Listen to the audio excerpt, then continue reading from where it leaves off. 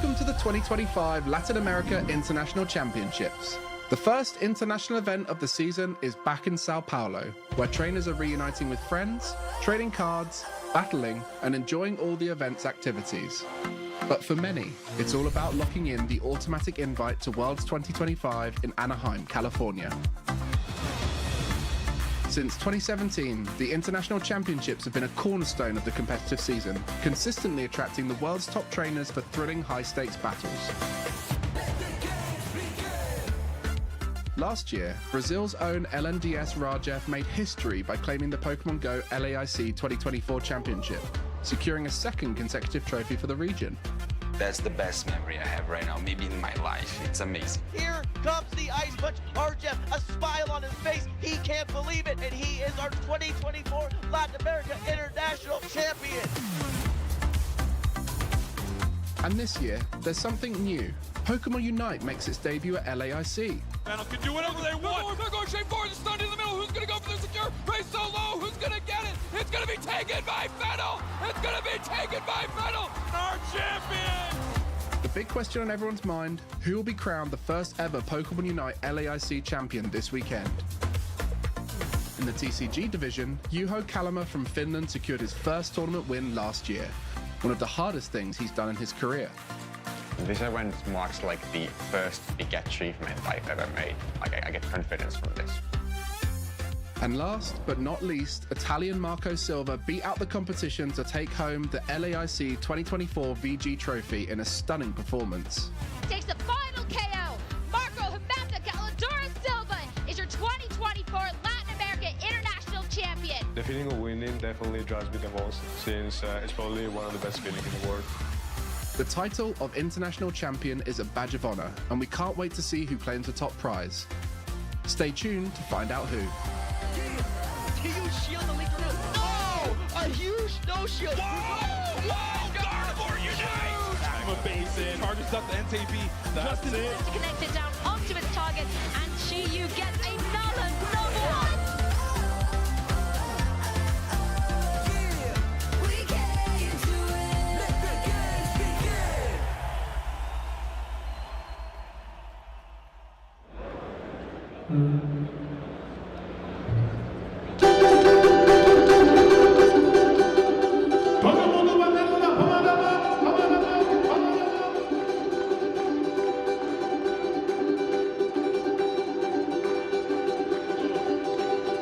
Vou me levar que eu vou, sonho meu. A cada vez de rosa só não vai quem já morreu. Oi, me leva que eu vou, sonho meu. A cada vez de rosa só não vai quem já morreu.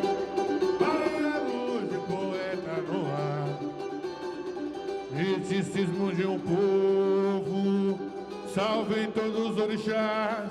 Quem me mandou estrela de lá foi São Salvador, pra noite brilhar.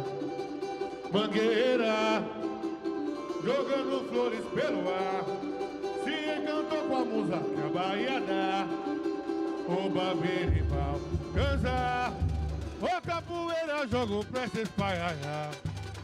O babirimbau, cansa, o capoeira, jogo prestes pra Caetano, Caetano de oi, com a tropicália no olhar. Doces bárbaros ensinando a brisa bailar. Amém, que seja uma voz, uma canção, no teatro opinião. Tentando explode, oi, vem domingo no parque. Amor, alegria, alegria. Eu vou a fundo da festa do interior. Teu nome é Gal. Palma na mão. Aplausos ao francioneiro. É carnaval. É Rio de Mar. Me leva que eu vou. Sonho meu. A cada vez de volta só não. Me leva que eu vou. Me leva que eu vou. Sonho meu. A cada vez de volta só não vai quem já morreu. Explode.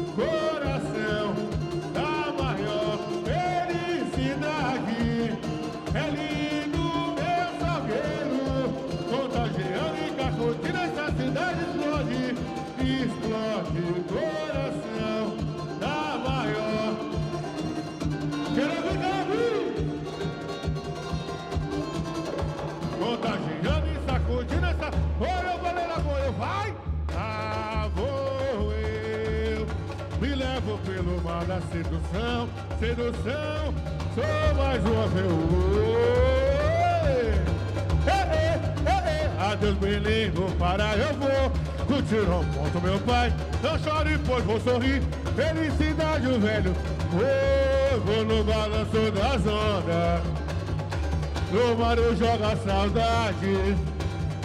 O vento traz esperança e ansiedade. Bora ver. Vou no balanço das ondas. O mar eu jogo a saudade. O vento traz esperança, ansiedade. Bora vegano em busca em cada porto. Em cada porto que passo, eu vejo e refaço. Em fantasia, cultura, folclores e hábitos, por isso refaço minha alegria. Chega ao Rio de Janeiro, terra do samba, da mula, do futebol. Vou vivendo dia a dia, embalado na magia do teu carnaval. Explode coração, a maior felicidade. É lindo meu salgueiro, contagiando e salvou.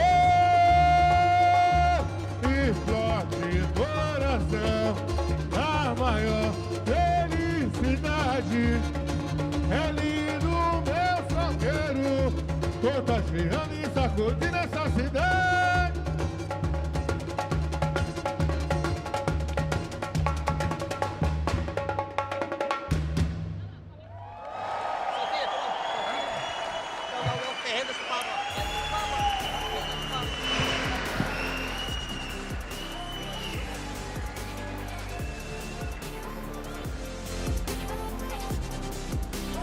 Bom dia, buenos dias, and good morning. What a performance to kickstart the Sao Paulo Latin America International Championships here in Sao Paulo, Brazil at Expo Center Norte Pavilhão Azul. Big thank you to Vai for that amazing performance to get us started with the first international event of the season in the perfect way. I'm Sophia, and together with Pablo, we are so honored to be the ones to welcome you to the exciting world of Pokemon and all the joy that comes with hosting one of these events. Now, we want to hear from all the people here that traveled from all over the world to participate this weekend. Where are my Pokemon Go fans? How about Pokemon Unite? And I know we have our Pokemon trading card game fans here. And of course, who's ready for the action on the Pokemon video game? All right. We have more than 3,000 trainers at LAIC in 2025. And in the spirit of competition, it is anyone's guess who will add themselves to the history books as an international champion on Championship Sunday. But the title isn't the only thing on the line, though. We have championship points to play for here at this event, as well as over $500,000 prize pool across all of our titles here in Sao Paulo. Let's kick this off. Trainers, it's time to begin. Head over to your play tables to embark on your journey towards Pokemon glory. It's time to show the world what you've got. And if you aren't here, you can still check out all the action live at Pokemon.com/broadcast. Join in on the conversation online using the hashtag PokemonLAIC. And if you're watching live right now on YouTube or Twitch, make sure you follow the channel. The 2025 Latin America International Championships have officially begun! Best of luck to all of our competitors. And now, let's pass it over to our expert casters who'll be taking us through the pregame breakdown for each title. Take it away.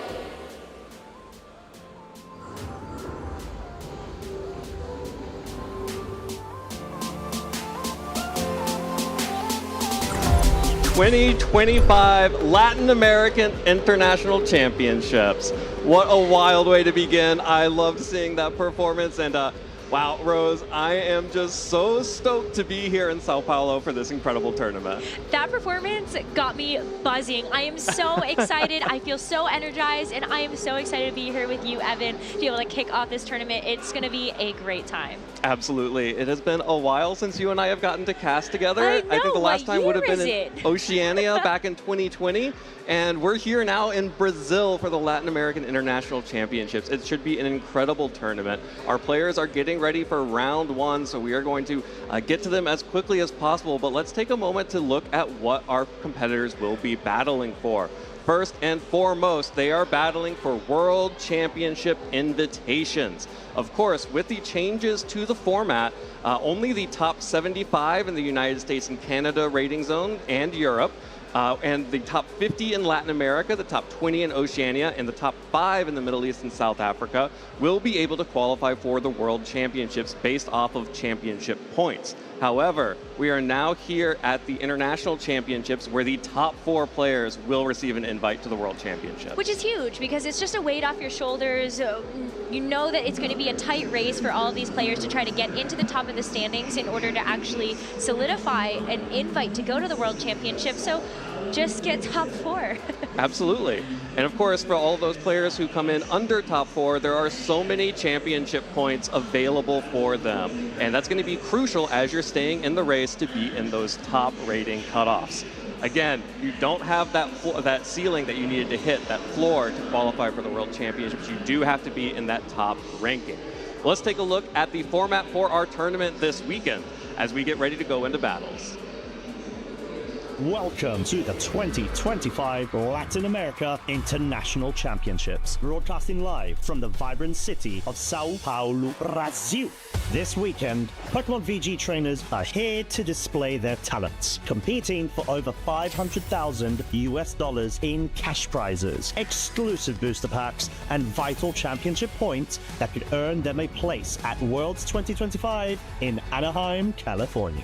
This tournament is a 3-day event that kicks off with Swiss rounds. Trainers whose total match points exceed the threshold for their division will advance to Day 2. On Day 2, trainers continue battling in Swiss rounds. After all Swiss rounds are completed, the top 8 competitors, plus all competitors with the same match points as 8th place, will advance into an asymmetrical top cut, battling through a single elimination bracket until only 2 trainers remain. These finalists will face off on Championship Sunday, where they'll compete for the LAIC trophy and try to claim their piece of Pokémon glory. Every match is a best of 3 and uses an open team sheet format. That means each Pokemon's Terra type ability, held item, and moves are fully visible to the opponent, making every decision crucial. Who will take home the title of Latin America International Champion? Will last year's champion defend their crown, or will we see a new victor rise? And who will secure their spot at Worlds 2025 in Anaheim? Stay tuned all weekend long to catch every electrifying moment live. There is so much on the line in this tournament, not just those championship points, but there is real money on the line here. Our top player in the Masters division will be walking away not just with an invitation to the World Championships, not just the title of International Champion, but also $15,000 to their name. That is so much money and a lot to be fighting for. It's a lot of money, but it also showcases how much growth the Video Game Championship Series has had over the last couple of years. Even just taking a look at how much the prize pool has grown, we have so many more players now, so it does feel like it's a huge celebration. It's a huge accomplishment to be able to win one of these international championships now. Absolutely, and that goes almost more for our junior and senior competitors who are also getting a cash prizes up from top 8 and on. And that's something that has been really important for helping some of those younger players start to be able to invest in themselves, invest in their future. And that is really exciting to see. And I love being at the international championships because we get a chance to see our top junior and our top senior players that we don't really get a chance to see in some of the regional championships that we broadcast other times. And those juniors and seniors are really good. They're so good. Every single time I watch them play, I am blown away at how well they understand the game, how creative sometimes those teams can be, and it just makes me feel that like the future is so bright. So I'm really looking forward to that championship Sunday. Absolutely. The junior and senior players are the stars of the future in the Masters division. We see that over and over again, that players who graduate up from the junior and seniors division stay threats in the Masters division. Let's keep it moving here as I just am so excited to get into our matches as quickly as possible, but we do have a lot of players here. This is the Latin American International Championship, so of course we have to highlight our Latin American players who are here competing in the tournament. And of course we have to kick it off with Thiago Latanzi, breakout star from last year's Latin American International Championships, came second there, lost to Marco Silva in the finals, but had an incredible unique team featuring the Terra Ice Regieleki. You can see again some Pokemon that we don't see a whole lot of, like the Meowscarada. What? It's back from Regulation A, but also alongside some classic pairings, the Maushold Annihilate, and of course we've seen the Delphox and the Indeedee female be a really powerful size spam duo as we've moved forward. And of course, Sneasler's everywhere. Yes, it's going to be a very unique team. Thiago, definitely one of those players known to be able to highlight some of those more unique Pokemon, but you can't have an international championship without one of the international superstars, and that's Gabriel Agati from Brazil. He is a player that has just so much consistency, so much history and success, but has just been barely not able to claim the title of international champion. Second at EUIC in 23, second at NAIC in 2022, but he's coming off the back of a big win early on this season at the Joinville Regional Championships. And so with that, and also knowing just how much prominence his team actually got on just the bigger international stage with that Dragonite as well as the Garchomp, you have to look at Agati as a huge threat for this tournament. Yeah, and I think the really interesting thing about Gabriel right now is if you look at that team underneath him, that is not the team that he made such a huge threat in the early days of the meta, which had the Double Dragons and the Alolan Ninetales. Instead, this actually looks much more like the sort of more standard balanced team that we had seen before the team that Gabriel created knocked it out of contention. Of course, now with the option of the Solo Dozo, which has been on an uptick. I'm really interested to see how Solo Dozo in particular performs, because that's a Pokemon that I think worked really well when the meta was more overwhelmingly physical. Now that there are more special attackers mixed in, I'm going to be really curious to see how that Pokemon is going to be able to fare in the rest of the competition. Absolutely. I think we've seen Solo Dondozo have a lot of success over in Europe, and so being able to see it at the international championships, that's really where we get a chance to have a good testing ground and a big sample size for that Pokemon. But I also want to turn attention to Juan Salerno from Argentina. This is also a player that shows up at the international stage, as well as being such a force locally. Juan Salerno, I would consider probably one of the most winningest players of the 2024 season. He was able to win 2 special events. He got 3rd at Joinville this year, but even to round out the 2024 season, he got a top 32 at EUIC and a top 16 at NAIC. So imagine now he's sort of in his home IC, where and how much farther can he go? Yeah, and speaking of graduating seniors, Juan is a 2019 Oceania International Champion in the seniors division. Juan has come out through the program, continued to be an incredible threat throughout the entire history of his time in competitive Pokemon. And I want to call attention to the team that he's bringing, because he actually just got second with this at the Buenos Aires special event. So not only being able to show it with that success in this local scene, but also now maybe with that familiarity can really show up on this international level. Absolutely, an extremely exciting player to watch. And of course, this is the Latin American International Championships. There are not just 3 Latin American players to watch here. Not. There are way too many people here to mention. That we could not cover all of the great players from Latin America here, but got to start off with Sebastian Rodriguez here, who is just coming off of winning the 2025 Lima special event, as well as being a finalist in the 2024 Lima special event. Was running the Flamigo team earlier, has opted for more of the sort of Blood Moon Ursaluna with the Basque Legion without rain, which is something that we've seen quite a bit as well.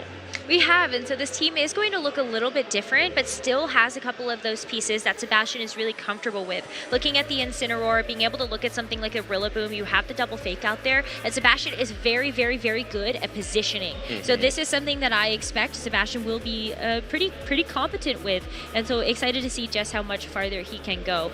What about Javier Nane, though? This is another player we look to just be very excited about. I think when you take a look at the team as well, you're actually going to see a complete run back of what he used to win the Buenos Aires special event just last weekend. So talk about recency. This is what bested Juan Salerno in the finals. And I remember watching this match back and thinking, Javier played this beautifully, just had great positioning, knew when to actually set up the trick room, didn't play sort of the lines you would expect to see. And that really tripped up Juan in those situations and was able to win the match. Yeah, and I love this combination of the Porygon 2 Ursaluna stuff alongside the Pelipper Rain with the Archaludon. It's really interesting because those are such very different Pokemon to have to account for when you're choosing your team in the team preview section. And choosing when to set Trick Rooms, choosing when to set potentially Tailwind with that Pelipper, huge decisions, and those kind of teams are extremely dynamic, and Javier is definitely someone you will want to keep an eye on for the rest of the tournament. And of course, we wrap up our players to watch in Latin America with Sebastian Escalante, one of the most winningest players in Latin American history, the first Latin American player to top cut the World Championships back in 2016. I remember being there. I remember the crowd popping off when Sebastian won his win-and-in event to make it into the top cut. Incredible player and really interesting team here. We also are going to see more of the Tailwind options with that Talonflame, along with now the male Indeedee, which has become very popular as a faster, more offensive version of the female counterpart. Sebastian's accolades transcend that decade, though, because even when we take a look at his most recent results, he got second at the Joinville Regional Championships for this season, but he also got top 32 at Worlds in 2024. And so this is a player that, despite maybe being able to be recognized as like that first player to be able to win get a top cut at Worlds, he's still doing that, and that is phenomenal 10 years later. If you ever check the championship points leaderboard for Latin America, he's always there. Always like number one, maybe like, oh, number two yeah. if it's early in the season. But he will definitely be up there throughout the entire course of the tournament. So we'll be keeping an eye on all of our Latin American players to watch over the course of the tournament. But we also have, every region is represented here. Here are our North American players. Rose, these are players you and I are both extremely familiar with. Of course, we can't talk about the North American players to watch without talking about James Beck, a former LAIC champion himself. Incredible player. He's so incredible, and I think what's really amazing about James's story is that before he ended up winning the Latin America International Championships for the 2020 season, he actually got second at the Latin America International Championships just the year before that. So he's like, okay, second's actually not enough for me. I want to go and I want to win. And so James has proven not only be able to get those seconds, but he can even get top 4 at Worlds in 2019, 2022. He is also still a recent regional champion, winning Peoria in 2023. So he just keeps winning, has some of the highest number of regional wins out of our players in North America. And, I think someone else that maybe can come to sort of rival that is Joseph Ugarte. This is a player that's maybe a bit more up and coming, hasn't necessarily played as long as maybe some of the other players that are on this graphic, but Joe has made himself a consistent threat when it comes down to not just the competitions in North America, but also internationally. In the 2023 season, Joseph Ugarte actually did get 2 top 4s at an IC, and I think it was EUIC and NAIC, and he's gotten so close to being able to win even more regional championships off the back of Portland that he did win in 2024. I believe that's correct. And there's a lot of years and numbers we're throwing at people. Lots of numbers, lots of years, 2023, sorry. And also, the thing I love most about Joe's team here, and we saw it previously, he's the big believer in that support Torkoal. It's not the charcoal, it's not the choice specs, it's usually overheat eject pack. So you make sure you always have option for controlling the weather, being able to manually or automatically switch out your Torkoal after making an attack, basically giving yourself a free, turning overheat into a U-turn once during a game is huge for maintaining weather control. And this is the team that he did get second at Louisville Regionals with this season. So I think it's just his team. It's just when you think of Joe, you think of Sun. Yep, absolutely. And hopefully this time around that jump bluff is going to hit the sleep powers. I hope it got an updated prescription to its glasses. Get those wide lens up. Yeah. And of course, North American players, Riley Factura, we saw him over and over again last season, making it into top cuts, winning events, being by far the top player in the championship points leaderboard. I believe by the end of the season, he had the equivalent of 4 Worlds invites. He did. Which is wild. And, you know, we'll serve him very well in this new format where we only take the top 75 players. I would absolutely expect Riley to be making it up there, given his performance last season. We do have a couple of other players that we want to be able to highlight from Europe, but we are excited to tell everybody that we will have to get to that later because our match is ready. Oh, our players are on stage, and there it is. This is the International Championship, so you have to kick off with 2 international champions in round 1. Are you kidding me? It is so wild how it worked out, but we've got James Beck, the reigning, or the LAIC from 2 years ago champion, and also from the second from the year before, versus Patrick Connors, who is going to be your reigning North America International Champion. Absolutely. Patrick, of course, made a huge splash at the North American International Championships, taking down Aurelian Sula in the finals, clinching it with his Pelipper that came out with the wide guard that really dominated the show there. But he will have to go up against James Beck to make it into round 2 undefeated, right? This is round 1. Yeah, this is just round 1 of the tournament, which means that it's going to be a roller coaster. I hope we're going to get a really good match on our hands. But let's go ahead and dive a little bit deeper into James's team. He's going to have that Mousehold and Annihilape, very kind of classic combination for a lot of the Pokemon that we've seen in this regulation. But you also have a lot of ways to really make that powerful. I'm looking at the opportunity to have something like Fake Out on the Rillaboom. You also have Talonflame that can access Priority Tailwind, while also being able to deliver some very powerful Brave Birds thanks to that Sharpie. Yeah, this is an extremely offensive team for James. Of course, Talonflame has the Sharp Beak item and has 2 attacking moves there, the Brave Bird and the Flare Blitz. Sometimes you see that you'll have like Will-O-Wisp or something else, or maybe a Taunt on Talonflame. Instead, just going full offense there on Talonflame plus the Tailwind. And what I mentioned before about special attackers, look at this Choice Specs Hydreigon. Choice Specs Hydreigon, and you also have the Life Orb Golden Go. So 2 Pokemon that are going to be really leaning into the special attack output and making sure they're going to be delivering some really big attacks. This team looks very similar to what James used when he went to Louisville earlier this year. The Hydreigon, Annihilape, Golden Go, all going to be pieces that he has used before, just with different partners. All right, and here is Patrick Connors, our North American International Champion from last year, running a little bit more of that Archaludon Rain team that has become very popular.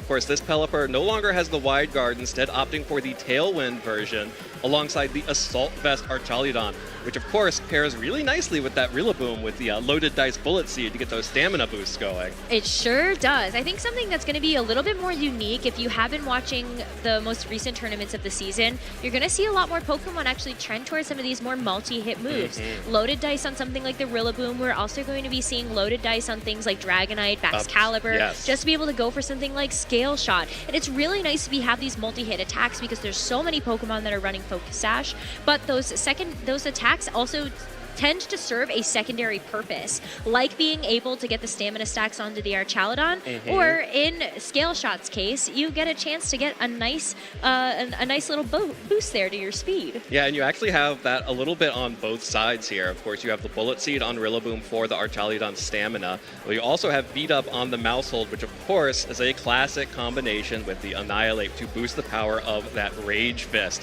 to make sure that that Annihilape is doing big damage. Really interesting here because, you know, that's I think a unique factor of James's team when matched up against the team that Patrick is running is that James has more variety in types of damage that he can deal. He has 2 extremely powerful immediate special offensive threats from the Golden Go with the Life Orb and the Choice Specs Hydreigon, and also with that offensive Talonflame and the ability to boost up that Annihilate. Really mixed damage, while Patrick is really kind of relying on the physical side.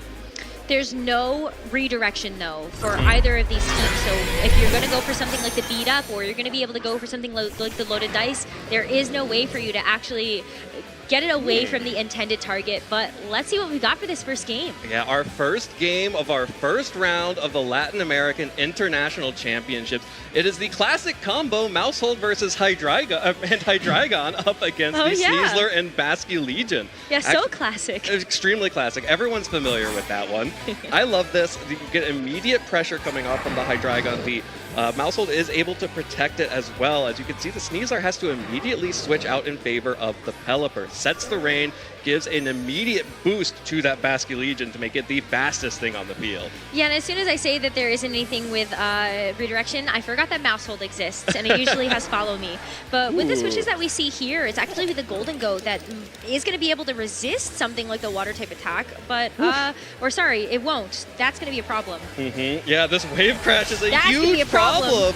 That was going into a Hydreigon, which would have been a resisted hit instead. Just an easy one-hit KO on the Golden Go on the switch in, while James, hoping to get a little too cute there, goes for the Protect on the Mousehold. Thought that no way that Patrick's going to target down the Hydreigon. It resists Last Respects. It resists the Wave Crash. Why would you ever target the Hydreigon? Well, sometimes that Hydreigon is a Golden Go. And sometimes the calculations that we kind of think in our head about a resisted attack, like something like Wave Crash, get totally messed up because you're looking at a Wave Crash with same type attack bonus in the rain. There's so many multipliers on top of this that make Basculegion be able to take out these big forces, even if those attacks are actually going to be resisted. Yeah, and of course now that Basculegion is the fastest thing on the field, and both of these Pokemon, like you mentioned, are looking pretty threatened. Fortunately for James, that Mousehold still has Focus Sash intact, so can tank a single Wave Crash if it goes for the Follow Me to protect the Hydreigon, which will be able to then start firing off big attacks with those Choice Specs. But at this point, you're kind of just hoping that Basculegion knocks itself out with Recoil. But not before it's going to be able to take out two other Pokemon with it. And so as you see the Wave Crash into the Hydreigon, that's 50%. Yeah, more than resisted hit, by the way. Yeah, right? Well, there is the recoil damage and the Life Orb damage, while Mousehold has done nothing so far this game. Got called out on the Protect turn 1. The Super Fang goes into the Protect of the Pelipper, and the Hydreigon as well, whipping the Dark Pulse into the Pelipper's Protect. Patrick is playing so well, has gotten every single turn right so far. And that's the big thing, is with that double Protect, or at least the Protect being able to take away both of those attacks, James was already behind. I think he's even more so. The Follow Me here from the Mousehold is really nice to make sure that this Hydreigon can actually do something. But take a look at this Basculegion. Yeah, well, the Basculegion's going to knock Mousehold all the way back down to Focus Sash. And again, the saving grace here is Basculegion has now taken 3 turns of Wave Crash recoil, plus 3 turns of Life Orb recoil, which means that it has done so much damage. It's done almost 3 health bars worth of damage before it knocks itself out.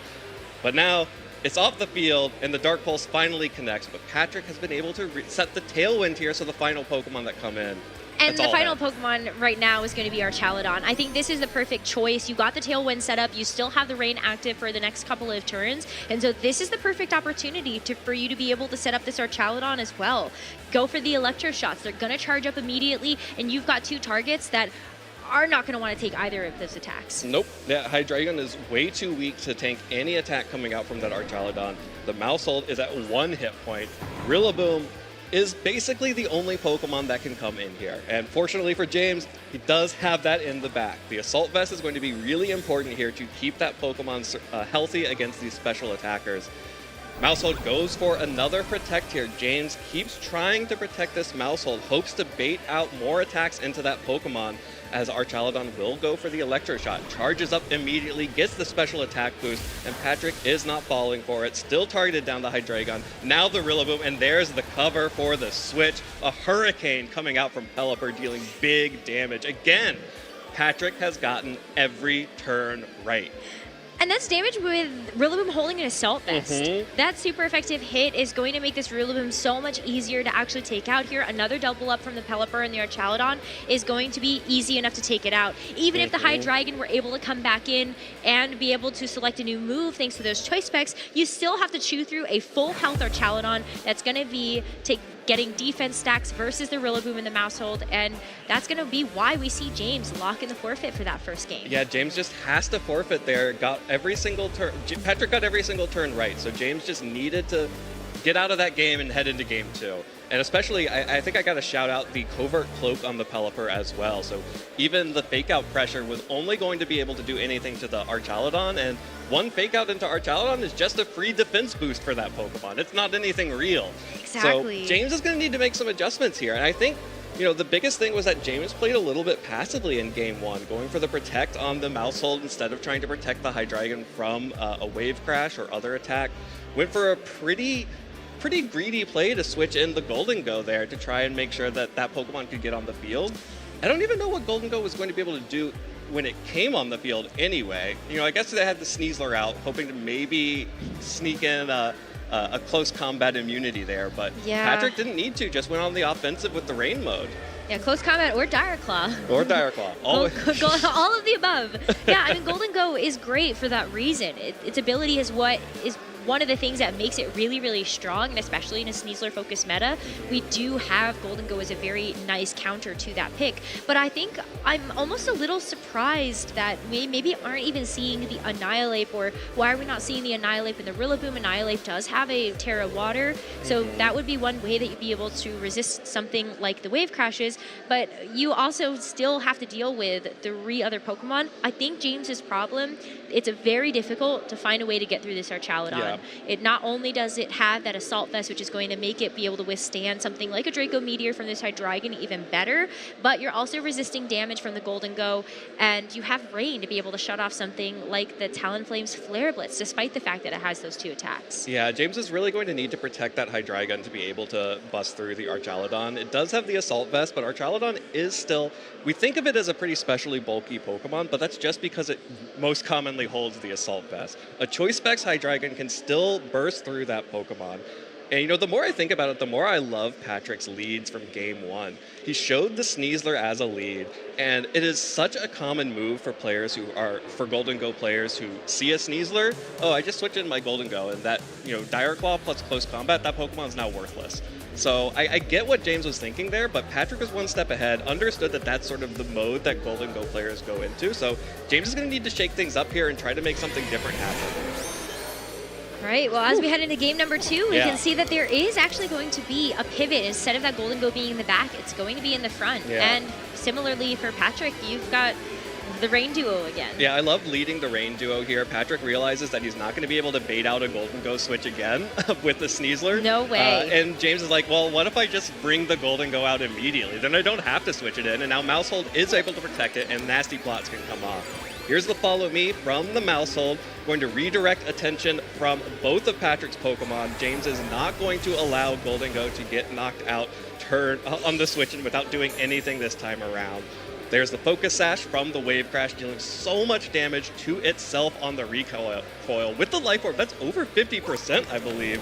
The Golden Go's targeting down the Pelipper. James does not think Patrick is just going to let him take the KO on the Basculegion, but Patrick is not afraid and gets the Tailwind up. Okay, so I love this because this Basculegion is still going to be the fastest thing on the field. Mousehold is still around, so it's able to redirect away another Wave Crash with Follow Me, but you also have the opportunity here for Golden Go to actually secure a knockout, and I think that is the biggest deal. You don't necessarily have to play around something like Protect, even though Pelipper and Basculegion both have it. You have already done more of this Golden Go than you did in that first game, and James is certainly trying to play around the fact that Pelipper was able to do so much to his team in game number 1. Absolutely, and with the recoil that almost dealt 50% to Basculegion, looks like more like 30-40% there instead of 50. Puts it well in range of Rillaboom if James has that Pokemon in the back. So Basculegion is pretty much out of the fight right now as Maushold will go ahead and redirect once more. Basculegion picks up the KO. Another huge wave crash coming out to pick up that one hit point on the Maushold. Will take more damage from the Life Orb recoil as well. But this does mean, like you were saying, Golden Go finally gets a chance to do something. And I really like that it's going to be just being able to withstand something like this Pelipper attack. Thank goodness you're not going to get something like Confusion, but the fact that you're able to Shadow Ball the Pelipper and you're able to knock it out leaves you so much more free to be able to keep in some of your other attackers that this Pelipper would have been able to actually do a lot into. Most notably, I'm thinking of the Rillaboom, who took over 50% HP from that Hurricane, even though it was holding something like the Assault Vest. Absolutely, and ooh, the Incineroar is the new Pokemon coming out from Patrick. Gonna get intense value on the Rillaboom with that Intimidate. Unfortunately for Patrick, Basculegion has dealt too much damage to itself. Probably still well in range of a Grassy Glide from this Rillaboom, even after the Intimidate. But that Incineroar is able to potentially threaten a Fake Out to allow the Basculegion to get another Wave Crash or even a Last Respects into that Golden Go now, so you don't have to worry about the recoil. Or just go on the offensive itself. It has Knockoff, it has Flare Blitz, why not? Yeah, why not? I think the knockoff and Flare Blitz, though, does make this a little bit anti-synergistic. I'm looking at the Flare Blitz and thinking, well, okay, I don't know what you're going to do in the rain right now, but it's not so bad to try. Golden Go has to protect itself this turn, though, because it is going to be in danger of getting knocked out. Wow, how does Patrick get all of these turns correctly? Is not afraid of the Grassy Glide, is not, afraid of anything, just goes for the Last Respects into the Rillaboom. And Rillaboom now will go ahead and U-turn out into the Incineroar, hits a little bit of damage while the Incineroar whiffs into the Golden Go's Protect. So Patrick was covering both of those options, but just leaving this Basculegion out on the field, even though it was potentially a little bit threatened from that Grassy Glide. Perhaps Patrick knows something I don't know, and that after an Intimidate, Rillaboom doesn't pick up that KO, but now we've got the Hydreigon out, and we're closing in on Tailwind turns, which will be huge. We need to get that Basculegion off the field and the Tailwind off, and then James is going to be in pretty good position. I don't think you can necessarily wait for that, though, especially because you have this Choice Specs Hydreigon. You don't have access to something like the Protect, so you're going to have to lock into something right now. James needs to play around the fact that he's going to be stuck with this Hydreigon until the end of this game. And so as we see the Last Respects have to hit into the Rillaboom, I mean, that's it. Yeah. The Hydreigon is locked. Yep, Hydreigon is stuck out on the field with whatever attack it is locking into here. And of course, Incineroar loves having a choice Pokemon locked on the field because it can just start doing parting shots. If there was a physical Pokemon on the field, it gets to intimidate it every time. Fortunately for James, he's left with 2 special attacking Pokemon. So just the special attack drop from parting shot will be big, but that's huge going into the Archaludon. Yeah, I mean, I know we were talking about the Assault Vest, but I love the call out of the Earth Power. You've gotten rid of the Pelipper, so this is very safe to go for. You're going to be able to get the Earth Powers into everything. Super effective into the Archaludon and the Incineroar, and it's going to be able to do neutral damage to this Basculegion. So it makes it a little bit easier for you to try to win out this game. But you still have to deal with the fact that your Golden Go is very susceptible. This Archaludon is still going to take 3 hits to knock it out.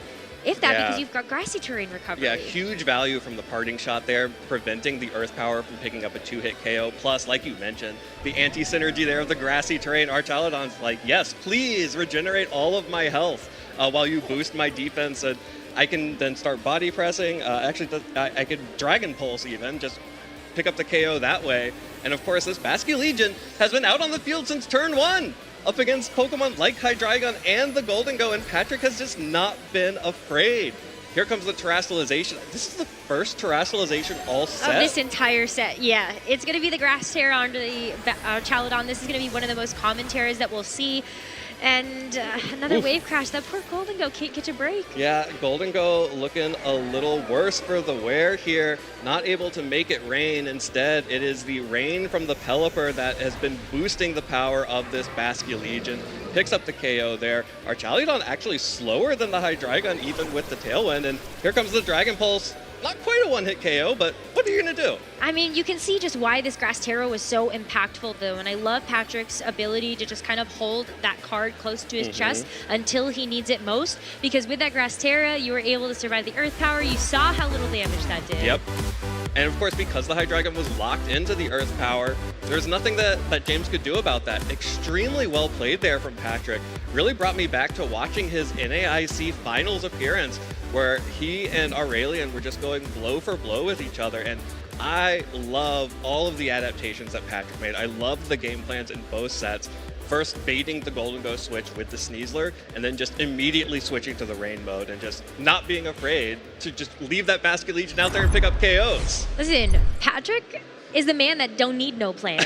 Like, it's been amazing to watch, because I think you hit on something that was really special about that set, is he was so unpredictable when it came down to some of the things that he could do, and I think that is where maybe he catches James off guard a little bit, maybe where he was able to catch Aurelian off guard a little bit, and it was really magical. And I think Patrick is one of those players who isn't afraid to be able to take some risks, like not terastallizing, or like being able to sort of play a line a little bit differently, calling the Golden Go switch. Like, why not? We even saw Flare Blitz in the rain into a Golden Go. Why not?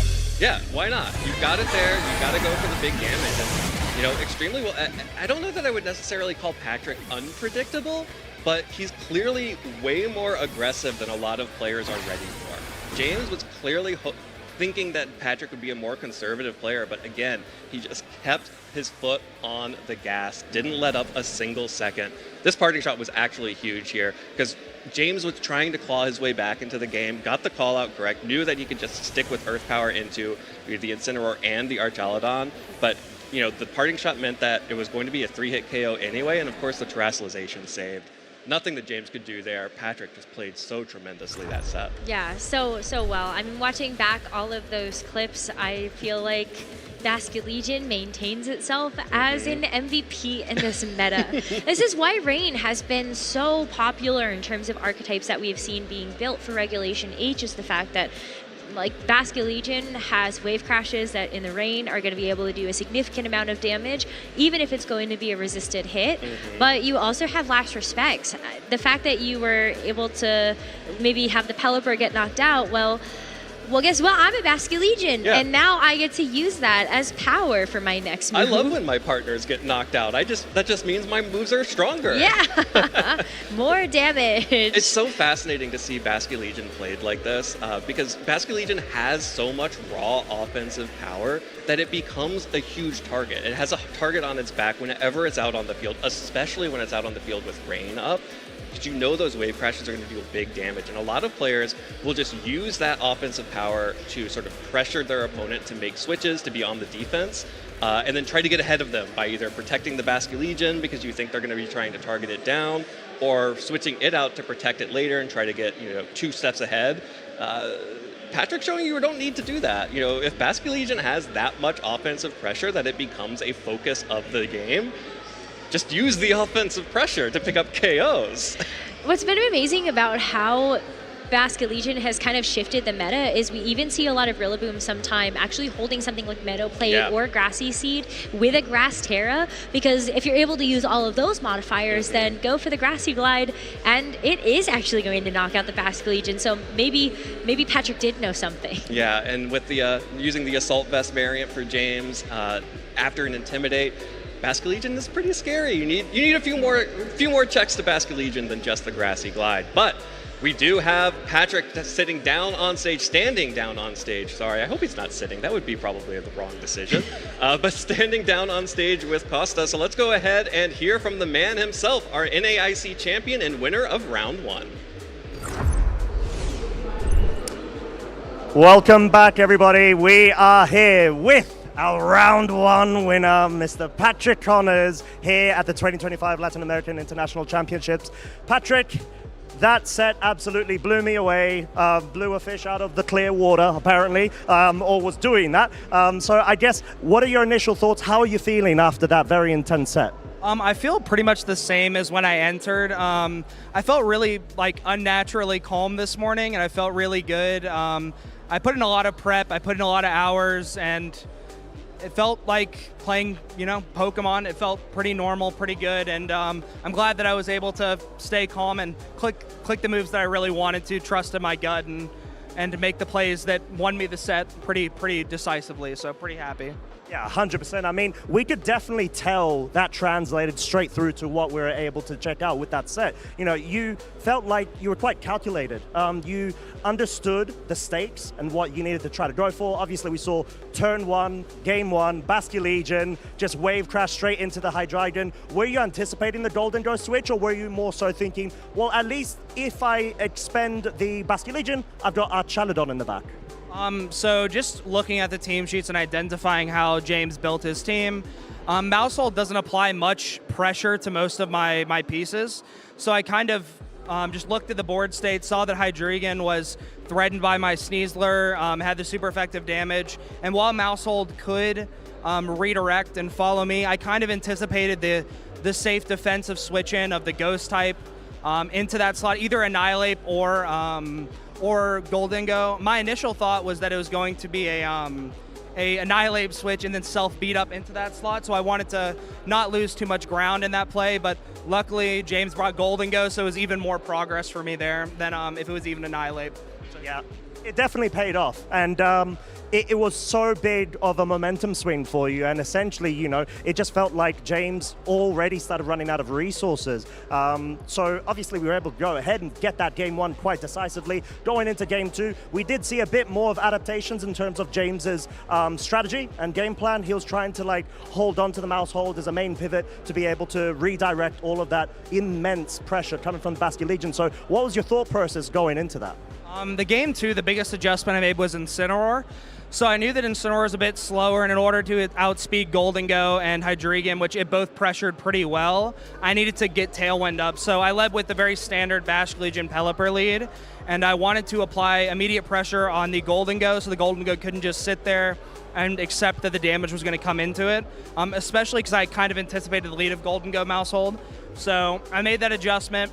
And I played pretty recklessly my Basque Legion, knowing that with Incineroar and Archaladon, I could pretty comfortably clean in the back if I just got rid of Golden Go or Mousehold, really. Mousehold was a big agitator. Didn't want any setup to happen, so just applying that immediate pressure, not letting James kind of step back and play the game that he obviously wants to play with that 6, which is a slower paced kind of setup game. And I was able to get every turn that I needed to out of Tailwind to get that advantage and kind of get a really safe end game. And I think you analyzed that quite well, right? Because we're talking about trying to apply that immediate pressure and not allow any wiggle room for James to be able to try to counter that momentum. So, I mean, it was incredible showing. You're looking like you're absolutely on form, my friend. I guess maybe we should explore your team a bit. I did notice that there was a Rillaboom item of interest. Obviously, we weren't able to check it out there, but it was loaded dice. Did you perhaps get any sort of inspiration from recent major events? Absolutely. That was the last change. I really have been running the same team for the last month, but Rillaboom always felt good, but not great. And then I saw Fede win their major with their loaded dice Electabuzz Archaladon Rain team. And I thought to myself, wow, that could probably make my team a little bit more dynamic. And I did some practice, some testing with it, and it turned a really solid team into a really great team. So, yeah, shout out to Fede for thinking of that first. Yeah. Shout out to you, Fede, but I mean, what a way to kick off this stream. I guess, obviously you've got some great achievements to yourself. You are the current holding LAIC champion. Understandably, I'm seeing it as you're trying to chase your second international championship award this weekend. It's only round 1, and there's so many excellent players here that I feel like it'd be a little too soon to say that I'm chasing it, but I'm going to play my best Pokemon. I'm going to take it game by game, and if I win every round, if I keep winning one round at a time, then I should be in a good spot to maybe make that happen, so. I mean 100%, and of course that was against James, a previous holding LAIC champ at that. Understandably, James, we know James, he's just going to be going straight at it, being an amazing player as he is, but shout outs to you, my friend, as well. And I guess talking about shout outs, do you have any shout outs that you would like to give? Too many shout outs. I want to shout out all of my friends who came here with me, Logan, Colby, and Rhett. I want to shout out my girlfriend in Navy. I know she's watching right now, even with the time difference, so I love you. Thank you. Shout out to my family. Pretty sure Katie and Daniel, my 2 older siblings, are watching, so shout out to them. Shout out to my dad. Shout out to my stepmom, Ginger, my 2 little brothers as well, Sean, Donovan, my Uncle Ryan, my Aunt Karen, because I know they'll watch back. And shout out to Florida VGC. I also know they're watching the stream, so I love you guys. I love my Florida people. I'm going to do my best for you guys, so yeah. Very heartwarming and lovely to see. So obviously, Patrick, huge congratulations. Keep it up. We will be watching your progress throughout the tournament. And thank you so much for being able to have a little chat with us. So what we're going to go ahead and do, folks, is we're going to go back to the casters so we can go ahead and resume the remainder of this first day 1. Don't go anywhere. I love that Patrick had so many shout-outs, and it just brings back so many amazing memories of actually watching the NAIC finals. I mean, I know you were casting that, but I got teary-eyed knowing that his family had driven up to New Orleans to actually watch Patrick win his first ever international championship he played. You're not the only one who was tearing up, and I was trying to hold it together there behind the desk, but it was difficult, and I have to wonder, if Patrick makes it to the finals of LAIC, think they're gonna fly? Are they gonna fly? You can't road trip that, I don't think, even from Florida. not in Macon, not in Macon in time, and also shout outs to his girlfriend watching at home. That's I believe that it's about 8 a.m. Would have had to wake up by 7 a.m. to start the broadcast. That's love right there. That is love right there. That is so early, but it's been already, what a great way to actually kick off our LAIC broadcast. We got a chance to see 2 international champions actually go head-to-head, but we know that there are also so many other players that are competing here this weekend. Yeah, and we actually ran out of time to talk about the incredible players that we have here in the tournament at the start of the show, so let's take a look at our European players to watch who are here competing as well. And you know what? Shoutouts to Federico Camparisi, the champion of Gdansk previously, using that loaded dice Rillaboom and the Electabuzz Archaludon Rain team that Patrick said was the inspiration for the last change that he made on his team. We saw how powerful that combination can be, and of course, Federico being able to take that championship, a huge win for him and a huge win for this team. And Electabuzz in particular, it's a Pokemon that we had seen kind of fall off and be totally replaced by Magmar. It was sort of the preeminent follow me user after Clefable, and then Clefable fell off and it was all Electabuzz, and everyone was like, I think Magmar might be better than Electabuzz. But no, Electabuzz is still great and it's still here for Federico. We're back on the Electabuzz train. I'm so here for it. I think I would actually just be excited to see either Electabuzz or Magmar in the competition, but also just being able to shout out Federico. Federico is a player that has had a lot of history in VGC, is one of the best Italian players to come out of the region, also sitting next to one of the other best Italian players in Marco Silva. But Federico has been able to have great results. I mean, just outside of the first that you mentioned for Gdansk this year, did actually get top 4 at Worlds in 2023, and has been able to make the top cuts of so many regional championships and so many ICs. Like, this is a player that I expect to see in day 2 of the tournament. Absolutely, and speaking of expecting to see Marco Silva, a player that needs very little introduction if you've been watching any of our broadcasts, of course, was the 2020 Oceania International Champion and the 2024 Latin American International Champion, making him one of only an elite few group of players to win multiple international championships and multiple international championships in different regions as well, being able to win both in Oceania and in Latin America, and using the sort of Sun Trick Room team with the Torkoal and the Porygon 2, and of course that Charizard that everyone got so excited about after Louisville, combined with the Jumpluff, has really interesting mixed speed options there. Super slow Pokemon like the Torkoal with get activated by the Porygon 2, and of course the Torkoal activating the faster Sun mode with Jumpluff and with the Charizard, which deals so much damage when you get it in Sun with the Solar power-up and with Terra available as well. both Federico and Marco are going to be running back the exact same teams that they played in Gdansk. Yeah. Maybe a couple of Terra changes or moveset changes or something, but Marco having a lot of experience with this. I know he's also good friends with Joseph Ugarte, so they've probably talked a little bit about how to actually make sure that this Sun mode can operate in the current ecosystem where Rain is very popular. But Marco, please be running the eject pack Torkoal. I love support Torkoal so much. we love it. We do love that here. But yeah, Charizard, I mean, being able to see this on maybe a more Trick Room oriented team was something that we did get a chance to see from Luke Bauer over in the Americas. So it's not really a big surprise to actually see it fit onto a Sun team either. Absolutely, and of course sometimes you just need the big damage, and the big damage is pretty powerful as well. And of course, you know, we talked about all that, we didn't even mention the Ursaluna that's on the team there, which has been one of the biggest offensive threats in the physical realm, alongside the Basque Legion that of course we saw picking up all those big KOs in that last match. Now, our final player to watch from the European region. Again, to be clear, these are just the 3 players that we are able to talk about right now. There are plenty of incredible European players out in the field, but of course we have to include Victor Medina here, running an incredibly cool team here with the Sinistcha and the Ursaluna and the Rain mode with the Archaludon and the Pelipper. This team actually finished first in the Battle Stadium for the October season. It's a team that a Japanese player was able to build, and Victor is now bringing it here to the Latin American International Championships. And I'm really excited to see how this works out for him.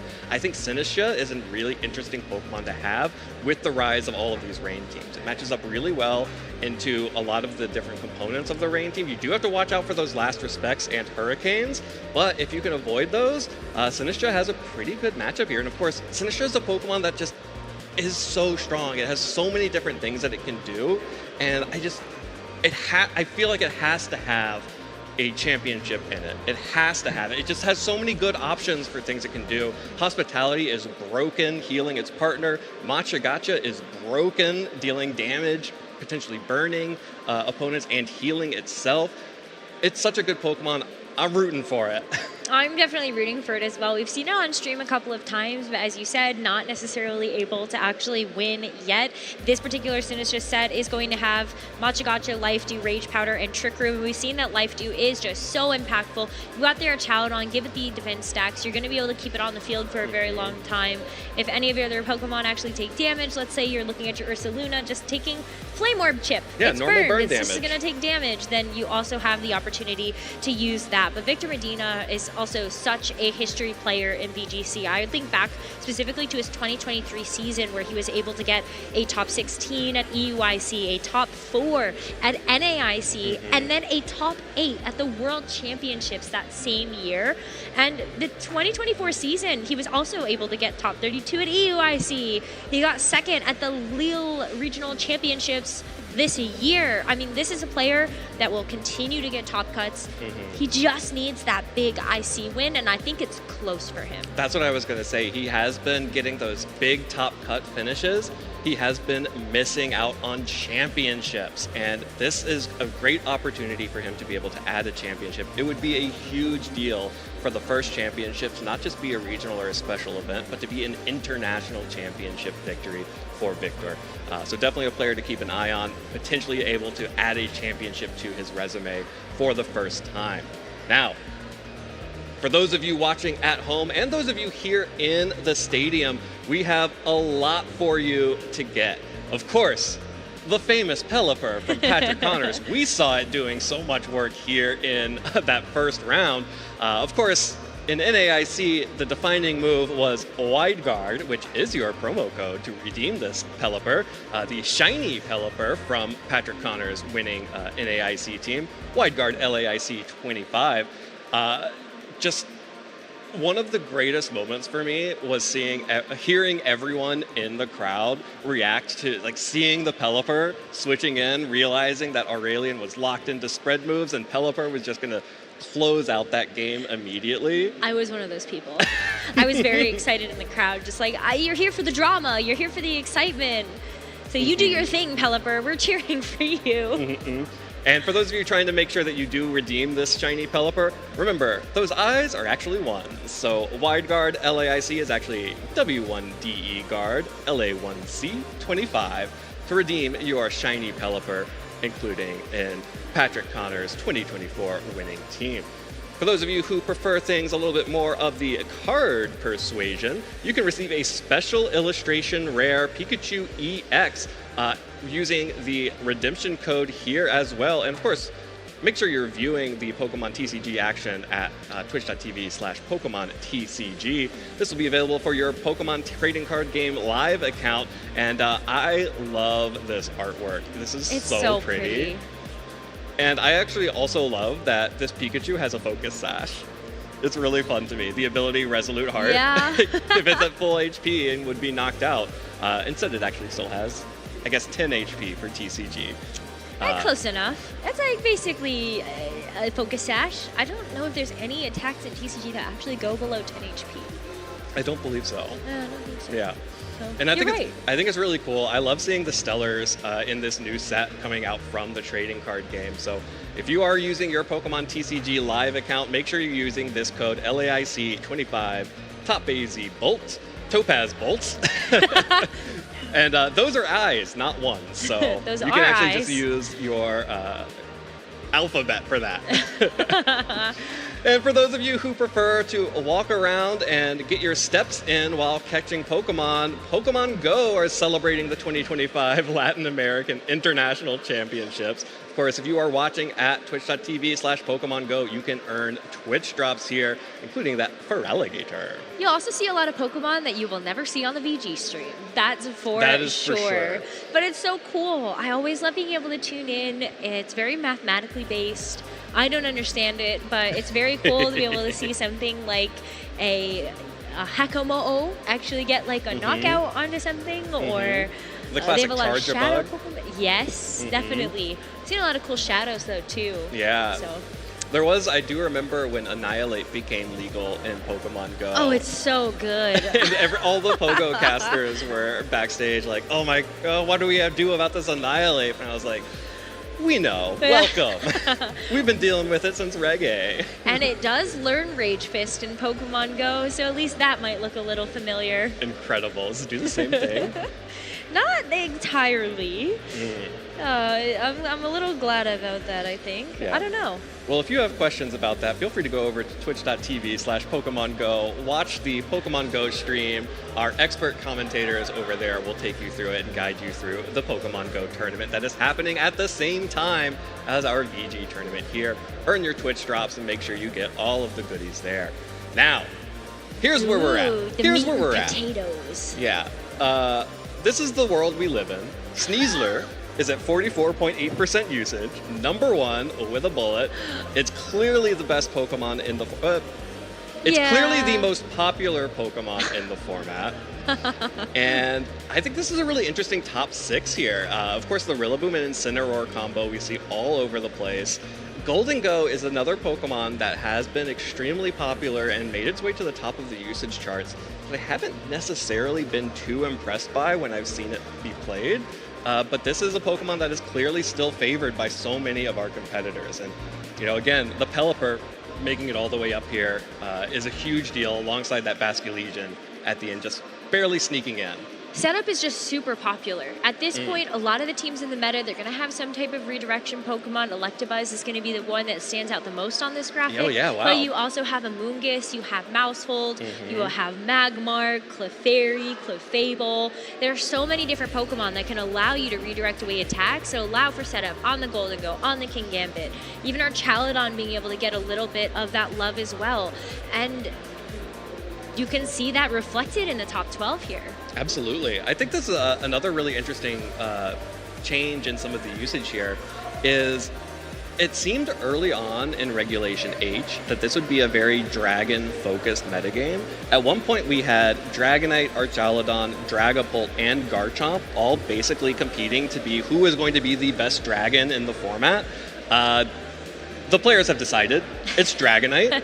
In particular, it is that scale shot loaded dice Dragonite. I'm going to be really interested to go back through all of the stats after this event to see what percentage were the loaded dice scale shot variant? What were, are there any choice band Dragonites still hiding out there? Or of course the other top item was the Assault Vest, was a huge deal for Dragonite as well. That has clearly leapt into the top of the field with almost a third of all competitors bringing that Pokemon this time around. I think something else about the Scale Shot Dragonite, anyone at home, maybe you're unfamiliar with the Scale Shot Dragonite variant. Scale Shot is a multi-hit move. The loaded dice as the held item is going to allow you to ensure more hits of that move if you are accurate enough to actually hit it, because Scale Shot is not 100% accurate. You have to hit the first one, If you hit the first one, you get at least 4 Scale Shots. Yes, that is what the loaded dice is very, very good for. But the secondary effect of Scale Shot is that it increases your speed at the cost of you losing a stage of defense. So while it does have these pros and cons, a lot of the cons are actually outweighed by the fact that we also have coaching as a very important move in this meta. Sneasler can run coaching. We see Annihilate sometimes with coaching as well. And what coaching is doing is it's offsetting that defense drop that you're going to have by increasing your attack and defense when that partner Pokemon gives you coaching. So Dragonite is in a perfect position for that. We're going to probably see some Baxcalibur, or at least I would not be surprised to see that combination as well. Yeah, and I think the other interesting part of the defense drop for Dragonite is that it typically doesn't care about the defense drop at all. Because once you start getting rolling with Scale Shots and you are now faster than everything, unless you have Baxcalibur with Ice Shard, Rillaboom's Grassy Glide, it's resisted immensely, 4 times resisted by Dragonite. You're not too worried about it. And the other priority options in the game, there's King Gambit with Sucker Punch, but that just sort of opens up the ability to have Sucker Punch mind games. And so you're not actually that worried about the defense drop at all as for Dragonite. I think the other thing too is we're seeing a lot more Dragonite actually move over to the multi-scale ability rather than inner focus. Yes, there are definitely a lot of fake out Pokemon in the meta right now, and also you can see Incineroar still on top with the Intimidate, but Dragonite could just not care about this defense drops because it still has multi-scale intact or something like that. Yeah, absolutely. If you can maintain your multi-scale, and you can do that by using Pokemon like Sinistcha with Hospitality or Life Dew, or the redirection options from Pokemon like Amoonguss, Mousehold, Electabuzz, protecting that Dragonite's multi-scale can be really important because, once you get 1 or 2 scale shots off, you're going to be able to sort of run over the rest of your opponent's team with that Pokemon. And I think that's why I definitely agree with you. I think that's a huge part of why Dragonite has become the top dragon. A lot of other physical threats, though, on this page. I mean, just looking back at King Gambit, there are kind of 2 variants right now that are the most popular. You've got the Black Glasses with mostly Dark-type attacks. It's going to make sure that that's going to be really impactful. You have the opportunity with that moveset to be able to go for something like the Sword Stance so that you're also going to be increasing your attack. Otherwise, the other variant of King Gambit we usually see is Assault Vest, which you cannot actually have the Sword Stance for, but you can have more attacks that are actually going to be able to give you some coverage options. Yeah, I think that's a really good point that this is still an extremely physical usage chart here for our top 12 Pokemon. Honestly, the top 6 here, if this had happened, way back in Baltimore, I would have been like, yeah, that makes sense. That seems like where the meta is headed. You have a bunch of physical attackers. You have the Rillaboom, Incineroar core, and then Golden Go is Golden Go and Archaludon. You drop down to the top 7 there. It's like, those are your 2 special attackers. You choose one, maybe you choose both of them as your special attackers. And, this makes sense to me. I think a lot of players have been experimenting with a lot of different special attackers, so it doesn't surprise me that we don't see more of them under that 15% usage cutoff there for Basculegion. The Alolan Ninetales does seem to have fallen off quite a bit. As we saw, Gabriella's not even bringing that team here in LAIC. And Hydreigon is a Pokemon that has been really effective, and we saw James trying to make use of that with the choice specs. There is, of course, always the Psy Spam options. Has not made it into the top usage, but you have to be afraid of both Indeedee female and Indeedee male alongside common special attackers like Delphox, like Hatterini. Plenty of options there for hitting Pokemon on the special side of the spectrum. I mean, we already saw Tiago Latanzi was one of those players at the very beginning of the day where he is bringing the Delphox and Indeedee. So that's definitely a very interesting combination to look at, and it's not the first time that we have seen Psy Spam in general be a very, very strong archetype. Patrick, very offensive and aggressive game plan, and the size spam teams are going to be along a similar vein. Yeah. It was the same for Thiago in 2024. That was an extremely aggressive offensive team that he was running. And, you know, I do have to take a quick moment to take it back that I said there were only 2 real special attackers on there. I always do this. It's a problem. I know. You don't need to send me emails about it. Pelipper does damage. It does damage. It really, truly does damage. I know. It does so much damage. I'm still recovering from when Politoed was the rain Pokemon and it didn't do damage. Rip Scald. Mostly because it was missing hydro pumps that's fair. to try and actually get those KOs. But Pelipper, with the combination of Weather Ball and, of course, perfect accuracy Hurricanes in the rain, it does damage. We saw that deal a lot of damage against the Assault Vest Rillaboom in our first round. So Pelipper fans, I'm sorry. I know I always forget. And also make sure you use code WIDEGUARD LAIC25 to download Patrick Connor's shiny Pelipper. The eyes are ones. The eyes are ones. That is true. Well, I know that we've talked a lot about the meta, but we want to make sure that you're keeping up with the action as well, because there is a new Instagram account. We got a new Brazil Instagram account. You can see the link at the bottom of your screen, instagram.com/Pokemon Brasil. Make sure that you take a look at following along the action while it's happening here and also locally for the rest of the events for the 2025 season. And you definitely want to be following that. The stage setup is incredible out here. You want to see if you're watching the stream, you're really only getting just our stages. There is so much going on the floor here at the convention center. Just incredible designs, incredible setups. Make sure you're following that Instagram so you can see how great it is too. I feel like I'm hogging it all by being here and not letting everyone else participate in it. So thank you to Pokemon Brazil for the Instagram account to share it with everyone else. We also want to showcase our schedule. Let's take a look at this, shall we? Yes, here we are in Latin America for the Latin American International Championships. That is happening right now, November 15th through the 17th. And of course, in next year, we will hop over to Europe for the European International Championships at the end of February, the third week of February, I should say, the 21st through the 23rd.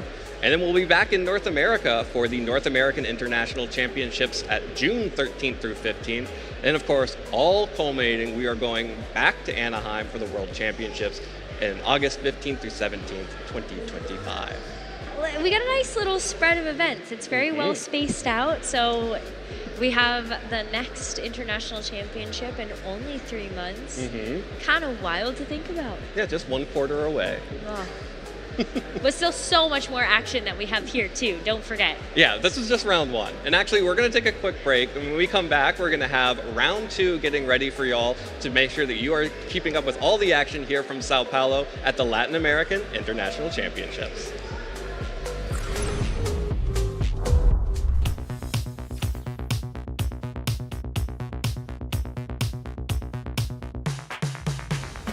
I feel like a lot of big weaknesses right now is deck selections. A lot of players do be playtesting a whole lot with their decks, with their play groups, and then decide last minute, this may not be the best choice. And so they switch when they should have probably went with their gut feeling. I think the biggest weakness players have is kind of getting too focused on the metagame. I think it's more important to play something you're comfortable with, because you'll always do better with something you're comfortable with rather than something that's just strictly meta. In these regionals, it's definitely nerves. And you can fix that by scrimming, knowing your typings, and also making sure you hit the right move. And shield alignment, that's always a big one too. I would say that the big weakness that players mostly have would be overthinking. And the best way to fix that is to just slow down, take a deep breath, and rethink your original thought, because your original thought is probably the best thought you have. I would say the biggest weakness would be trying to memorize archetypes and patterns to specific mons and not realizing that every player is a different person. So therefore, the best way to overcome it is not to just stick to one strategy for the same team, but to diversify your own mindset going in, knowing that each player will come with their own type of biases and skill sets, and you just have to adapt in a reasonable way to allow yourself some more wiggle room and not be so stuck to one thing. and giving Luca a huge lead in this game 3. Luca was a little bit disappointed. It's going to be enough to take down the Mariah. I love the way Luca was able to pivot this in here. And the on. What's it going to be? Luca Ceribelli. Ceribelli, become your 2024 Pokemon World Champion. Luca Ceribelli is your 2024 Masters Division Pokemon video game world champion. But just how did he get to that hallowed position? Charlie Merriman here, trainers, to take you through Luca's path to the peak. He attended his very first competitive Pokemon event in 2017, finishing with a respectable 4 wins and 3 losses. But what mattered far more to Luca was the firm friends he made within the passionate Italian VG community. Helping each other and building up experience at local events, just 9 months later, Luca claimed his first title as the 2017 Turin Special Events champion. However, there followed a run of disappointing results, and Luca was frustrated not to be doing himself justice. In fact, he was even on the verge of quitting Pokemon VG altogether. But having qualified for the 2022 World Championships in London, he decided to give it one last shot. And out of the 300 best trainers in the world, he finished 36th. Luca Ceribelli was back. Worlds 2023 in Yokohama showed Luca how the standards he held himself to had shifted. He was pleased to reach Day 2 again, but was hungry for more. Similarly, at the Europe International Championships the following year, he went all the way to top cut, but still knew he could do better, proved to himself that he could indeed be the very best. At Worlds 2024 in Honolulu, Hawaii, he took the tournament one game at a time, until all of a sudden he found himself in the grand finals against Yuta Ishigaki from Japan. The night before, Luca went out for dinner with his friends to take his mind off it all, paving the way for a good night's sleep and focused preparation on the big day. Identifying that his trusty Miraidon's Draco Meteor hit nearly all of his opponent's team for good damage, Luca won Game 1, but Game 2 went to Yuta. It all came down to one final battle. And with Miraidon supported by Luca's favourite Pokemon, Half-Flame Mask Ogerpon, Luca Ceribelli secured his spot in history. The first thing Luca did after winning? Rush into the arms of the friends who made attending events so special, that helped each other improve and grow, that was such a crucial factor in Luca becoming world champion. After all, in the phrase we all know so well, you teach me, and I'll teach you. As for what's next for Luca, well, in his own words, I'm not letting winning worlds be a hindrance to my growth as a player. I'm not just hiding behind, I won the world championships. Trainers, the best is yet to come. Want to walk your own victory road? Head to Pokemon.com/play. Who knows? It could be your first step towards becoming our new world champion.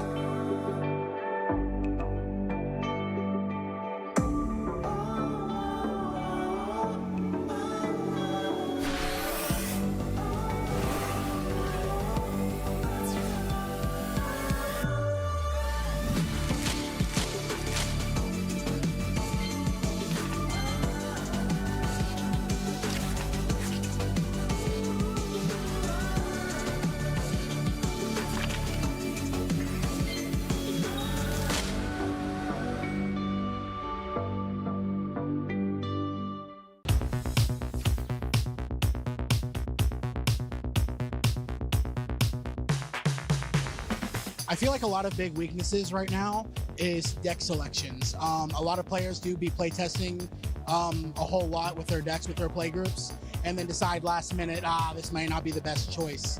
And so they switch when they should have probably went with their gut feeling. I think the biggest weakness players have is kind of getting too focused on the metagame. I think it's more important to play something you're comfortable with, because you'll always do better with something you're comfortable with rather than something that's just strictly meta. In these regionals, it's definitely nerves.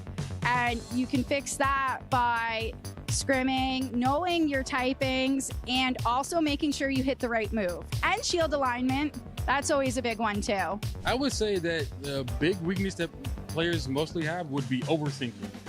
And the best way to fix that is to just slow down, take a deep breath, and rethink your original thought, because your original thought is probably the best thought you had. I would say the biggest weakness would be trying to memorize archetypes and patterns to specific mons and not realizing that every player is a different person. So therefore, the best way to overcome it is not to just stick to one strategy for the same team, but to diversify your own mindset going in, knowing that each player will come with their own type of biases and skill sets, and you just have to adapt in a reasonable way to allow yourself some more wiggle room and not be so stuck to one thing.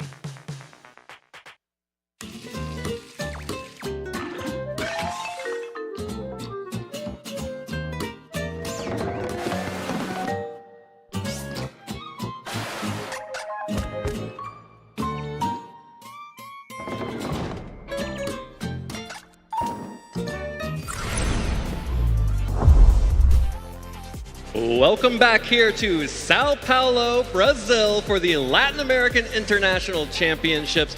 We have just concluded our first round of the tournament, and we are now getting ready for our second round.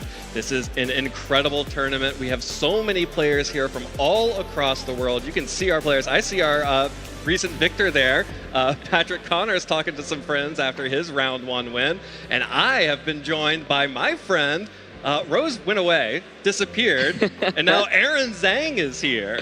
How's it going, Evan? It's nice to see you. I'm glad that we could both come down here to Sao Paulo and see each other. When was the last time we casted together? Do you remember? Was it in 2020? Maybe. It's been a while. Yeah, probably Wow. 2020. Yeah, at least. Well, we're back. We're back. We're so back here in Sao Paulo. Incredible first round there. 2 international champions, of course. James Beck, a previous Latin American international champion, going up against Patrick Connors after his breakout performance at the North American International Championships, taking that entire tournament and again proving why he won that tournament with exceptional play against James in that first round. I feel like Patrick's team is a good preview for what we can expect in this tournament as well. We were just looking at the usage rates, you and Rose were talking about it, and Basket Legion has made the top 12. It made it into top 12. And our Chaladon, not as big surprises, but Basket Legion, kind of the piece that often is paired with them. And Rain won the Gdansk Regional Championships and won the Baltimore Regional Championships. It's not going anywhere, so I'm curious, what have people brought to counter it? Because it should be one of the top archetypes coming into this tournament. And if you look at the top 6 Pokemon, I can see a couple of the Pokemon that want to counter it. You see Rillaboom there. Grassy Glide has been a big deal to keep that Basket Legion in check. Kind of difficult to pick up the one-hit KO, especially with Incineroar also being everywhere. Intimidates are a big deal, but Rillaboom is able to deal big damage, and of course, if Basket Legion does start going for those wave crashes like we saw in Game 1, where it eventually knocked itself out after taking out so much of James's health, that priority attack from Grassy Glide on Rillaboom is a big deal for checking it. Also, the King Gambit there at 29% usage, at least able to threaten Sucker Punches to make Basket Legion afraid of going for the offense, or at least forcing a Terra out of it. Unfortunately, it usually is Terra Water, and I believe in the rain, after a Terra Water, Basket Legion may just be able to pick up that KO on King Gambit through a Sucker Punch, but at that point you probably trade. And that's probably a win to get the Basket Legion off the field. Yeah, I think Patrick played Basket Legion like an absolute madman, and I think that's how you sometimes have to play it in order to succeed with this Pokemon. It also reminds me of Federico, who won the Gdansk Regional Championships, where it was actually this exact matchup, Basket Legion against King Gambit, and each time Federico just went wave crash, and King Gambit sucker punched it the first 2 times, but then the third time the Basket Legion just knocks out King Gambit in 1 hit. And so there's a lot of mind games when you use this Pokemon. Do you Terra it? Of course, we saw the Life Orb set being used previously. If you're using Choice Band, then you obviously don't have the option to protect as easily, and so a lot of interesting mind games. But yeah, this Pokemon, it won the first regional championship in Baltimore, and it continues to be really, really powerful. What's actually interesting looking at the top 6 that you were just talking about is that Sneasler is actually like the only Pokemon that does well into the Archaladon with close combat. The other Pokemon like Golden Go can Shadow Ball it, but into an Assault Vest Archaladon's not doing that much damage. Dragonite's usage, I think, is really fascinating here. I thought the Scale Shot set was really underplayed after the first couple of regionals, but it's really picked up. One of the things I'm paying attention to in this tournament is how people have changed and adapted in Dragonite. Normally you'll see like Skill Shot, Extreme Speed, Haze, and Protect. I've seen Tailwind being really popular as a tech recently. You can obviously drop one of those moves that I just mentioned for it. And the idea behind Tailwind is this multi-skill Dragonite. You're really bulky. You can often set up Tailwind for your Golden Go or your Ursaluna Blood Moon, for example, to then do a lot of damage. Ursaluna Blood Moon, not in the top 12, but it's just outside the top 12. I think it's like 13th or 14th. That's one of the Pokemon I have my eye out on in this tournament as well. And then regular Ursaluna here at nearly 20% usage rate as well. Yeah, and I think that when you mentioned the Blood Moon Ursaluna being just outside of this usage chart, alongside that question of what Pokemon here can actually deal with the Archaludon, that's a Pokemon that definitely loves to go up against Archaludon, being able to hit it for super effective damage with Earth Power. And then also, even if Archaludon decides to get rid of that weakness by swapping out its typing through Terra, then you're just getting becoming weak to Blood Moon. Blood Moon's just going to pick up that KO with Terra Normal potentially. And depending on how bulky the Archaludon is, even with the Assault Vest, it can be difficult to survive a super-powered Blood Moon or Ursaluna. Absolutely. And speaking of the Assault Vest, it's funny because I think normally when people have seen Ursaluna Blood Moon, for the longest time, it was the same set. It was normal Terra, Blood Moon, Hyper Voice, Earth Power, Protect. The main debate would be, do you want to run speed investment on it if you're running it on a Tailwind team, for example? But we've seen all kinds of new Ursaluna Blood Moon sets pop up. Assault Vest with a defensive Terra, for example, like Water or Ghost Terra has been something that's been used. And with the Assault Vest set, you can still do a lot of damage while also taking damage a lot better. For example, it's often paired with the redirection user like Clefable, which is really powerful. I saw Leftovers Ursaluna Blood Moon being used with Yawn. This is more of a best of one tech, but Japanese players were really prioritizing it. And it was interesting because when we were looking at the players that are some of the top players to watch in this tournament, I noticed there's a lot of Japanese influence. Multiple European players, Marco and Victor, using teams that were initially created by Japanese players, Charizard being one of them, and then what Victor is using Pelipper Rain with Archaludon, but it's got some unique techs on it like Sinistcha as well. And that was piloted by a Japanese player who finished first in the ranked season in October online. And so a lot of new teams that have really popped up recently that have really influenced the metagame. Yeah, it's been a really exciting thing to watch as the game of Pokemon has evolved. I mean, you were there from the very start of the video game championships, where it did feel very siloed off into different regional metas. Now there is so much cross-pollination of ideas from European players influencing North American players to Japanese players influencing all of the other players as well. Totally. Latin American players picking up on all of those and innovating, like the team that Gabriel Legati brought, and also that Paul Chua brought to the early regionals in Regulation H. It's been really fascinating to see how all of those ideas spread across the globe and show up here in the Latin American International Championships when all of those different regions come together to compete. Totally. Yeah, I think regional metagames are always fascinating to pay attention to, and Agati, you just mentioned, he was the creator of what was one of the first most popular teams, having dominated so many of the first couple of regionals, and so I saw like he's using Solo Dondozo in this tournament. That's a Pokemon that people have been picking up a little bit recently, especially when paired with coaching from Sneasler. I think, Sneasler is exceptionally popular. You see here, over 40% usage rate, kind of creeping up on 45%, which is really wild to think about. But there's a lot of different ways you can run this Pokemon, right? Like you can have Fake Out, you can have Close Combat, Dire Claw, Protect, you can have coaching as well, you can have Swords Dance, Dark Terra with Throat Chop, you can run a Seed on it, Psychic Seed or Grassy Seed. Focus Sash is kind of the most common set right now.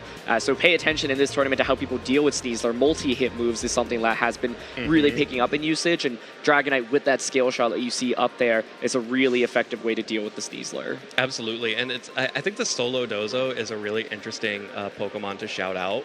When I look at this usage chart for day one, when I saw the Solo Dozo when we were looking at our players to watch, I was a little bit concerned for it because I felt like a lot of players had been experimenting with new special attackers, that the meta hadn't been as physically focused as it was early on. But I look here now at the top 12, and again, the Pelipper, the Golden Go, and the Archaludon as the three primary special attackers here. And of course, Electabuzz rising in prominence over the Magmar and over the Clefable does kind of threaten the Solo Dozo, the Dondozo without Tatsugiri. But the rest of these Pokemon, it's pretty comfortable into. It's really interesting to see that there are so many options here. Like, if I'm a Dondozo player, I have no problem going up against an Incineroar, a Kingambit. Rillaboom's a little touch and go there. Dragonite's fine. Sneasler's fine for the most part. Of course, The other thing about Sneasler is you can either run the Unburden and get the speed boost, or you can run Poison Touch and basically get a status every other attack that you use, which can be really scary for a Dondozo.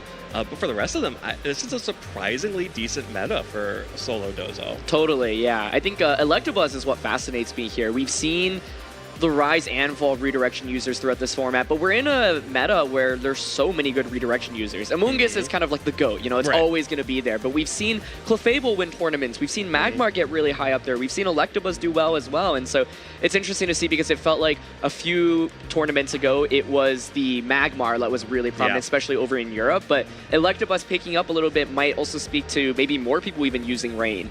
Rain was fascinating because it won the Baltimore Regional Championships. That was the first major we had this season. And it should have a huge target on its back, but I feel like relative to its strength, its usage rate actually wasn't as high because there are just so many viable comps and just strategies in this format. So yeah, I think Electabuzz here, valuable not only for redirection and of course its ability being able to block the sleep from Amoonguss critically, but also being able to threaten your Pelipper's and your Basculegions with super effective electric type attacks like a Thunderbolt or an Electro Web. Yeah, just such a good point about how Rain won the first regional championship of the format. Yeah. It won. But the team that really became the most popular team after that tournament was the runner-up team that Paul was running with the Double Dragons and the Alolan Ninetales. Of course, that was helped by both Gabriel Legati and Sebastian Escalante making the finals with both using the same team. So it went from being a finalist to a champion and finalist immediately afterwards. But as we have been seeing, including just recently in our previous European regional, Rain is still able to dominate tournaments. And it is kind of mind-blowing to me that Rain has managed to escape for so long, especially because it got so many, not new tools, but all of the tools it already had. Yeah. It didn't lose anything in the switch to Regulation H, even from Regulation F or any of the other previous regulations. Like, it was just ready, good to go with Basculegion and Archaludon. And those were two of the best Pokemon in the format. They've been the two of the best Pokemon in the format, but people are not treating it like that. Absolutely, yeah. I think one thing to pay attention to in this tournament is weather. All the weathers have been very prominent in this regulation. We've seen sun, we've seen snow, we've seen sand. Sand won a regional championship, Alola Ninetales has won a regionals, and we have seen sun finish in second place at 2 different regionals as well. So that'll definitely be something to pay attention to because while Pelipper's usage rate is over 20%, none of the other weather users are actually in the top 12, but that doesn't mean that people aren't using them. Yeah, they absolutely are still out in the field, and I would expect to see all 4 of the weather setters make day 2. I would be really surprised if we don't have any, if we lose one of the weather setters in day 2. And all 4 of them, I guess, to be specific, Alolan Ninetales, Tyranitar, Torkoal, and Pelipper. Not Hippowdon? Probably not Hippowdon, but who knows? Probably not Politoed, we're old heads, Evan. Like, I feel like Politoed should be used a little bit more at least because, where is it? Someone's got to unleash the Toad. No, the Toad's gone away. It's dried out. Rose and I were talking about that previously because I keep talking bad on Pelipper and forgetting that it does damage because I'm just used to Politoed either missing Hydro Pumps or doing nothing with Scald.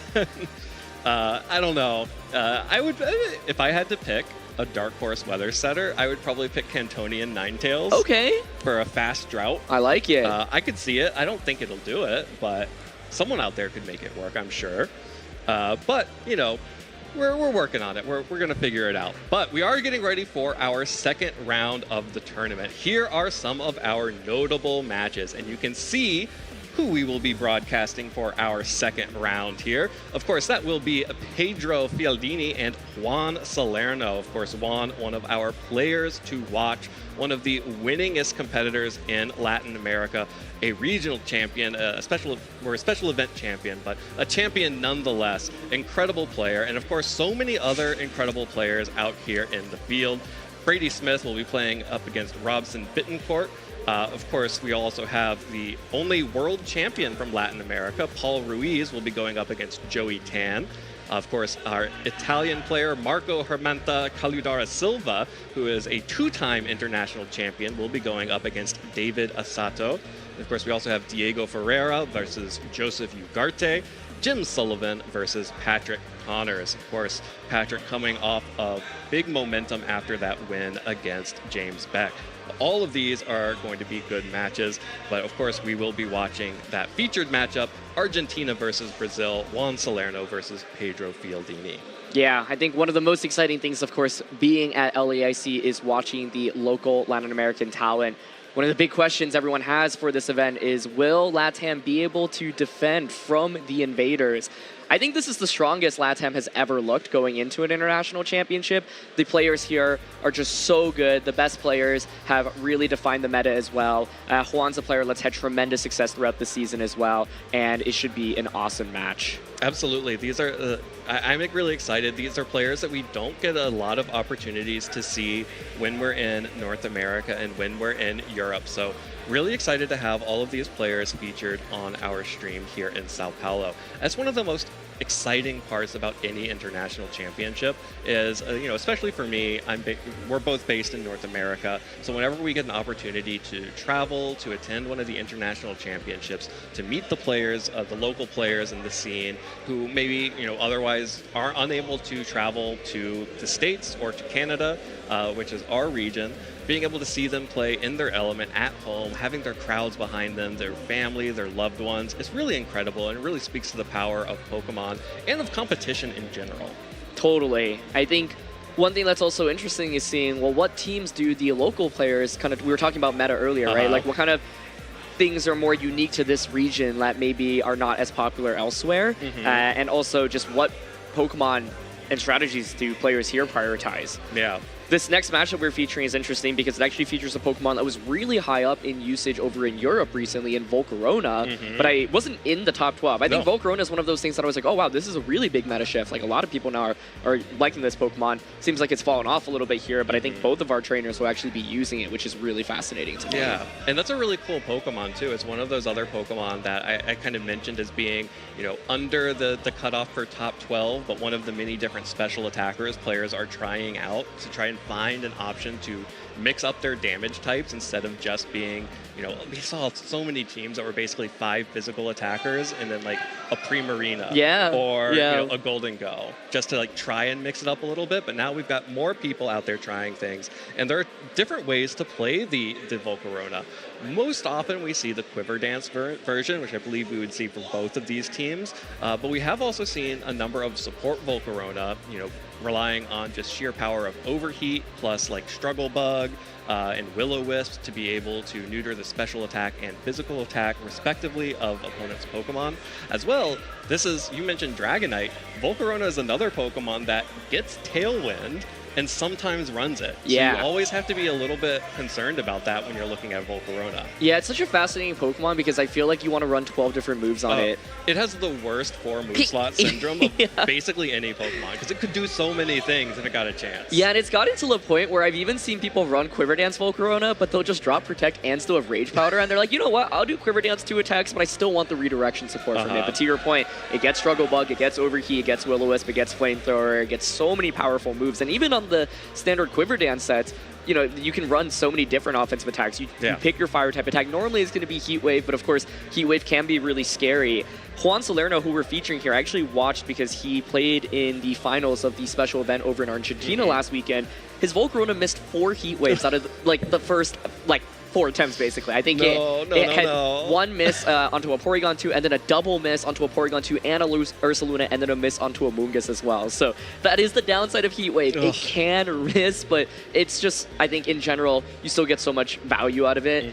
Overheat, not going to be super strong, obviously, on the Quiver Dance sets because you don't want to drop your special attacks. That Flamethrower is good to really get one thing, but there's so much redirection in this format, you really value kind of ignoring that redirection. But I think a lot of the times the main debate is, well, do I want to run Terra Blast or Giga Drain? Giga Drain with Grass Terra was, I think, what was really popular earlier on, but Fairy Terra Blast has been a lot more meta recently. Absolutely, and of course, it really kind of depends, like you say, it's very meta dependent. In a world where Pokemon like Dondozo are a big threat, and we have seen Dondozo and Tatsugiri show up again as a big threat that players have to be prepared for. Yeah. That's definitely one way that you could work against that Pokemon.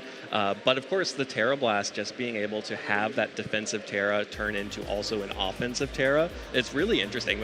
Whenever you're running a Pokemon with setup and Terra Blast, you're really committing to using Terra on that Pokemon. It really limits your opportunities throughout the rest of the game to use your Terra on any of the other Pokemon you've brought. Totally. I think one thing that will be really interesting in this matchup is the teams are actually quite similar. We've got Sneasler on both ends, and both of these players are using Coaching Sneasler. We've got Quiver Dance Volcarona, both players are using that. We've got Skill Shot Dragonite, both players are using that. And Fairy Terra is a really good counter into these Skill Shot Dragonite sets. Like Skill Shot Dragonite, one of the most powerful Pokemon in the format right now, but normally you're running Skill Shot, Extreme Speed, Haze, and Protect, and both players in this set actually are running that as well. And so if you go for a Fairy Terra, well, Dragonite can't go for that Skill Shot. You're Extreme Speeding for like 20%, 30% maybe at best. And risking a burn. Exactly. And so I think it'll be really interesting to see who is going to Terra, and are you even going to bring Dragonite into this matchup when you know that your opponent has a Fairy Terra Volcarona, and both are using the Fairy Terra Skill Shot Loaded Dice Dragonite as well. And so I think, yeah, as we see the teams here, very, very similar in terms of composition. They are similar teams, but when you have similar teams, it's always important to shout out the differences in those teams as well. So 4 Pokemon are shared amongst both of these teams. You have the Dragonite, you have the Volcarona, you have the Sneasler, and you have the Rillaboom. The differences here are Juan has chosen to bring Incineroar and Gastrodon compared to King Gambit and Electabuzz for Pedro. So 2 options, like Juan going for a much more defensive Pokemon to add on, while Pedro has opted in for an additional offensive threat there. That is the Black Glasses Swords Dance King Gambit, which we know if it Terras, gets a Swords Dance or a Defiant boost, and has that Black Glasses, Sucker Punches and Kowtow Cleaves are going to start picking up KO after KO.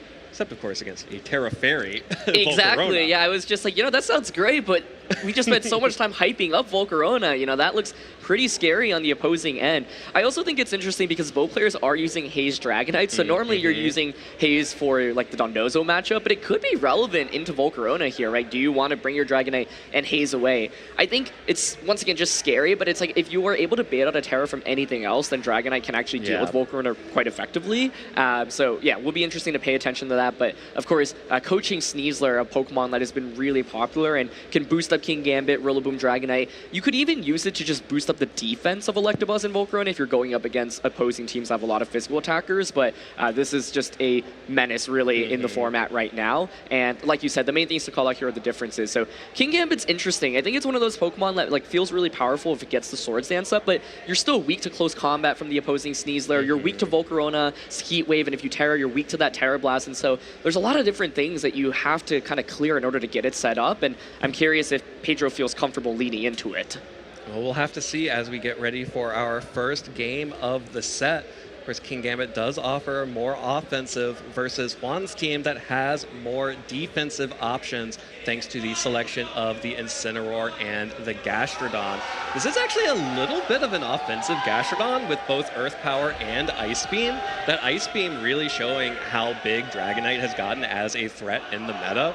I think, again, the other crucial similarity to call out is both the Volcarona and Dragonite are both Terra Fairy. Yes. So Dragonite, you mentioned maybe you can make someone force a Terra on another Pokemon, but having both Volcarona and Dragonite be Fairy typing shows me that both of these players are so concerned about Dragonite, opposing Scale Shot Dragonite, that they will do anything in their power to avoid having to Terra anything that is not one of those Fairy types. Absolutely. I think Gastrodon in general, just an interesting Pokemon to see. This is a Pokemon that's won the World Championships before, but it often really thrives in formats where you have a lot of powerful Water-type Pokemon, right? Kyogre, Urshifu. In this format, we actually don't have that many super powerful Water-type Pokemon, but I think Gastrodon is still nice because, first of all, the dual Earth Power and Ice Beam coverage is unique, and then Yawn is also really good here, right? Especially in a bulky team like this. Like, you've got the Citrus Berry, you've got Grassy Terrain from Rillaboom, you have double Fake-Out cycling with Rillaboom and Incineroar, so it can be really disruptive to stopping a lot of what's going to come from the opposing side, and that Poison Terror really nice defensively as well, as there's not that much to hit it for super effective damage from the opposing side if it goes for that Terra. I think the fundamental flaw of Gastrodon in this format is Rillaboom is so popular, and so you have to be so careful about dancing against the Rillaboom. But if you're able to knock out Rillaboom or use that Terra to deal with it, can be really valuable. The main thing is we were just talking about how good the Fairy Terra is in this matchup, so you can only commit your Terra to either the Dragonite Volcarona or the Gastrodon. Yeah, the Gastrodon is probably the one Pokemon on this team that is most likely to compete for the Terastallization against the Volcarona and Dragonite for sure. And I think it's going to be really interesting to watch how those these teams match up. I love your call out on the Yawn and the double fake out cycling here with the Rillaboom and Incineroar. I think that's a really it's kind of a really high skill cap strategy because it's very easy to just do a lot of nothing when you're doing the fake out cycling with Gastrodon, but actually catching the Incineroar turn 1, King Gambit and Electabuzz, the two different Pokemon on Pedro's side, will be the leads up against Juan leading the Incineroar and Volcarona. So King Gambit does immediately get a boost, but unfortunately for it, even though it has the boost, it's facing down both an Incineroar and a Volcarona. Yeah, and if the Volcarona goes for Fairy Terra, suddenly you've got two Pokemon that resist the Dark type attacks, right? So Which is all King Gambit has. Exactly. This is one of the interesting things about King Gambit. So it's like, okay, it has this attack boost, but like, you know, a +1, even Dark Terra, Kowtow Cleave, or Sucker Punch isn't doing like the most amount of damage here, but there is a lot of really good offense here in the back, and so we're going to just see a pivot out immediately. Yeah, the Electabuzz knows that it can't protect the King Gambit with Follow Me because of the Heat Wave on the Volcarona. So immediately switching out, and the Fake Out connects on King Gambit. No Swords Dance. The only dancers allowed here at the Latin American International Championships are our Samba dancers from the opening ceremony and Juan's Volcarona. Yeah, that's a really safe play for Juan to make and ends up getting just a lot of value out of it, right? The Electabuzz there doesn't actually put on too much pressure. It's mainly valuable for that Follow Me. You do have Taunt as well, but I would expect the Volcarona to be faster than the Electabuzz. Yeah, Slow Taunt's just not working on Volcarona. Exactly, yeah. And so by being able to get that Quiver Dance up, this is huge, right? Like Volcarona is set up. I thought this would be very much the battle of the Volcaronas here, but it looks like Pedro is actually dropping that Volcarona. One interesting thing here, though, is with Sneasler out in the field, Volcarona is in a tricky spot where you pressure with your Dark type attacks like Sucker Punch. Oh, like we're seeing a potential hover here. And Sneasler can Dire Claw. So it's saying if you go for that Terra, I'm going to punish you. But if you don't go for that Terra, I still get the Sucker Punch off. But oh, the Protect here comes out, baiting out the double up into that spot. Yeah, Juan using the offensive pressure of a boosted Volcarona to get Pedro to double target the Volcarona, meaning that Juan just gets to do whatever he wants with this Incineroar, and that's going to be a big Flare Blitz into the Sneasler, not targeting down the King Gambit, but instead good damage onto the Sneasler and breaking the Focus Sash. Now, Volcarona is well on its way to feeling pretty good about this turn. Yeah, Juan's in such a good spot now because you do pressure with Fairy Terra Heat Wave from this angle, right? With that speed boost, you are outspeeding everything from Pedro's end, presumably, and so that's a great Protect, right? Like, I think recognizing, hey, like, he does have this relatively safe play of Sucker Punch, Dire Claw. Incineroar, of course, is exposed to a close combat there, so Pedro could have just gone for it, but Juan saying, you know what, like, I think I have a lot of offensive pressure. Now I think it's very safe to Terra the Volcarona. I think the main thing that you have to be a little bit scared of is potentially missing that Heat Wave, but Heat Wave looks so good right now. Absolutely. Heat Wave is looking great on this Terra Fairy Volcarona. Goes ahead and gets the Terastallization underway. Pedro will have to protect King Gambit to try and survive another turn here. The Volcarona goes for the Heat Wave, protect into the King Gambit, but will be able to land on the Sneasler and pick up that KO. So now the Incineroar will be able to fire off probably another Flare Blitz here, or maybe a knockoff, but it doesn't matter because that King Gambit is safe and sound behind the Protect. But Juan in a huge advantage here. Just the Electabuzz and Dragonite in the back, and that is bad news for Pedro. Yeah, and you can see why we were talking about Fairy Terra so much, right? Like, what is Dragonite going to do? The best it can angle for is Haze to actually get rid of the boosts on Volcarona, but then you'd also get rid of King Gambit's attack boost as well. And Volcarona right now, not only is it so strong offensively, but it's great defensively as well, right? Like, you just are not taking very much damage from Sucker Punch, Kowtow Cleave, and so Pedro here could go for the Dark Terra to try to survive the Heat Wave. might be bulky enough to survive anyway, depending on how these Pokemon are trained. But okay, it's the hover for Dark Terra. Yeah. It's a +1 Black Glass's Sucker Punch, but it's not going to knock out. I guess you could maybe try to go for Sucker Punch and Extreme Speed onto the Volcarona, but looks like Pedro's actually hovering this Swords Dance option. The idea is to try to survive the turn, then +3 Sucker Punches will be able to get the knockout. Yeah, here comes the Terrestrialization for the pure Dark typing on King Gambit, reducing the damage from a Heat Wave, but now making it weak to the Terra Fairy, Terra Blast. The Dragonite still has multi-scale intact, so likely would be able to survive a single Terra Blast coming out from the Volcarona.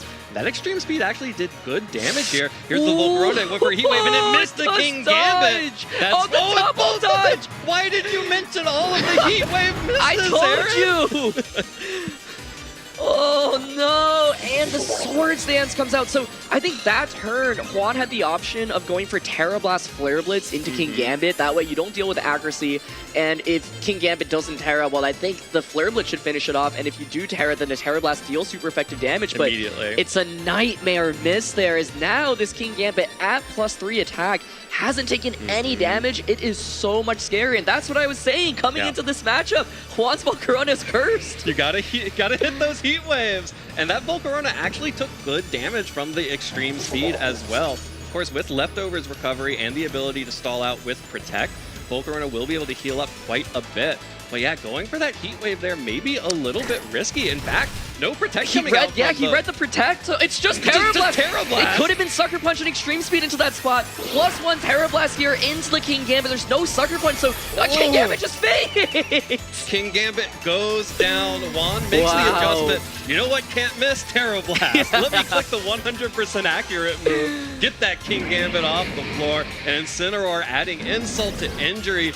Now getting the parting shot off onto Dragonite, dropping the attack. We'll be able to switch back out and be able to switch back in and get another Intimidate down onto that Dragonite, making that Pokemon so weak against this this Terra Fairy Volcarona. Just the Electabuzz in the back for Pedro. Nothing really that Pedro can do here. Juan just deciding which of the two Pokemon that are unrevealed will I show for game 1. Yeah, totally. I think this game is over at this point, and despite the double Heat Wave miss, Juan decides to find this really risky play of just going for Terra Blast. Of course, Volcarona at that point vulnerable to a +3 Black Blast's Dark Terra Sucker Punch. I think he would knock out the Volcarona, and so I think Dragonite also just in such a tough spot already before that turn even, because you already had your loaded dice knocked off as well, and so it just doesn't really do that much. That game basically needed to all be about the King Gambit after it got that Swords Dance boost, and so Extreme Speed's going to come out now, but yeah, Volcarona's just not taking very much damage, and this Electabuzz just not really that valuable in this game. Like, it was able to go for a follow me, but like, this is what we're saying, this Heat Wave with that Volcarona can often ignore it, but here content to just go for the Terra Blast, saying, you know, like, I just need to get one more knockout essentially to win the game. Look how much that does, and then we'll see a Dire Claw follow up. Does that get the knockout? It does not, but I mean, this Volcarona is still just looking so strong. Yeah, this Volcarona has taken control of the game, and that's only after one Quiver Dance. Juan only needed the one turn to get that Quiver Dance off on Volcarona, and then the pressure of the combination Heat Wave and Terra Fairy Terra Blast meant that there was really nothing that Pedro could do with the 4 Pokemon that he brought. Getting those Heat Wave misses were really crucial to getting Pedro back in the game, but then just played a little bit too passively there, because Juan, after those Heat Wave misses, was in a really bad spot, made the call that he needed to go aggressive, can't just be trying to protect the Volcarona, and needed to get a call right. Did, knocked out the King Gambit, now it's knocked out the Dragonite, and it's just the Electabuzz up against these two Pokemon that the Electabuzz can't do anything about. And it can survive for a turn with the Protect, but that's all it can do. Yeah, and you know, I think Pedro was probably feeling like he was still behind in this game anyway, despite that Swords Dance, and you know, Volcarona could Quiver Dance or Protect on that turn. Right. Like, surely it's not going to just attack in front of a Sucker Punch, right? And so there's a lot of mind games, and I think it speaks to the difficulty of using King Gambit effectively, because especially when you're up against a player as strong as Juan, right? Juan making the read and just making that hard call out. So great recovery despite a double Heat Wave miss in the middle of that game. And I wonder if Juan's thinking, you know, I could have just Terra Blast and Flare Blitz. I think that was a relatively safe option in that scenario. But I think the idea, behind the Heat Wave is to it just does so much damage. It's so tempting to click, right? Yeah. And so it's something you have to think about once this Volcarona is set up. But I think like the Volcarona was just such a huge issue that entire game. So how does Pedro deal with it now is the question. Yeah, that's a really good question. It's going to be something that Pedro's going to have to think very carefully about. One Pokemon that I think does match up really well into Terra Fairy Volcarona is Terra Fairy Volcarona, which Pedro did not bring at all in Game 1. But, you know, Volcarona against Volcarona, at best it does neutral damage with Heat Wave, which is already not crazy strong because it's a spread move. And then if one of the Volcarona terastallizes and you force a Fairy Terra, all of a sudden you're now resistant to the Terra Blast, which makes it really difficult for a Terra Fairy Volcarona to break through a non-Terra Fairy Quiver Dance Volcarona. Absolutely, yeah. We're seeing some quick highlights here. I think Juan won that first game off making some really nice aggressive reads, protecting Volcarona on the double up and then attacking with Terra Blast. And so those are not easy plays to go for because there was a lot that could have gone wrong for him on both of those turns. Evan, I'm going to suggest something crazy, but what about Water Terra Assault Vest Rillaboom to deal with Terra Fairy Volcarona? Now, if you bait out that Terra, suddenly Rillaboom's Woodhammer does a ton of damage, and you don't take that much damage in response. I like it. I'm on board. I do think that the King Gambit is a bait here. Yeah. The King Gambit was able to get basically everything right for it. It got a Defiant boost immediately, and it was able to get a Swords Dance later, but then did nothing. Now, Pedro disagrees, thinks that the King Gambit is still a top threat here, but immediately threatened by Sneasler from the jump as Juan makes a little bit of an adjustment here, gets the Sneasler and Dragonite out. But Pedro now also has the King Gambit and did bring Volcarona this time. Yeah, so what's really interesting is we're seeing Juan kind of do something similar to Pedro in that first game, which is saying, you know what, I know that you have Fairy Terra on the Dragonite and the Volcarona, but you know, if you Fairy Terra, my Sneasler now does a lot of damage with that Dire Claw, super effective damage. So I like this lead, right, because it's saying I'm going to get some guaranteed damage. I'm either going to force a Terra out or I'm going to be able to just get a skill shot into you. Yeah. Now, of course, you can see something similar, which is just protect that Pokemon, but the King Gambit is not exactly applying that much pressure right now. Oh, and here we go. Okay. Yeah. It's going to be the send with the Terra immediately. Well, also retreating the King Gambit from the field, so Pedro will swap that out for his own Dragonite. So Dragonite and Volcarona up against Sneasler Dragonite on Juan's side. We did already see that the terastallization will come through for Pedro on the Volcarona. So here is that Terra Fairy Volcarona. I'm wondering how necessary it was to immediately Terra here. You do always have the option of Scale Shot into the into the Volcarona not being enough, but the close combat actually, Juan is targeted down the King Gambit. Doesn't think that there will be a Terra Fairy at all, which means that Pedro gets a free Quiver Dance off here. A little bit of chip onto that Dragonite will break the multi-scale, which, you know, won't really matter that much if the Dragonite went into that, but covering that incredible call out there from Juan. So Juan now will be able to pick up the KO on the Dragonite on the switch in with the Scale Shot and with the close combat. Covered both options. King Gambit stays in or King Gambit switches out. But you do have to now worry about this Terra Fairy Volcarona that was able to get a Quiver Dance. And I would have traded the King Gambit for that Quiver Dance. I don't know if it's a good trade for the Dragonite there. Yeah, I was thinking, okay, you know, if you trade the King Gambit, you're like, you know, Sucker Punch is not exactly the most effective. I guess what's interesting in this spot is you do pressure Sucker Punch plus Heat Wave into the Sneasler and hope to maybe just knock that out. The Dragonite's not going to be able to do that much damage against either of these Pokemon, but it does have that Haze. So you could just protect Sneasler Haze right now and say, okay, bye-bye to your speed boost and your special attack boost, and here's the protect. Yeah, let's just reset.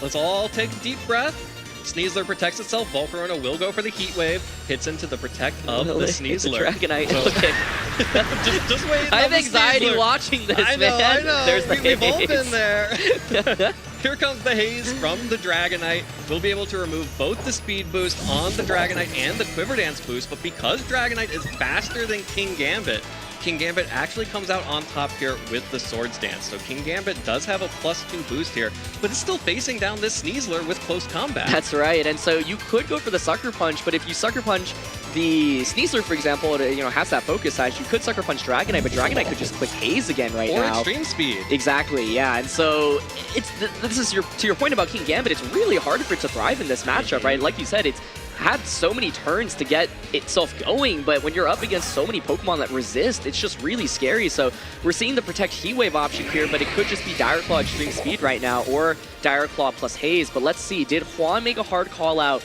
It is going to be the Extreme Speed coming out. Volcarona takes a lot from that, and the Dire Claw. Juan's reads have just been fantastic. Yeah. Juan is not afraid of that Swords Dance boosted King Gambit at all, realizing that it's the Terra Fairy Volcarona that could actually cause trouble for his team. Instead, gets that Pokemon off the field. All Volcarona was able to do after the Quiver Dance was get a little bit of chip damage onto the Dragonite. And now that Sneasler with Focus Sash intact, so safe against this King Gambit, able to pick up that KO. Does have to worry about the opposing Sneasler as well. Could have some interesting speed matchups here. We'll have to see how these Pokemon have been trained to see how these Sneasler are going to interact with each other. Okay, it's finally the Sucker Punch coming out, but it's a lot of work just to get one. Ooh, okay, the and the Sneasler Dire Claw? just gets Dire Claw, but I mean, Skill Shot from Dragonite here, if it doesn't miss, should just knock out Sneasler, and it's a 3v1 against King Gambit, right? And so let's see. Oh, it's going to be the Haze, though. Okay. Okay, that's probably the safer play there. No worries about missing a Scale Shot. Able to get the Swords Dance boost away from King Gambit, meaning that the last two Pokemon that Juan has likely able to survive and just feel perfectly fine with the situation they're in, especially with Volcarona in the back, still has Terra active. Yeah, I am slightly surprised to not see Skill Shot there, but maybe just afraid of missing. However, in doing so, now you do give Sneasler the chance to go for these Dire Claws, and Dire Claw obviously can induce a little bit of variance here with the potential Sleeper Paralysis. If Dragonite had gone for Scale Shot into Sneasler there, well, Sneasler protects, then the King Gambit just feints the close combat, right? Since you've got that Focus Sash intact. So, yeah, I think both options are viable, but I think now Sneasler having this fast Dire Claw is actually quite scary, so let's see. Ooh, Sucker Punch finally lands, hits into the Dragonite, deals good damage, about 50% there, and the Dire Claw will be able to pick up that KO as well. So Pedro has now brought the Pokemon count even in this game. No boost coming out from the Volcarona, not able to pick up the KO on either the King Gambit or the Sneasler, but actually hit both of the Pokemon this time. Dealt good damage to both. And now it will come down to that final Pokemon. It's the Incineroar. Okay. That's actually just going to give a boost to the King Gambit now. And without a Quiver Dance, Volcarona is still slower than Sneasler, but at least you have the Fake Out pressure. Yeah, I think here you could probably just Fake Out Sneasler, Fairy, Terra, Volcarona, just Terra Blast into the King Gambit. This gets around, you know, the Sucker Punches. So we should see Juan, I think, take this game, but it's not over yet. I mean, King Gambit could go for a Protect here. It's still tough. I mean, the Sneasler is still faster, so... Yeah. There is still Dire Claw potential on it now. Okay, we're just going to see the Protect comes out here. But yeah, I mean, Fairy Terra right now relatively safe. And the good thing is you get that Intimidate off against the Sneasler as well. So even if it gets a Dire Claw off, shouldn't be too scared. I mean, you could just like Fake Out Heat Wave here. You could Fake Out Quiver Dance. You could Fake out Terra Blast. A lot of different options. So we'll see which one Juan decides to lock into. Well, because of the Protects coming out from Pedro, that means the optimal choice... Oh, actually, just on the Sneasler, right? Did not Protect on the King Gambit. So going for the Fake Out onto Sneasler. Not actually going to be able to deal any damage to that, but the Quiver Dance, making sure that Volcarona will be able to be faster than the Sneasler, get rid of any potential Dire Claw shenanigans, random sleeps, or anything of that nature that you don't want to have happen to any of your Pokemon here. And King Gambit does get another Swords Dance boost, so at +3, does not have the Terastallization available, but still may be able to deal good damage. Probably not enough because of the Fairy typing, though. Yeah, the question here, I think, is basically, can you get that critical hit? Here we go. +3 Sucker Punch into Volcarona. It is not going to deal enough damage. Does not get the critical hit. No Heat Wave misses here. Terra Blast is going to secure the knockout onto the Sneasler, and we should see Incineroar finish off this game. So, yeah, it was getting a little bit dicey for Juan in the end, but I think he had full control the entire time. He just wanted to ideally not rely on misses. There was just the one opportunity for a critical hit there potentially, but great control of this game. And I love the lead adaptation. I think Juan's predictions in this game were really good, and he was also able to just find these like aggressive double ups. I think the scariest thing about doubling up into a slot is that Pokemon protecting, right? But in this game, we just saw Juan double up into a slot, and both times he was able to successfully knock out the Dragonite as well as the Volcarona. And I like Pedro's decision to try to go back into that Volcarona, but yeah, I was thinking maybe Rillaboom over King Gambit would be a decent adjustment, and in the end, the King Gambit just wasn't able to do too much, although it got a little scary here in the end. Yeah, thinking about it, the King Gambit actually did come pretty close, and being able to have that additional priority with the Sucker Punch did make things a little bit dicier and in the in-game for Juan, especially because, like you mentioned, not going for that scale shot, and who could blame him after missing the double heat wave miss previously, plus all of the other high-profile heat wave miss in the past. If you have such a lead like Juan did in that game, you want to try to close it out with as little variance as possible. Exactly. Go for moves that are 100% accurate. Don't risk it. It's one of those where it's like, it's a 90% chance to just win on the spot, but I've already missed my 90% moves once. Do I want to go for it again? I don't see a 90% chance to win. I see a 10% chance to lose. Right.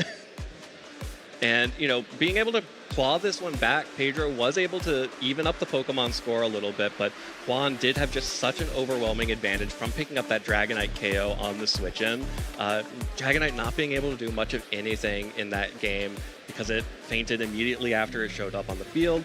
I think the Volcarona switch made a lot of sense for Pedro, but Juan was just able to masterfully position his Pokemon, got a clutch haze off at exactly the right moment to keep that Volcarona in check and allow Dragonite and, eventually the Volcarona of his own to come in and clean up that game. Yeah, it's a really good example of how, baiting out an early Terra, you can then play more aggressively, right? And I think, the double up into King Gambit on that slot on turn 1 was really impressive because I think, King Gambit, might often just want to protect in that situation, but I think Juan was like, you know what, are you really going to protect here? And, I think it makes a lot more sense for you to either just Dark Terra or switch out immediately. I think Pedro definitely had opportunities to get ahead in that game if you're able to call these double ups a little bit more, but it's really hard, right? Because it's if you protect one Pokemon, what the other slot can just get doubled up into. And I think we saw a cool use of Haze in that matchup as well, being able to get rid of all of these boosts. I think normally when I see Haze on Dragon, I'm thinking, well, this is basically just for the Dondozo matchup, but Juan finding a really good scenario to get rid of the opposing boosts on Pedro's end. So I was really impressed by his play in that one. Pedro's a great opponent, and Juan, I think, has been one of LATAM's best players, especially in this season, and he demonstrated why, especially after a 1%, double heat wave miss, still able to come back from that. Yeah, it's a really a true testament to a player's skill and their mental fortitude to be able to have a turn like that happen and then, be able to bounce back from it. But speaking of mental fortitude, we should hear directly from the man himself about that matchup. Let's kick it down to the stage where we've got Juan standing by to be interviewed. Thank you so much, guys. I am here with the winner of this round number 2, Juan Salerno. First of all, want to say felicidades, congratulations. You just got second at Buenos Aires. How confident were you for this event? ¿Cómo de confidente te encuentras después de tu segundo puesto en el especial de Buenos Aires? Estoy contento por haber quedado segundo en Buenos Aires, pero bueno, esto es un internacional y es mucho más difícil, pero creo que estoy en condiciones de poder conseguir un buen resultado, así que voy a tratar de hacerlo. I'm happy about my result in Argentina special event, but obviously this is an international event, so this is more difficult, but I'm hoping to get a good result. Well, this is the same 6 Pokemon that you used in Buenos Aires. Did you make any changes to the moves or Terra or items? Este es el mismo equipo que utilizaste en Buenos Aires. ¿Has hecho algún cambio a tu equipo, algún movimiento, alguna Terra? No, la verdad que no. O sea, es el equipo que armé para ese torneo y me funcionó y confío en él también para ese torneo. No, it's exactly the same team. It worked previously, so I'm confident that it will work again. Well, it did work out great for that match we saw on stream. Volcarona was a huge part of your game plan. Is that something that you're going to continue to rely upon for the next matches? Bueno, hemos visto que en esta partida efectivamente tu equipo ha sido muy poderoso. Hemos visto que el Volcarona ha sido clave. ¿Continúas a seguir utilizándolo como punto clave de tu equipo?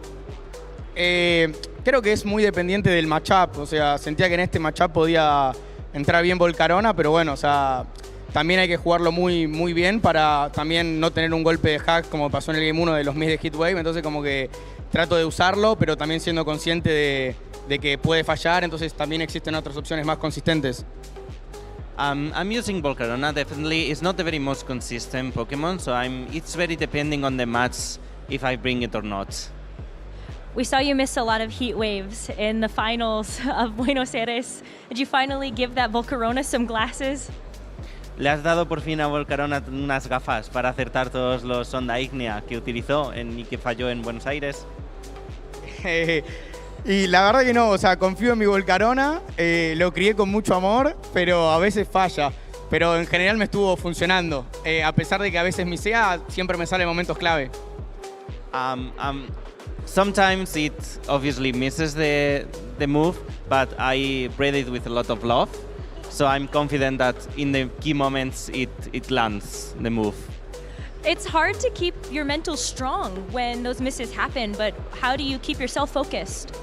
Es difícil mantener la concentración en esos momentos donde Onda Ignea falla. ¿Cómo te mantienes concentrado en esos momentos? Juego hace muchos años, entonces tengo mucha experiencia en este tipo de momentos y trato de, a pesar de las hacks, siempre buscar mi mejor jugada. O sea, a mí me frustra más tener una misplay que un golpe de hacks, porque es algo que no puedo controlar. It's more frustrating making a misplay than landing a miss. So I have a lot of experience and I try to keep concentrated in that moment. And it's much worse making a misplay than missing a move. That makes a lot of sense. Juan, I just want to give you a moment here to say some things to your supporters, to your family, for who support you. Primero quiero decir que estoy un poco enojado porque tuve una misplay en la segunda partida, que eso casi me saca el combate. Y segundo, sí, muchas gracias a la comunidad argentina, a Rodri, que es el chico que me ayudó con la crianza, y bueno, a todos mis amigos que me apoyan de todo el mundo, y y todos esos. I'm a little bit angry about the misplay on game 2, but I want to say hi to all my Argentinian friends, to Rodri, and my family and friends. Okay, muchas gracias, Juan, para tu tiempo. Y Casters, back to you. Always great to hear from our players, and I think Juan making the extremely appropriate and correct statement about, Pokemon is a game with variance. The most important thing is that you make the best play every time. Sometimes, a 1% chance will happen.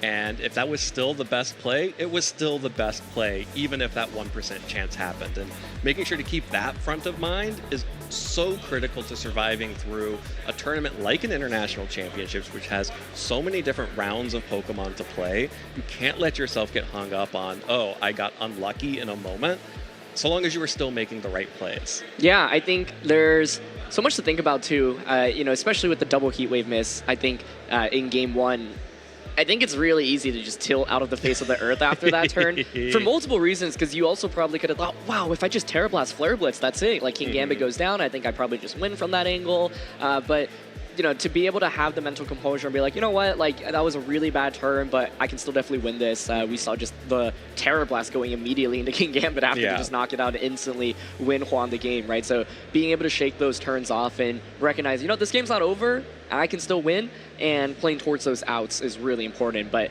yeah, I think I was just really impressed by Juan's willingness to take a lot of different risks throughout that game, and they were very calculated risks. Absolutely. Took some very calculated risks and, played extremely well throughout both of those sets.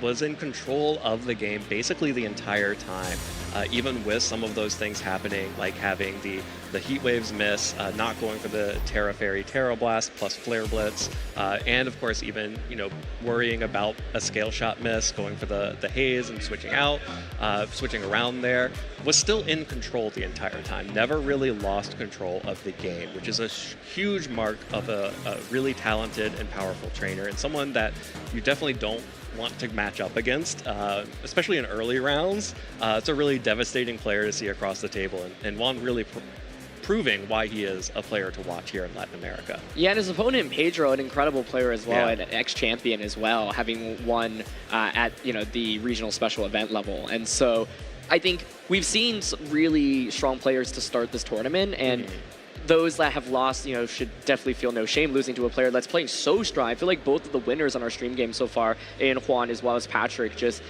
like recognized how to win with their team so effectively and did such a good job. And I think for Pedro, you know, King Gambit, like it could be a completely different game. We could be singing King Gambit's praises right now if it just went for example, Sucker Punch on turn 1 against Volcarona, right? And so it is a tricky Pokemon to use, I think, and Juan just did such a good job of just dancing around it. But against a King Gambit, it often does feel like a lot of these mind games, and Juan was able to get on the better end of it. But Pedro definitely is a player that I could see going very far in this event as well. And I think both of them introducing kind of one of the top team comps that we should expect to see throughout this weekend, which is the Volcarona more balancey teams. And Volcarona looked really good in game 1. It looked extremely good throughout. Actually, honestly, both of those sets. I mean, bringing the Volcarona is part of why Pedro was able to be a little bit stronger in game 2 up against Juan's Volcarona team as well. So I would definitely expect to see that Pokemon continue to rise. And it is really critical to note that a loss here does not mean the tournament is over not by any means. Yeah. This is only round 2.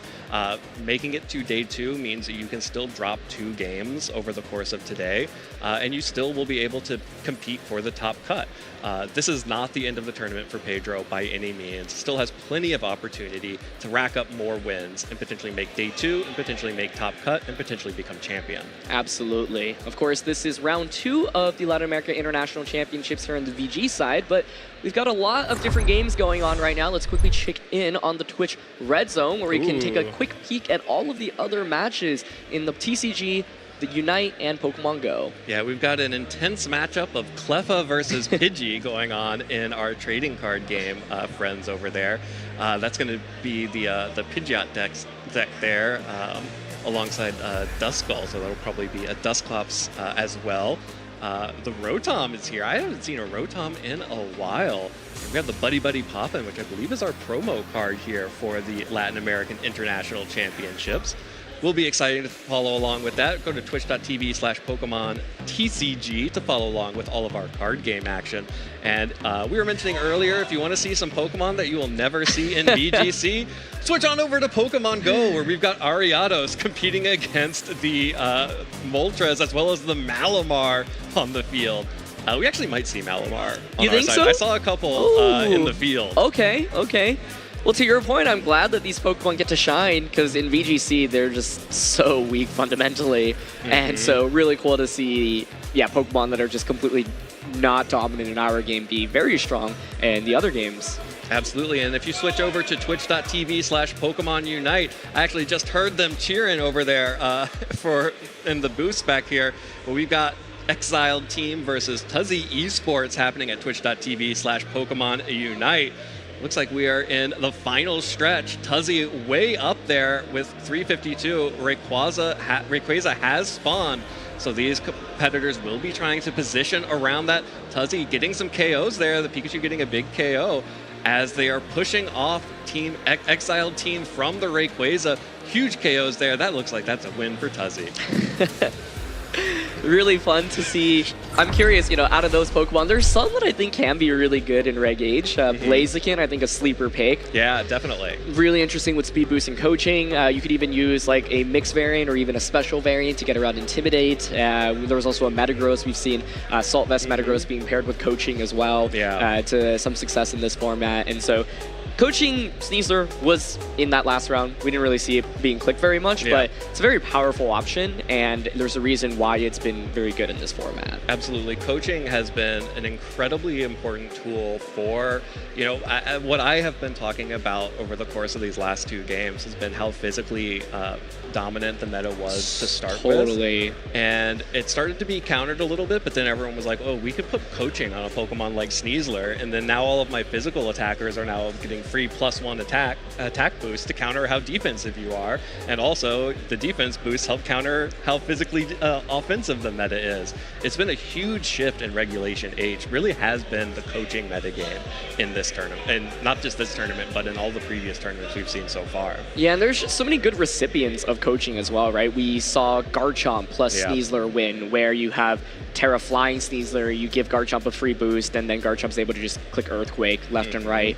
Baxcalibur, I think, a really underrated Pokemon, one of my favorites right now, really strong with that Sneasler as well, able to boost its speed via the skill shot, and suddenly you're at +1 attack, +1 speed, and your defense drop from skill shot is neutralized thanks to the coaching boost as well. And so, yeah, these teams are very physically oriented for the most part, but in that last matchup, we did see Volcarona on both sides, right? It's like, feels like a lot of top teams right now are like maybe like 4 physical attackers, 1 support Pokemon, 1 special attacker, but that special attacker is really, really crucial. You don't want to have a team that fundamentally is only using physical or special attacks. You definitely want to mix between the two, but right now it definitely orients more towards physical attackers in the format. Absolutely. Well, let's take a look at what you at home are saying about the tournament happening right now. Remember to use that hashtag Pokemon LAIC. You know what? I say people at home, but also people out on the floor.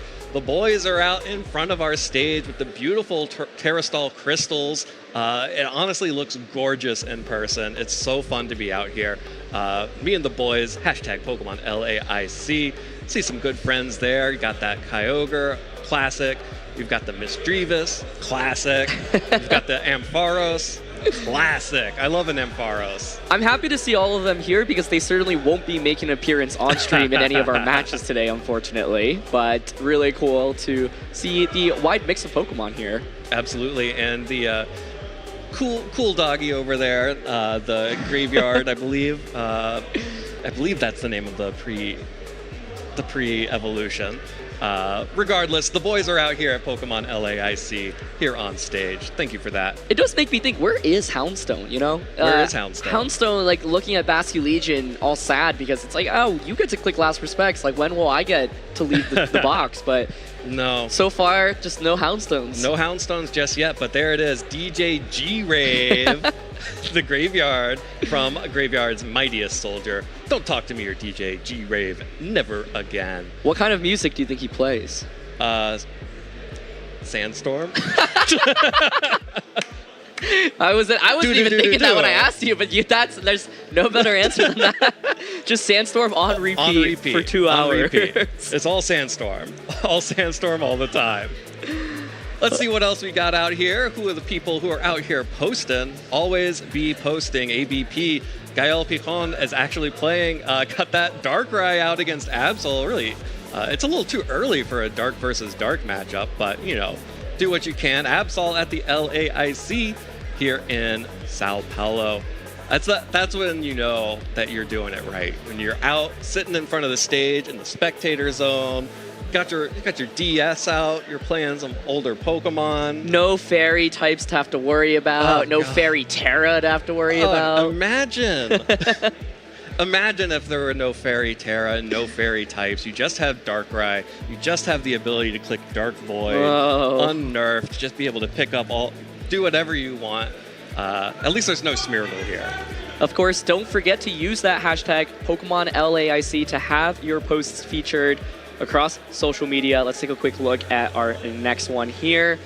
Yeah, this is the best part of going to an international championship and Worlds. As you enter the tournament area, as you enter the stadium, all of our incredible judges out here staffing, cheering on the players as they come in to compete for the international championships.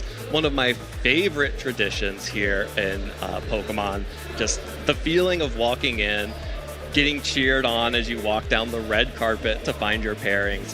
There's nothing like it. And I believe this is the largest LAIC ever in terms of attendance, and so it's amazing to see the scene continue to grow across all of the different pillars. Of course, here we're covering the video game, but we've got the card game, we've got Pokemon Go, we've got Pokemon Unite. So cool to see so many different competitions going on. Let's quickly take a look at our final post here. All right, and there is our Master Professor Becca at Paranoid Oddish. Make sure to hashtag thank your judge at LAIC today. Have a great day one, everyone.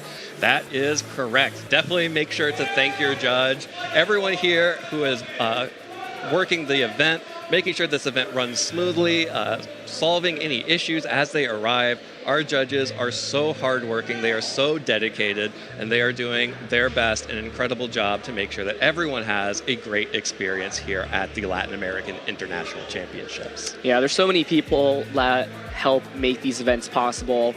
from the tournament organizers to the judges and the staff, all the people that you see on stream helping us coordinate things, of course the staff that helps set up the tournament venue as well. So it really takes an entire village to make these events happen, and we're very grateful to have everyone here. Yeah, absolutely. We're the ones who get on camera and you see us the most, but honestly, we are the least useful people at the event. The most important people are both the players and the judges out there making sure that everyone's having a great tournament. So thank your judge. If you're here, thank your judge. If you're at home, thank your judge. Go to your locals. Thank everyone who's making that happen. And of course, make sure you stay watching our Twitch account here. Here's what we've got coming up for next week.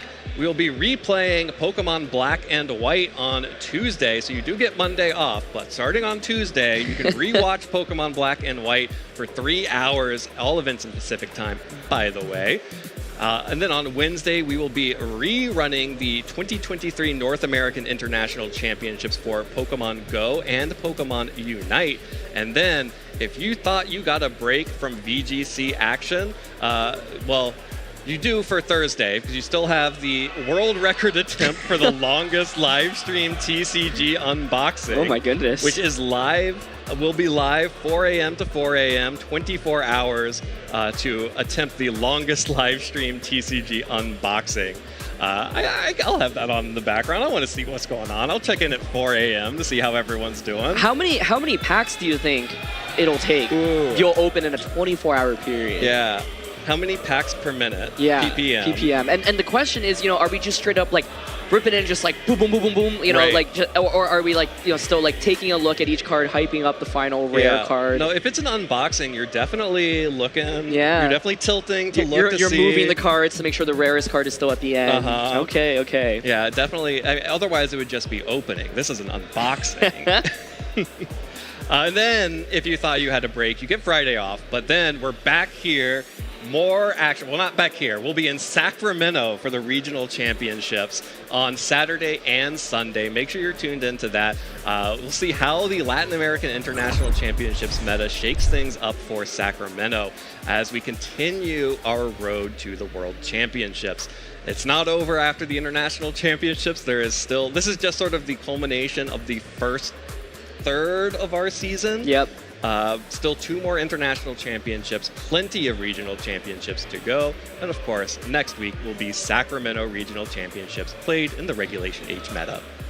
Yeah, I think it's been really fun to see how events impact the next event, because I think it's hard. There's so many new teams, so many new strategies that are rising to the top, but it's hard to like completely adapt your team or create a new team from scratch from event to event. And there will be a fair number of players, especially those that are from North America, who have attended this event and will go to Sacramento as well. And yeah, I think I'm eager to just see if any new teams kind of rise to the top. And we have seen a lot of new strategies, right? For example, we saw Nils Dunlop win with Indie, Choice Scarf, paired with Sneasler, Corviknight, Tyranitar, Excadrill. That felt like a really anti-meta team, and actually I still really haven't seen anyone use it to a really high degree of success after that event, and so that's one team that I have my eye out on. Charizard's been introduced to Lefray. We saw Marco Silva, the winner of LAIC last year, getting second at Gdansk Regionals, bringing it here. And so, yeah, there's this constant question of like what new teams will rise to the top and which top players will potentially adapt them and make them and bring them to the next event. Absolutely. We've only started scratching the surface of the meta here in the Latin American International Championships.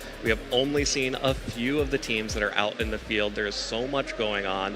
And as we move further and further on into the tournament, I know for a fact there are plenty of players at home right now who are watching this tournament to be inspired for Sacramento. And it makes sense. This is a huge tournament. People are bringing their best teams here because this is an international championship. Everyone here wants to win. They are not hiding anything. If you're going to bring out all the stops for one event, it's an international and then also worlds, obviously. So everyone who is going to be attending the Sacramento Regional Championships will absolutely be watching the meta to see how it develops and either countering the meta that whatever wins here in Latin America, or they'll be stealing it and using it to win Sacramento. Well, we've had some really action-packed first couple rounds, some really big-name, heavy-hitter matchups. We've seen Rain, we've seen Volcarona so far, so we're going to be taking a quick break, and then once we're back, round 3 will be starting soon, and I'm eager to see what other teams will be able to feature here in LAIC.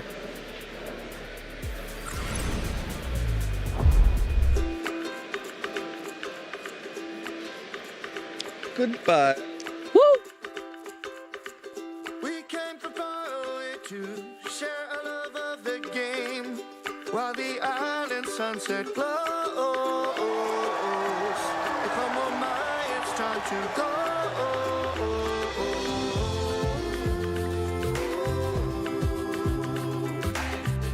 Come on, my, it's time to go.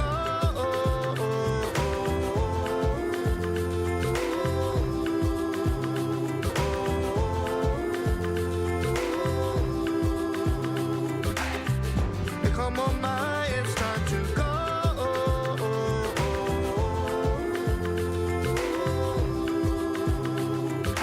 Come on, my, and let the games begin.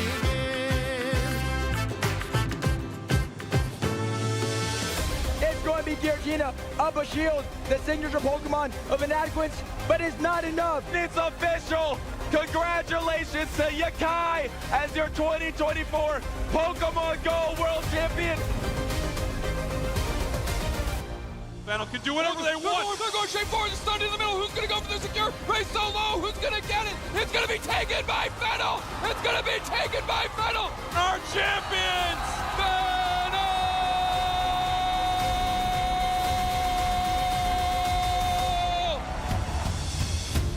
One final count, as careful as possible in this highest of stakes moment. And this is what Sakuya needs in order to become the Pokemon TCG Juniors Division World Champion.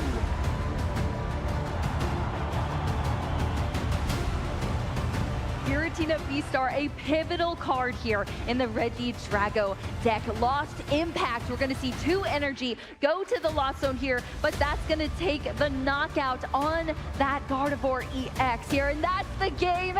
Evan Pavelski is your senior champion here in 2024 at our World Championships.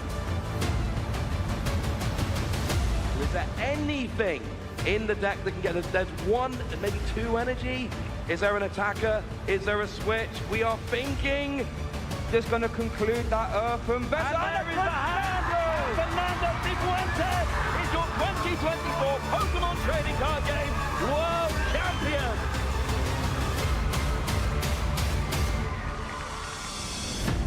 The grass and bug types on the field right now are not threatened by super effective damage. Draco Meteor lands into Iron Treads. It's going to be more than enough for the KO. That's the forfeit. And Kevin Hahn throughout the season has proved he's the best junior in the world. EUIC champion, NAIC champion, and now world champion in the juniors division for the Pokemon video game. Trying to make sure that you can outdamage your opponent, not take too much as Thunderbolt into the Vergraph, more than enough to bring Luke down to final Pokemon. And with the Sportive one, and the only move of choice being this foul play, does Luke have enough to close this out? Instead, the forfeit's locked in, and with that, Ray Yamanaka is gonna be your Pokemon World Champion here in the Seniors Division.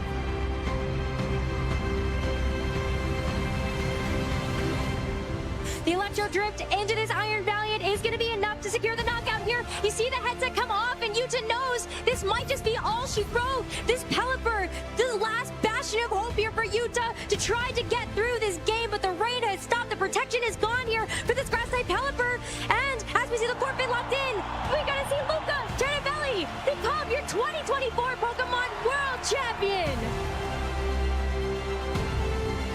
After winning the World Championships, really I haven't still kicked in how much this brings meaning for me. 世界大会を優勝できないと思っていたので、とても驚いているし嬉しいです。I'm feeling very happy that I won Worlds. I did not believe in myself after day 1, but my brother pushed me through it. 世界一取ったぞ！最高です。優勝できたからです。我感觉非常的开心、兴奋以及自豪。下位チャンピオンになって、あまり実感はないんですが、すごいことをしたなっていう気持ちがあります。感謝したい人は、ここまで連れてきてくれた家族と練習を付き合ってくれた父です。right now I'm feeling very good. After this, you know, I'm going to show up to Worlds next year since I got my auto invite and to see how that goes. Realmente bien, no sé cómo explicarlo, se siente increíble.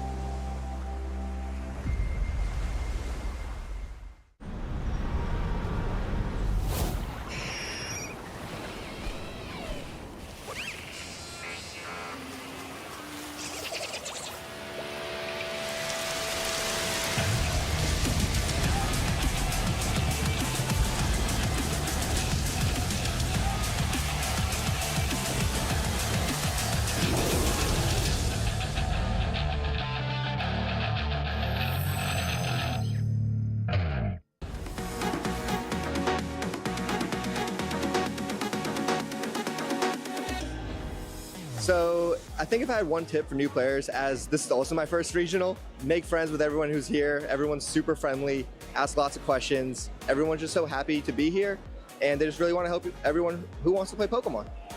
If I had one tip for a new player, it'd be to practice, to scrim a lot of people and just keep practicing. A tip I would have for new players would be if you just pick a deck and you practice it a ton and you just play it, then you can do well. It's a game that you learn by doing, so getting in as many matches as you can and learning from your mistakes, making note of any misplays, any ways that you could have played better. One of the things that I did to prep for this tournament was practicing with my friends and playing some friendly sets and just kind of sharing feedback with each other. And so really having that community helps a lot. Practice is the biggest thing, really. If you're not practicing your events, you're not going to know your matchups, you're not going to know what to play, and you're going to have a bad day. But if you pick good decks, practice lots, you'll do well eventually. Watch streamers and play popular teams. A tip I'd have for new players is to play whatever deck you're comfortable with and what deck you like the most, because you'll have the most fun that way.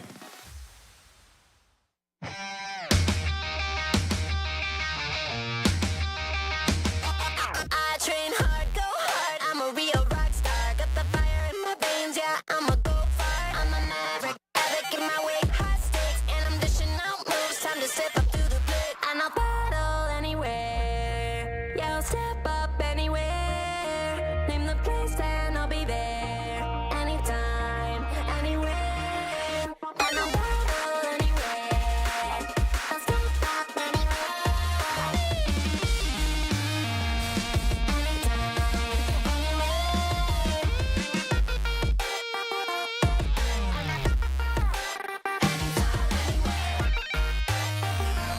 Anytime, anywhere. I'm a battle anywhere. I'll step up anywhere. Name a place and I'll be there. Anytime, anywhere. Anytime, anywhere.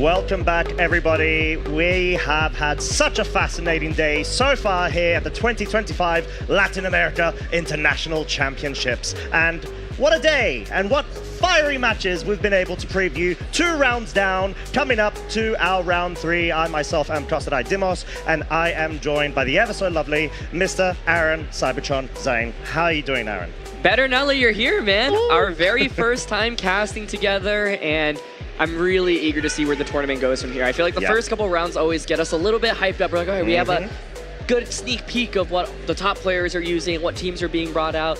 And I'm really eager to see where things go from here. Because so far, it's definitely been Pokemon and strategies we've expected to see, but we've seen masterful execution by a lot of the world's best. 100%. And I mean, not even masterful execution. We've actually seen some very fast sets. 2-0 so far with both round 1 and round 2. Just going to show how locked in our trainers are going into this prestigious tournament. And of course, great representation with that last round from one of the finest in Latin America, Juan Salerno, in the way that he was able to navigate that board state quite, I don't know, quite strongly, because he was able to just recognize the main sort of piece that he was looking for was that Volcarona that had a fairly decent matchup, as long as, let's say, the opposing Volcarona, let's say from Pedro's side, doesn't actually get set up, and sort of we have this weird confrontational setup war between them both. Absolutely. We just saw Volcarona versus Volcarona. It was interesting because in both games there was like one Volcarona on the field doing some work, and then the other side didn't actually have Volcarona, and then like in game 1 it was one player bringing it, the other player not bringing it. In game 2 we saw Volcarona on the opposing side go down, and then Volcarona came in on the other side. But this is a Pokemon that was really picking up in popularity, especially over in Europe across the last few weeks, especially with the Gdansk Regional Championships. Yes. And what's interesting about Volcarona is there's a lot of flexibility in how you can use it. Evan and I were talking about that going into that last match, but this is kind of the standard set you're seeing right now with the Quiver Dance. Giga Drain is on the screen, but Terra Blast with Fairy Terra has actually become increasingly popular.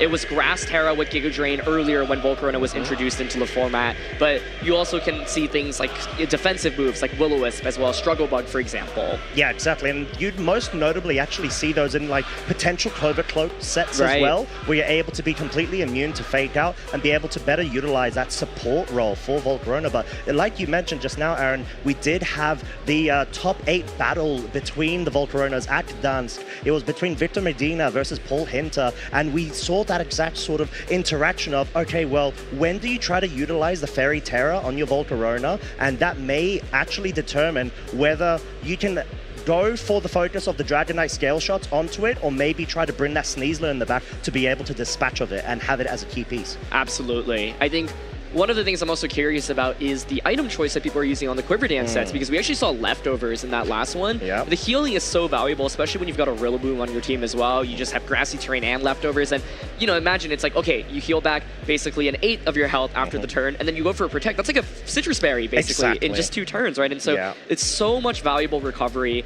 But some people are using the Covert Cloak so that you don't have to deal with, for example, turn 1 Fake Out. You don't have to worry about stat drops from something like an Icy Wind, for example, or Electro Web.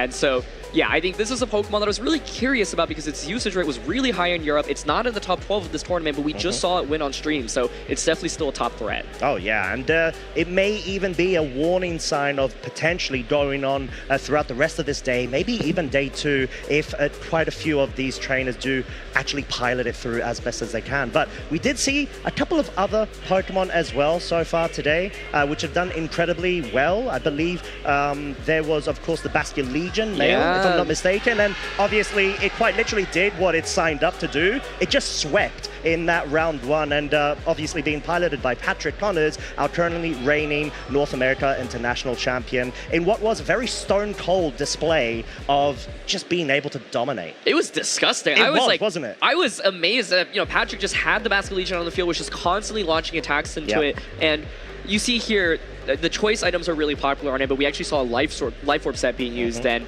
you know, the flexibility of Life Orb is being able to protect. And what we saw when Patrick played on stream in the first round was his opponent, James, was really scared about Bastion Legion going for a Terra or Protect at any point. And Patrick was like, you know what, I'm happy to just launch attacks with it right now. I think a lot of the logic that Patrick probably had was, okay, even if Bastion Legion goes down, I get a free switch into something else like the Archaldon in the back. But he got so much more mileage than probably he was even expecting from Bastion Legion 100%. in that round 1 set. And so this Pokemon just does ridiculous amounts of damage. Like when you combine all these multipliers, whether it be Rain boosting your water type damage, adaptability, Choice Band or Life Orb, Water Terra, there's just nothing that really resist this Pokemon. And it's actually, we saw Gastrodon on one of the players' teams in the last round. Gastrodon actually very valuable in redirecting those water type attacks away. Yeah, I mean, Juan may be a prophet of sorts, being able to anticipate the Bastion Legions going a bit wild as they have been throughout the meta. And I think, like you said as well, Aaron, you've got the variety of different sets. Obviously, its main purpose as a role is sort of like the wall breaker, you know, like late game sweeper, especially because of the Last Respects interaction too, being able to increase and compound the base power based off of course, your own Pokemon party's own KOs. But I think seeing that Life Orb, like you mentioned, does apply that flexibility to not be locked into a choice item, to be able to, I don't know, like as we saw Patrick do in game 2, it somehow stayed on the field throughout the game, and it was just focusing on picking up those crucial KOs and playing around a bit with Protect. Absolutely. I think one of the things I'm also curious about is the Terra choice that people are using on Basket Legion. We've seen some people use Grass Terra defensively. It also allows you to ignore Spore from Amoonguss, ignore Rage Powders, but Water Terra just so powerful. The multiplier is so nice, and then getting rid of that Ghost typing is also really valuable because King Gambit is one of the most common Pokemon in this tournament, so being able to avoid getting KO'd by a Sucker Punch immediately is really important. But there is actually a very cool interaction that I found out recently. If you do Terra outside of your Ghost typing with the Basket Legion, you actually drop an additional boost that you normally would when using Last Respects. It's actually a very individualistic mechanic that does really force the trainer to be able to consider their options and whether they want to commit to a non-Ghost Terra, depending on the situation, to be able to pivot yourself through and gain the advantage with the board. Yeah, and of course, Basket Legion so commonly paired on those rain teams. Archaludon really its partner in crime, Pelipper, of course, supporting the entire trio, but Archaludon easily one of the most popular Pokemon in the format, and a really interesting one to pay attention to as well, because I think I have questions of, are we seeing just the classic Assault Vest sets that have been popular since day one? We've seen Archaludon use all of its different abilities. Even Stalwart was being used. Sturdy with Power Herb was very, very popular. But on these rain teams, it seems like for these open Team Sheet Best of 3 tournaments, the classic Assault Vest set with a defensive Terra like Grass, for example, is still just really, really consistent. But this is just really one of the best Pokemon that's been introduced, and it can flex onto a lot of different teams. Doesn't always need just the rain. Oh, 100%. As long as you got the support for it by its side. Obviously, like we mentioned, Pelipper, another Pokemon as well that's really well paired with it is that Rillaboom, and we saw, of course, Fedecampo be able to bring this very unique set of loaded dice Bullet Seed to be able to apply those support boosts with the stamina and get that rolling and stacking. But another Pokemon that is definitely not flying under the radar, very much over, is the Dragonite, which we did see had a very big surge in usage going into this event in day 1. Yeah, this Pokemon, people finally realize, okay, loaded dice Scale Shot is ridiculous, right? Like when Sneasler is the #1 most common Pokemon in the format, having a way to knock it out through Focus Sash in one hit is really valuable, and that Skill Shot loaded dice combination is perfect for it. This attack just does so much damage and critically gives you a speed boost as well, right? And so it just turns Dragonite into such a huge offensive threat. What's really interesting is you'll have the Extreme Speed for priority, and the Haze and Protect is the standard set right now, but we've seen Assault Vest, we've seen Lumberry being used on this Pokemon as well. Yeah, and I think being able to have so much flexibility with optimizing the different sets that you would normally run is so crucial to be able to have a Pokemon like Dragonite have this multi-role positioning as a piece when it comes to your team composition. And like you mentioned, there is the interaction of Scale Shot. You drop the defense in favor of that +1 in speed, but when you're paired up with, let's say, like a Sneasler or any form of coaching support Pokemon by your side, all of a sudden you just nullify that defense drop, and it really does become such a wall breaker, even though initially you'd think, okay, well, that's not the set. As long as there's a non-fairy Terra or fairy type Pokemon on the other side, you've really got to respect it when you see it across the field. Yeah, I think there's a reason why we're seeing a lot of Fairy Terras being used in this tournament as well, and it's very much because of the existence of Skill Shot Dragonite. Fairy Terra, definitely one of the most effective counters. You just become completely immune to the Skill Shot. Dragonite normally then only has Extreme Speed for offense on the standard set. So I'm really curious. I'd love to see a breakdown of like percentage of players using loaded dice versus any other item in this tournament, because it feels like the loaded dice set has really risen to the top. And one of the other things I'm curious about is whether or not they're all still running Haze, because I think, for example, Tailwind's a really strong option as well. But we actually saw how effective Haze could be in that second round set, being able to get rid of boosts from Volcarona as well as King Gambit. Believe it or not, I've actually started seeing a bit of a surge of Tailwind being opted onto the Dragonite, and either trainers drop the Protect and they're saying, okay, well, I'm just going to go all in, I can't drop anything else, I'll just might as well add Tailwind, or they start dropping Extreme Speed, which, depending on the team composition, let's say if you've got like Psych Terrain on your side of the field, you can actually afford to drop it in favor of that additional option of that speed control. Absolutely. And so this is a Pokemon to definitely pay attention to. We just saw our round 2 matchup, both opponents or both of our featured players having it, and It's just so good. I think my main question is, where are the other loaded dice users? Because I think like loaded dice Excalibur really is strong. Mate, I know. Underplayed. Tell me about it. No, it really is. And I think the beauty of Excalibur is the fact that it naturally has a faster speed tiering versus the Dragonite, and you could probably opt in for like an Adamant Nature and still outspeed Adamant Nature Dragonite in order to be able to clean straight through that multi-scale if there is no terrestrialization on it. Yeah, I think what's also fascinating about Dragonite is the ability choice, because Inner Focus was really popular, and we do play a format with a lot of Fake Out users, and Incineroar, Rillaboom, and Timid exists as well, but multi-skill is also just such a remarkable ability, and it turns out just with it, you're able to effectively get these skill shots off so much more easily. And that makes a big difference, because a lot of times, like, the loaded dice Dragonite sets don't even really have bulk. You know, you just invest max attack, max speed, and the idea is, you know what, it's fine, because with multi-scale, I'm already pretty bulky through that ability. Exactly, and it sort of like is a red herring as well for your opponent. It attracts unwanted attention because you have to respect it that much. You want to try to prioritize at least breaking the multi-scale in order to allow any other Pokemon that you have to clean it up that normally, let's say, because of multi-scale, wouldn't be able to hit that notch of the calculations. But enough with this dragon. Let's talk about another very famous dragon, that being our Charizard. I know we spoke about it just before now with the options, Terra Grass, but we have also seen Terra Fairy being opted in too.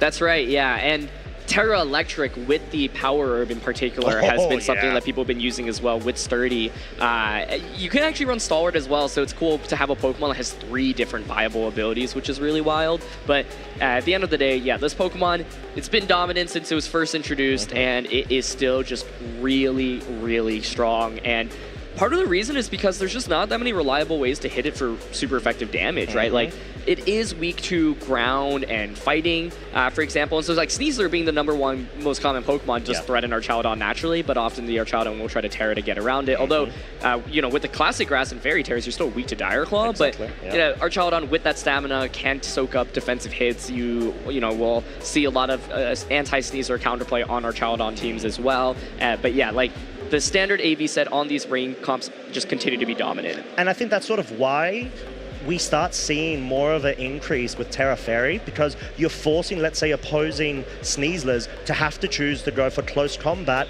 or Dire Claw and make that 50-50 read on whether you're going to actually terrestrialize outside of that fighting type weakness, because we know that Adamant Sneaslers do have a very good chance in actually picking up the one-shot onto our Charizard, which really increases the amount of mind games at play. But yeah, I mean, we've already spoken about it multiple times. Our Charizard is a big threat. So far, Aaron, this season, it is a 3-time major event champion. Is it going to go for yet another? Rain looks really good so far in this tournament. We saw it win round 1 on stream, and its usage rate feels quite high as well, with Basculation, Pelipper, and our Charizard all breaking the top 12 of this tournament. So definitely something to pay attention to. I want to see the other weathers. Oh, yeah. Not Charizard, though, right? According to our discussion from yesterday. You know, Heat Wave is really scary. We just saw a double Heat Wave miss on stream. And very true. Volcarona is a Pokemon that can afford to miss Heat Waves a little bit more, because you're bulky, you have recovery with leftovers, you have grassy terrain. Charizard, if you're missing a crucial Heat Wave, goodbye. You are cooked, my friend. Unintentionally cooked by yourself. Exactly, but, yeah. I think, though, you do raise a very fair point. We've seen Weathers actually do a really good job in being able to dominate.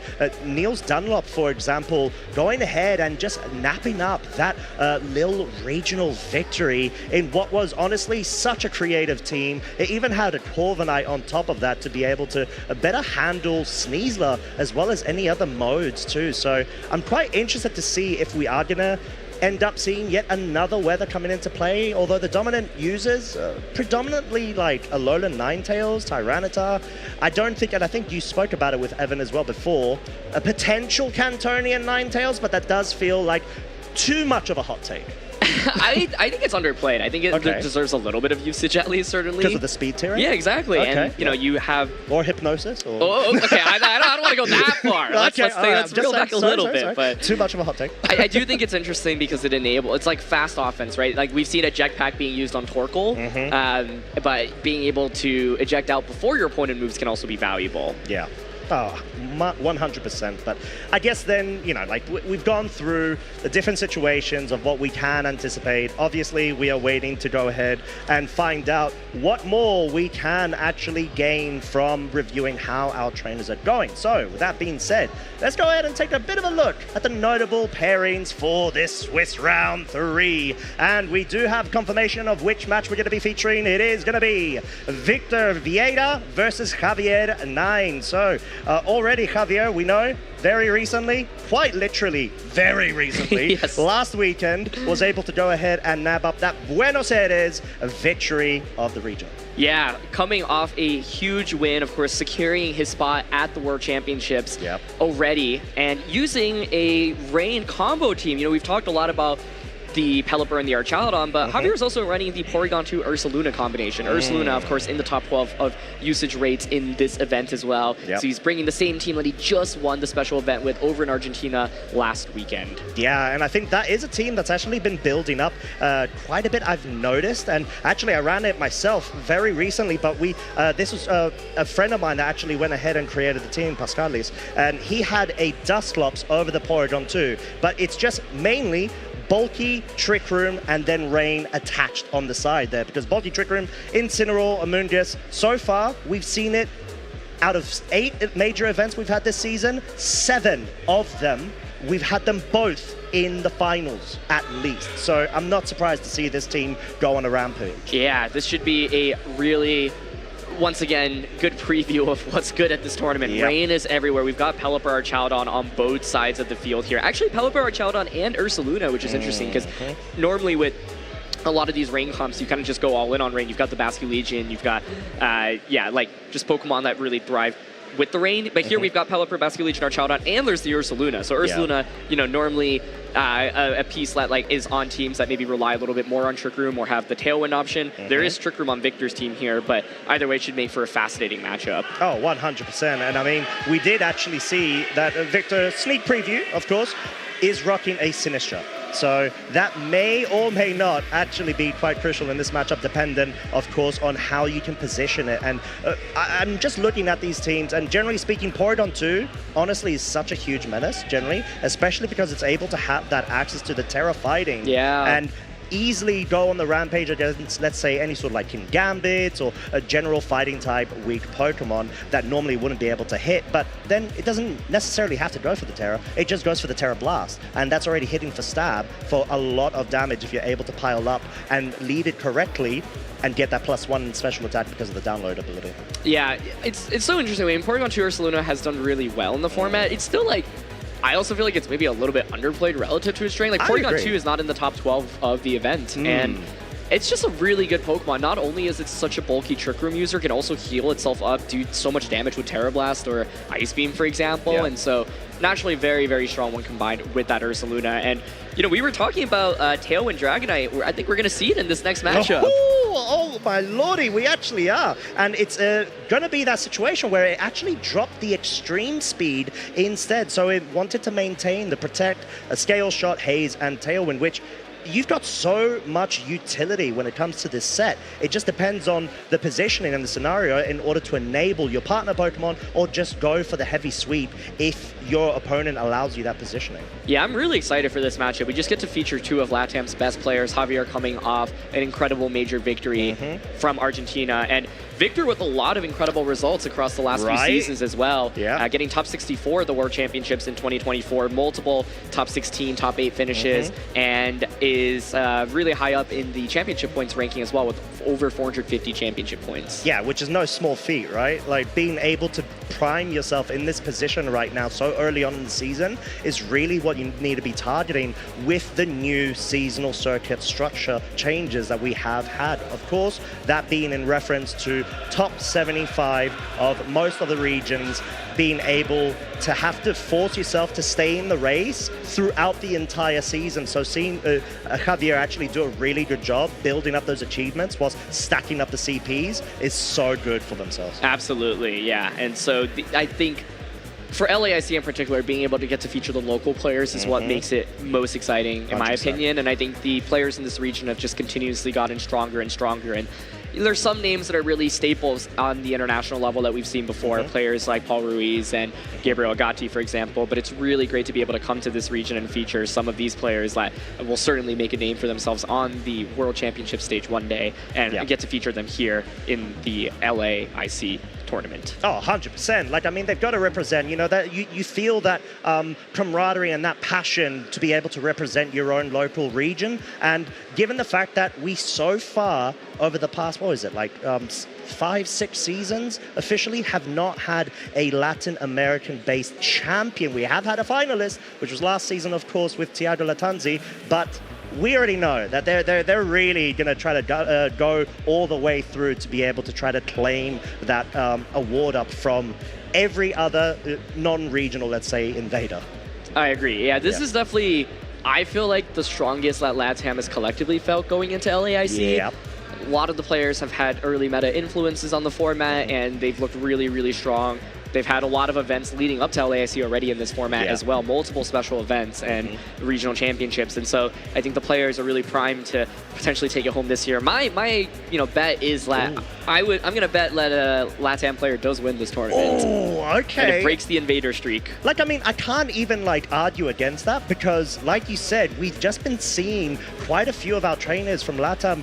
It really influenced the meta. I mean, like Gabriel Agachu, for example, with that well-known team that Paul Chu was able to actually go ahead and guide through to the finals of Baltimore earlier this season, being able to have the double dragon, you've got the King Gambit, you've got the snow, of course, via access of the Alolan Ninetales. Although, obviously, like one event after, I think, at Joinville, or 2 events after, Joinville Regionals, able to just go ahead and win first the whole and thing second himself. place. Yeah, with a Specs Alolan Ninetales. Definitely not what you expected, but something that Gabriel was able to identify. And then obviously we've seen that have repercussions and influence on the meta later on. Like Victor Medina, for example, being able to reach the finals as well of Lille with that same composition. Yeah, it's so fascinating to me that we had that team. I think it's really not been used as much recently. And then now Alolan Ninetales usage also feels like it's not very high in this tournament in particular.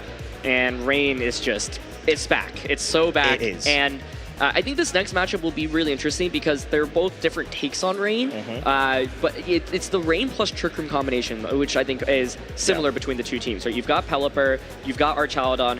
Ursaluna being slotted on these Rain comps I think is really interesting, and I think the idea behind it for Javier's team, for example, is, well, you have the Rain mode with Pelipper or Archaludon, or you can just go Trick Room, Porygon, Instant, Ursaluna, Amoonguss as a core, for example.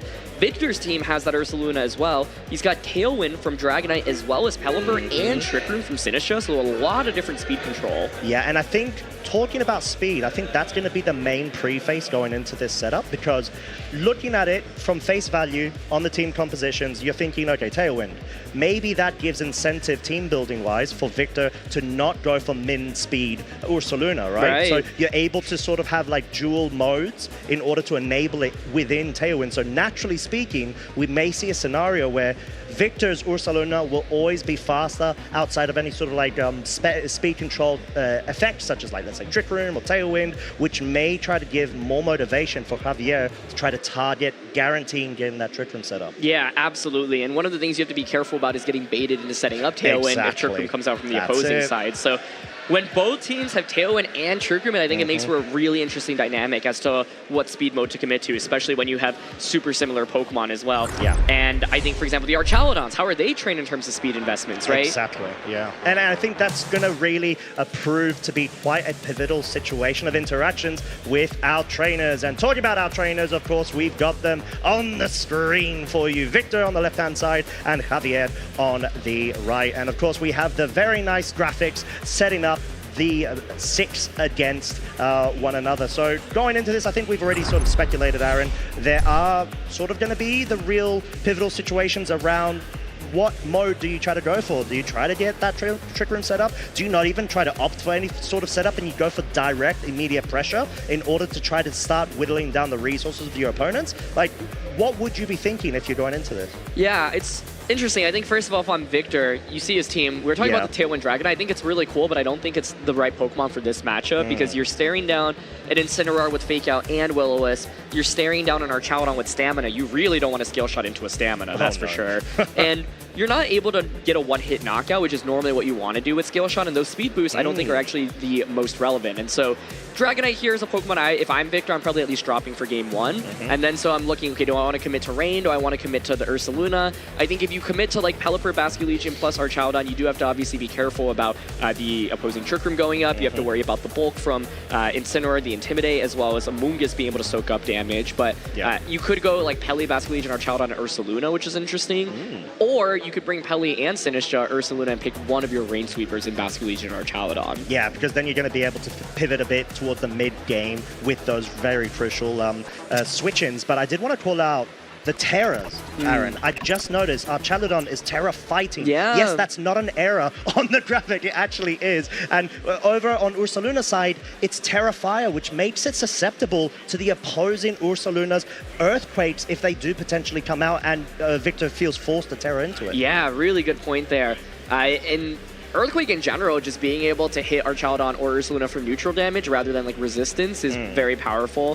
Fighting Terra and Archaladon is interesting. I think it makes a lot of sense because first of all, you get a stronger body press, but then also we were saying kind of the classic problem with Archaladon is even if you Terra, you're still weak to Sneasler when you're that Grass or Fairy Terra. But with Fighting Terra, you're no longer weak, and you take obviously a lot less damage from Dire Claw, which is important. And so, yeah, some very unique Terra types being featured here. Yeah, and I'm quite curious to see what both trainers are going to try to think about the leads, because it's going to be so crucial in order to have that first foot in this set. But we do have Javier's team as well featured on this lovely graphic, and it being pretty standard in comparison to the Terra options that we've seen over on Victor's side. Like we mentioned, Porygon 2 is going to be a potential big key player, but that Ursaluna standard, but it works so well and it's quite consistent. As long as you're able to bring in the support of, let's say, an Incineroar and a Amoonguss, you could get some really good rotations going in order to have positive synergy,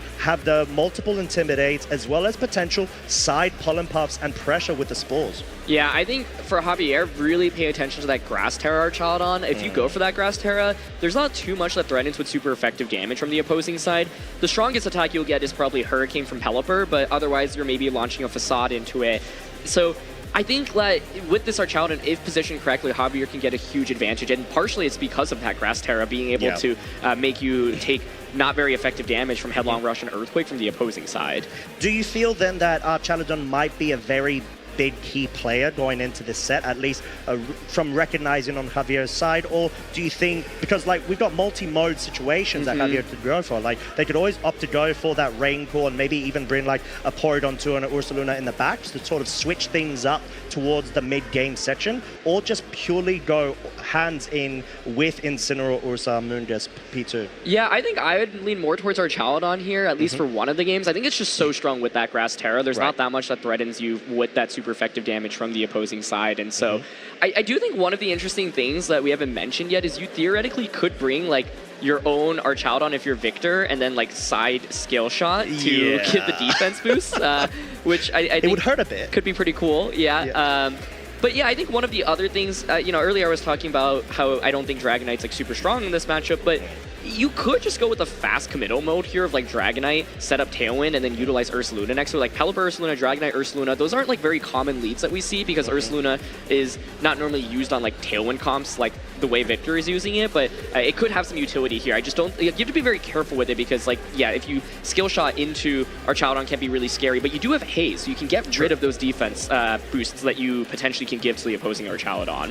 Very, very true. And I think it's all those little nitty-gritty interactions that really are going to try to be the building blocks to what we're about to go ahead and witness. So of course we are going to get into this game one imminently as the leads will be revealed over on Javier's side. We've got the traditional Incineroar and Porygon 2 lead versus the Dragonite and the Ursaluna, which actually now are at -1 of their attack, so already at a slight disadvantage, but you did mention the Haze is always a good option here. Yeah, Porygon also gets that special attack boost, so right now, like, there's a lot of threat just with, like, Fake Out and Ice Beam, for example, right? It's a really key Intimidate coming out immediately. Earthquake will deal decent damage, but the Flame Flame Orb hasn't activated yet. So yeah, it looks like Victor wants to get rid of those stat boosts and decreases immediately. Intimidate, I think, really, really scary here. Instant was a great bring here. And Javier actually leaning more into Instant Porygon. So the question now, I'm very curious, what is in the bag? Is it that Ursaluna Mungus tool that you were talking about? And I think being able to sort of like have those rotating elements to your mid-game scenario if you're Javier really will prove a lot of momentum swings once you get that Trick Room set up, which clearly seems to be Javier's idea here. But we already have a switch out here, not even opting to go for the Fake Out, just wanting to fully commit and get that Flame Orb interaction whilst potentially going into Trick Room. Yeah, so the Haze comes out, you know, that turn, both slots were vulnerable to something like Fake Out plus Ice Beam, but Javier decides, you know what, my goal is to prioritize Trick Room in this game. And he might be thinking, okay, you know what, the reason for this is because Ursaluna under Trick Room will be the fastest Pokemon in this matchup. Yeah. And to your point, he's probably thinking, well, you have double Tailwind on your team. Your Ursaluna is probably faster than mine, right? So the logic is, you know what, let me just get my strongest attacker out. I know that your Ursaluna is Fire Terror, so you're really just consistently weak to Headlong Rush, right? Like, you can't, you're going to take at least neutral damage from it. You also don't have to worry about facading into potential Ghost Terra, for example. And so now Incineroar could potentially just switch back in from the opposing side. You are still vulnerable to Ice Beam onto either Pokemon right now. So Javier sets up Trick Room. How much value will he be able to get from it is the question. Yeah, and I think this may be a situation that you might even try to rotate the Porygon too and try to get an Amoonguss immediately in order to try to have that support available on the hand side. But we've just got to protect from Victor's side, wanting to try to waste away a couple of turns of Trick Room, and he caught the Facade target there too. Yeah, it's a big, big play because, it's the double into Ursaluna. No. The Ursaluna on the opposing side's already taking a lot of damage. Dragonite now gotten rid of the Haze. No attack drop. Scale Shot onto the Ursaluna. Let's see how many hits it gets, but regardless, this is a lot of damage. 3 so far, going to 4, guaranteed, but is it going to hit a 5th time? Oh, it is! That's going to stack up. And I mean, what a way to be able to flip the momentum completely on its head whilst you are at a disadvantage. You're in Trick Room against Pokemon that are both slower than yours, and you're already coming out on top, I'd say. The Ursaluna's nearly down for the count. Surely like maybe 2 or maybe 3 turns of incremental damage due to that burn. Yeah, coming into this match, I was like, I don't even think you bring Dragonite into the matchup. Right. And I was like, oh, maybe you could use it for Tailwind, but Haze and Scale Shot has actually been so effective right now, and I think Javier, they're really looking to just play really aggressively, knock out what is the biggest threat in the Ursaluna, but yeah, it turns out once you have that damage, it's really scary. And to your point, Amoonguss could have switched in last turn, which would have pressured like self-pollen input, but now you have to worry about, for example, Extreme Speed coming out. You could Ghost Terra, though, to get around Extreme Speed, but do you want to do that? Yeah, and it's sort of, there are the mind games as well of the Facade. Like we just saw Victor switch in that Sinistra, it is that Ghost typing, so you've really got to respect it if you are Javier's Ursaluna on the other side. An attempt here, actually, Dragonite trying to go for the Protect, but understandably because no other Pokemon prior to that actually was able to go ahead and get a move off. We saw that the Dragonite's Protect did fail, which does mean it has it available for the next turn. Yeah, and I was saying Extreme Speed. This Dragonite doesn't even have the Extreme Speed, so that's not something you have to worry about. Yeah.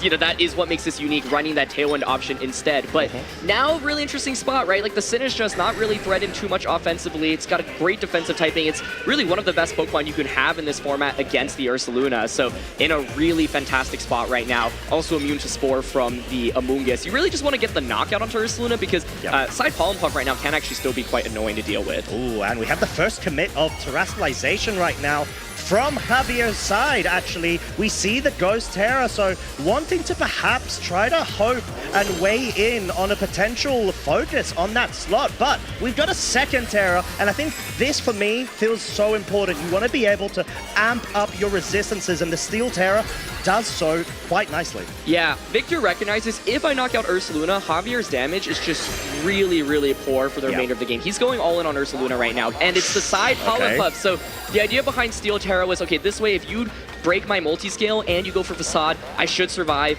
either way. And wow, yeah, look at that. It doesn't even take half its health, and now you get the Machigacha and Dragonite gets to launch an attack off. And you're probably not going to go down to this because you've Terra'd outside of your weakness to Grass, so good adaptation there from Javier, and sort of like what we were talking about, Amoonguss can be so pivotal here, but the Scale Shot, it does connect, it hits a second time, going on to third. This is looking like it's picking up the KO. With the burn, yeah.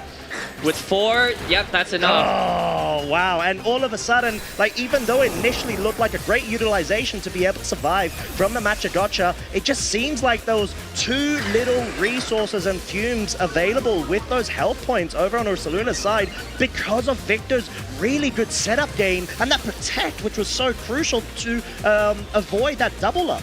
Yeah, this is so fascinating because coming into this matchup, I was thinking, oh, Javier should just go with Archaladon. Right. Victor probably doesn't want to go with Dragonite because it's not amazing into Archaladon, but Archaladon isn't brought out on the opposing side, and Dragonite has put in a ton of work with this skill shot and having that multi-skill available. So Incineroar comes out. Incin right now does put on a ton of offensive pressure, right? You have that Flare Blitz. It deals really good damage, but we see that Pelipper is waiting in the back, and what better Pokemon to have against Amoonguss and Incineroar than Pelipper? No, it's fantastic. I think just Victor being able to really manage the board quite triumphantly in sort of the face of the Trick Room bulky mode that Javier sort of just wants to pick up and sweep with that Ursaluna immediately. You thought, okay, well, surely Javier's momentum's just completely swung in his favor because of that turn 1, but just being able to see Victor bring the scales back is quite fascinating, no pun intended, with all the scale shots.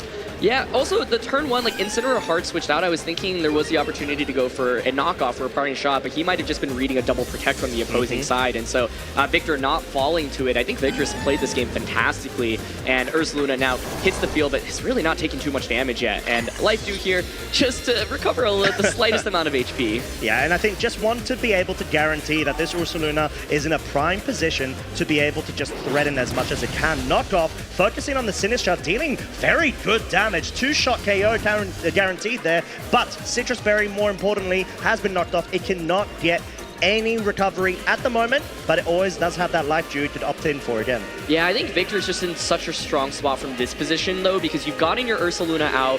There is no Terra option from the opposing end anymore, and these Pokemon don't really carry Protect, right? So you're able to just freely launch your attacks off. Amoonguss doesn't have Protect, the Incineroar doesn't have Protect, Porygon doesn't have Protect, so you're getting guaranteed damage with Ursaluna each turn now. Ooh, but we do have a speed interaction situation here. We do have the Incineroar. Naturally, most of them will be faster than the average no-invest speed Ursalunas. We'll be able to get that quite crucial -1 now onto the Ursaluna, but like you said, it kind of feels like a bit of an Earthquake simulator because you've got the grass-type support Pokemon on the side, but not even opting for that Facade, not being quite enough, and Ice Beam actually going and picking up that Sinistra. Yeah, it gets the KO, but now we know Victor's got Pelipper in the back, so you don't mind Sinistra going down here. I think Sinistra really great bring defensively to deal with the Amoonguss Ursaluna duel that Javier had, and so I think normally with Sinistra you want to get a lot of value out of its ability, obviously, but even just forcing like a Terra out of the Ursaluna, being able to ignore Rage Powder, being able to be immune to Spore, fantastic brain here, and Pelipper, the perfect final Pokemon to come out in this position. You've got Hurricane plus Earthquake pressure right now. Yeah, and I think, like you said, Javier has no options to Terra out of this, right? Yeah. Like, and you're going to have to take a KO here, and the trade from before really paying off, because even if, let's say, for example, Ice Beam doesn't come out in the Sinistra, you're probably just going to go for a Life Dew, or even try to get some damage dealt onto the Porygon too, which may or may not actually have been enough to pick up the KO if it did connect. Yeah, and once again, none of the Pokemon can protect right now, so it's just guaranteed damage, hit after hit after hit. Hurricane comes down, that's just a one-hit knockout off the Amoonguss. Okay, it gets a critical hit, but I think Earthquake would have KO'd anyway. I was mainly thinking, okay, does Javier have a chance if he switches Porygon onto Incineroar, gets the Intimidate off, and then you're at -2 attack? But I was like, without a Citrus Berry on the Amoonguss, I think it just fates the Hurricane and Earthquake anyway. And so really safe play by Victor there. And once again, you know, if you had Protect on Amoonguss, you could maybe protect Amoonguss, bring in Instant Threat and with Fake Out. But the reality is that Victor just has so much more damage. Javier, with that core that he's brought, relies so much on Ursaluna, and Victor did such a good job of just neutralizing it early in this matchup. Absolutely dismantled it, and in what fashion as well. And the fact that now we only saw like the Pelipper being a crucial role to sort of act outside of Trick Room and for the mid to end game situation. Knockoff not being able to even guarantee a 2-shot on this Pelipper. We know how bulky it is physically. Weather Ball right now, of course, in rain is enough to pick up the KO, and all of a sudden Victor has absolutely forced game 1 in his advantage. Yeah. Really impressive play with the Dragonite. Like, I kind of discounted it coming into this matchup, and it really proved its worth in that game. I think there are a lot of interesting interactions. I think turn 1 alone, so much could have happened differently. You can go Fake Out plus Ice Beam into the Dragonite slot, for example. That's a KO right there. Then there's no haste potential. You called out the Incineroar speed interaction. You could knock off the Ursaluna, denying it that Flame Orb, get rid of it, and then the Ursaluna is so much weaker as well. But instead, Javier goes for kind of a hard call out, thinking, you know what, Victor's not going to, he's probably going to like Terror, protect the Dragonite, maybe even switch out of Intimidate. And that Earthquake damage proved to be really crucial on the opposing Ursaluna, because then it's at 60% and then Scale Shot just does so much damage onto the opposing side. One of the key turns was turn 2 when you had that double up into the Protect. Yeah, I think it was the biggest turn, in all honesty, because you're able to just not only waste an additional turn of Trick Room, you're able to just really position yourself, like you mentioned, to put that Ursaluna within the range of just being chipped away. And unfortunately for Javier, there was that one opportunity that during that turn could have actually hard switched the Porygon 2 out, bring the Amoonguss in, maybe even opt to go for a defensive Protect there if you just want to try to make sure that Ursaluna doesn't get chipped away at all. Absolutely.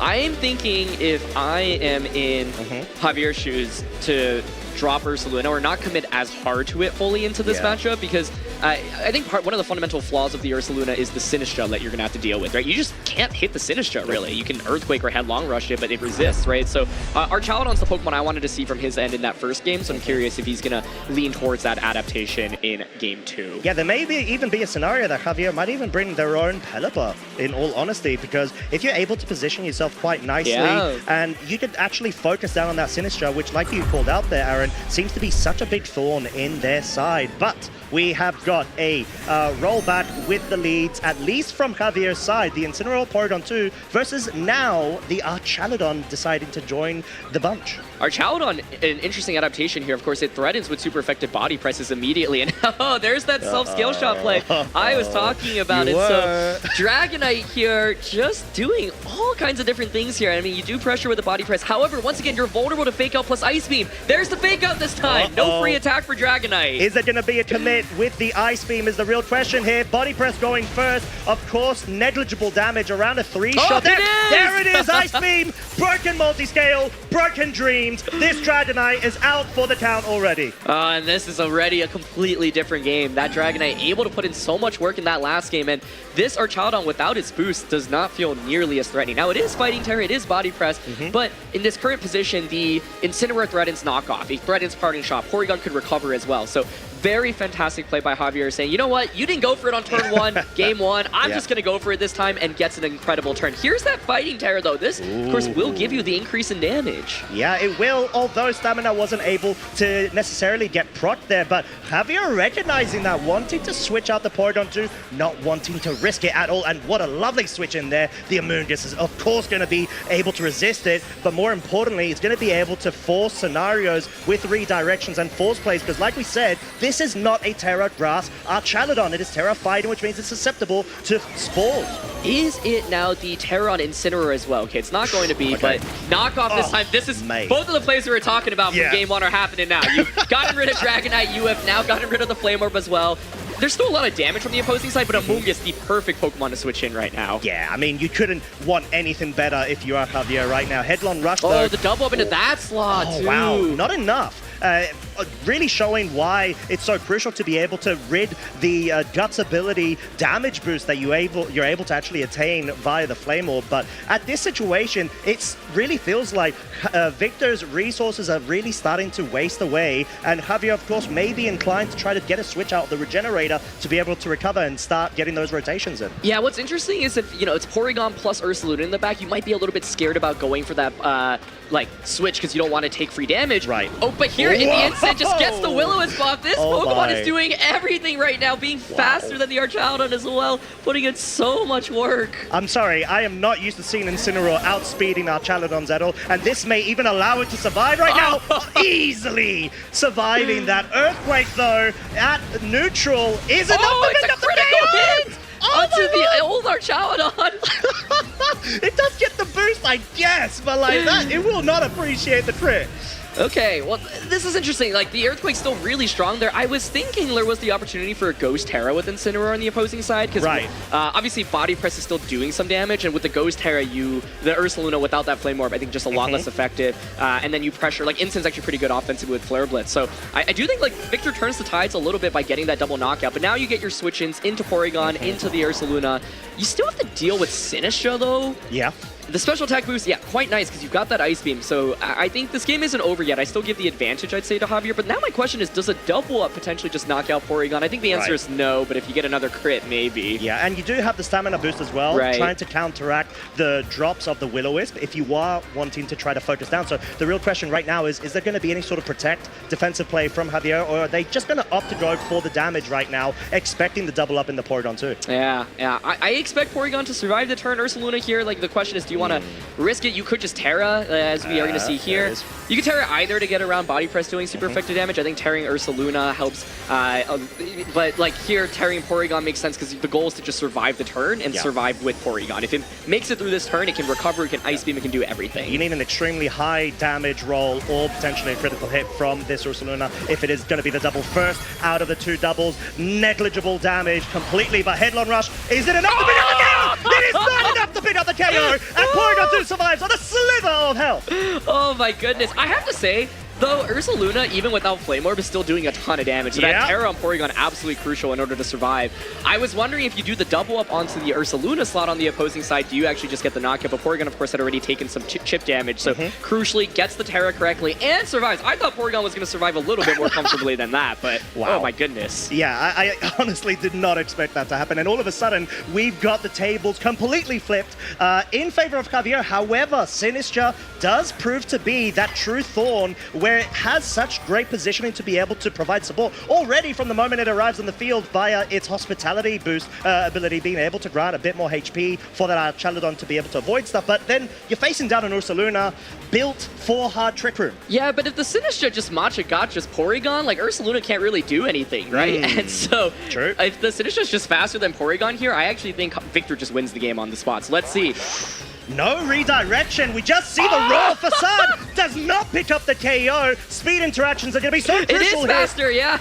It is faster. It grows. It connects with both as well. Ursaluna is going to, of course, take a bit of damage, but the most important thing is this Porygon 2 cannot move. It is KO'd, and wow, what a turn of events. Yeah, now you get the +2 Body Press. Yes, you're burned, but I don't think the Sinistra is going to lose against the Ursaluna. This might just knock out. Let's see. Oh, it does. It's Fighting sorted. Terra is so huge in this game, and wow. I really think Incineroar in this game earlier could have Ghost Terra'd in this battle, fainting to the Body Press Earthquake combination. Meant let Incin just goes down immediately. And Ghost Terra Incin would have been so good into our Chaladon that you're faster against, into an Ursaluna that was already -1 defense as well, and into a Sinistra that couldn't Terra. And so I think Javier maybe being comfortable losing both Pokemon with Porygon already taking the damage, the Ursaluna cannot close out the game, and maybe Javier was expecting Pelipper as the last one rather than Sinistra. But you can see this is one of the reasons why people are using Sinistra in the format. No, honestly, and for good reason as well. Just being able to allow that HP recovery to survive on 7 hit points in that scenario where you just need to guarantee the survival in order to sweep up and not even allow Javier the room to force a game 3 is so crucial. And I don't know, that really felt high octane. It could have honestly gone either way. And there were so many very crucial moments of like damage calcs being in play that it honestly could have gone either way. I thought Victor like had such a hole to dig himself out of in the early turns, right? Your Dragonite goes down without getting anything off. You lose your Flame Orb on Ursaluna, but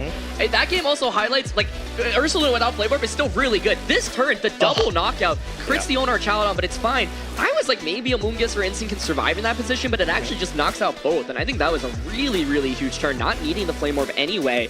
And yeah, I think the biggest turn I can point to is that turn specifically, and had Incin gone for Ghost Terra, you take almost no damage, and you pressure with so much more damage in response. But yeah, even though we get this clutch double survival, you set up Trick Room, but then Sinistra just knocks you out before you can recover. Porygon needs to be able to get that recover off or survive, and instead it just faints. Or even be slower than Sinistra. Yeah, if it's slower, possible, that's a different story as well. Exactly, and it wasn't. So that is a bit of a testament to how Javier potentially may have trained their Pokemon. Maybe not actually opting for that min-speed Porygon 2, allowing a bit of of a differential based on the speed tierings. Maybe he could snipe out like a Gambit in order to, like, outside of Trick Room, force a Terra fighting and just pick up the KO, and it's like, oh, whoa, okay, cool, I guess that happened, and you lose the game on the spot there. But obviously, I think it just felt like Javier wasn't able to get that board positioning they really wanted to, and have, let's say, the main sweeper next to the support Pokemon immediately to, you know, sort of get up the KOs and the necessary damage to be able to just start whittling away at Victor's team. I loved watching Victor play that, because normally I think you look at his team composition and think, okay, there's the Rain, there's the Pelipper, Archaudon, Basket Legion, but you know, the willingness to like lead Dragonite with Ursaluna, lead Dragonite with Archaudon, those don't seem like the most intuitive leads, right? Especially something like Dragonite Archaudon, and like Victor didn't even bring his own Pelipper in that game. He was willing to just bring regular Archaudon. Turns out that gutsy. The fighting Terra that you called out, right? Like that is one of the things that makes it unique. Nice defensively to not take super effective damage from Dire Club. It also gives you that increase in damage output. This thing was burnt and it was still doing reasonable damage. It's incredible. Yeah. Like, the fact that you're able to still get so much mileage off of just being so crucially placed to be able to just reach that end goal of being able to rid that Ursaluna, or at least dissipate the immediate offensive pressure that it can like dispatch, was essentially what won it for Victor. Just being able to just maneuver yourself in such a way really proves why Victor's just won this 2-0, which, by the way, our third round in a row, another 2-0. What's going on? It has certainly been dominant so far on stream, but we've got an interview ready with the victor of that last round, Victor himself. Oh. Thanks, y'all. I am here on stage with our victor in that round 3 match. Appropriately, Victor Vieira. Congratulations. Thank you. Thank you a lot. I'm so nervous. Yeah, you were telling me just before we started the interview that this is your first time being on stream for a major event like the Latin American International Championships. How did it feel being up here on stage? Oh, I was very nervous because I played since the very first LAIC, and I never did well in LAIC. And I was drained to playing on stream. I started playing VTC because I saw people playing on stream, so it's very, very good. Awesome. Well, I'm so glad that we were able to make that happen for you, and I'm so glad that you were able to put on such a magnificent performance for that, and against an incredible player as well. What was it like sitting down across the table from Javier and also having it be on stage on stream?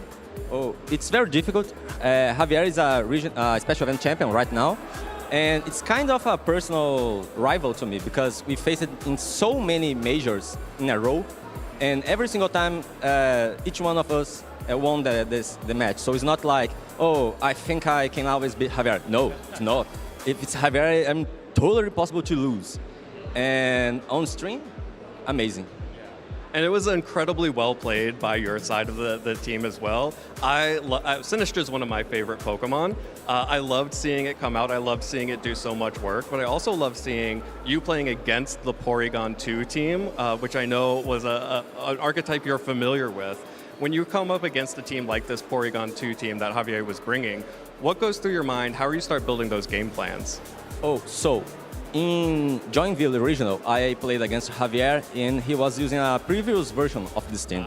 So I know how Javier plays with this team. And I know that it takes time to Javier build the scenario to win the match, usually with Ursaluna. So I decided, okay, I need to do some pressure in the beginning so he cannot be safe with Ursaluna. You see that sometimes I took some risks and always trying to hit Ursaluna because I knew that if I can KO Ursaluna, usually Javier is slow down. Right.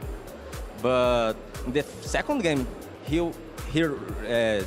read me completely and was like, okay, I lost, I need to think about game 3.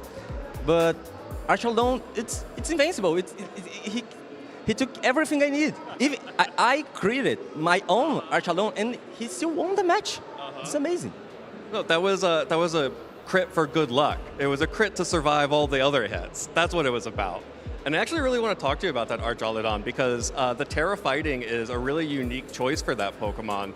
Obviously, it boosts up the body press and removes some of the weaknesses. Why specifically that? Was the body press stamina boost really a big win condition for your team, or why did you come to decide on that? So, the idea behind the Terra fighting is not just the boost on Archaudon's damage, but also studying the metagame, we noticed that for example, King Gambit and Scale Shot compositions can Swords Dance King Gambit to a point that even if I got my defense boost, he can still pressure me. But I learned with this tournament that fight resists dark. I didn't know that. And so it's so much harder to King Gambit to play this match.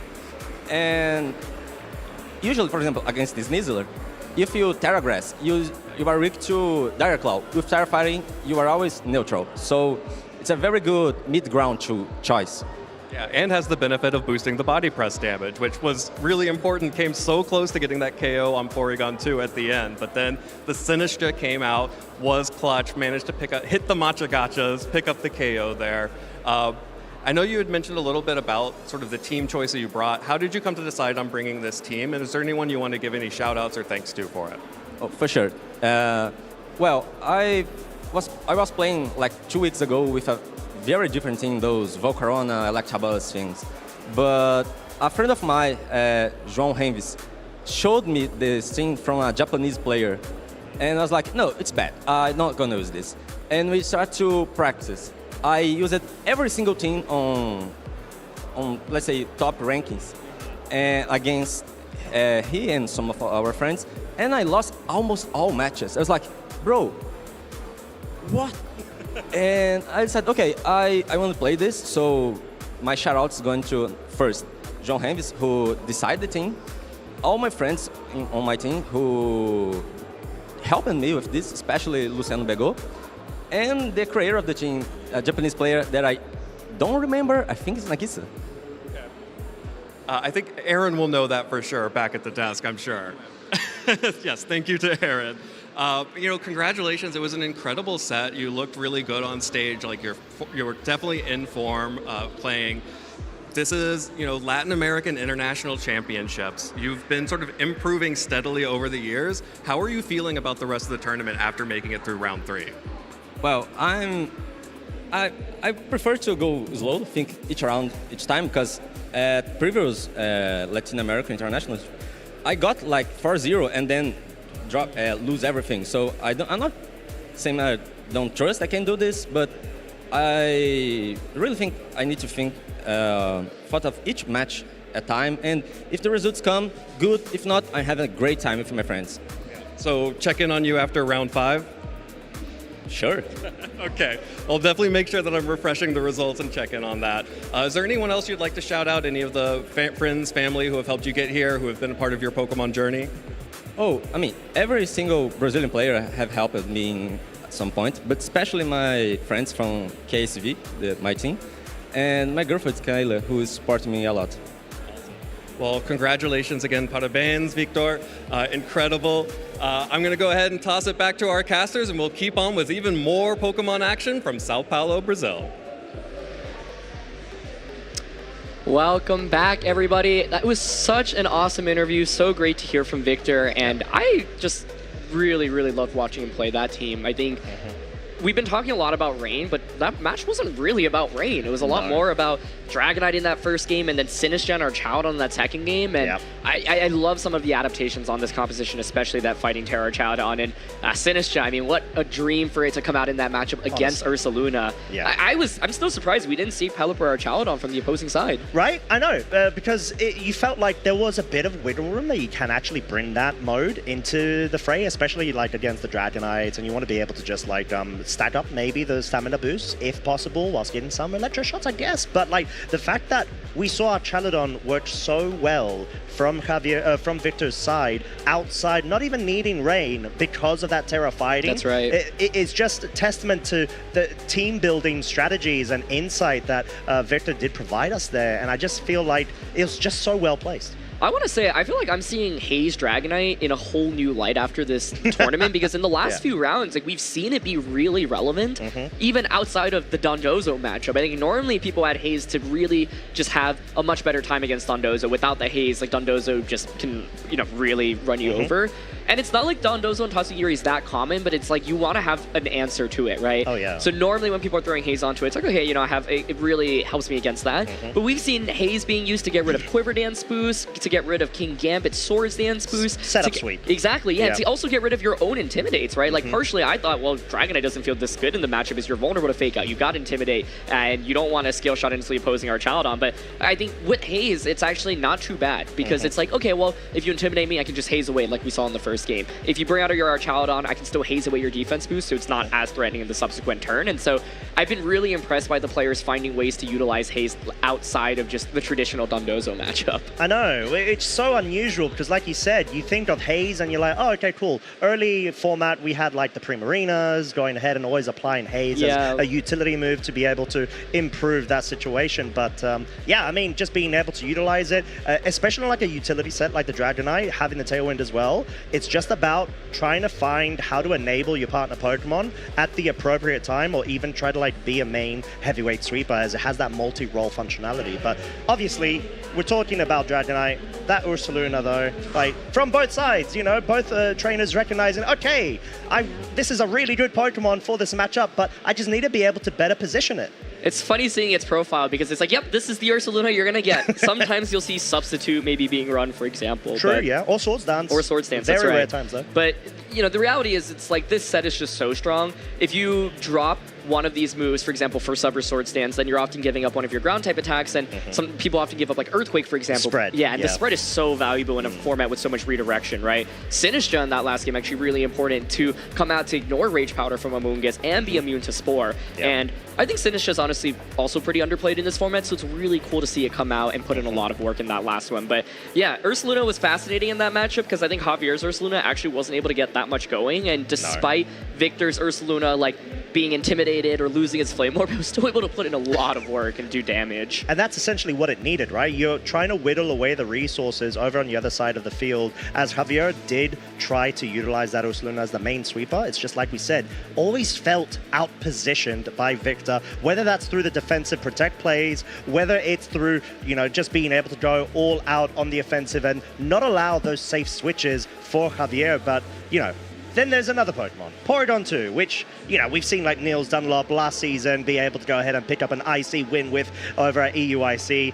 It's just proving yet again why it is such a beefy Pokemon and just so integral to being able to enable all Pokemon around it, and even sweep under the correct conditions. Yeah, it's so interesting because I feel like in that last set, we did not see Porygon stick around for nearly as long as you normally expect it to, and I think part of the reason for that is because Victor's team just has a lot of damage, right? You've got Skill Shot Dragonite, that's not really the best answer to Porygon, but then you've got Ursaluna, Archaladon, Basculegion as well, and what was so critical in that end of Game 2 was the Porygon being slower than Sinistra under Trick Room. It survives with a sliver of HP, and if it's able to recover and heal back, it may be able to turn the tides back in that game, but unable to do so. And Porygon is an interesting Pokemon because it's actually not like super slow, and it's a Pokemon you can utilize outside of Trick Room.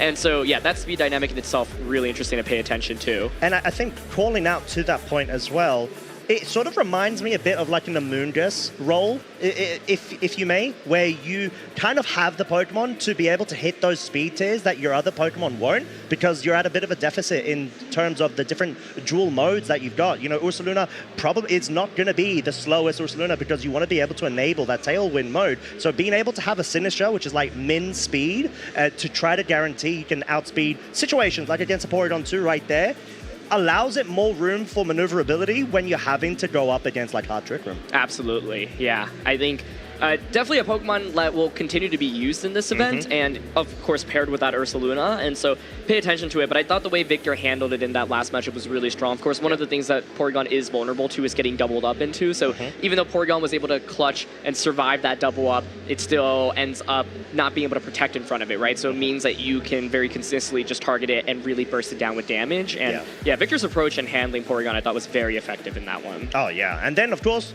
there was the Pelipper that he was able to go ahead and bring towards the mid to end game of that game too, and really go ahead and just wrap up the game. But talking about Pelippers, we do have one that is quite shiny and distributable. Of course, it is Patrick Connor's North American International Championship winning Pelipper from 2024 season, and we've got the code available to redeem now. So if you're a fan of Pelipper, which I feel like most of the world has to be right now, it's just such a well-placed Pokemon, RIP Politoed, obviously, that you just need to go ahead and use the code. It is WideGuard LAIC 25, and those are not I's, those are 1. Yes, and of course, Pelipper, one of the most common Pokemon being used in this event. It was actually kind of interesting because we didn't see it do too much in this set, despite both players having it.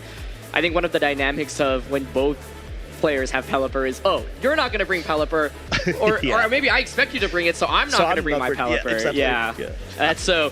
This Pokemon, I think, is still just really good. You know, we saw it even being used in a restricted format and winning the North American Internationals in a format that had way more, firepower, and so it's no surprise to see it be so good here. But of course, if you want that shiny Pelipper, use that code right now.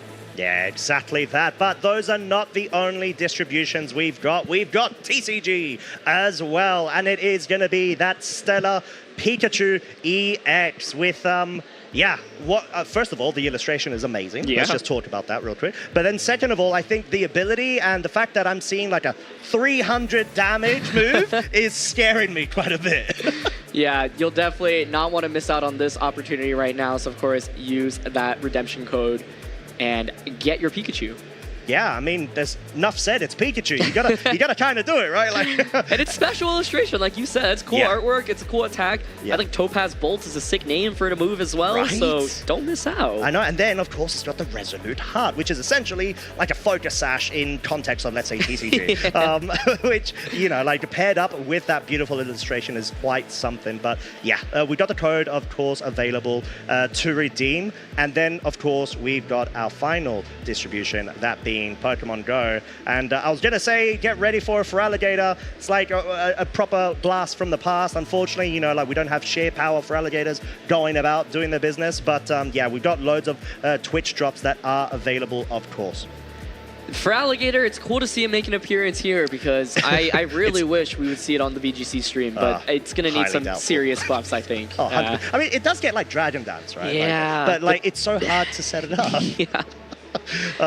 But yeah, I guess it's just one of those things where, maybe in like a Nat Dex in a future generation, it might be better placed, or who knows, if we got like some bans or something like that in future formats. But I mean, so far, it has been quite an exciting day. I mean, we've seen a lot of action, a lot of fast sets as well, and a lot of great representation from not only Latin American trainers, but also globally. I mean, that round one, for example, like we've got a couple of IC champions that we could just casually, pop onto stream and see such a high level gameplay play out. And just obviously Patrick did a really good job there. But is there anything else that you're looking forward to going into the next couple of rounds, Aaron? I think for me, it's a mix of continuing to see like what new Pokemon and strategies are being used, or how have people adapted old teams and strategies. Sinistcha was kind of like one of the stars of that last one, as well as Dragonite using Haze more effectively than I've seen typically. I think I'm also eager to see really how some of the tournament favorites are doing right now, especially those big names and players that we were highlighting.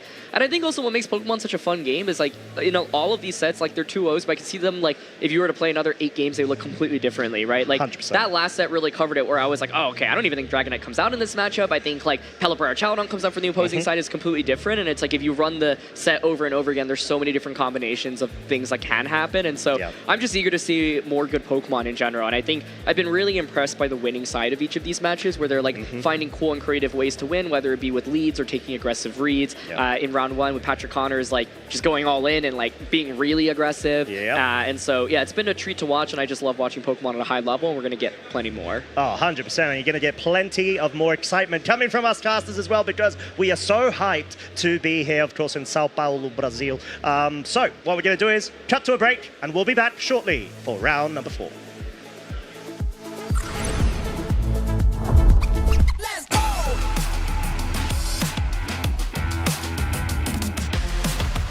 Another day, another moment you can't waste, cause it's time for you to win the race, so level up. Come on, take it all the way you're in pole position right out of the gate. Have they heard of you? Then they know. You got your sights set on that road. If it's time to battle them, then let's go. Cause you'll never stop. being taken by Metal! Restart on that view, he actually has it! Show them what you got! Yeah, they already know you got your sights set on victory road. Show them what you got! Yeah, they already know you got your sights set on victory road. Put your hands up! Put your hands up! Put your hands up! Put your hands up!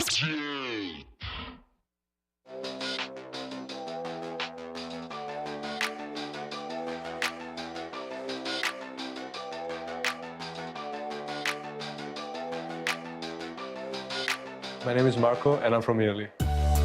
Traveled to come to compete against the best, and he'll leave having etched his name amongst the greats as an international champion, not just the first, but the second time in his VGC journey. I watched the anime a lot when I was a kid, and then when I had the opportunity, I started playing the video game as well. I started by watching some YouTube videos, and then I got really interested into that, and I looked for all the events that were held in Italy. I definitely look up to Wolfie Glick. In fact, for the last 10 years, every time I see him playing, he basically never does any mistakes, and every day I try to get on the level. My number one goal will definitely be winning the World Championship. Last year I came close, I got top 16, but yeah, I hope that next year I'll be able to improve that. It goes for the heat wave, connects on both Pokemon. That's a double KO. Marco Hermantha Caldula Silva is going to be advancing into top half. It definitely would mean a lot since I've been playing for the last 5 years competitively, and that would really make me happy.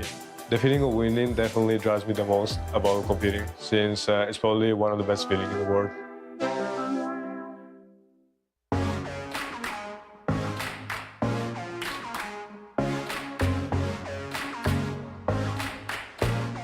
Trato de anticiparme al meta, tratando de buscar las mejores soluciones o el mejor mazo en base a una estadística de los mazos más utilizados y trato de responder a ese meta. I play test with my friends, play against other decks. Look for certain matchups. Guardy, I need to look for that one. That's probably the hardest matchup for me. Leading up to event, I like to practice with my dad, to play TCG live all the time, and I spent 8 hours a day just trying and trying to make something work. Eu escolhi o Miraidon X para usar como deck, porque eu achei ele mais consistente, até para a questão de ataques. First I look at the meta, identify the most common threats, and then start testing the decks that are more comfortable to my gameplay. I usually try to look and ask my friends from the country which the tournament is being held, what they are playing in their locals all the time, so you can be prepared for that. Geralmente eu treino todas as semanas com os meus amigos, aí a gente vai testando todos os decks do meta e a gente vai jogando entre si para ver qual deck fica melhor com as configurações atuais. I've made many friends during all these years. I've been in the community since 2016. I rely on the community, so many of the players have been helping me out from out of Latin America. Me and my dad will just sit on like our dining room table, practice, and then we go up to an event, then we practice at the tournament, and then we just get ready for the event.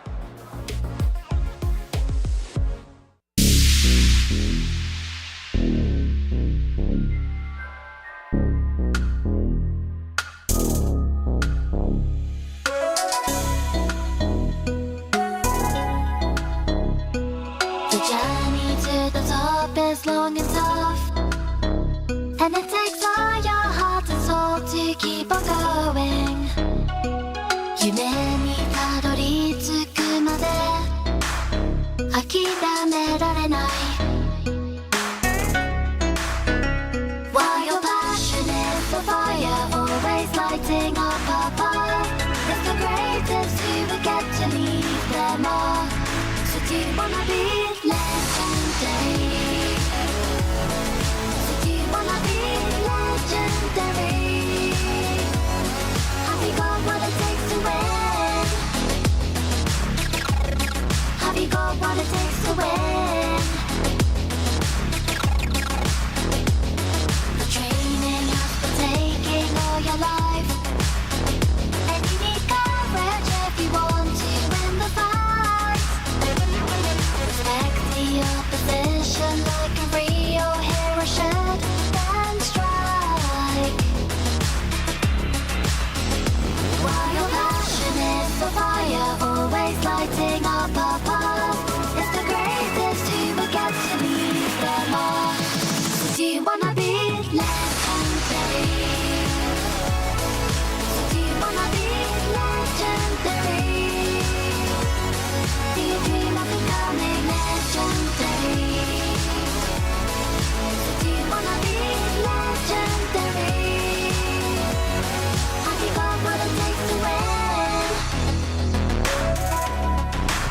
got what it takes to win? Have you got what it takes to win? Have you got what it takes to win?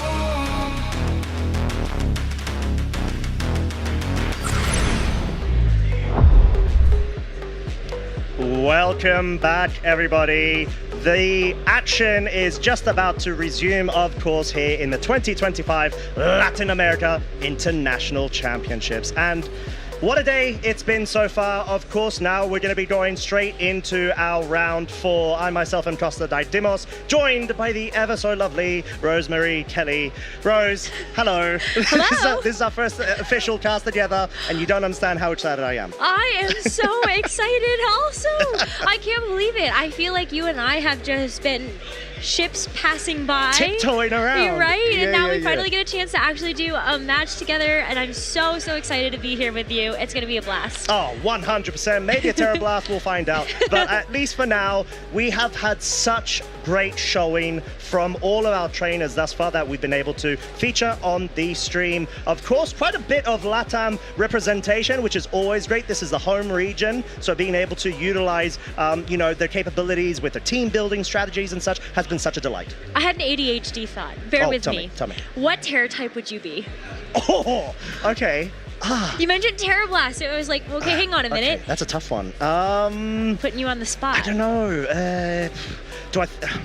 Maybe Terra Grass, because I'm not a fan of Amoongus. Oh. Although, if I have to use it, I'll use it. But okay. I don't like having my attacks redirected. It matches the suit too. Very dapper. Thank you. Yeah. Thank you very much. Or maybe Terra Ghost, because I've got the the mouse. Yeah. Aww. So it could be that, so I could avoid the fighting type weakness. But that's all good. It's all fine. How about yourself? I think there's an obvious answer to this I one. know the obvious answer. Okay, fine. All right, go for it. Does it start with an F?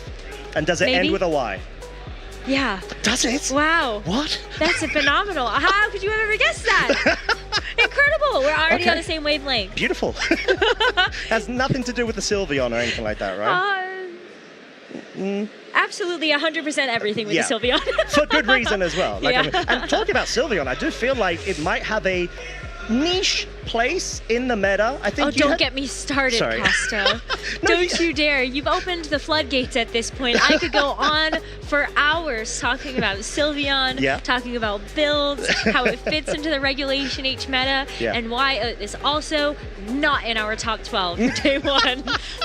I swear I did think that I saw it actually do quite well at Buenos Aires, maybe like a top 16 or something, choice specs, but who knows? I may be misremembering. You might be seeing things. I might. You also might be right, but I might have some not so functioning glasses on right now. So, but obviously, we've got the day one usage. Like you said, unfortunately, Sylveon's not here, but we do have a lot of Pokemon that we did expect to be here. That Sneasler, 44.8%. My lordy, is it popular?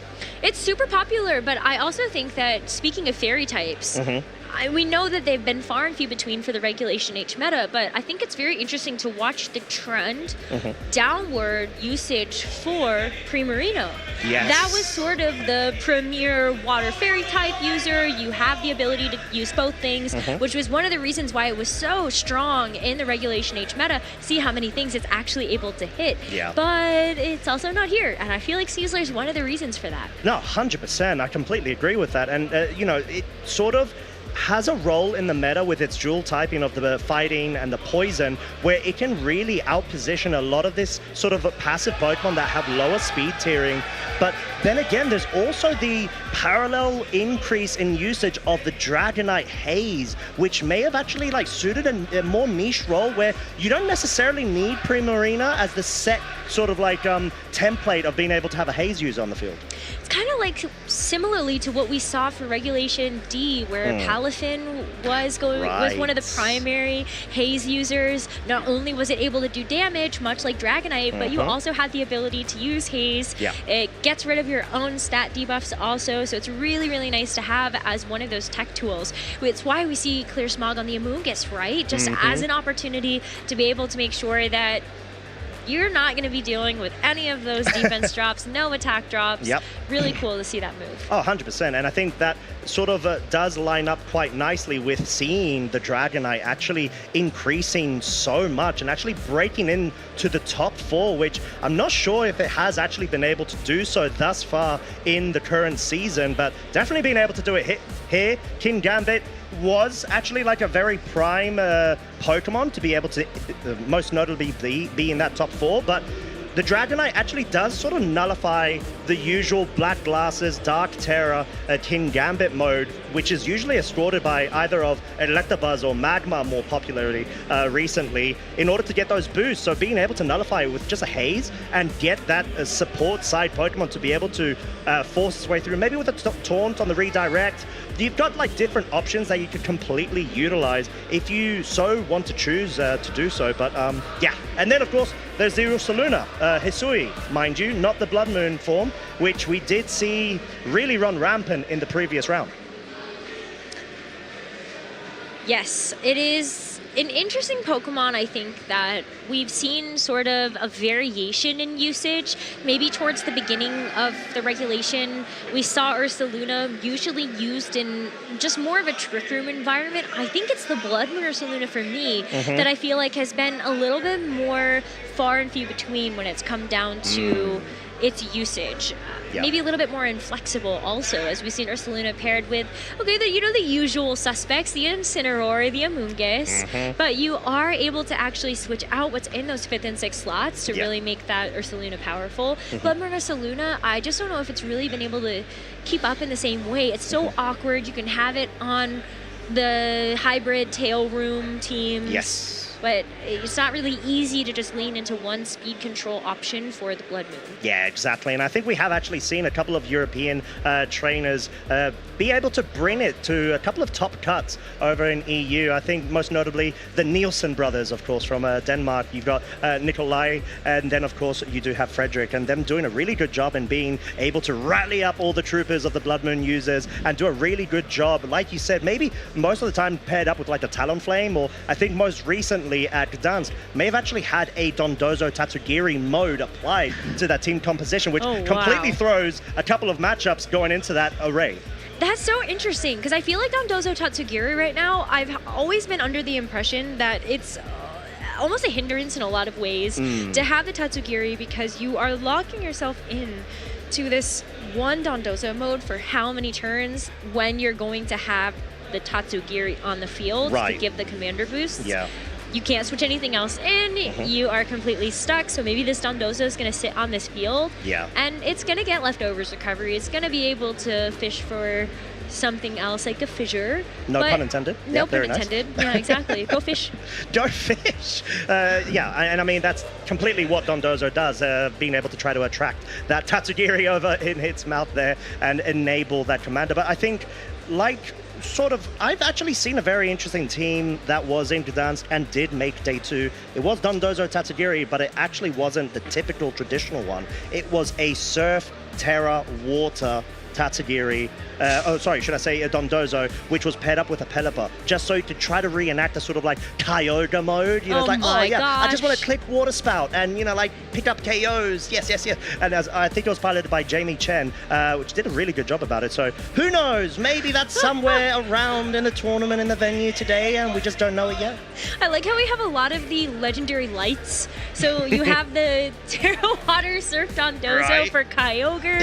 Sneasler is doing its best Urshifu impression. Exactly. It's so funny to watch all these Pokemon try to fit into these roles of these more powerhouse Pokemon that we know from the restricted formats, either the single or the double restricted formats. It's really funny. Oh, 100%. And I think it's sort of like always going to be reminiscent because they have such high power levels, and you want to be able to emulate that as best as possible, especially when you're going into a lower power level format, such as, of course, Regulation Set H. But yeah, I think in the, or should I say G, but in the current situations, there's a lot of incentive to be able to get setup sweep Pokemon, as well as a couple of wall breakers if possible, to be able to detract any sort of incoming pressure and really force it onto your opponent. That's very true. I feel like Regulation H has been so exciting because we have so many unique options for Pokemon. I feel like even outside of the top 12, I'd be so interested to dip down into what are the single Pokemon that are at this event? What are the Pokemon that maybe only appear twice on a team? Right. How successful are those Pokemon going to be as we look towards finishing up our day number 1 Swiss round and what will move forward to day number 2? Because sometimes we get really surprised. I ended up looking at the day 2 usage stats for Gdansk and I saw a Prinplup that had made day 2. I can confirm. I was actually like watching it at some point because it made day 2. I know. I was watching because I was in person there and I was like, oh my lordy, this Prinplup is actually real, because I heard rumors about it after speaking to a couple of mates of mine. And you know, it had haze, I think. It had perhaps icy wind, water pledge as like the most powerful water type base power that it could have had with, of course, 100% accuracy. But it's more so the fact that it was a bit of a flex being able to bring it to day 2. Definitely not a Pokemon I considered. I was talking to Aaron about it, and he was saying it was certainly one of those Pokemon that fits a specific niche or fits a specific role on the team, much like what we've seen for the Flamigo as it ends up getting teched onto these Ursaluna, Amoonguss, and Incineroar teams. Even the Yanmega that Wolf Glick had on his tournament team. It's so interesting to see how you can use maybe some of these more niche Pokemon, but as long as they have a role on the team and they're able to actually do the job that you have asked of them, that's why we see Hypno making day 2 of these Regulation H tournaments, or a Mousehold winning a Regulation H tournament, or any of those really interesting... Executor! I was waiting for you to say it. I was waiting. I was like, is she going to say it? Executor moltings. There are people running the Executor at this tournament for the Psychic spam. It's so fun to see what players are coming up with. Oh yeah, Parker Simmons, of course, being able to bring it over to top 4 back in Baltimore. Still having an impact on the meta, as we have seen quite a few trainers really try to adapt that mode, maybe even bring a Hisui and Zoroark to be able to force that immediate pressure going from the Trick Room modes. But we do have a couple of standings and maybe a couple of notable matches as well ahead of us, and let's take a quick look at them. It seems to be our 3-0s right now. Quite a few familiar faces, if I'm not mistaken. Man, there's so many good matches that are on this screen right now. It's really difficult to actually think about one match to actually hone in on.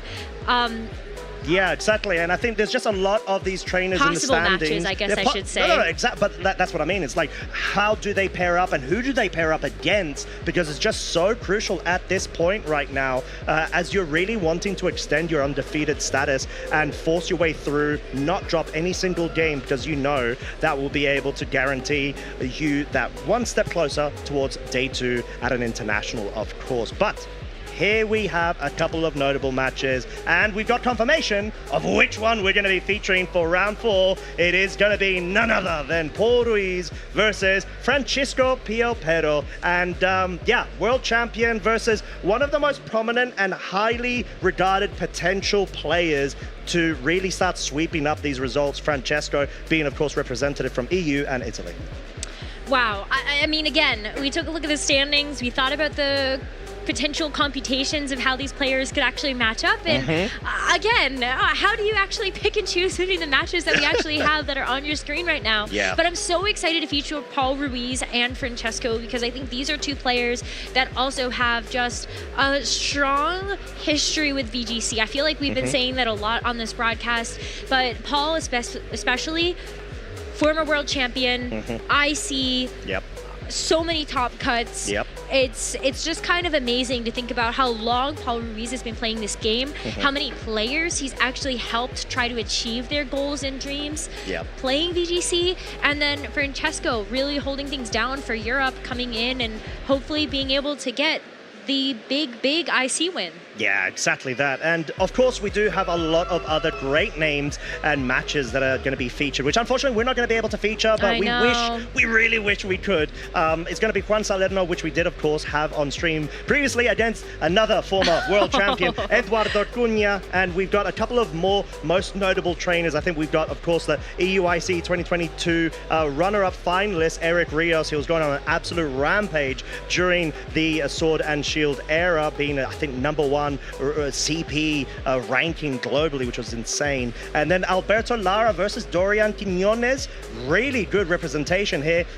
2 guesses on what Alberto has brought. Wink, wink. Ooh, I think if I had to guess, it's going to be Corviknight and it's going to be Garchomp. Shocker. What a shocker. Yeah, but I mean, they're really good. And obviously we saw Corviknight go ahead and pick up its first major event this season earlier with Niels at Lille. But yeah, we've got a couple of other great names. Renzo Navarro versus Justin Tang. Another cracker of a match. That one's so wild. Renzo Navarro is a Players' Cup champion, has been able to continue to find results in this new era of VGC. And we've got Justin Tang, the breakout superstar from North America that came in first regional ever, won the regional, came into his second regional, won it also.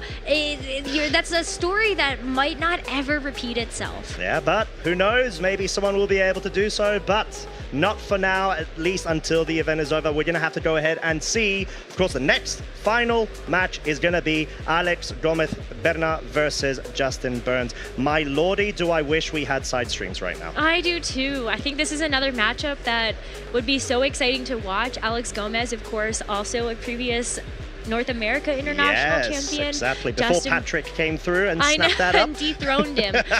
But you also have Justin Burns, who is also one of the top players from North America. He has been one of the most successful Calyrex Ice Rider users. Yeah. And so imagine when we get that back in the format. In Regulation G, when we did see Justin Burns compete in the North American circuit and also internationally at the North America International Championships, he top cut everything. Like it's kind of it's so impressive to me that it was a top 16 or better at every single one of those events that he used Ice Ritter Calyrex. And so think about what he's going to be able to do when January probably rolls back around. Regulation G, baby. We're going to have to find out. But I mean, it really is a testament to Justin being able to really work on a solid composition that he feels suits his play style to be able to enable himself for great success and just being able to grind through the lines that you need to, the flow charts, and just feel confident in your play. But yeah, so literally high echelon level trainers galore, essentially, because like right now we've just got so many great feature matches thus far. Just imagine in a couple of more rounds. This is still round 4, Rose. Do you realize that? I just realized it. I cannot believe that it is only round 4. We're going to show you 8 rounds of Swiss today, and that means that as we start to get towards the end of the day, the competition does get tougher. More and more tough, like it's more difficult, and only the select number of players can actually make it to continue their Swiss round run tomorrow morning. Yep. It's going to be intense. It very much is, because of course we know that, you know, leading into day 2, you still need to be able to make it over the final hurdle, that being, of course, top cut. 8 places, of course, initially, we'd think, but right now it is asymmetrical top cut, which of course is in line with the new seasonal circuit changes. As long as you can reach the same match points as 8th place, up to a maximum number of 32, you are in top cut, and that is exactly what our trainers are targeting. We have seen some pretty big top cuts then by that standard. I mean, a lot of the regional events that we have had 22, 26 players, somewhere in that range. Who knows if that's going to be the standard that we live up to for this particular tournament, but I love that it gives a chance for everybody with the same record to have a shot at being able to make it further.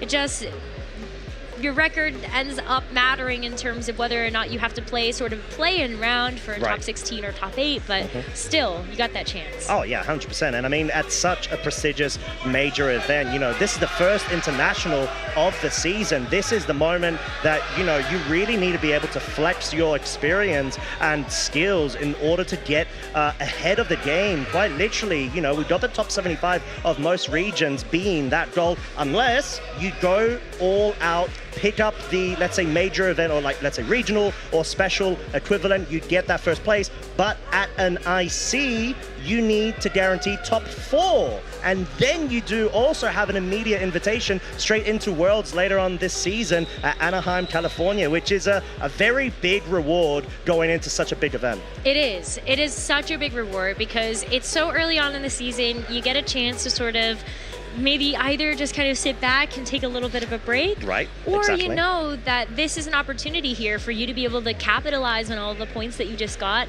winning an IC or top 4, and potentially slingshot yourself through something like a travel award race. So that's even more to be able to help fund your trip to go to Anaheim. Oh, exactly. And I mean, like, talking about that, the qualification period for the travel awards does end right now at the final day, Sunday, of this event, in order for you to get the travel award towards EUIC. So that is definitely what our trainers are also going to be targeting, like you mentioned, Rose, to be able to snowball and actually propel yourself further towards success in order to really set yourself up quite nicely. Oh, it's going to be so fun to see who's going to make it. I also want to see what Pokemon are going to make it. There's so many things that just come as a really exciting time for the first IC of a season. Oh, yeah. And we are getting so much closer to be able to get that match for everybody. So can't wait. It's going to be fun. It's definitely going to be fun. But yeah, like Paul, I've had the pleasure of meeting Paul. He is a lovely, lovely person. He's so nice. He really, really is. And he's such a fierce competitor as well. And especially with the sort of teams that he wants to try to identify bringing. And talking about teams, I mean, we've actually got them already on screen. Paul Ruiz on your left-hand side, and over on the right, we've got Francesco, which is targeting for success. And a very interesting matchup, I would say normally, but then we've got rain everywhere. We do. And, you know, like, and Co, essentially, which is the support Pokemon on the side. But Basculegion's already been called out to myself. The core, like we said, Archaludon, as well as the Pelipper, and then you've got the sort of like fill-in glue elements of the team. I do think that when you take a look at this team, another thing that sticks out to me is the opportunity for Follow Me or some type of redirection. Francesco is going to have the Amoonguss available for him. Paul is going to have both the Sinistro with Rage Powder as well as Mousehold with the Follow Me. So there are a couple of ways that you're actually going to be able to redirect away attacks versus what Francesco has. You only have that one. Yeah. And I think that's quite crucial, because being able to best position yourself for like a potential sweep, which is sort of like what we've been talking about when it comes to this regulation. It just feels like it's got such great potential because of the lowered power levels in order to get those setup sweep Pokemon enabled. And like you said, that Mouse-Ape combination, Mousehold, of course, with the Annihilate, is definitely one of the most powerful modes that you can try to utilize. And you don't necessarily need another pairing. Sinistcha just complements it that well to be able to regain additional HP. And I love that you call out the Mousehold and Annihilate, because when we talk about redirection, one of the things that can actually stop this combination from working is a redirection user on the other side that actually redirects away the beat up that would be useful for actually bulking up this Annihilate's Rage Fist.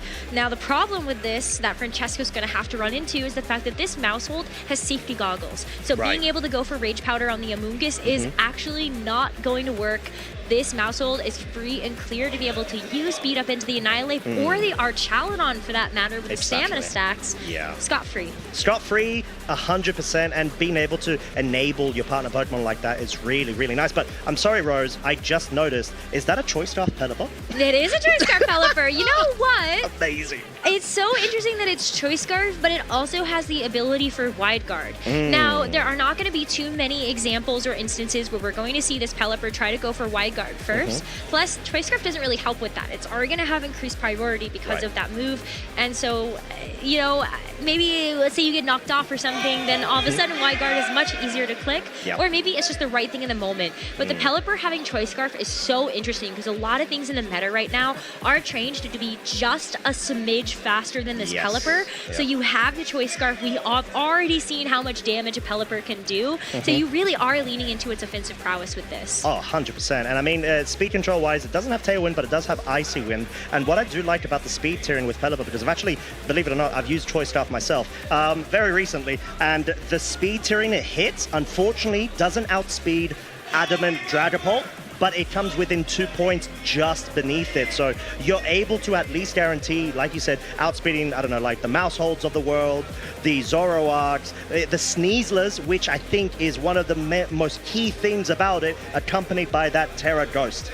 Yeah, that's such a good call out there because the Pelipper is going to be able to do a lot of damage, whether it's going to be just like a neutral hit with something like the Weather Ball. You also have the Hurricane, and so that's going to be one way that you can really just launch off powerful attacks while the rain is up. Want to give another call out though, sort of the rest of the synergistic pieces there, just really quickly with the Basket Legion as well as the Archaludon. You have a lot of ways that you're going to be able to utilize the rain. When we take a look at Francesco's team, I think this is something that both trainers are going to take into account.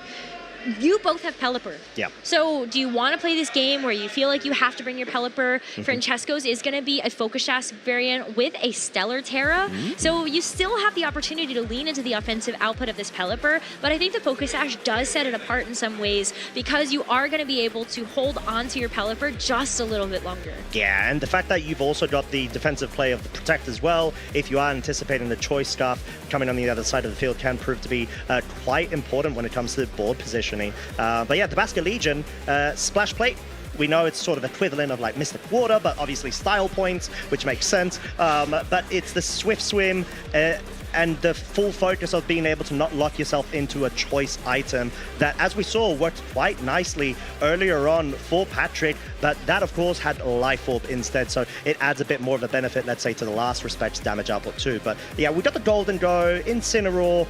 There might be a world where I could see them perhaps coming at a Game 2 scenario, but perhaps for Game 1, I think it might just be a battle of trying to get redirection and the rain mode going. There is an Incineroar that has only Dark-type attacks, and I think that is something important to call out. Sometimes when we get a chance to actually look at these rain teams with Incineroar, they might still run Flare Blitz, which is a bit anti-synergistic, but I think the leaves room for Incineroar to actually have Taunt. And so think about how that could potentially play a role. You can taunt the Sinistra. That's going to stop it from being able to go for Rage Powder, Life Dew, and Trick Room. You can taunt the Mouse Hold. That's going to be another thing that's going to be pretty impactful. If it can't taunt you or use Follow Me, there's a lot of ways that I think this Incineroar can actually shut things down. Yeah, and I think that's a really good shout too, because right now, if I'm completely honest, I'm not going to be surprised if I see a double Basket Legion popping up on the screen, because you've got that pivot action going at least from one of the sides, and then you've got the immediate wall-breaking damage potential coming out from the other. But we're going to have to go ahead and find out, trainers, as we're hopping straight into the lead. There it is on the one side, accompanied by the Golden Go, and we've got the Mouse Ape combination over on Paul's end. Okay, so you got one Basket Legion right. So we are going to see the one coming in. I mean, listen, I don't think it was necessarily a bad call out, but I think what you can tell from both of these trainers is they're very reluctant to actually bring out the Pelipper. You don't want to set up the rain for your opponent if you don't actually have a piece to take advantage of it, and that is going to be something that Paul Ruiz doesn't have by leaning into this Mouse Hold and Annihilate combo. The biggest thing, though, is if Francesco actually does bring in this Pelipper, this Basket Legion is going to be really fast. And this particular Annihilate has a Fire Terra, so no way to actually resist something like a Wave Crash. You're just going to make yourself really susceptible to it if you aren't even going to be susceptible to the last respects first. And we may even see an interaction similar to round 1 of the stream, where we just see the Pelipper being hard switched in right now, going for the full damage potential read here, as we actually see the Golden Go does switch out. So I think Francesco's idea right now is to pick up a KO, at least on the Mouse Hold, but Paul may have actually gone for the defensive play to anticipate that situation. I mean, there's very few things, though, that can actually resist the damage from this Basket Legion. You're also going to see a Terastallization committed here, and it's going to be a Terra onto the Basket Legion, so if you didn't think that these Splash Plate Wave Crashes were going to hurt before, they're going to hurt a lot more with this rain setup and this Water Terra to boot. Think again as, very nice play from Paul there, actually guaranteeing that he does not want the Mouse Hold to leave the field. Very well scouted. Wave Crash does try to target it down, and Archaludon, a really nice switching hit, because at least it's going to resist the water typing at, of course, the benefit of being able to have a +1 given via its stamina ability. We have seen in the past, though, that sometimes resisting some of these attacks is actually not enough. True. So we'll have to see where this Basket Legion is trained and if this Archaludon can withstand some of that pressure. But one thing is for sure, you do have the Friend Guard that might be able to help a little bit with this Mouse Hold. That could be some way that you're able to maybe make that calculation a little bit easier for yourself. But Basket Legion is still going to be difficult to deal with. It is still the fastest thing on the field right now with Swift Swim. Yeah, and I think this is sort of the importance of having that immediate pressure versus a setup sweep strategy, which benefits the person that has that pressure to just go for the raw damage. As, whoa, we actually see an interaction protect from the Basket Legion wanting to safeguard itself from that electro shot, enabling Paul to get that stamina set up via the beat up. Like you called out there, Rose, we've got a third hit right now, and guess what? We're going to have a fourth. So this Archaladon is going to be a +4 right now, while still resisting that Pelipper if it goes for any damage moves. Yeah, that's a huge deal for Paul to be able to get that. You've got the Electro Shot now, you're going to be able to beef up your special attack on top of that. And if you did actually send it into the Pelipper, you're going to bring it down to its Focus Sash, and it's going to be so much easier to remove. It's into the Protect,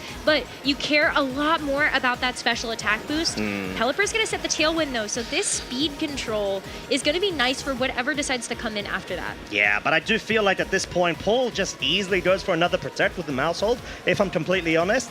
You're not really scared of the Basket Legion Pelipper, so it's more so, can you find a potential adaptation and a switch up from Francesco's side in order to try to change the board just a tiny bit, but you got to be very cautious about which Pokemon you want to bring in, because right now, I'm not going to be surprised if we see either a Body Press or even an Electro Shot. Most likely Electro Shot, because you've got the Golden Go switch. If Francesco can read the move that Paul is going to go for, he might be able to catch him out at least for this one turn. Paul can play this a little bit slower. You don't necessarily want to give Francesco the free turns to use the Tailwind, but this Basket Legion switch also makes a lot of sense. I think right now you are very worried about this +1 from the Archaladon actually going to be able to knock you out. And so why not bring in the Archaladon of your own that's also going to have an Assault Vest and see if you can try to take advantage of the slow play now. Yeah, and I think that's what both of these trainers have identified, this Mouse Hold really being a key piece for Paul's side, being able to have that Friend Guard enabled on the field, as we do see Paul actually opting to go for the damage mitigation side of things, break the potential Focus Sash on that Pelipper, an actual confirmed Focus Sash, but more importantly, bringing that Archaladon on the other side down to -1. And we already know Archaladon from Paul's side is at +4 of its defenses, so it's not exactly going to be scared from a KO potential double up from both sides. Yeah, I mean, you're not worried about the Body Press. That's definitely going to be something that the defense boosts are going to help against, but you love being able to land this Snarl into both the Archaladon and Pelipper, which are mainly going to be utilizing those special attacks. I think at this point, too, you've got your own stamina boost. You got your own Body Presses. This is going to be a very vulnerable Archaladon. Basket Legion already got a chance to utilize the Terra, so this Archaladon has to stay in, even with the Tailwind behind it and it being able to move first. Very unlikely it's going to secure a KO here. Yeah, but I think that's what Francesco's hope is, at least with this Mouse Hold, which is proving to be such a nuisance for his strategy right now. Nearly guaranteeing a 2-hit KO there. Combination Weather Ball, -1, because there's a crit actually, which may have actually been quite important there. I did not anticipate the Pelipper at -1 of special attack to be able to pick it up, and the Body Press survival. Wow, so the Body Press survival is actually kind of big. I mean, you're able to allow this Archaladon to take another turn of an attack in Tailwind. You're also going to be able to go back to neutral with that Electro Shot boost. And so maybe you're able to chunk down the Annihilate, get something else into range. You have your Golden Go in the back, which is the end game that you're playing towards. So Francesco needs to chew through this Archaladon and also make sure that you get through this Annihilate. Yeah, I think that's a really good shout. At this point, we've got one final turn of Tailwind remaining over on Francesco's side. Of course, the Archaladon is now at neutral because of the Electro Shot boost that was able to attain. But at this point, I don't expect Paul to be scared to just say, right, I'm either going to set up on Annihilate right now, or I'm just going to guarantee pretty much pick up a KO if I can, and just try to scout out and force that immediate pressure onto Francesco to not allow him any sort of wiggle room, because we know the Basket Legion is waiting to get Last Respect boosts in the back. Take a look at the Body Press. I mean, the stamina boosts have been coming in clutch for both of these Archaladons to be able to survive these Body Presses, but this in particular, for Paul, is the perfect setup to deal with both the Archaladon from Francesco and also have the Assault Vest to help keep you safe from this Pelipper that still has that Snarl drop attached. Oh yeah, and this is the sort of like board pressure that Paul has right now. He's like saying, okay, you're either going to try to get rid of my Archaludon or you're going to try to get rid of my Annihilate. So I might as well not protect and lose any sort of momentum. And henceforth, that's what we're seeing right now. Electroshock now boosted by +2 of its special attack. Does pick up the Pelipper as the Tailwind will now expire. And all of a sudden, we've just got Paul absolutely going wild in terms of board positioning.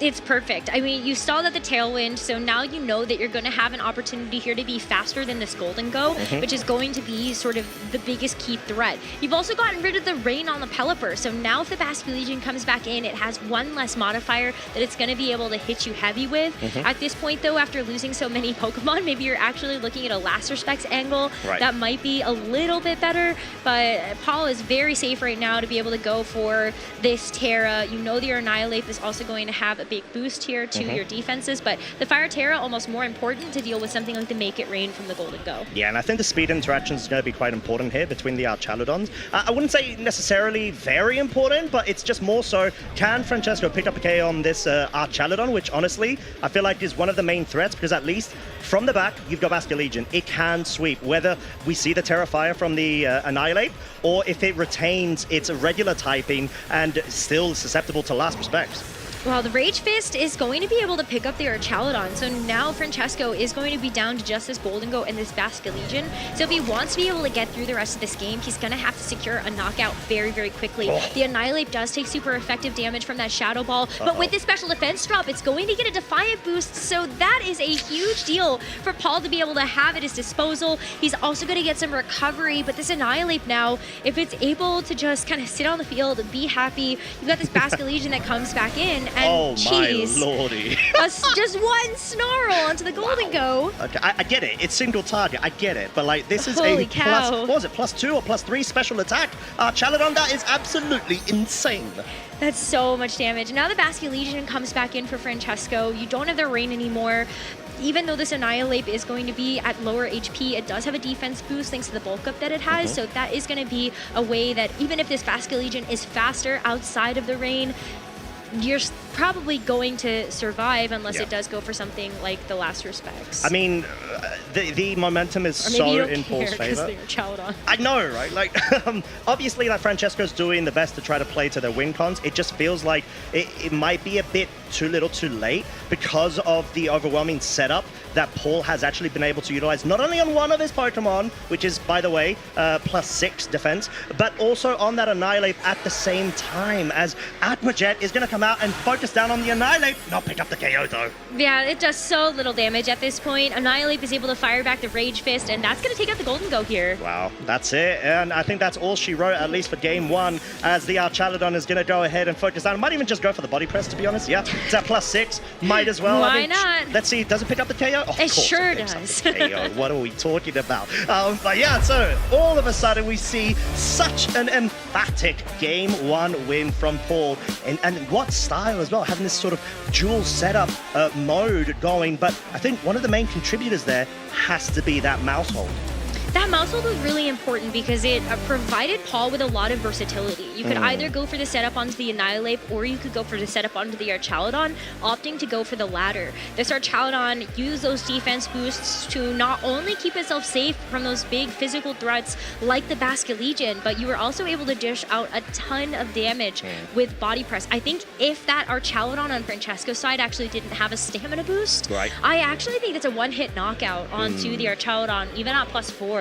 Yeah. So I think Francesco in the second game has to figure out a way, okay, I used the Terra on my Basculegion, I didn't get a chance to do anything with it. I also allowed this setup onto this Archaludon, and with the Rain that I gave over, this Archaludon was able to get so many boosts with Electroshot for free. Yeah, exactly. And I think you've identified that turn quite nicely. It's the fact that there was that turn to protect from the Basculegion, not wanting to try to commit and be susceptible to an Electroshot KO from Paul's Archaludon, and we had the side setup of the beat up into that Archaludon, which just allowed it so much longevity when it came to its position. I was like, yeah, you know what? No, I'm not benched out at all. I'm just going to stay here for the remainder of the game and just sweep up. We didn't even see Paul's 4th Pokemon hit the field. Right? Yeah, I know, Like, exactly. Francesco never saw it. We ended up getting a chance to see it in the Pokemon party, but Francesco never got a chance to see it, and so you can't help but wonder if you're Francesco. Is there a Pelipper that I ever have to play around? Or is Paul kind of doing the thing we were talking about where you just bank on the fact that your opponent has the Pelipper, and you don't actually have to bring that piece to the puzzle at all. Yeah, I think that's a really good shout because you could easily, I think it may have been a Sinistra that we observed there, but that makes so much sense because if you're scared of, let's say, like Tailwind focus from the other side of the field, at least you've got the option of Trick Room too. But we are getting straight into game 2, and all of a sudden it does look like it's going to be a bit of a run back to an extent. We've got the Golden Go and the Basculesian versus, once again, the Mousehold and the Annihilate. So a potential setup here for Paul. Francesco also has the opportunity to run back what he did on that first turn of game number 1, bring in the Pelipper, allow this Basculesian to do something. The only problem is that your Basculesian has to actually accomplish something in this game. That was really the thing that was missing from Francesco, being able to punch through this Annihilate or this Archaludon.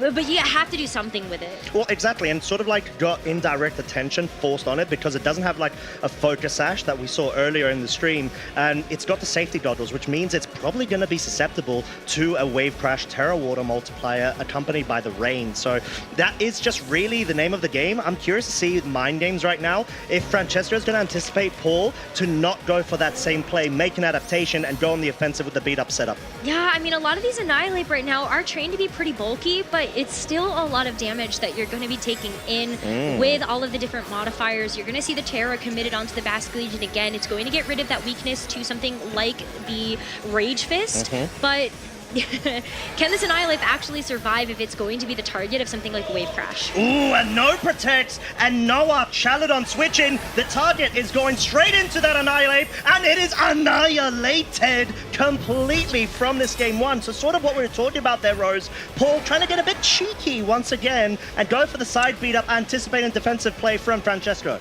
Yeah, I mean, that's a huge turn for Francesco to have because already in this game number 2, we're seeing this Basculesian do the Basculesian things we know and expect from it. Yes, you get a chance to bring in this Archaludon. Yes, it's in the rain, but you've already allowed Basculesian to get you a Pokemon advantage, and we've seen how much damage it can do to something like the Mousehold. This might not work the same way, even if you were trying to get the beat-up setup into the Archaludon. I like what you called out there. I do think that what Paul was going for was very, very risky. It was greedy, and it didn't pay off. No, it definitely did, and I think it's sort of that anticipation of saying, okay, surely Francesco's not going to go for the same play, but he is. Second Wave Crash coming right now, consecutive, does pick up the second KO. This is exactly what Francesco was looking to do in game 1 and has been able to accomplish thanks to that read in game 2.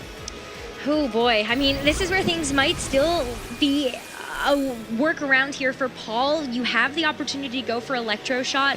You get the special attack boosts, but you are looking to try to secure some type of knockout. The Pelipper has the Focus Sash, so it's going to be able to stick around. I was thinking maybe if you're able to weather the storm a little bit, pun absolutely intended, then maybe you are able to actually get yourself back into this game. But I feel like after 2 KOs, even the Sinistra coming in here, it's not getting maximum value because your Archaludon hasn't taken any damage, so the Hospitality isn't really going to do very much for you. And I think even if you do actually set up the Trick Room, you're still in a pretty difficult spot. Yeah, I mean, I don't even see this Sinistra being able to set the Trick Room because you've got the Wave Crash Terra Water boosted by Rain.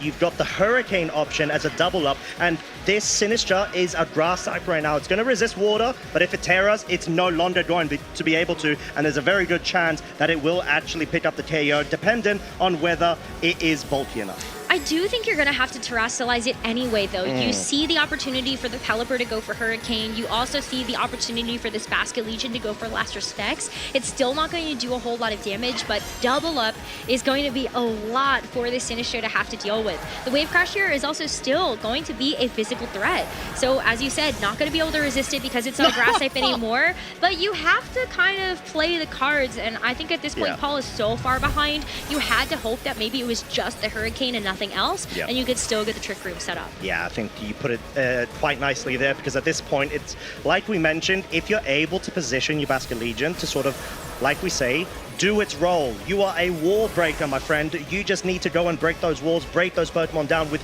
the overwhelming amount of damage. And we see the confirmed connect of the double with the Hurricane, just in case for good measure, the Sinister does survive. It does give a boost right now to the Archaludon in its defense. Snarl does pick up a KO, but we've still got Tailwind available on Francesco's side. We've got a super healthy Golden Go and a potential final Pokemon, which honestly, it may well even be the Archaludon once again over on Francesco's side. Well, the Golden Go is going to be a really key piece here, because I think what you're looking at is Golden Go's ability to have I'm just going to say immortality. Immortality to body press. Yeah. Immunity to body press if it's is the word. +6, you never know. Yeah, well, glad you're a ghost type. This Archaludon is surely not going to be able to survive that, but you can kind of see Paul sort of thinking out, is there an opportunity for me to actually win this game?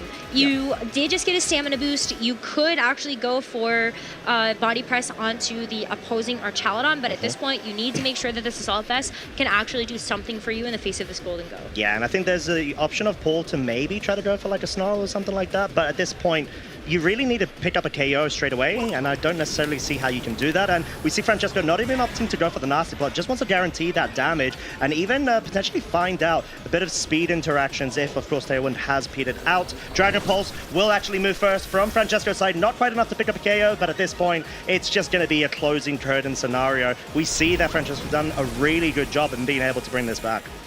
Very, very good job of being able to bring it back. And it all comes back to that very first turn of this game, where instead of playing a little bit more defensively with the Basket Legion, recognizes and understands that you have to do something with it. Right. And in fact, in this game, Basket Legion was able to secure 3 KOs. Insane. With its HP pool, only sacrificing a little bit of recoil for every single wave crash. Yep. So pretty phenomenal there. This Golden Go does go for the Nasty Plot, and so a bit of BM. maybe no, I'm not sure. I think you're just like, you gotta play it safe, because the Golden Go is still gonna be able to maybe move first. But listen, great stuff from Francesco. I think you have to give him so much credit for identifying the mistake in game number 1 and recognizing that Basket Legion is in a better spot than he thought it was. Yeah, and I think you identified that quite nicely. It's just more so around, can you allow the board for Basket Legion to completely flourish? And that's essentially what we saw in that game 2. Now, real question is, Paul, how do you treat this game 3? Do you even want to play safe? Do you want to go risky? Like, surely you're a bit shook from that situation, because I'm expecting both trainers to bring the exact same Pokemon going into game 3, and it's just more so going to be a battle of mental fortitude between them. You know, what scenarios do you feel like your opponent's going to try to look for? As we see, Wave Crash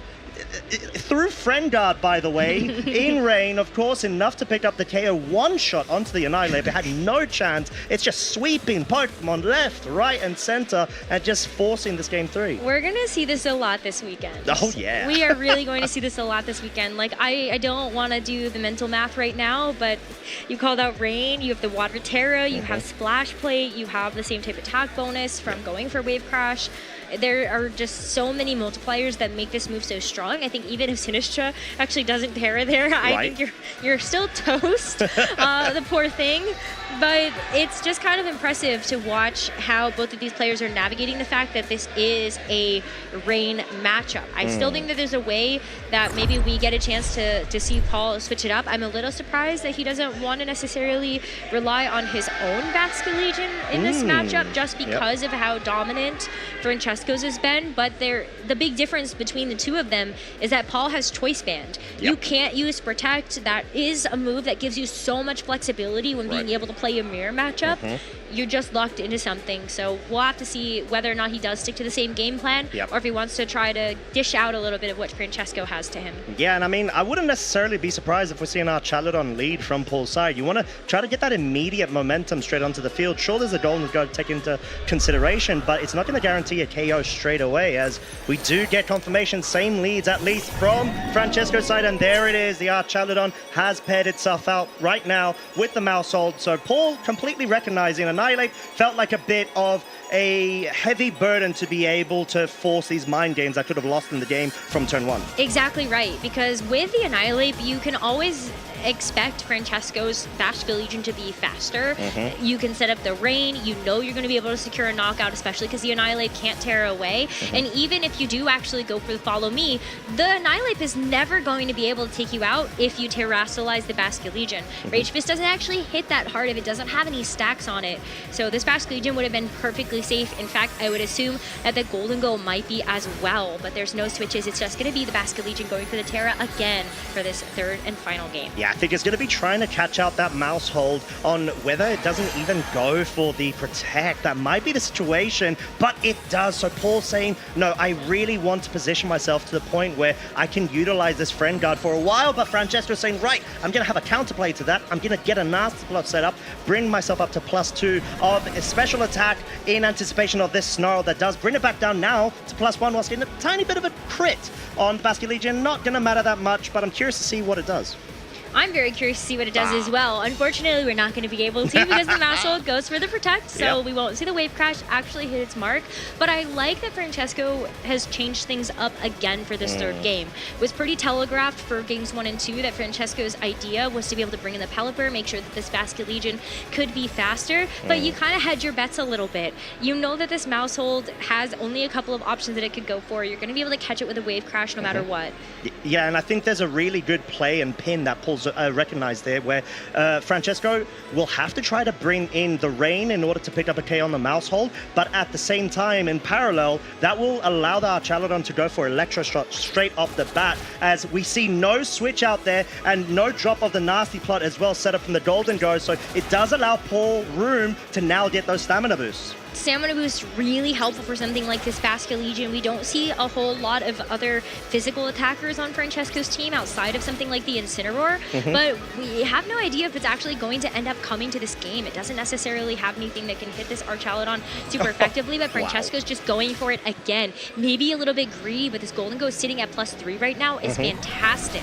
Yeah, it really is, but I guess at the same time, this allows Francesco to at least hit those +2 special attack damage calculations that probably needs to do so, but I'm curious, does this Wave Crash actually pick up the KO without the rain? Ew, wow, it actually does! I like it, you're just like, ew. Ew, it's like, what? Ew. That's just disgusting damage. I know, Ew. that's without the rain. That is honestly insane.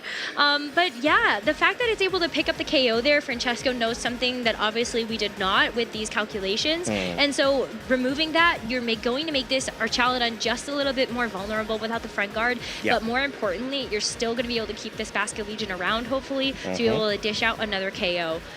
Really well played here from Francesco so far, and Paul now needs to figure out what he wants to actually bring in. We see that it is going to be Basque Legion, which is a switch up from these first 2 games. And where's the Pelipper? Well, I mean, at the moment, I guess this is sort of like Paul saying, please, do you have a Pelipper on your side that you may be able to help give support to my own Basque Legion? But yeah, this is sort of like what we were talking about, and you called out as well, Rose, having the Basque Legion to apply that sort of same dynamic of having an immediate wall breaker available, especially when you've seen Francesco bring Pelipper both in Game 1 and Game 2, does allow you a bit more room to try to steamroll Francesco as much as possible. And it most likely will not outspeed this Life Orb Golden Go, but we're going to have to find out, because it's an interesting, very similar speed tiering that both of these Pokemon are at, depending on which training as well as nature they've opted for, and that might be a bit of an indication of Francesco's worry.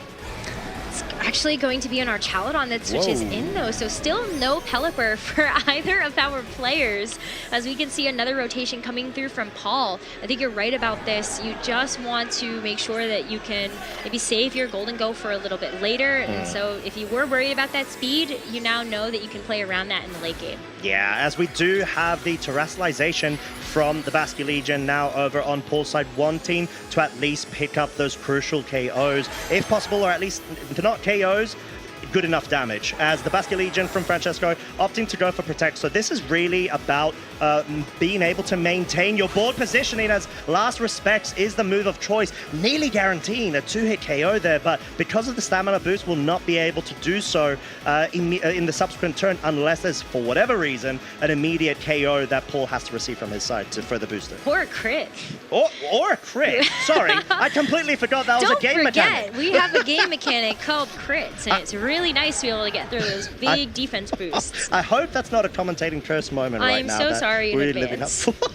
Well, we're going to have to find out, but you're completely right. I think that would really change the game right now and force so much momentum in Paul's side, because he does still have the Sinistra. It could opt to go for Trick Room potentially, but then that puts a bit of question marks on the speed interactions between, like we mentioned before, the Golden Girl on Francesco's side and the Basque Legion over on Paul's side. But a switch out, and it's going to be a Pelipper. There it is. So there is a Pelipper to be used amongst these two players. I was a little bit worried that Francesco had actually taken a different game plan for this third game and then no one was going to have a Pelipper. Fair, yeah. But we are going to end up seeing a Rage Powder, which is going to be very nice to make sure that this Basque League can actually get another turn. This Electroshot is going to go into this Sinistra instead. Yeah, and I think that's so crucial to be able to pick up a near KO. Obviously, there's a Focus Sash to take into consideration for the Pelipper, but look at that pivot, that pitiful damage that the Electroshot is able to actually try to dispatch onto the Sinistra. This is why it's so well placed to be able to have that redirection as well as potential speed control options. And Basque Legion, now the rain's been set up, it's always going to outspeed Pelipper. So what is there to stop Paul to actually go for another redirection right now, unless there's any sort of like switch out reads perhaps, but highly unlikely. And Last Respects here is so safe. I think Paul locking into that with a choice band was so intelligent.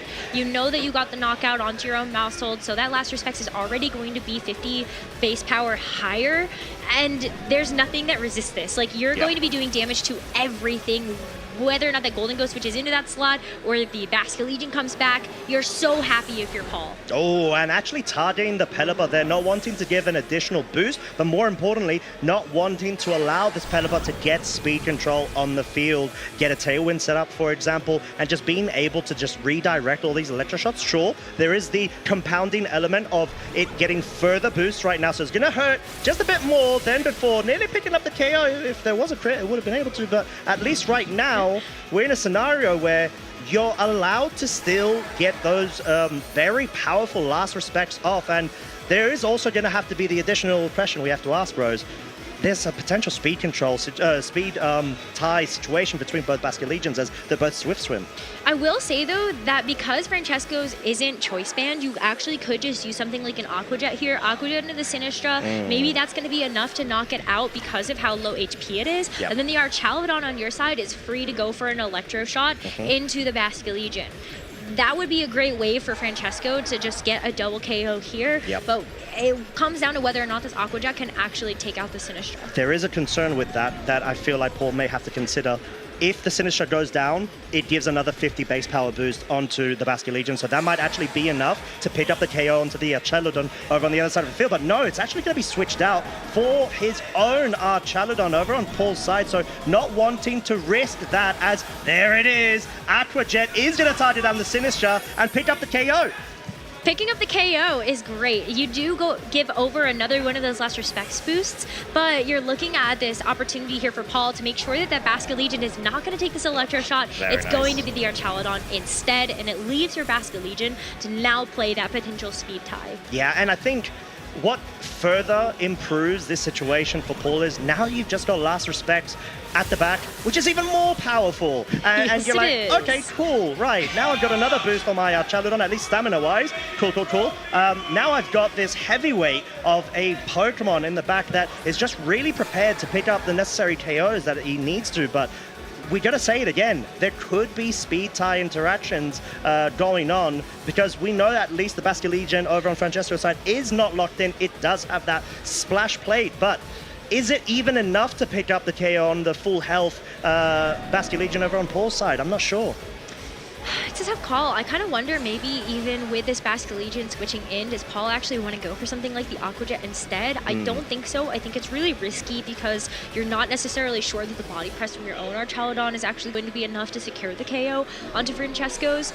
So I think you do try to just utilize Wave Crash or Last Respects. I love Last Respects as an option because you're not taking recoil. Ooh. And it is faster. It is faster, and it's enough to pick up the KO thanks to that additional 50 base power because of the Sinister getting KO'd. Last Respects from Francesco's side, not quite enough to pick up the KO. Of course, it had further increased damage output because of the Archaludon going down there, and this is looking like it is all she wrote. Archaludon going for the Electro Shot. You can see it in Francesco's face right now of dismay. Basket Legion is out for the count, leaving this Golden Go on its own, and at this point, it's got a very high hill to climb. Oh, it's so unfortunate. You could see Francesco being really frustrated with that speed interaction. Yes, the Last Respects would have not been able to get the KO by itself onto the Basket Legion. We can see how it was able to hang on there with the modifier that you talked about. Right. But you are putting it in range where this Golden Go might be able to actually maybe do a little bit more damage. Maybe you are able to protect on the next turn. But at this point, you're going to try to stall out the inevitable.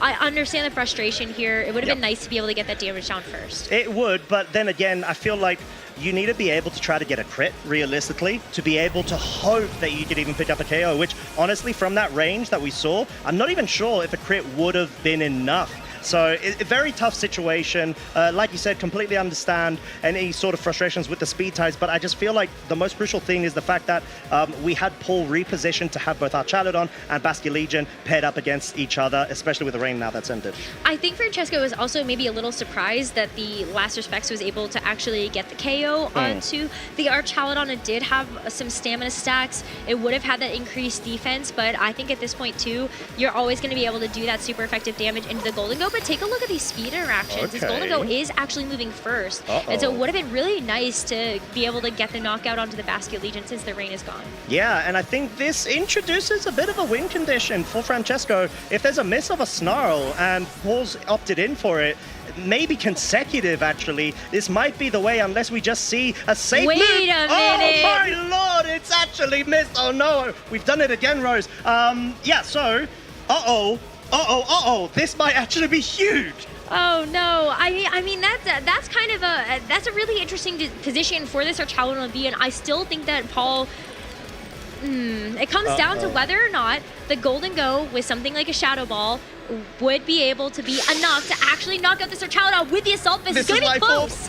Oh, it's not enough. The question now is, can this Archaludon actually pick up a KO? Does it touch? It goes for Snarl. Paul, what are you doing? You're giving me a heart attack. But it does pick up a KO, and all of a sudden we've got Paul Ruiz at 4-0 in day one. Wow, that was a nail biter at the end there. I was figuring, okay, Paul played to the end game. You've got this, like, you're able to at least get the KO. The rain turns did make it a little bit trickier, and then the miss of the Snarl opened up a huge opportunity there for Francesco. Unfortunately, the Shadow Ball wasn't enough. Then if you had not used Make It Rain on that the previous turn, then you are going to be at your normal special attack. Instead, you do drop your special attack by one stage.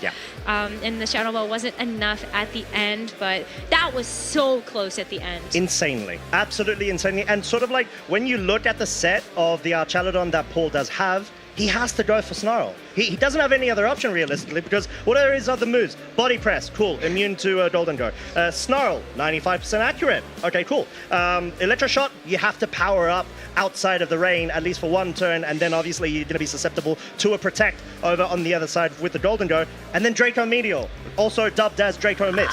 So what options do you have, really? You have to go for the 95. Yeah, I don't know if I would want to rely on Draco Meteor to have to seal the deal for me either in one of these games, but this third game looked so much better from both of them. I think that after Francesco absolutely ran away with things in that second game, Paul had to go back to the drawing board and think about whether or not that Annihilate was actually going to be the right thing in this matchup. I'm really glad that he decided not to do that. I think for his sake, he was looking at the 4 that Francesco brought and kind of thinking, well, the Annihilate doesn't really ever have the advantage here. I think you look at the Golden Go, it's got Shadow Ball. You look at the Terra, you go, well, Basket Legion's always going to hit me for super effective damage, whether a Terra or not. Yep. And Paul finding a great edge with his own Basket Legion. Oh yeah, I mean, it was the best drop I've seen all day because you just needed to get rid of that Annihilate. And sometimes when you've got the Annihilate mouse hold sort of combination mode, you feel like you want to rely on it naturally a bit more than, let's say, like a mouse hold and Archaladon pairing, because it's just there. It does the thing, you know, as long as you get one beat up, you can nearly pretty pick up any KO that you can, or at least most likely, because some Archaladons can actually survive most of the Rage Fists if it's at +4, let's say, procced. Not necessarily the stat stage, but in this situation, you just needed to let go of it. And being able to bring your own Basket Legion forced a scenario where you could always try to pivot it, have it in the mid towards end game, so to pick up KOs, and that's what we saw. And he never had to bring his own Pelipper. No such thing. It's like, what Pelipper? Pelipper who? Pelipper where? Like, we saw it in like a previous game as well, between the last stream match that we had, and we saw that there was no need for Victor to be able to bring Pelipper. He just like rocked through with our Archaladon. Obviously, it's terrifying. This is a different situation, but yeah, like being able to take advantage of that, of your opponent being able to bring the weather, is insane. And like, very well played to Paul. He absolutely did the best that he could. That adaptation really proved to be key, and that's why right now he's 4-0. Well, let's go ahead and talk to him, shall we? Ooh. We're going to throw over to the stage for an interview with our winner, Paul Ruiz. Welcome back, everybody. I am joined by the winner of that last round, ex-world champion Paul Ruiz. Paul, how are you feeling? That was a pretty crazy set.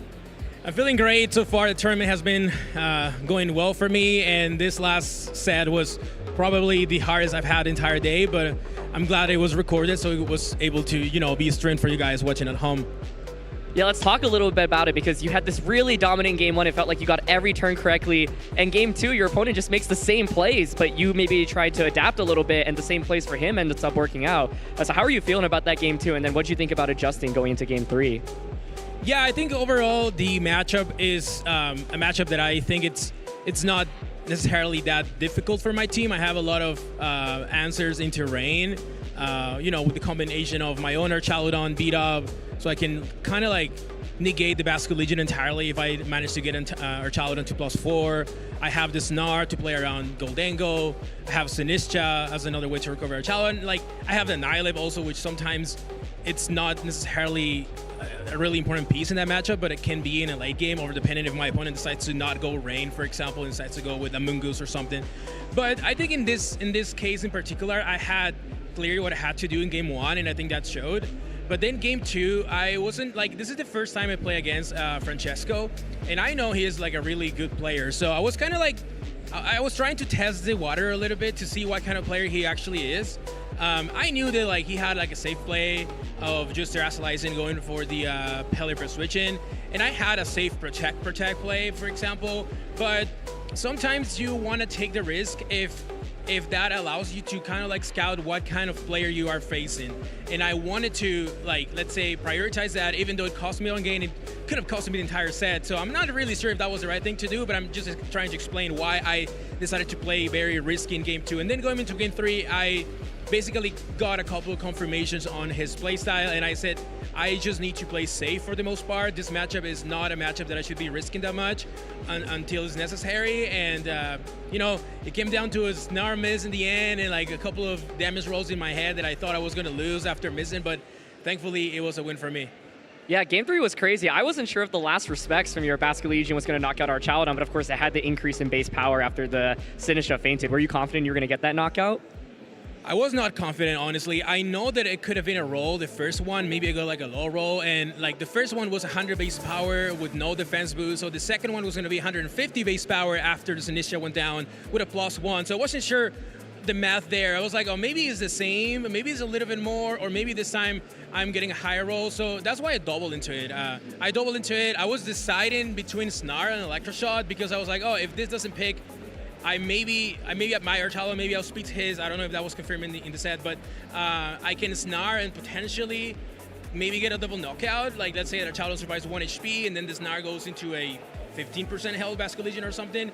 But then I remember like, oh, you know what, Paul? Snar can miss. Don't click Snar. Just go for the Electroshot. And then, funny enough, 1 turn or 2 turns after, it actually missed.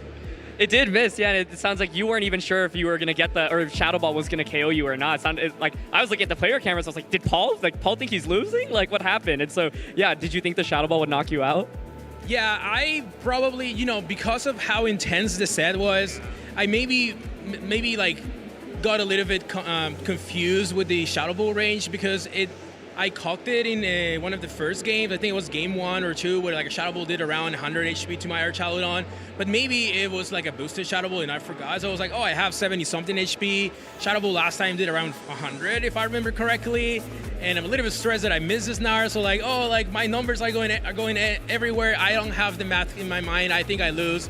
And then I didn't. So I was like, oh, maybe I'm just like overreacting a little bit. But like, it was my genuine reaction. I thought I was going to lose because I remembered 100 something damage into my Archaludon from a Shadow Ball previously. Yeah, totally. I feel like it's so easy to just like have one index on one damage calc and you just think that's it. And there's so many things going on, obviously. And it was such an intense set. It was really long as well. But you're sitting here 4-0, of course. Really good start to the tournament. What's your goal for this tournament? How are you approaching the season? That's a good question. It has been a really tough season for me. A couple of factors affected the first couple of months of the season. I couldn't compete in different events because they were sold out, even though I did try. And then my country doesn't have locals anymore, so I cannot play locals, unfortunately, in BGC. So this has been like the tournament for me to prepare for the entire year, at least this first half of the 2025 season. And even though I'm like looking really bad in terms of CPs, I have a lot of competition that is around like 1,000 CPs and I'm like, I think around 200. So for me, I was like, I'm just gonna take one step at a time. I wanna do well in this event. I've been taking like a mandatory break, let's say, because I couldn't compete given that events were sold out a little bit and I wanted to go, but maybe like last minute and I couldn't find any spot.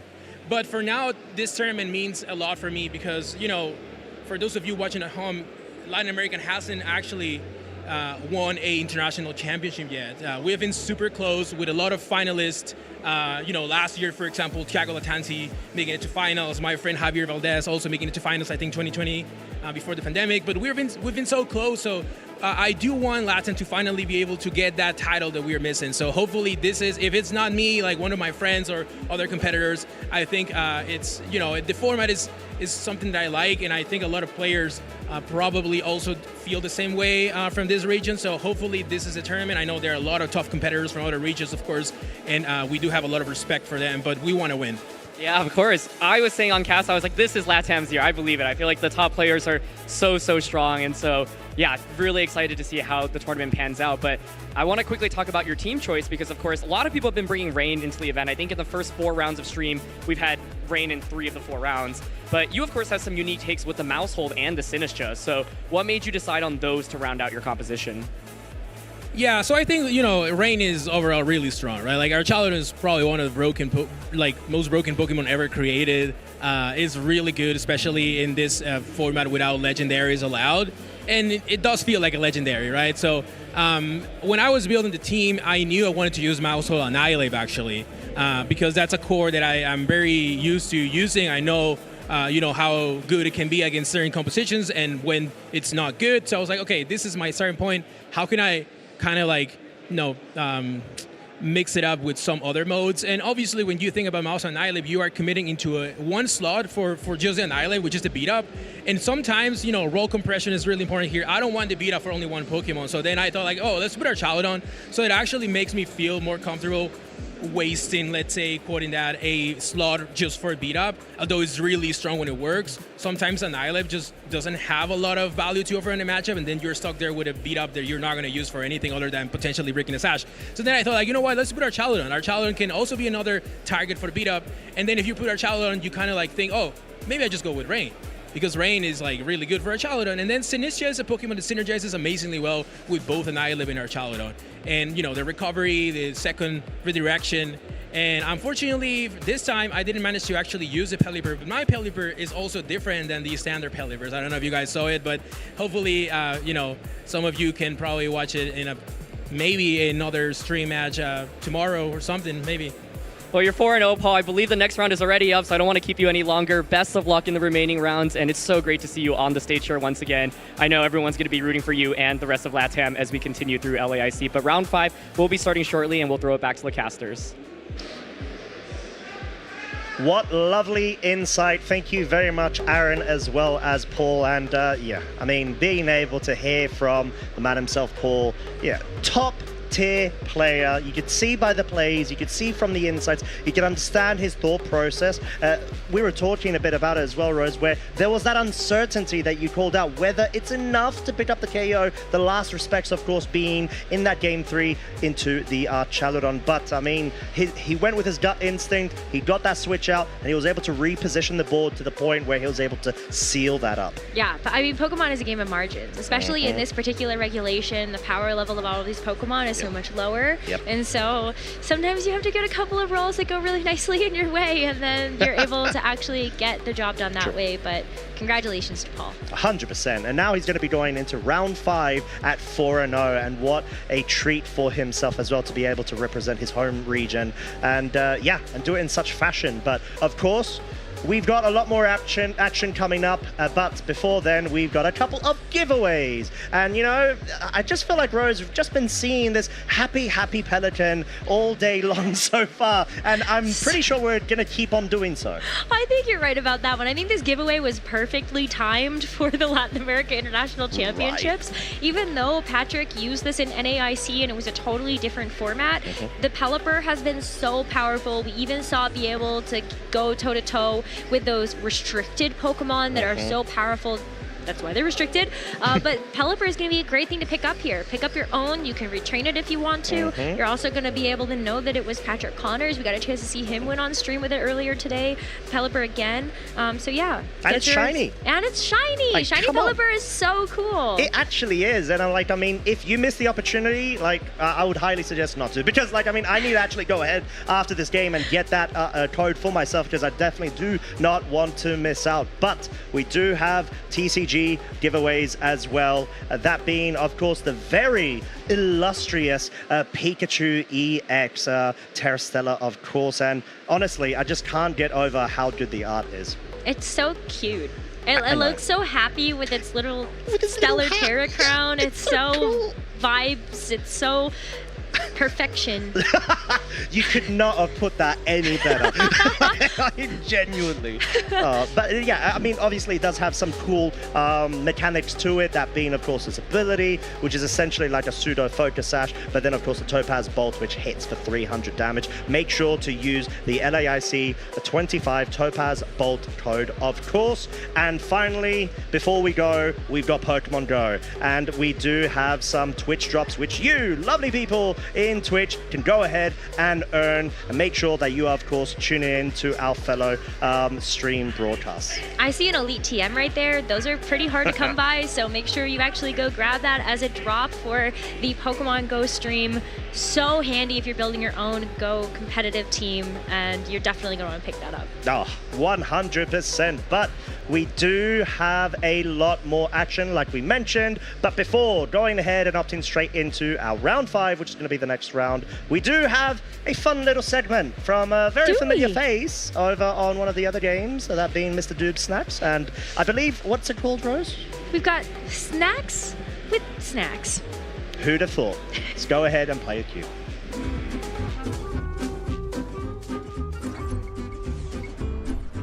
What's good, everybody? Doob Snacks here with another episode of Snacks with Snacks. We are here in Sao Paulo, Brazil for LAIC, and I've got a tour guide with me to bring me around all of these snacks this go round. So, thank you for joining.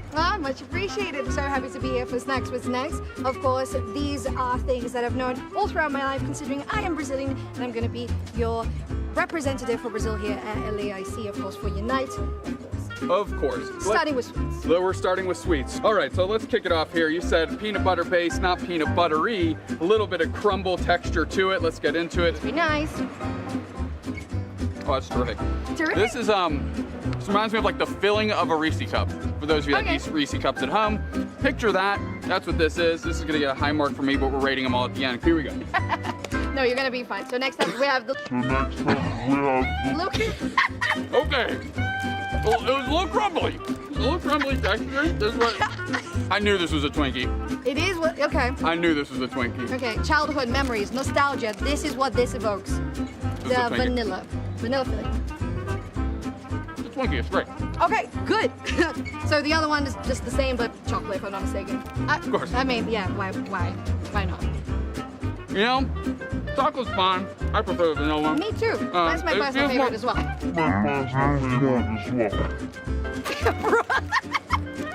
The peanut butter cylinder is getting to me here. So I'm gonna have you help me open these. Oh, of course, yeah. As I get into these too. What are these? Off rip, I like the turtle mascot. Yes. Gotta love the well, there he goes. Chocolate sandwich cookie all the way through, Oh, there we go. right to the middle. Yeah. You need to pay me for these. Chocolate sandwich cookie. Good. Believe it or not, still fighting through that peanut butter. I do believe it, to be fair. So this one, not sandwich style, but on top. Okay. Also chocolate, but Turtle on the back. yeah. It doesn't have peanut butter in it, I can assure you that. It does taste like peanut butter though. Yeah, this one of my personal favorites. There's an Americanized version of it. And instead of it being one humble piece like this, this entire package is just two jumbo ones. Oh, okay. Well, I get So that. essentially we've taken your classic snacks and just done Made them barbaric big American and things deep to them. fried. Here, there you go. Just jumbo and butter and grease. Ooh, I really like that. Okay, good. Let's rate these Good. things. Speed run. This is bottom tier. I'm going to put that at 2.5, considering everything else is much more solid. Twinkie taking a large lead here, and I think I'm going to go. You can't give like a Twinkie a 10. That's insane. That is insanity. 6. Okay. I think this is a this is a 5 for sure. Size differential. Size does matter to some people. For these, 3.7. Which leads me to the chocolate sandwich cookies, 5.9. Okay. And that's because these, despite being first and kind of being, I kind of felt like I was coughing sawdust the entire time. Don't let that discourage you. This was my favorite of the sweets group. 8.5. I love these. I love these. That These is were incredibly terrific. good, yeah. This was sweets. So we've got more to come. What else Yeah, we we got do. coming up? Right, so we got the savory, we got the finger foods, and of course, you need to stay tuned to catch more of Snacks to Snacks. Stay tuned.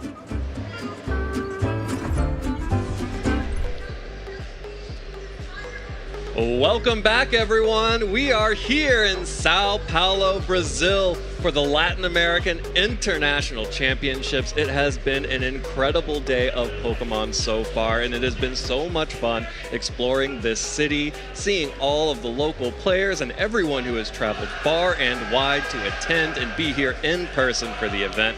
My name is Evan Latt, and I am joined once again by my good friend Rosemary Kelly as we are ready to take you into round 5 of our tournament. Ooh, let's do it. We're at the halfway point of today, so we only have 4 more rounds this was to show everybody, but this one is going to be an absolute doozy. I'm so excited, and you can see here the rest of our players that are sitting undefeated at 4-0.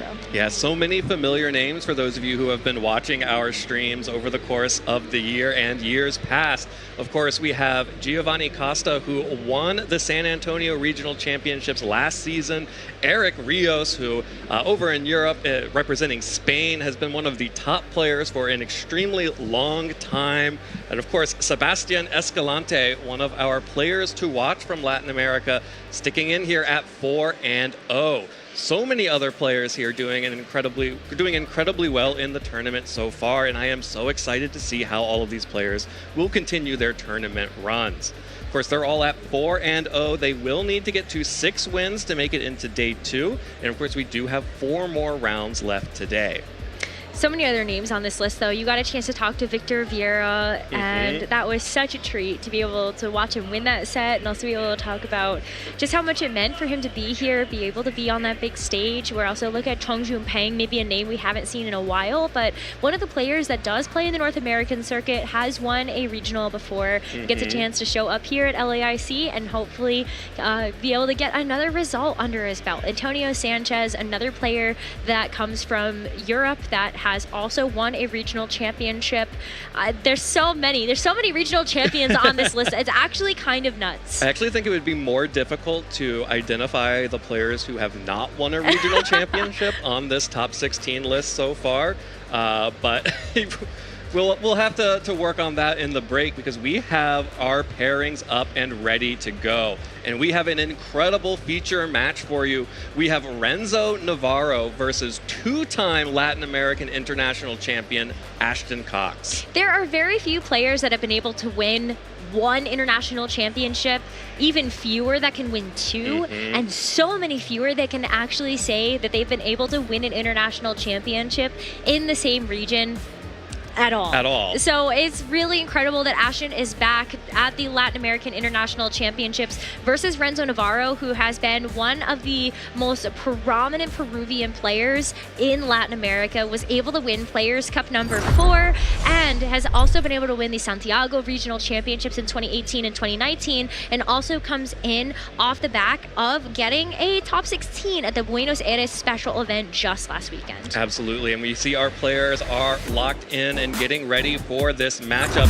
Real quick, also had to shout out Shohei Kimura in there, the 2023 world champion from Japan, has traveled out to Sao Paulo to participate, as well as we did have the matchup between Alex Gomez and Eric Rios, two teammates who were playing each other. But here, Ashton Cox, our two-time Latin American international champion. And he was supposed to be here last year, but a little bit of a funny story. Now that he's back, we can maybe poke a little fun at this. His passport got thrown out, so he wasn't actually able to make it to the Latin America International Championships last year. And so we get a chance to see him back, defend a title, and with this incredible team. Absolutely. He has defeated the first boss of the Latin American International Championships, the passport process, and instead has brought now this interesting team here. We have the Como as the central Pokemon, with the Clangorous Soul and the Clanging Scales variant of Como, not the Iron Defense Body Press version that we had seen previously. Instead, Como will be able to boost all of its stats and actually boost even its special attack even further with that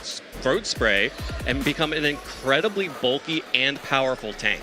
The rest of the team is going to be well rounded out by some of these more balanced pieces that we would consider. We've got the Sneasler, Dondozo, Electabuzz, and Rillaboom. The Golden Go we've been able to see do a lot. This one's going to be the Choice Specs variant rather than something like Leftovers or Life Orb. So you got one choice that you can lock into and one choice only. I think one of the biggest things about this Golden Go that maybe makes it stand out from the rest of the field is that it's Terra Fairy with Dazzling Gleam. I think that is a very unique combination onto a Golden Go that might prove to be kind of useful in this matchup. Well, absolutely. In a meta where we've seen so many dragon types rising to prominence, having the ability to hit spread damage, again, ignoring redirection and getting the boost from the terastallization there, could be a big deal.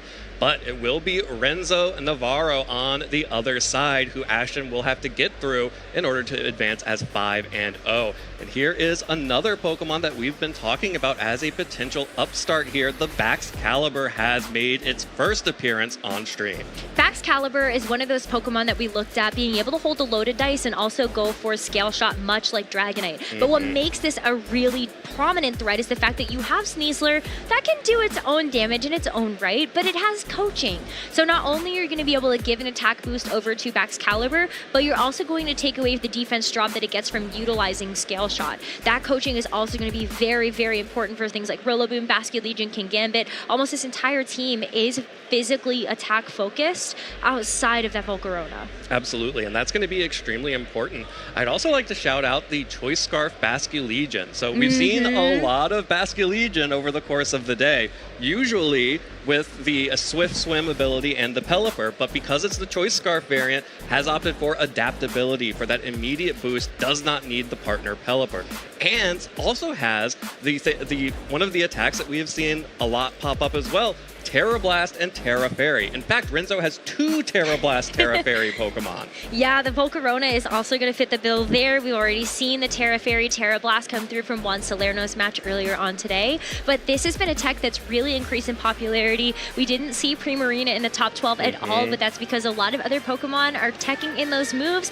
to be able to fill that niche. So very excited to see how these two players are going to match up against each other. Well, we are going to find out immediately. Leading off the charge charge for Renzo, it's going to be Sneasler and Baxcalibur, and Ashton will match with his own Sneasler and also the Como-O. Big threats from the Como-O there, being able to potentially get set up immediately from unless it gets faked out by that Sneasler.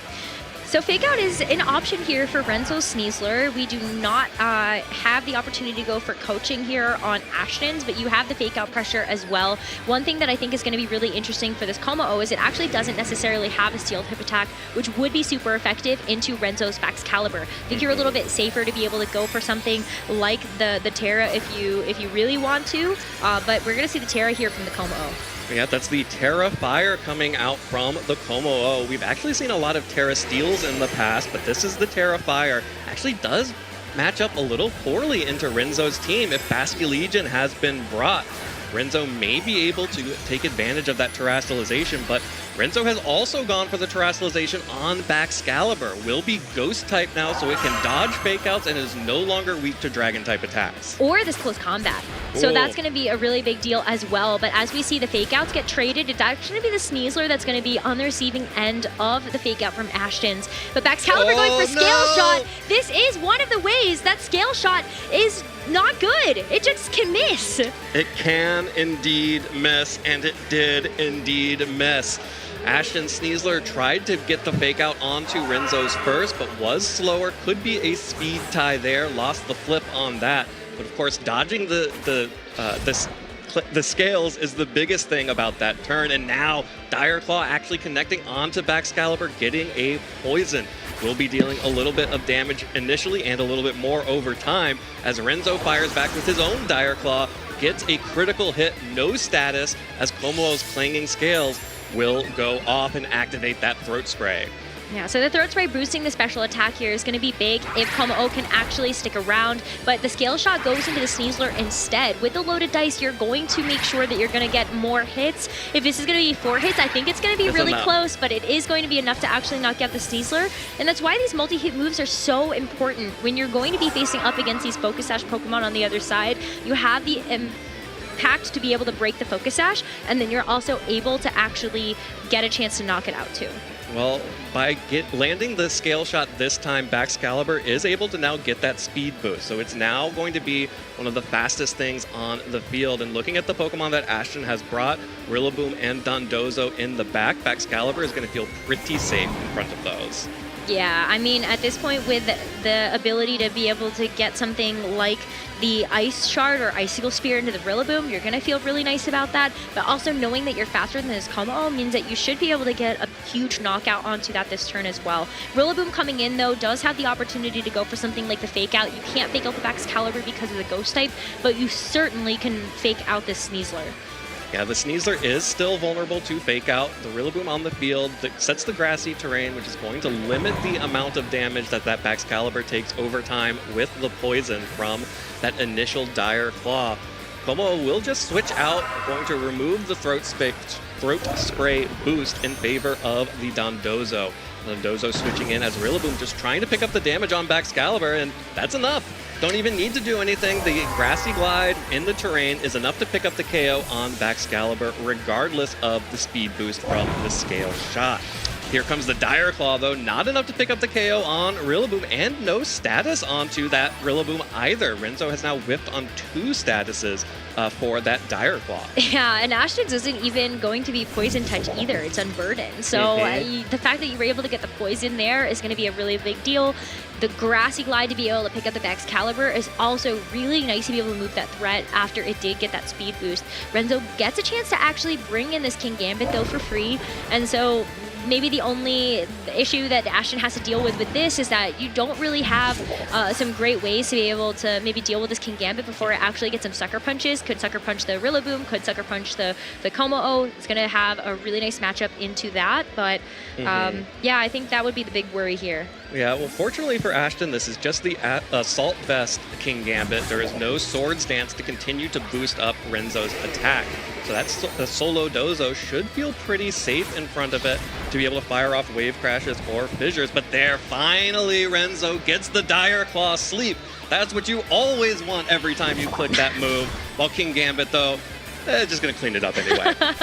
May as well. I think at this point, Renzo can play to the game plan of kind of leaving this Dondozo by itself. If you're able to actually do that, the only attacking move that this Dondozo has outside of the fissure is going to be the Wave Crash. So it's going to be taking recoil every single time it does attack. It has leftovers, so healing up a little bit of that damage at the end of every turn, and there is still grassy terrain that's going to be available for a couple turns more. So this Dondozo theoretically shouldn't be in too much hurt unless Renzo's able to actually get rid of the rest of the partners. Yeah, gonna have to see. Oh, it's the Basculegion as the final Pokemon for Renzo. If it had been the Rillaboom, may have been in a much better position, but with the Basculegion coming out, it does have now 2 stacks on its last respect, so we'll be able to deal good neutral damage to the Dondozo and be able to easily resist Wave Crash, but Dondozo is, you know, it's bulky, it's got leftovers, it's got grassy terrain. It can probably stall out for a little bit, get some yawns off, and then start firing fissures if it needs to. Yeah, the Grassy Glide and the Basculegion is actually not enough to pick it up, and that's because this Assault Vest onto the Rillaboom is just going to be not nearly enough damage to actually get the knockout onto that Basculegion. Never mind, I forgot again that was the Adaptability Basculegion. Dealt quite a bit of damage with that last respects onto Dondozo after being followed up with the Kowtow Cleave by the King Gambit as well. However, because of the Grassy Glide doing so much damage, Dondozo was still able to survive and able to pick up the KO with that Wave Crash as well. So now it is just King Gambit, and Dondozo has plenty of opportunities to yawn, protect, heal up, and, you know, maybe just win this on its own. Ooh, well, the Sucker Punch into the Rillaboom is going to pick it up before it can go for something like the high horsepower, so this Dondozo is going to give itself a lot of time and breathing room. After it goes for the yawn, it can either go for Wave Crash or it can start spamming out the fissures. That could be one way that Ashton cleans up this game. This Dondozo, though, needs to be able to recover HP, so these sleep turns do need to be a little bit longer. Yeah, going to need to recover plenty of hit points, but this King Gambit is at full health. Wave Crash would take a few times to try to knock it out and take recoil damage in the process. So, you know, Fissure, 30% accuracy. If you can get 3 or 4 opportunities, you would expect to be able to land one of them, and that's all Dondozo needs right now. Yeah, I think the biggest challenge with Wave Crash is that you are going to be taking that recoil, and grassy terrain is going to be expiring at some point very soon. So I think, yeah, maybe I would like to see some fissure gameplay. Maybe not everybody else, but I kind of want to see it. But the grassy terrain is gone, so your healing is limited now. Yeah, and it looked like the Kowtow Cleave may be a 4 or 5 hit KO on that previous turn that we'd seen. So let's see how much recoil Dondozo takes from this. That's also going to be a 3 or 4 hit KO on the Wave Crash, while also taking some recoil from that Wave Crash. Not a huge amount of recoil, but some of that could add up if this King Gambit gets some short sleep turns. It's going to be another sleep turn, though, for this King Gambit. So another turn that Ashton gets a chance to actually wail away at it with something like this Wave Crash, and it is going to be a 4-hit knockout. So potential here for this King Gambit to wake up as this Dondozo continues to hurt itself. The Dondozo now, I believe it lost a total of 3 hit points after that from the Wave Crash. Yeah. So Wave Crash still feeling pretty safe, and King Gambit gets the full 3 turns of sleep. That should be enough for Ashton to be able to clean this one up. Another Wave Crash here. Oh, actually, not going for the Wave Crash, going for the Yawn to try to keep that King Gambit as tired as possible and only give it 1 shot at a Kowtow Cleave. Yeah, it was a good shot, shout by Ashton, because if you are expecting that it's going to wake up that turn early, it does have a pretty high chance to do so. Go ahead and get the Yawn. You're only going to take 1 turn of damage from this King Gambit potentially, and then you know you have enough HP to be able to survive that. A crit wouldn't have even been able to be enough just by itself with 1 attack. Yeah, so really well played there by Ashton, locking in all of the physical attackers on Renzo's side. Renzo brought the Sneasler, brought the Baxcalibur, brought the Basculegion, and brought the King Gambit. All 4 of those, and we did see the Basculegion dealt decent damage to the Dondozo after 2 of its partners had already fainted with that last respects. but Renzo is going to need to have a better answer for that Dondozo sort of lock at the end game. I do wonder, though, if this game looks any different if Renzo actually hits the first scale shot. Because, like, that was definitely unfortunate. If you hit the first scale shot, maybe Sneasler doesn't get faked out. It's pretty common for that first turn to be coaching plus scale shot.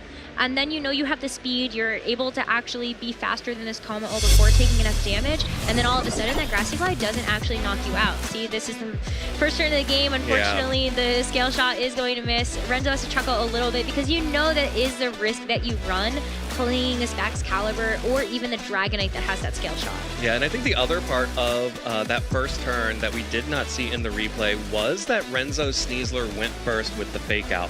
Ashton was also trying to fake out into Renzo's Sneasler, but Renzo was able to prevent the Komo from moving at all in that first turn.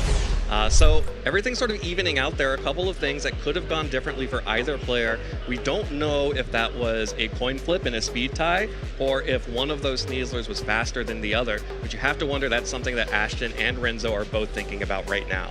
Definitely. I think you have to pay attention to how those speeds interact, but I think you also have to pay attention to how these, if any, these scale shots are going to matter and change the speed interactions. Well, it looks like Renzo likes the game plan that he had before, and now it's going to be Sneasler and Baxcalibur facing down Electabuzz and that Choice Specs Golden Go. Ashton with the game advantage in this set, making a huge adjustment to go ahead and lead the Golden Go, which is incredible into both of these Pokemon right now. It's looking very, very good. Baxcalibur is not going to want to take a Make It Rain. It's definitely not going to want to take a Dazzling Gleam either. There's so many ways that this Golden Go can hit either of these Pokemon for super effective damage. And the fact that you have the Electabuzz here when Sneasler and Baxcalibur both have single target attacks makes this Golden Go way more comfortable to just start firing off as many attacks as possible. Absolutely. And, Renzo could scout out to see what Ashton wants to do, but there's not a whole lot on this team that wants to switch in to whatever Ashton's going to be bringing from this Golden Go, which we now see is going to be the Terra Fairy and the Dazzling Gleam. So next turn, if Renzo brought the Volcarona, maybe that could do okay into this, now that the Golden Go is locked into Dazzling Gleam. But for now, this Sneasler and this Baxcalibur are going to be running scared. Baxcalibur protecting away from the Dazzling Gleam damage, while Renzo went for the Dire Claw, but went for the Dire Claw into the Electabuzz, which has protected and is still available to follow me and protect that Golden Go. It would have been insane if Renzo had gone for a Dire Claw into the Golden Go, and then we didn't actually see the follow me from the Electabuzz. Unfortunately, that didn't happen. Take a look at how much damage the Sneasler is going to take from that Dazzling Gleam, and already Ashton feels like pretty comfortable in this game. There isn't a whole lot that Renzo can actually switch into that slot to be able to take neutral damage from this Dazzling Gleam, and so already you kind of feel stuck in some ways. The Sneasler can at least get some damage down, but you are going to see both of these Pokemon stay in, and even the Terrestrialization committed. Oh wow, both players have chosen to keep their Pokemon in. Renzo will be Terrestrializing the Baxcalibur to remove the Fairy type weakness. So now that Baxcalibur is once again a Ghost type, but we did not see a Follow Me from the Electabuzz, and Golden Go hangs on with 5 hit points. No poison, no burn, no sleep. The Electro Web connects onto both the Sneasler and the Baxcalibur. That will be enough to lower the speed of both Pokemon and allow this Golden Go to pick up the KO on Sneasler with Dazzling Gleam, but Baxcalibur surviving handily after that Terrestrialization, and with no Follow Me, Baxcalibur can just keep going on the offensive. Unfortunately, it chose to target down the Electabuzz here. I think that you kind of have to, because this Electabuzz is going to be so tanky. Doing literally any amount of damage is going to make sure that this Electabuzz can get picked up next turn by something like the Dire Claw. Even the close combat would be plenty to be able to actually get the knockout here. And what's important for this Baxcalibur as well is that you do actually get this speed boost. Unfortunately, with the Electro Web, you're just offsetting it. You're not actually able to get an actual speed boost onto this Baxcalibur. But Renzo is going to make an adjustment in this game too, does bring in this Rillaboom, and now has an opportunity to go for Fake Out. This Golden Go is not a Ghost type anymore. Yeah, no longer a Ghost type and easily able to be faked out, or just, and the Fake Out most likely would pick up that KO as well at only 5 hit points for the Golden Go. But this Rillaboom is an important adjustment for the Dondozo that Ashton showed previously, and we are now seeing he did bring once again. Definitely scarier to that Pokemon than the other Pokemon that Renzo had brought in Game 1. However, this Electabuzz and this Goldengo are both so low right now. They're both really low, and I think that makes them perfect targets for something like a Grassy Glide. Even from this Rillaboom, you don't actually have to go for Fake Out. You could just try to go for damage instead. So Renzo has the opportunity to make a call, but doesn't. Just going to make sure that you actually do get a big amount of damage onto that Electabuzz. It can't stay around anymore. But we are going to see the Ice Shard from this Baxcalibur instead. It's actually going to do so little to this Dondozo. I think there was an opportunity here for Renzo to maybe play a bit more aggressive, actually try to get some big damage down onto either the Electabuzz or the Dondozo, and instead this Dondozo comes in completely scratchless. Yeah, and you know, Renzo kind of splitting the difference there, going for the Fake Out onto Electabuzz and then using the Ice Shard to pick up the KO on potentially the Goldengo. Gets punished for it on the Dondozo switch in. Still got to feel pretty decent. Electabuzz is so bulky. Rillaboom may not be able to get to that Dondozo without some help from Baxcalibur, and Baxcalibur is going to need to do something big. Baxcalibur is going to need to do something big, but Baxcalibur actually gets a chance to use the Scale Shot first because it had that the second speed difference. Boost. You are going to be able to actually outspeed this Rillaboom, but even still, this Rillaboom now gets a chance to be free and clear to go for something like a Wood Hammer and chunk away at this Dondozo. Yeah, the Electabuzz is out of the way. The Baxcalibur is continuing to get strong and fast, and that is, can you believe it? A one-hit KO on Dondozo. That is the power of Grassy Seed Rillaboom on top of terrain. Solo Dondozo has been more prominent because it has so much natural bulk, but when you tack on the fact that this Grassy Seed is going to be giving you an additional boost to your grass type attacks, this Wood Hammer is so powerful that you can do things like that. Yeah, absolutely. Getting the Grassy Plate and the Miracle Seed to boost the attack of grass type attacks will be enough to get the Rillaboom that one-hit KO. And now Baxcalibur has been able to get its speed boosted, and it's a ghost type already, so is not afraid of the Fake Out pressure coming out from that Sneasler, which means it should be able to outspeed and pick up the KO on that Goldengo pretty easily. I almost wonder if you actually try to go for, well, the Ice Shard's going to help out too. Just in case. Just in case. I like that play, especially because you did read that there was going to be a Fake Out from the Sneasler. You can guarantee the knockout onto the Goldengo, and now you get a chance to take a look at how you deal with the Sneasler. Baxcalibur with these speed boosts is probably going to be faster at this point. As long as your Scale Shot does not miss, you have a very good way to be able to win this game, but you have to make sure that that's the case. Otherwise, the Sneasler can get the knockout onto the Rillaboom, and then you have some problems. Yeah, don't miss your Icicle Spears, don't miss your Scale Shots, just get the KOs onto the Sneasler as best you can. Renzo does have a significant Pokemon advantage here, and unfortunately Sneasler, even with the Focus Sash, only has single target attacks. So Renzo will be able to get at least 2 attacks off from either the Rillaboom, the Baxcalibur, or whatever the mystery 4th Pokemon is. Yeah, I like the opportunity to just go for the Grassy Glide instead. You can see that Baxcalibur wanted to opt into the Icicle Spear. You're still going to be able to do neutral damage to the Sneasler, and you should be able to get the knockout that way. You can see Ashton taking his time now to be able to think about, how do I even approach this game number 3? Yeah, very important too, when you're at a stage like this. You can always concede if you want to, but you can also use the time that you have to plan out your Game 3 game plan. And that is what Ashton is doing here. Has to figure out what adjustments were made that, you know, Renzo made that he was not prepared for. What adjustments did he make that didn't quite work out in this game too? And I think the really big problem for Ashton, again, was that Rillaboom. Able to pick up the one-hit KO onto the Dondozo really took off a huge piece from Ashton's side. Both the Icicle Spear and the Grassy Glide are going to connect onto Sneasler. That will be the end of Sneasler, and that will mean a Game 3 in our 5th round of competition. Ooh, getting a second Game 3 of the day. Count me in. I'm so excited to see another game from both of these trainers. I think you called out something really important in that game number 1 that Renzo was able to identify for himself to bring into that game number 2, and that was the Rillaboom. At the end of that first game, you said, what if there was a Rillaboom here instead for this final slot, instead of this King Gambit? And I think it was the perfect adjustment for Renzo to make, leaving that King Gambit at home, bringing the Rillaboom instead, and you were able to secure such a huge key knockout. That just made you miles ahead. Yeah, and I think a really interesting part of that second game is we did not get to see the 4th Pokemon from Renzo.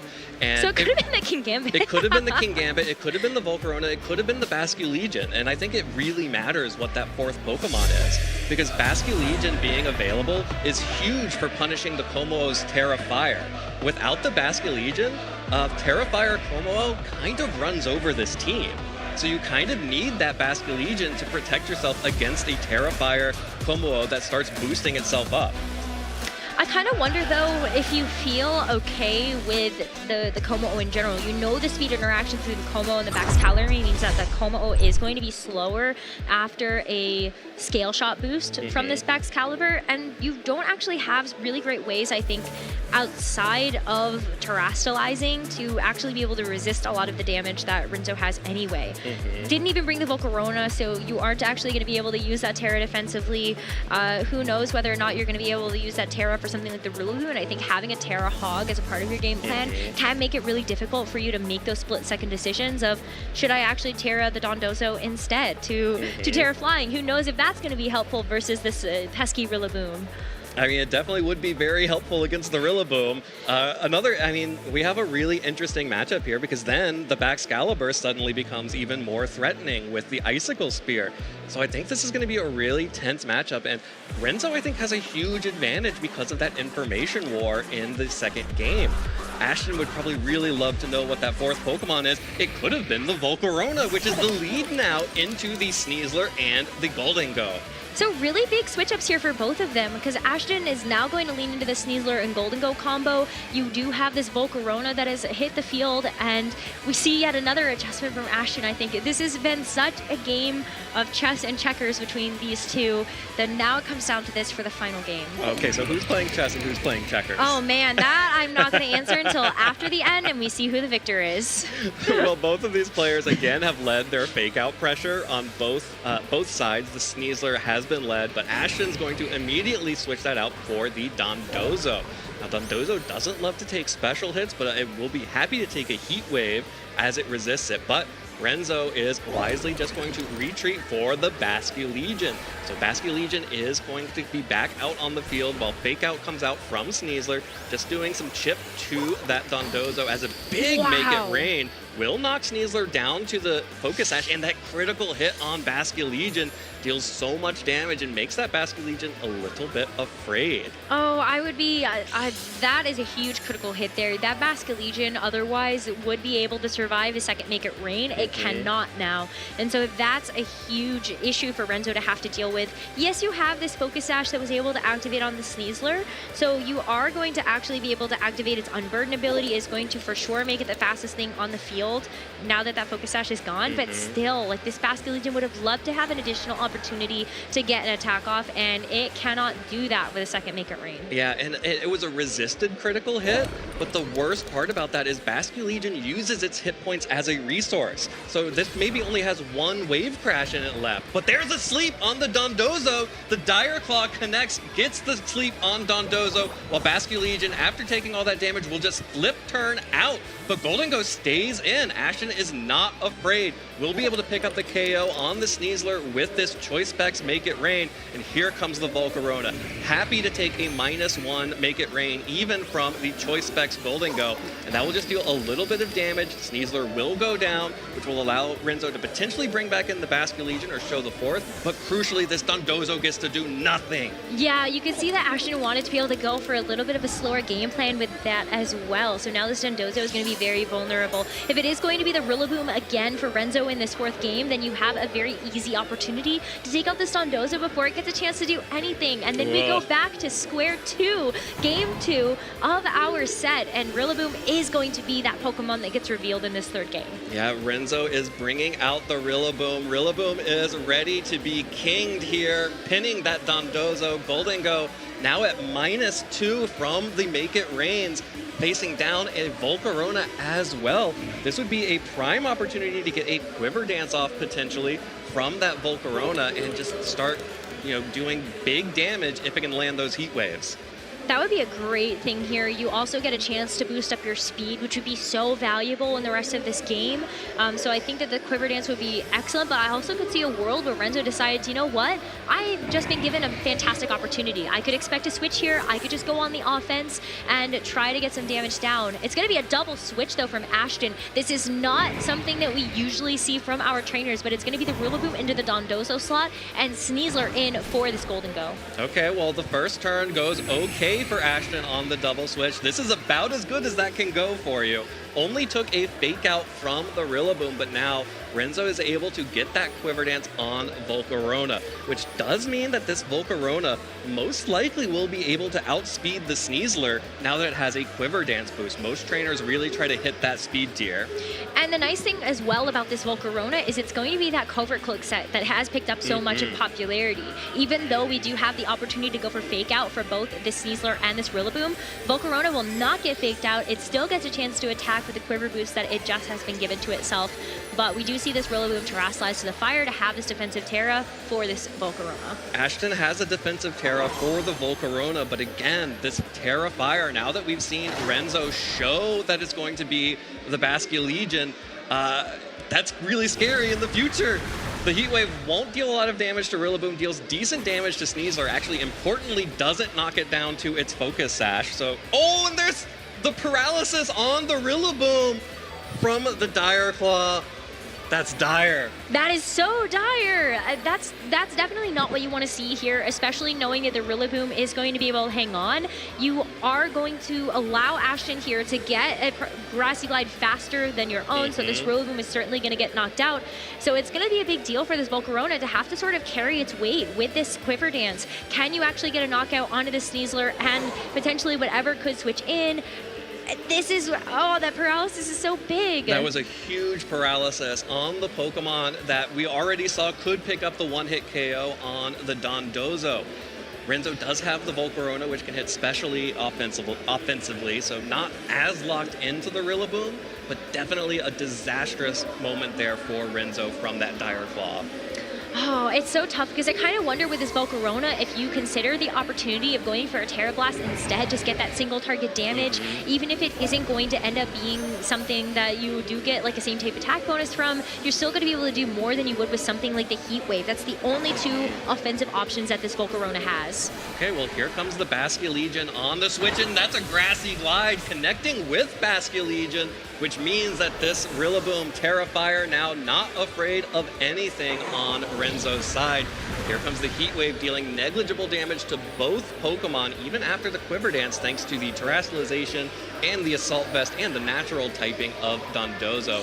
And I really like Ashton finding the opportunity to bring the Dondozo here to try to waste some of these sleep turns.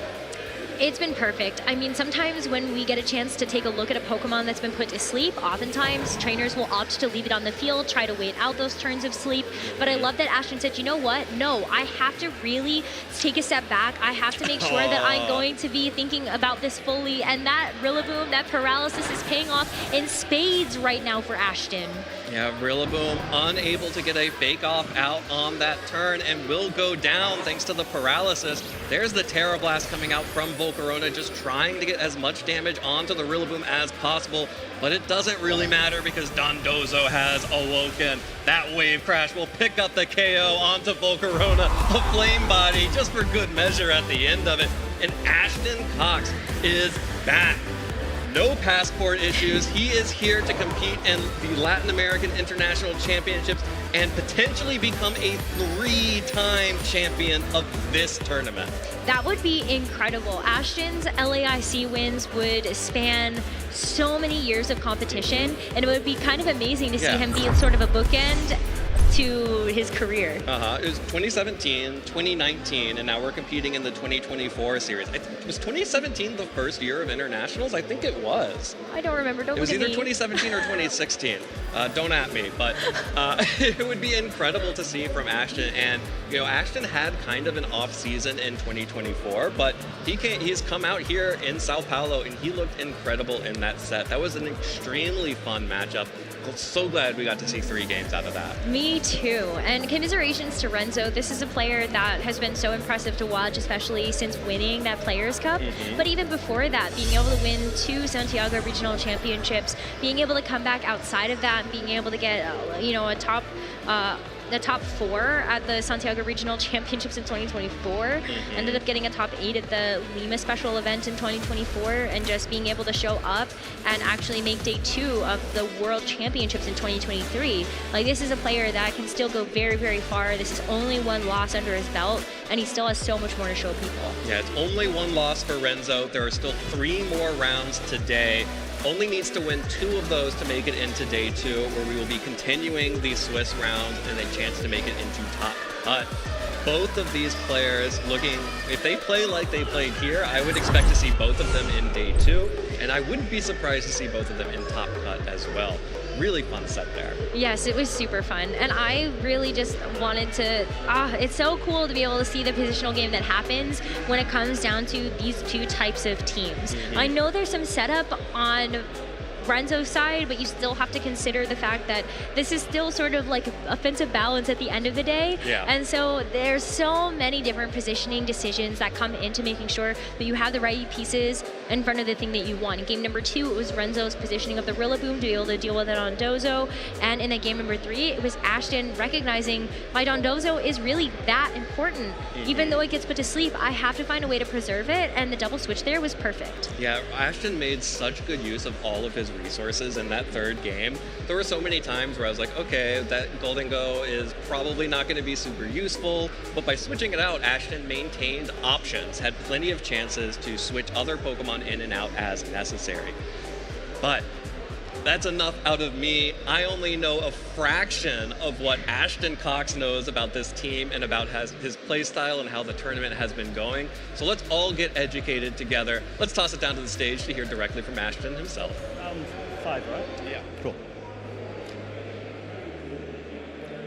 Welcome, everybody. We have your winner of Swiss round number 5 here at day 1 of the 2025 LAIC, Mr. Ashton Cox. Welcome, Ashton. Huge congratulations, of course. That was a nail-biter of a set. So I just want to start things off because I know it was quite intense. How are you feeling, my friend?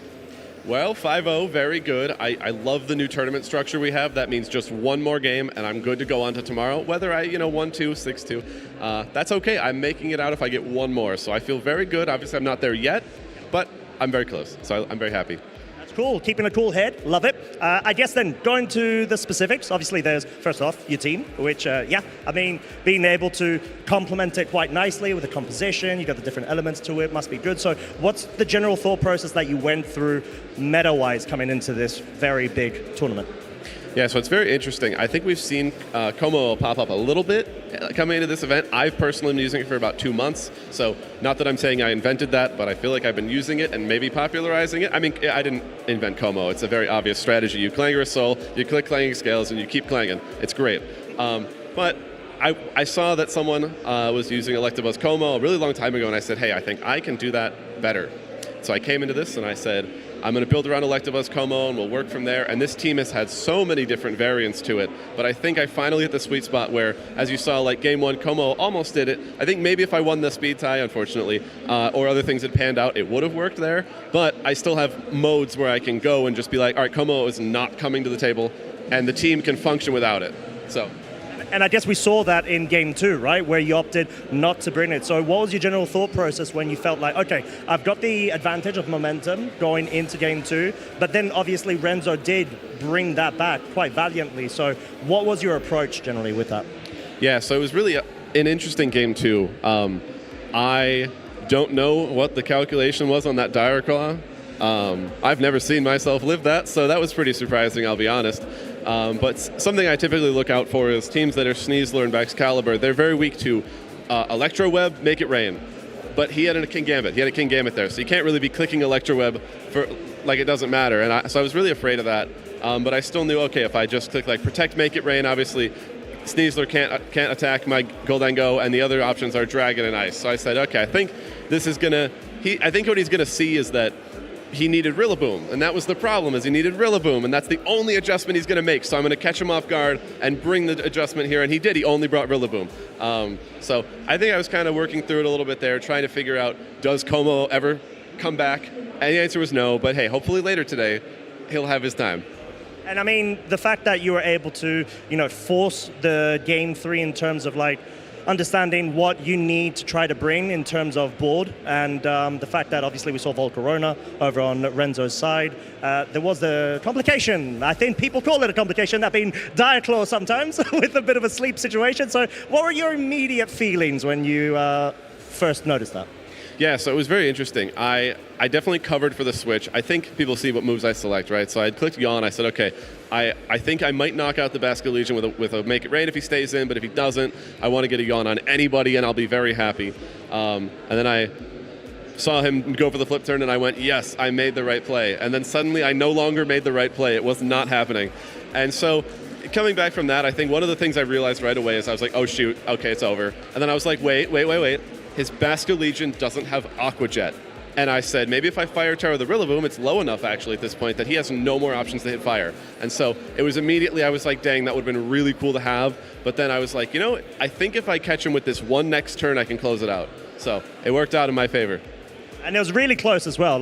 Renzo honestly did a really good job in trying to push all the pressure back onto you. He recognized a couple of win conditions, went for them, fair play. But I guess obviously right now, Ashton, you are 5-0, my friend, like we spoke about. You had, as we just mentioned, took a bit of a break, right? Like a 1-year gap or so, I think, ever since Worlds, if I'm not mistaken. So I took a big break since Worlds, which would be about August. I've been doing some really fun things with work. I'm an actor, that's all I'll say about that. So I've been doing a lot of really fun things, and it's really nice to take that break and kind of give yourself that time to refresh. Reset a bit, right? Yes, and a lot of time to build the same team for 2 months. I'll tell you, that's where this all came from. Like I said, I've had this huge amount of time that I've just been building the same team, and I think it paid off. I think the meta's moved around a little bit, but I'm happy I took the break. I feel like I'm playing really well today, so I think all in all it was good, but I'm excited to get the season off to a great start right here. 100% so far, doing an incredible job as well, Ashton. I guess right now, obviously, you are the only 2-time reigning champ of LAIC back 2017, 2019 as well. I was a big fan, by the way, of the Pheromosa stuff. I was running that nonstop. But I did want to say, I think the last medal that you did have was 23 in Orlando Regionals versus Wolf in the finals. Is this going to be your season? How are you feeling with general goals looking forward?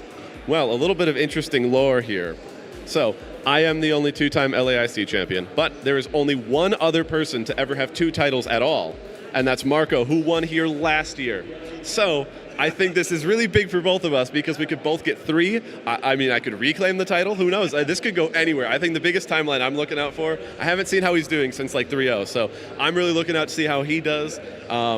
And that, honestly, my biggest goal is just to outplace him at this event. So, and get points, and get a Worlds invite, but that would make me feel happy. So not a high demand or ask at all, right? just casually just beat the reigning champion to it.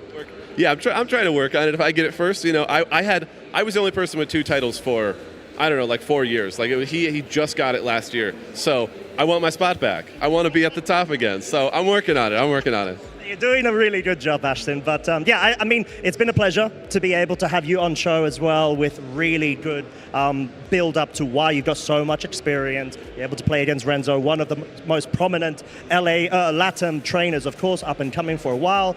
Champions Cup winner too, so there's a lot going for him. Do you have any other shout-outs, for example, that you want to give? Obviously, we're going into round 6 shortly, and there's a lot more rounds left. Oh yeah, definitely. Shout outs to my team building partner who has helped me with this. His name's Marcus. Marcus, thank you so much. Honestly, he ditched Como at the last second, but man, if he didn't perfect this team, I know the gall. I don't think he's undefeated, so that's not happy. That's what he gets for ditching the team. And then shout outs to my girlfriend for understanding I have to be out here. She's working while I'm here, so I always appreciate it. Bless her. But very sweet. Great to hear from you, Ashton. Of course, we are wishing you the very best moving forwards into round 6. But that's been us, folks. So thank you very much once again. And we will be going ahead back to the casters so we can resume the show. It is really good to have Ashton back. Yes. I love watching Ashton play. I love listening to Ashton talk Pokemon. And Ashton, if you're on stage and you can still hear me, as of the start of round 4, Marco was at 3-1. So you are currently outplacing him. So mission so far accomplished. We'll see if that is able to stay, as we still have a couple more rounds of Swiss to finish out the day, but that's definitely going to be a race that I keep my eyes on, because what we were saying before, there's so few people that can say that they're two-time IC champions. Yeah, in fact, just the 2. Yeah, it's only 2. At least in the Masters division. Yes, that's what I was thinking. Well, you know what? This has been shaping up. Love hearing from Ashton, because there is a lot of history associated with Ashton and the Latin American International Championships, and we have been helpfully provided with some information about the history of this tournament. Thank you to our colleague, co-caster, enjoyed hanging out with him in New Orleans last year, David Partington, for putting this together. So you got a chance to actually see on here the Pheromosa that Costa was talking about. It's something that he said he was a big fan of, but Ashton actually ended up winning this tournament with a kind of a Sun variant with the Torkoal, the Lillian. It's honestly so funny to walk back in history and just see how many of these Pokemon we actually still see around today. Actually, so much of Reg H reminds me of 2017. You have the Porygon 2 Garchomp stuff.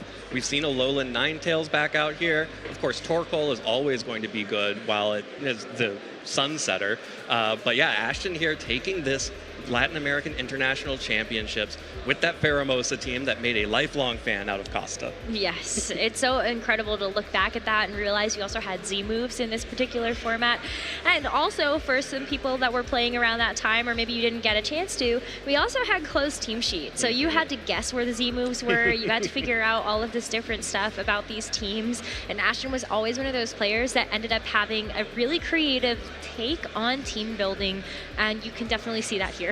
It's so interesting knowing that Ashton had 2 Z moves. I'm trying to guess in my head which ones it was on. It's definitely on Pheromosa. Yeah. And then was it on Mimikyu or on Tapu Lele? I think it was on Tapu Lele, I would guess if I'm not Tapu mistaken. Lele. But let's also take a look here at LAIC in 2018. Carson Comfort, who is a player that we have seen a lot after he aged up into the Masters division. Of course, previously a senior division world champion, then took it back home for North America. This using the, if you're looking at that Pokemon that's 4th in line and wondering what that is, that's actually Bisharp, which is the pre-evolution to King Gambit. It was so good in 2018 that it won the tournament, and then it got better.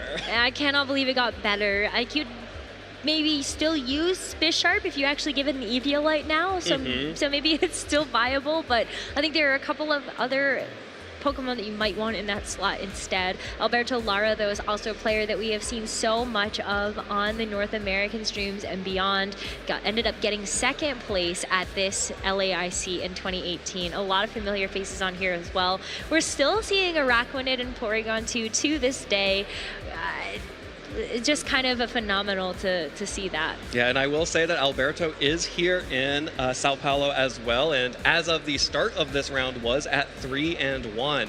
So definitely still in competition. And I do love the little note that Landorus Therian form was so good that Carson had Hidden Power Ice on his own Landorus. That's how dominant Landorus Therian form used to be back in the day. Moving along, heading into 2019. Why would you look at that? It's young Ashton Cox making history as the first person to win 2 international championships and also repeating in Latin America. Oh, I remember. So this was such an interesting tournament to watch, because in 2019, this is when we actually did have Sun Series, which was such a unique take on this particular format. But this is also when we ended up seeing the rise of Xerneas.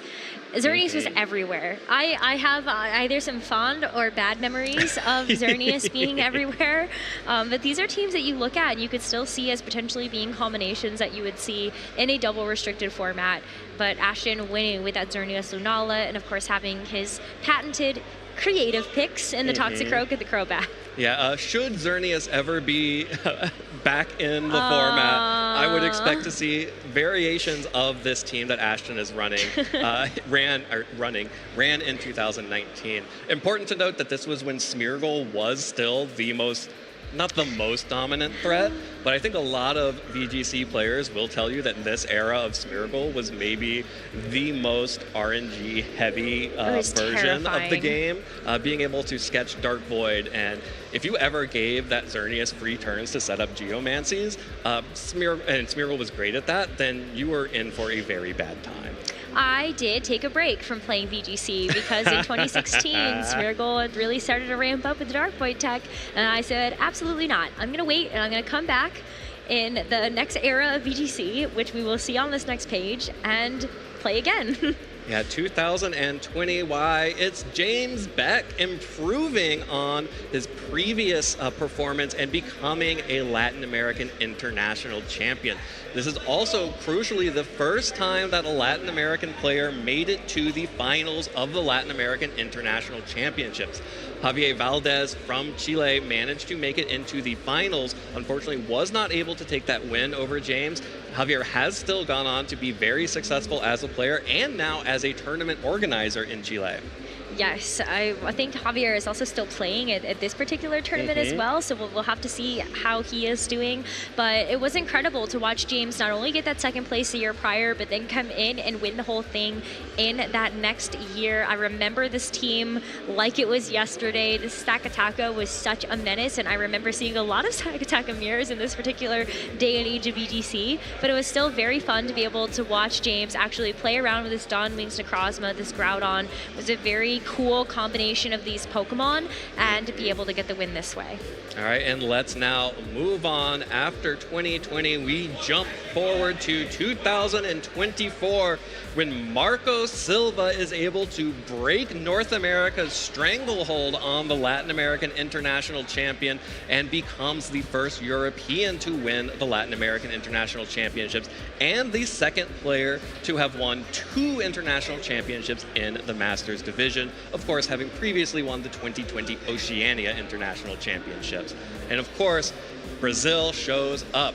Tago Latanzi shows up as the finalist against Marco with that incredible hyper-offensive Fluttermane Chi-Yu team with the Terra Ice Regieleki. That Regieleki was so much fun to watch, and I remember the crowd going absolutely wild for Thiago when he did hit the stage. Thiago, one of the hearts of Brazil, you could really feel the arena and just the entire venue really cheering for him, really hoping that he would find that success. But of course, Marco Silva, the veteran player that he is, was not going to fall to some of these more hyper-offensive techs, ended up being able to play around them so well with this more balance-esque team, and just ended up being able to take it. Marco is one of the only players, and actually the only player in the Masters Division that will have ever had a shot to be able to win 4 different IC titles in all 4 different regions. Unfortunately, we don't have the Oceania International Championships right now, so he has the opportunity to make history. That would be wild. To make history and lock it in forever. That's true. No one would ever be able to take that away from him, ever. Yeah, and that's a pretty big deal. I would be really excited to see any one of those players make it. And of course, having had Latin America make it to the finals of this tournament twice in a row, they're getting ever closer. Our local players here, I feel like it's getting really close to their time to actually win Latin American International Championships and take it home, or rather keep it home. I'm with Aaron. I'm with Aaron that I think this year could be the year. You know, I really do believe that Latin America has just continued to get better and better and better, and especially now that we are here and we see how many players that are within that top 16 that are from Latin America that are still going to have those undefeated records. I'm really, really excited to see if this is, in fact, their year. Third time has to be the charm, right? I believe it. I believe we can manifest this together. Okay, I love that. We're all on board. Well, it has been an incredible round 5 here, and we have so much going on in the stadium that we can't do it all ourselves. So we're going to toss it to our intrepid roving reporter, Pablo Meza, who is out on the floor with more from the tournament. Hello, we are here with Blue Spirit. Thank you so much. So have you played any Pokemon TCG Pocket yet? Yes, I did actually. I did start a couple weeks ago. And what do you think? What do you like about it? What don't you like about it? Tell us your opinion. I mean, what I did like about it is that it brings me the feeling that I have when I was a child. That is, you having the cards and you're rooting for a good card in the pack. One thing that I think that I miss is that is becoming harder and harder to add the times to having more packs as day. But in regards to seeing the bigger picture, the game is very fun as well. All right, so how would you rate it on a scale of 1 to 10? Right now, I think that we're rated at maybe 8.5. We still have some room to improvement, but it's a very good game. All right, well, thank you so much for letting us know. Let's get back to some Pokemon action. Yeah, we need to get right back into the Pokemon action as we are getting ready for our 6th round of Swiss. This is going to be the first round where players will be able to know that they have guaranteed an appearance in the 2nd day of our tournament play. So for some of these players, this is a really intense time. It's very intense. This is where you have to collect yourselves. You have to start to take those deep breaths. You have to make sure that you are hydrated, you are fed, you are focused, and you are ready to tackle that first hurdle, that first really, really big hurdle of the day. So absolutely. We'll have some players that'll make it after this next round. Yeah, well, we're gonna go ahead and get hydrated and rested ourselves. Take a real quick break, and when we come back, we will have our round 6 from Sao Paulo, Brazil.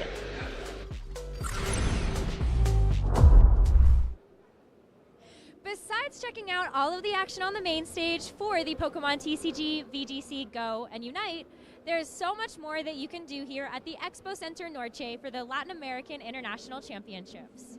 You can play some of our mini games, go fishing, or play the ring toss.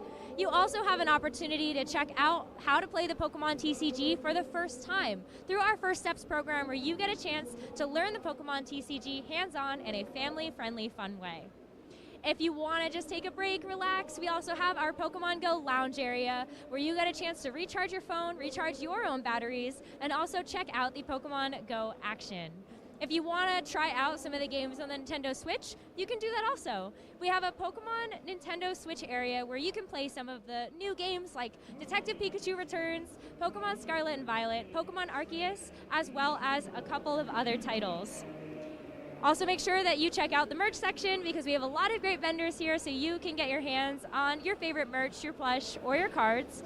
And we also have a place where you can go take a break, get a bite, and have a quick snack before you get back to competition or get back to watching the action. Thank you so much for taking a look at what else you have to offer here, and casters, back to you. Kevin has shown us just why he is one of the most awarded junior champions in Pokemon video game history. Let's hear it for our video game junior champion, Kevin Hart! My strategy was to stay calm and relaxed and overall play well, and also be completely fine with losing, but only take one game at a time. I was worried a lot about Miraidon and Calyrex Shadow Rider because when you're using a Calyrex Ice Rider team, those are always your 2 toughest matchups. My team is very balanced-like, so you can't just lead the same Pokemon every single time and win every single game. You actually have to think through the leads and think through the Pokemon, but if you do that, you get a big reward, and it's really just nice.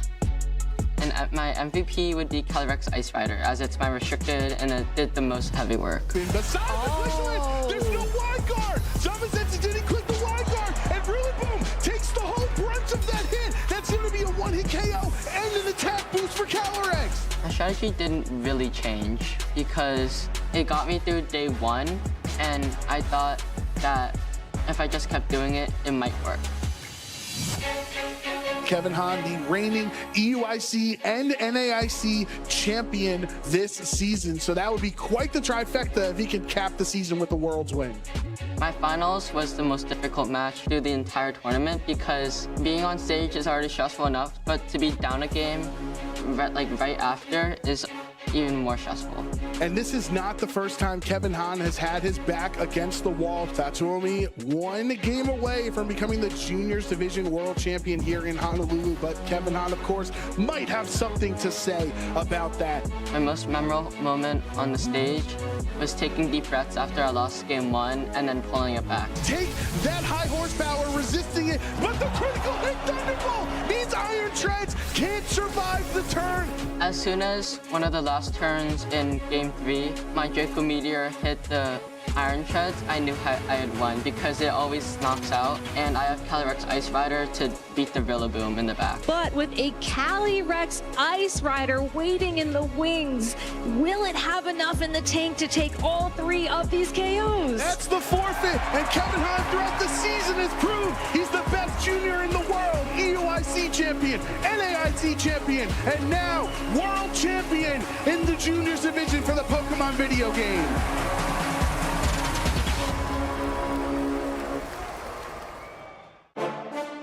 Ray has been just playing since Scarlet and Violet. Yeah, incredible to know that you've only just recently come into this game and you're already on the stage at the World Championships in a final.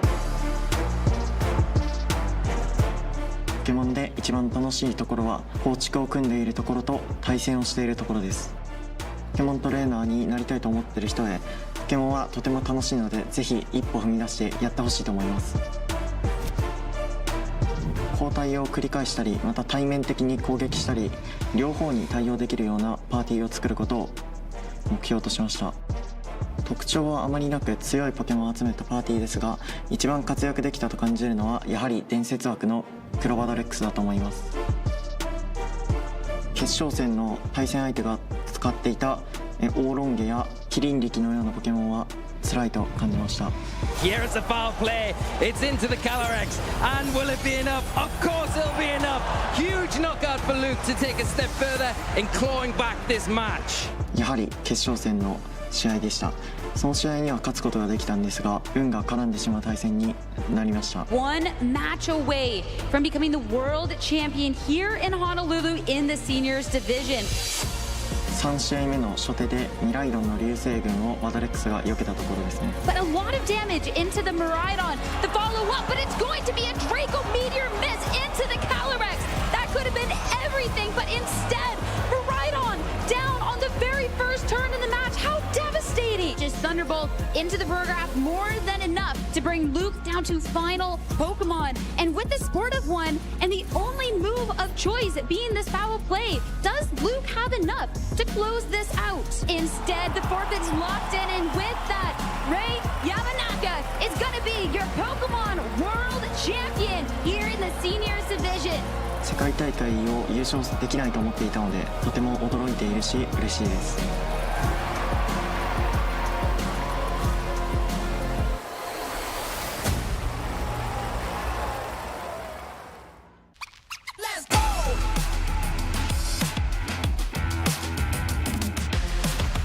Another day, another moment, you can't wait, cause it's time. Time for you to win the race, so level up. Come on, take it all the way you're in. Pole position right out of the gate. Have they heard of you? Then they know. You got your sights set on that road. If it's time to battle them, then let's go. Cause you'll never stop.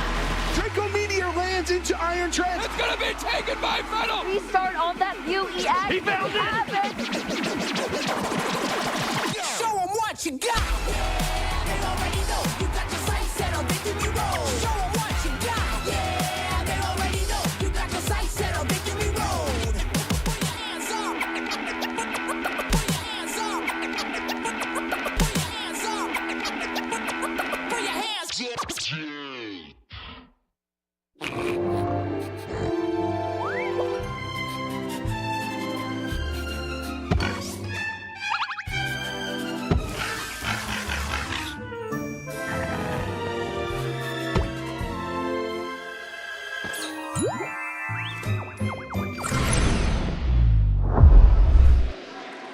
It is that time. It is round 6. Our first players will be punching their tickets into day 2. And we have all of the action right here at the Pokemon International Championships in Sao Paulo, Brazil. I am so thrilled to be able to bring you this next match alongside my good friend Aaron Zhang. Aaron, how excited are you to get our first Day 2 competitors? I'm stoked, and I am really eager for the teams that we're about to feature as well. I think one of the most exciting things to see as the tournament develops is what teams are still undefeated that have some pretty unique picks. You know, at this point, we're already seeing a lot of standard compositions that are doing really well. Rain has been everywhere. There's been a lot of different takes on Rain, though. Even though we've had it on stream, we've had versions with Ursaluna, for example. We've had versions with Mousehold Annihilate. We had versions with Sinistra, versions with Basque Legion. So that, to me, is maybe the top team composition or strategy to beat, but there's a lot of different ways you can build around it. But at the 5-0 tables right now, there are some spicy teams that you probably would not have expected to have an undefeated record. Absolutely. There's certainly some spice out there in the field for all of our 5-0 players. And let's take a look at our current rankings. As you can see, we are down to only 14 undefeated players at this point in the tournament. And leading off the charge from Eric Rios from Spain, defeated Alex Gomez in the match earlier today, in the last round actually. And of course, we saw Ashton Cox go 5-0 in our last round as well. But crucially, we have the 2023 Worlds finalists right next to each other on the standings, Shohei Kimura and Michael Kelch. Right there at undefeated at 5-0. Oh man, I'm like, they dodged this round. Yeah, how I was long like, can they how keep crazy dodging? would it be to see them getting matched up against each other? Of course, very strong runs to start this tournament. And as a reminder, there's 8 rounds of Swiss on day 1, so 6 wins gets you a slot into day 2. But of course, if your goal is to win the entire tournament or make that final top cut, the wins in day 1 really can stack up. And so even at the undefeated 5-0 right now, you really ideally want to stack up a couple more wins. Absolutely. Your records will carry over into day 2. So you absolutely, if you are 5-0, you want to be 8-0 by the end of the day. That gives you the best shot of making it into our top cut at the end of the second day. Let's take a look at our pairings. We have some great matchups out there in the field, and we are going to be bringing you a really exciting matchup here between the 2 Daniels. We have Daniel Becerra and Daniel Reyes. Daniel Marcelo Reyes. These players will both be competing to make it into day 2. The local favorite here from Brazil, Daniel Becerra, is running some incredible Pokemon and a really interesting team that I'm excited to showcase for you. But also, you gotta give it up for some of these other matches here. Dorian Quinones versus Brady Smith from the States. Michael Kelch versus Juan Salerno. Incredible matchups all around. And of course, we have Canada out here, Zayn Youssef versus Shohei Kimura. That's gonna be an incredible matchup as well. Yeah, and I recognize a lot of, familiar faces and ex-champions here, but also some new names that are definitely making a name for themselves. Matthew So versus Kylan Van Severin from Canada. Kylan really one of the up and rising talents that performed really well at the World Championships last year. Matthew was actually just in the top cut of the Argentina special event further last week. And so as we get closer and closer to determining who will make it to day 2, who will remain undefeated, no surprise to see a lot of familiar faces and names up here. Absolutely. And, we do have to give a shout out our good friend Len Duel sitting there at 4-1, also one of our pairings notable matches here, potentially in contention to make it into day 2. But all of these matches should be extremely exciting. I think, any one of these players who are at 5-0, I would absolutely expect to see definitely making it into day 2, and almost most of them being able to make it into the top cut, or at least threatening it on the last rounds of the day tomorrow. Yeah, but it's also a long tournament. You have to remember we've played 8 rounds today, a couple more rounds tomorrow. So, there have been many players who've started 5-0 and don't even make it into day 2 with 3 losses in a row. And so each win still really matters. You got to just treat each round as its own. And of course, the opponents only get tougher and tougher as the rounds progress. And so this is, however, going to be a really exciting round. It always feels great to kind of play your win and into day 2 so early on. And we're going to take a quick look at the teams. And there is some heat, let me tell you, from the right side. Yeah, absolutely. I see Electabuzz, I see Kingambit. Oh, wait, you said the right side. You said the right side. Yeah, here we go. Well, Farigiraf, Armarouge, Annihilate, Indeedee, Torkoal. Okay, yeah, we have some size spam options. We have some Trick Room options. And then Snorlax? Snorlax. And even these Pokemon Miraidon, you may have seen before, but the sets are pretty crazy. We've got Air Balloon, Calm Mind, Farigiraf, Weak Armor, Weakness Policy, Endure, Stored Power, Armarouge, Choice Scarf, Annihilate with Ground Terror with Final Gambit and Earthquake. We'll talk about Daniel's team in just a second here.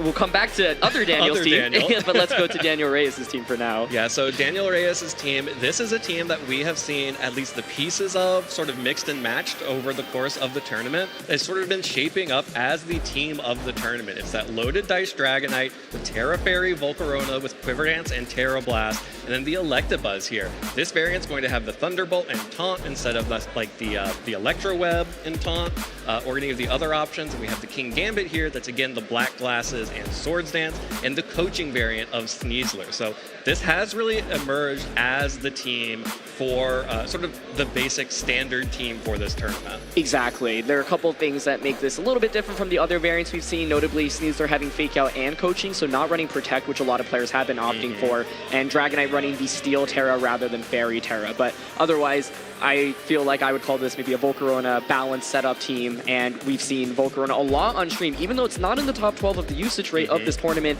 it still has been very popular, especially among the high-level players. But a couple Pokemon to pay attention to in this matchup: Rillaboom, King Gambit, Electabuzz. Rillaboom gives you terrain control and Fake Out. King Gambit really good into things like Indeedee, for example, as well as Farigiraf. And then Electabuzz has that Taunt as well. All right, well, Daniel Reyes will have to go through Daniel Becerra to get through into day 2 with a 6-0 record. And to do that, like you mentioned, some familiar faces here, but this is the kind of team I would expect to see run into in a global challenge and like throw my Switch against the wall, because this looks infuriating. I want to first draw everyone's attention to that Snorlax. This Snorlax set, I think, is ingenious. We actually first saw it pop up at the Gdansk Regional Championships last year. German player Ibrahim Maruf brought it and used it on a Trick Room team. And then we actually saw 2017 World Champion Ryota Otsubo bring it to a fun online team centered around Pokemon like Snorlax, Indeedee, as well as Scyther. And so it's really cool to see that idea translate over back from Gdansk Regionals to the ladder to now this event. This set is interesting because it actually has triple offense. There's no Protect on the Snorlax, which sometimes you may consider. You've got Body Slam, Rock Slide, and Earthquake. So the idea is with Cuss That Berry, you'll go for Belly Drum, and then Cuss That Berry will activate, allowing you to move first in your priority bracket. You'll get a knockout or maybe even 2 knockouts as your Pokemon helps set up Trick Room. There's Indeedee and Farigiraf to set up Trick Room in this matchup. And so Snorlax plus Indeedee, really threatening lead with this team. You can go Annihilate plus Snorlax as well to Final Gambit and Belly Drum, for example. But so many crazy combos here, right? Yeah. You can go Annihilate Armarouge, go for the U-turn and activate the Weak Armor and Weakness Policy. So many scary things you have to be careful about. You don't even need to do the U-turn. You could also go Earthquake on the Choice Scarf Annihilate with a Terra Ground to activate the Weakness Policy, potentially being able to Endure as well if you ever need to. Like there are so many options here, and this is a team that, you know, typically a lot of players look at like the global challenge and think, oh, that's all closed team sheet, best of 1. It's not really going to matter in tournament play, but especially here on day 1, it's really hard to look at a team like Daniel Becerra's team and prepare your game plan in the like 90 seconds that you have. Exactly. Like how many combos you have to deal with here, right? Annihilate which do you prioritize? Exactly. There's so many different options. So let's see. I expect Electabuzz, King Gambit, and Rillaboom from Daniel Reyes' side, and it's going to be Snorlax and Indeedee, so here we go. The idea here is you try to go for Follow Me and Belly Drum most of the times. Of course, you do threaten with Trick Room as well. There's the Electabuzz and King Gambit. Now there's the pressure of Taunt and Swords Dance, so a lot going on here. Yeah, show me the combo. Here comes Electabuzz and King Gambit. Like you mentioned, has the ability to threaten the Taunt onto either the Indeedee or the Snorlax. So taunting the Snorlax to prevent the Belly Drum, taunting the Indeedee to prevent any Trick Room action, while King Gambit able to boost itself up and potentially be able to start, you know, once Daniel Becerra has used all of his tools to sort of get those early KOs, King Gambit coming back out here with a boost or 2, being able to sweep the team. So let's see. I think Taunt Sword Stance is a really safe play on turn 1. For the opposing side, you have to worry about Follow Me plus Belly Drum, right? So yeah, I think it's just going to be the Follow Me Belly Drum set. Turn 2 is what's going to be really interesting, right? Because then you do pressure with the +6 Earthquake, and your NDD is taunted. This is not Mentor of NDD, so it's not really going to be able to provide too much pressure in the next turn. Can only go for that Psychic. So a lot of setup coming out from both ends here, but I do think the Electabuzz King Gambit is the right response here. Snorlax now sets up that Belly Drum. Cuss That Berry will activate next turn. So you're thinking, well, Earthquake looks pretty strong right now, but you can just switch in the Rillaboom right now. Or you can actually consume the Cuss That Berry, force Snorlax to basically consume it by just protecting your Pokemon. Yeah, lots of options there. Again, once Snorlax uses the Cuss That Berry, it will not be able to move first in the priority bracket again. That will be it. Daniel Becerra will have eliminated that resource and needs to get something out of it. This is the whole point of the team. Oh, this is so interesting, though. You can see the contemplation of just going for Follow Me, Dark Terra, and the Kowtow Cleave, but you do... okay. It's +6. Yeah, it's +6. So, yeah, the question is, first of all, is it Earthquake? There's the Cuss That Berry activating. Here we go. You don't see this very often in EGC. Indy is going to switch out. You can bring in Farigiraf right now, which of course has the Air Balloon, but it's going to be the Torkoal instead. So getting the offensive option out. If Torkoal's coming out, then I wouldn't expect the Earthquake. Yeah. Yeah, the threat of Rillaboom in the back must have scared Becerra off of that Earthquake. We are going to see the first terrestrialization that will be the King Gambit. A Body Slam or even a Rock Slide, which is the other attack on Snorlax. Also, the Snorlax is Terra Rock. Could have potentially gotten another boost to that Rock Slide, but just going to be the Follow Me and the Terrestrialization as Snorlax's Body Slam connects on Electabuzz, picks up a one-hit KO, of course. Snorlax, Body Slam, +6, easy one-hit KO. But King Gambit now is able to fire off this Kowtow Cleave and actually is going to target down the Torkoal. That is also going to be a one-hit KO.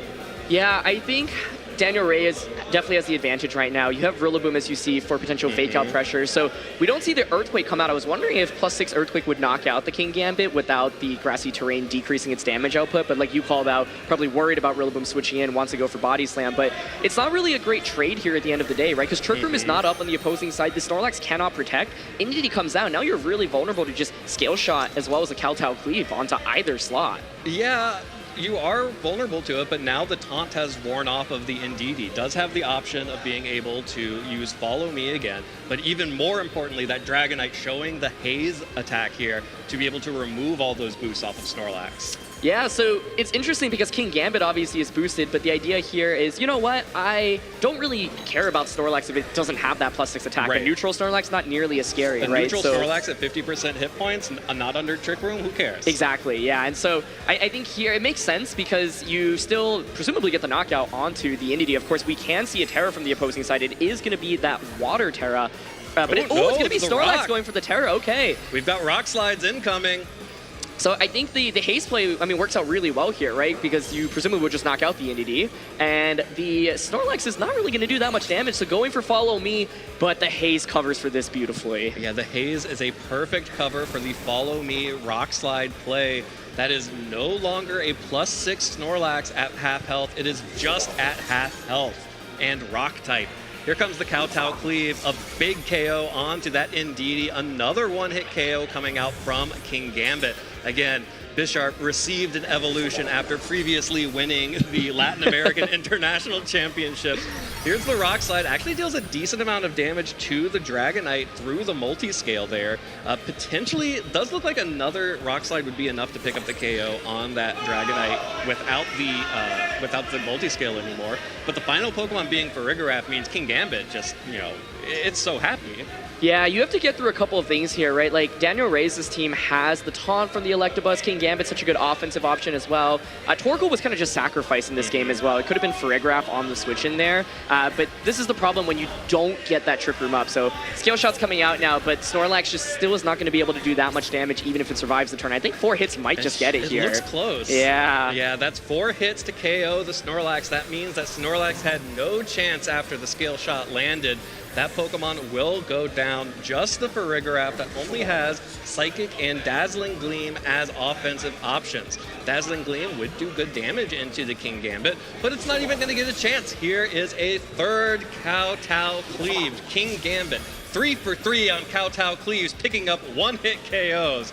That's it for that Farigiraf. Yeah, great play with the Haze. Once again, this is like the third time on stream that we've seen Haze being used to get rid of boosts. Yeah, and so many different applications of Haze. Exactly, yeah. Like, it's been used against so many different Pokemon, right? We've seen it being used, obviously, in this set. We saw it used to get rid of an attack drop on a player's own side with Dragonite and Ursaluna being intimidated, getting rid of those attack drops. And so I don't know, it's just really interesting to see how good Haze Dragonite is across the board here with how much setup exists in the format. And so I think really good counterplay to the Snorlax strategy specifically, not really giving it too much room to operate. The key turn with Snorlax was really that follow me turn, right? If you don't get that, like Snorlax there could maybe apply some pressure if I had gone for a Rock Terra, Rock Slide, or that Earthquake.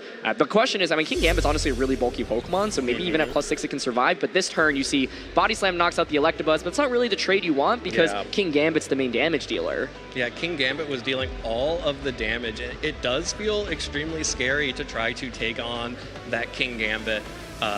Earthquake feels like it's not a real option because of the terastallization and the threat of Rillaboom switching in. But Body Slam feels really bad to click into King Gambit. Yeah. If it stays Steel type, then you just halved your damage.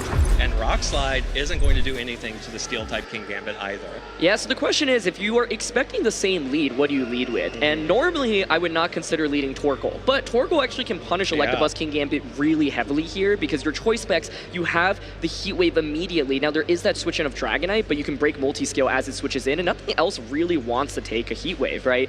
Daniel was also not able to set up Trick Room in that last match at all, so prioritizing setting up Trick Room a little bit more could be valuable, but you might want to get the offense first and then try to set up Trick Room. And so Snorlax was really cool there, but Daniel Reyes had kind of the perfect counterplay to it, so I'm curious if we see an adjustment outside of Snorlax, because I think it's not the most reliable strategy. You have to get that one turn correctly. So I'm curious if Torkoal comes out now. Oh, will be the other switch up into Armarouge and the King Gambit, again into the Electabuzz and King Gambit. The Armarouge and Annihilate into the Electabuzz and King Gambit for Daniel Reyes. So the same leads, Daniel Reyes saying, I proved that I could take on the Snorlax version of the team with this lead. Show me that you can beat it with something else before I make a new game plan. Totally. And I mean, this Annihilate is Ground Terra Earthquake, right? Yeah. So yeah, I think like Ghost Terra Electabuzz is really scary in this situation because you could Ghost Terra and suddenly become immune to Final Gambit and Close Combat. You don't really want to go for the U-turn play here. I mean, even if you pull it off, like, you have to switch something in. Is Armarouge going to get the knockouts? I mean, it does have Heat Wave, but then you have to deal with Follow Me potentially from Electabuzz. And so, let's see. I think this turn one will already really set the pace of this game. And there's the Terra on the Annihilate. Terra Ground Annihilate. This is not something you see often, folks. Annihilate is going to start stamping its feet in rage and make the entire stadium quake as Armarouge is protecting itself, goes for the Endure. This is so sick! No terastallizations from Daniel Reyes. This is just going to be the Electabuzz. Sucker Punch too! Oh no, oh no!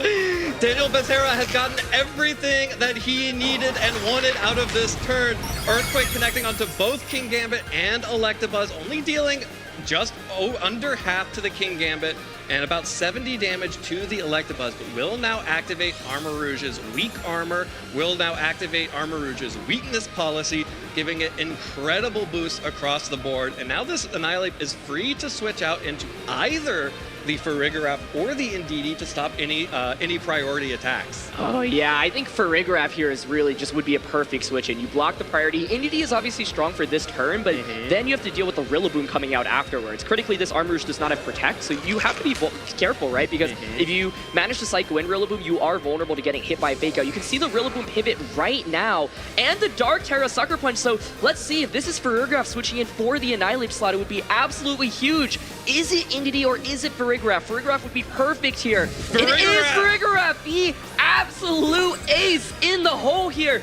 Rillaboom is going to come in, but of course the Farigiraf is going to block that Sucker Punch, and Daniel Becerra with the banger starts the game 2 here. Yeah, Daniel Becerra is getting everything that he needs out of both of these turns. The terrain is set, but that's just going to start healing the Armarouge as Farigiraf doesn't need to worry about the terrain at all.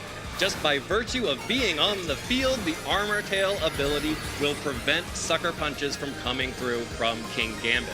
Now, Here is the problem. Heat Wave can miss. Oh, don't manifest it, Evan. Don't do it. The Arborouge just worked so hard to get into this spot. Oh, it's just going to be stored power. Okay. Very safe. Ooh, okay. Rillaboom just barely hanging on there. That Assault Vest, just enough extra bulk to protect itself from that stored power, which has +2 attack, +2 special attack, and +1 speed. That's I right. believe, yeah. Yep. So 5 boosts on Armarouge. So 5 boosted stored power. Rillaboom survives just barely, but to what end? Where do you go from here is the question. Like, to me, you have to somehow like get Dragonite in safely while protecting your Pokemon as well, right? So here, like, maybe you protect Gambit, sacrifice Rillaboom, get Dragonite in safely, and then go from there.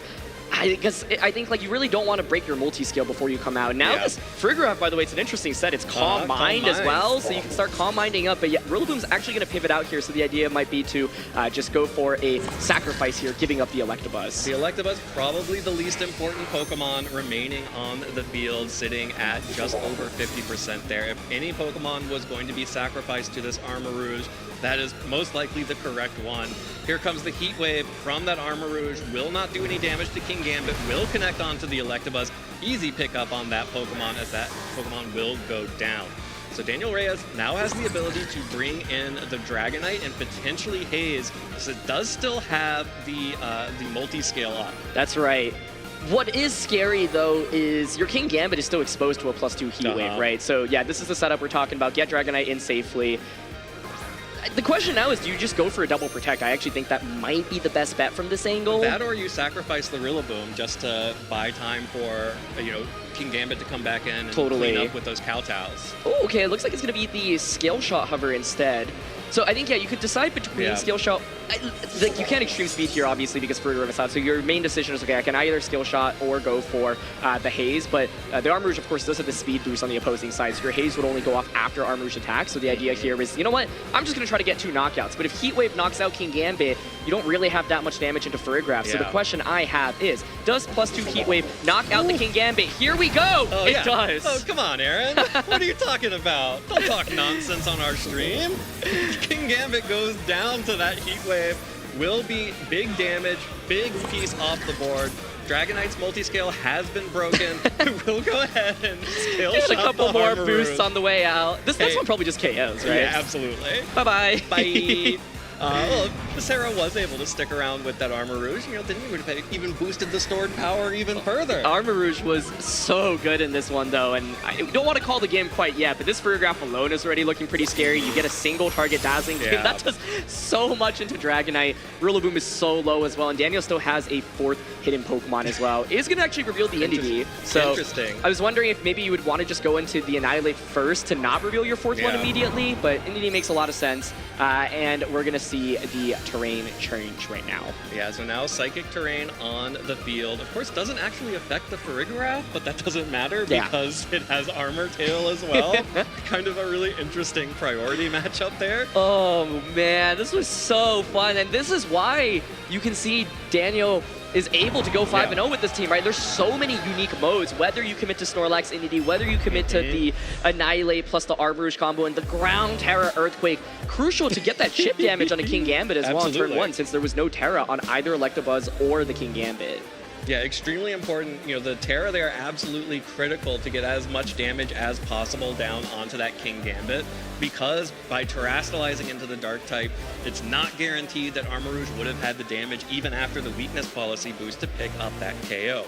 So now, if you're Daniel Marcelo Reyes, what do? There was an answer to the Electabuzz and King Gambit, and it was the Armarouge and Annihilate variant.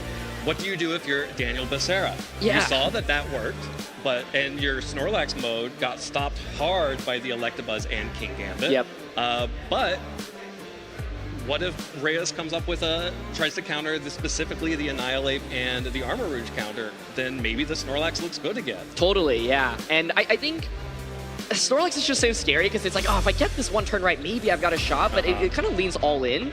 So I think you could just run it back if you're Daniel Becerra. I think Torkoal is still an interesting lead. Yeah. It's just like obviously really risky because it's so slow, but the reason I keep mentioning is because of the offensive pressure it puts against the Electabuzz Rillaboom lead specifically. Yeah. And for Daniel Reyes, you might just be willing to play a little bit safer, right? Like go for double protect on turn 1 to scout out for what is going to happen from the opposing side, or go for a Terra. So I wouldn't be surprised to see both players run it back, but just with different options and moves from turn 1. Absolutely. Well, we are headed into Game 3. Whoa. The winner of this game will be in Day 2.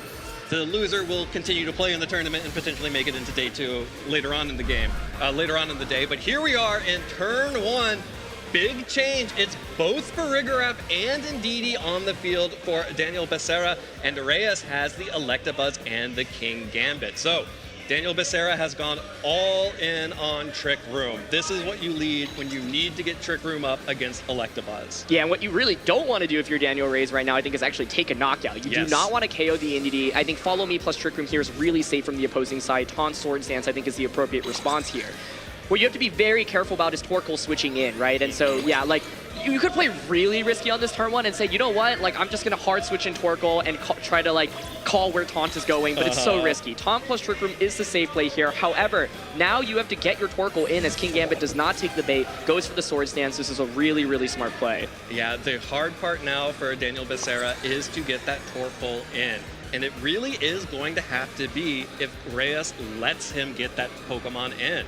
At this point, the Farigiraf and Ndidi are not threatening at all to either of the Pokemon on Daniel Marcelo Reyes' side. King Gambit could get to +6 and then just be ready for anything. Yeah, this turn I think is really crucial, right? Because like both of these Pokemon want to switch out right now. The Ndidi is the one that is taunted, right? So you would think that's the more obvious switch out option. So let's see, it's Farigiraf switching out. We saw the Dark Terra hover. If that's just Torkoal coming in, it might get popped. And no, it is Torkoal. Oh no, Torkoal, you're in danger. Why would you switch in? Don't do it, buddy. Here comes the Terrassalization from the King Gambit, going to make sure that this Pokemon is dealing as much damage as possible. Daniel Marcelo Reyes has split damage to at least get some damage on the Torkoal, depending on wherever it switched in, but caught the Torkoal on the perfect switch-in slot.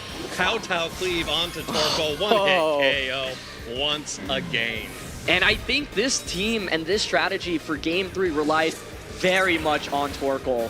With Torkoal down now, you do not have that much damage. Ndidi and Farigiraf are helpful to set up Trick Room, but they're not going to do that much damage under Trick Room, and certainly won't be able to handle this King Gambit. Dark Terra King Gambit is so scary with that Sword Stance boost. There's really no good response at this point, right? Like, Farigiraf switches in, okay, you can Dazzling Gleam Psychic, King Gambit just gets another knockout, so that's not great. Armarouge is just going to feign, and Farigiraf comes back out, so that turn was so crucial. You know, I think it makes a lot of sense to switch out the Farigiraf there, because the Ndidi is this obvious switch out target, right? Like, surely he's going to switch it out. He's not going to just stay in and keep clicking Psychic with it. Psychic into Electabuzz King Gambit? Exactly, Why? yeah. So it was very much just, are you able to call who switches out correctly that turn, and King Gambit just gets the knockout.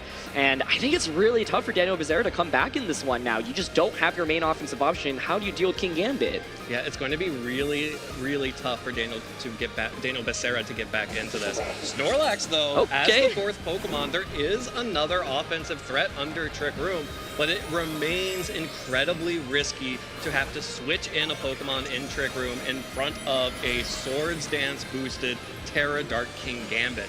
And, you know, Daniel Becerra is trying to protect Farigiraf here with this Terrastalization. I'm not entirely convinced it will be enough with this Terra Dark, Black Glasses, and Swords Dance boosted Kowtow Cleave. So many multipliers. Does he get the knockout still? It does. This King Gambit, just nothing on the opposing side that really resists it. And Daniel Reyes finds the perfect spot to position it and critically gets that knockout. I cannot express how different this game would be if the Torkoal switched in safely and Ndidi faints, because then you get Farigiraf in safely and you can just go for Fire Terra Eruption plus Calm Mind or Dazzling Gleam. But Snorlax now not really able to do enough damage. It does not have enough time to set up, I think, and do enough damage here. Ndidi comes back out. We know there's Rillaboom, there's Dragonite in the back, so I think we should see Daniel Reyes take this one, but really good use of Electabuzz and King Gambit and great targeting in this one. Absolutely. There is still the option of using Follow Me and the Belly Drum, so you get one turn of the Custap Berry Snorlax, but that's just not going to be enough. It looks like Becerra's team has run out of gas in this third game. And really well played by Daniel Marcelo Reyes to identify the places that Daniel Becerra was going to try to sneak some of these Pokemon in. Held off. Well, you know what? I say that, but there is Rock Slide. Oh, okay. There's one. There's a Psychic into the Electabuzz. That's actually going to pick up the KO. Yeah. But you just bring out Rillaboom, you fake out Kowtow Cleave, knock out Indeedee, and then just double up on the Snorlax. Yeah. So, this is the main thing. The Snorlax set is really, really ingenious, but you need to be able to set it up, and it requires a fair amount of investment to get it going as well, because you essentially want the redirection, you want the priority as well, or you want to stop the priority as well. So yeah, fake out plus Kowtow now, really, really effective. And I think King Gambit, just so much damage it comes from it in this game, right? So you really need to knock it out earlier, which is why I was kind of suggesting the Torkoal lead, but the main thing is if you lead Torkoal, what else are you really leading it next to it? I thought Annihilate Torkoal might be the most logical option, but I think Indeedee for Farigiraf was a really smart adjustment as well, but this is the hard thing about using Hard Trick. You have to get that turn correctly and get your sweeper in safely. Yeah, if you miss one of those turns, especially with leading both of your Trick Room setters, it's really difficult to have any kind of offensive pressure as we're seeing here. Here comes the Kowtow Cleave from the King Gambit after the fake out into the Snorlax. That's just going to clean up the Indeedee here, and now it is just Snorlax. Snorlax, you brought Daniel Becerra to a 5-0 record in the first 5 rounds of the day. Unfortunately, I don't think you're going to be enough to get him to 6-0, but you still got 2 more games to go. Just need one more win to make it into day 2, and I would be really excited to see Daniel Becerra make it into day 2. I'm so happy for him that he made it this far, and still 2 more games to go, but Daniel Marcelo Reyes, not falling for any of the tricks up Daniel Becerra's team, goes ahead, punches his ticket into day 2 with a 6-0 record. And goes with the same 4 Pokemon each time. Of course, there was 3 different adaptations or 3 different lead combinations that we saw from the opposing side. And so recognize, you know what, I think I have good tools in this matchup. It's hard to utilize those tools 100% correctly or effectively because you just don't, there's so many crazy surprises from the opposing side. But even after stumbling a little bit in Game 2, manages to really keep his composure in Game 3. And Game 3, in my opinion, was just decided immediately off that Torkoal switch. Because so much of Daniel Becerra's team is you get your really powerful sweeper in and burst with that. But if that Pokemon goes down, like Snorlax in Game 1 and Torkoal in Game 3, it's so hard to come back. Absolutely. It was extremely difficult for Daniel Becerra to have any offensive pressure after setting up the Trick Room, because again, that's the biggest problem with leading the Farigiraf and the Indeedee. There's no offensive pressure. You are ceding all of the momentum, all of the control of the game to your opponent at that point. It really was Daniel Becerra trying to figure out where will Daniel Reyes target, and or will Daniel Reyes even try to take one of the KOs on the field here, or will this King Gambit just get the +6 and I'm just sort of trying to chip away with Psychic or Dazzling Gleam? Totally. I think the 2 different ways we could have seen Game 3 play out is you could go for that crazy switch out option like I mentioned. Like you'd be like, okay, I think Electabuzz is going to taunt the Farigiraf slot, so let me switch Farigiraf out into Torkoal and then Trick Room with Indeedee immediately. The Indeedee is Water Terra, so you could go for the Water Terra to survive like a Kowtow Cleave, for example, but that's a really hard read, right? Because if you get taunted and you go for that, boom, game over immediately. And then on turn 2 of the battle, if the King Gambit had just targeted Indeedee instead, Torkoal gets in safely, and then you have Farigiraf or Snorlax out next to it, it would be a completely different game as well. So I cannot express how crucial it was that the King Gambit targeted the Indeedee or targeted the Torkoal switch in as it came out. And also turn 1, not taking the bait and giving a knockout. If you let that Torkoal come in for free, also a completely different match. Absolutely. Extremely heads-up play there from Daniel Reyes to make sure that none of those scenarios could happen in that match. Really well played.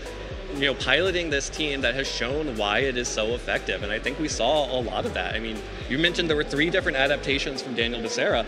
There were no adaptations from Daniel Reyes. It was always going to be the Electabuzz and the King Gambit and the Dragonite and the Rillaboom in the back. Had all of the tools to sort of adapt to a new team that maybe Daniel Reyes didn't have.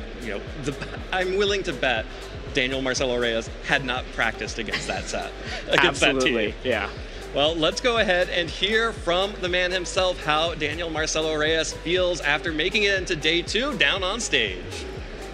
Thank you so much, guys. I am here with Daniel. I'm so excited to be talking to you because congratulations. You are going to be playing in day 2 of the competition tomorrow. How are you feeling after winning that match? It was such a close one. Yeah, I'm very excited. That match, game 2 was really bad for me. I completely got destroyed, but I'm happy I was able to get it back in game 3. What do you think happened in that game 2 that you felt like your plans kind of got derailed? Yeah, I guess I was not prepared for the Terra Ground Earthquake. I was mostly worried about the final gambit and the U-turn, and I didn't pay attention that he had Earthquake, so I guess that was my fault.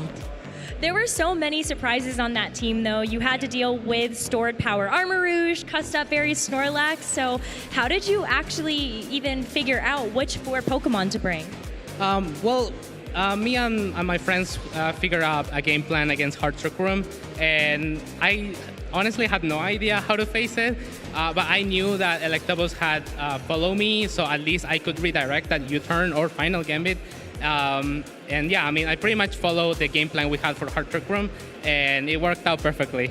It really did, especially in that 3rd game. You got a great call where that Torkoal switched in and took that huge attack. Was that the turning point where you were like, okay, like I think maybe I've got this? Actually, I was not expecting Torkoal to be there. I wanted to get rid of Farigiraf because I can swap terrain, but if Giraffe is there, it's a little trickier. So you had the perfect game plan to deal with the Hard Trick Room. How about just talking about the team overall? How did you land on this particular team to bring to LAIC? Yeah, so initially we had a version, like pretty much the same version as Michael Kelch, but we wanted to start from scratch. We tried Goldango, we tried, we kept trying Primarina, Dragapult, but we pretty much had a 5-mon team, and we decided to add Volcarona at the last minute. It just happened to be the same as the team from Torbit that Torbit played in the last regional. Well, you said Volcarona was a last-minute switch. How has it worked out for you so far in the tournament? Yeah, it actually helped me to win my previous round. It was really good. And it also offers the team another mode, right? Fake out, Quiver Dance, Follow Me Quiver Dance. So yeah, I like to have as many options so I can have enough tools to beat my opponents. Well, one of the tools on your team that has been picking up in popularity is Haze on Dragonite. That's sort of on the newer tech side, so how have you liked that choice on your team? Yeah, I really love it. It kind of fixes your matchup against Dondozo. I didn't think I would use it against Armarouge, weakness policy, but I'm happy it worked out. That was really awesome to see. Now, the last thing I kind of wanted to talk about is your previous experience as a VGC competitor. For those of you that are just watching you on the stream for the first time, what can you tell us about how long you've been playing VGC?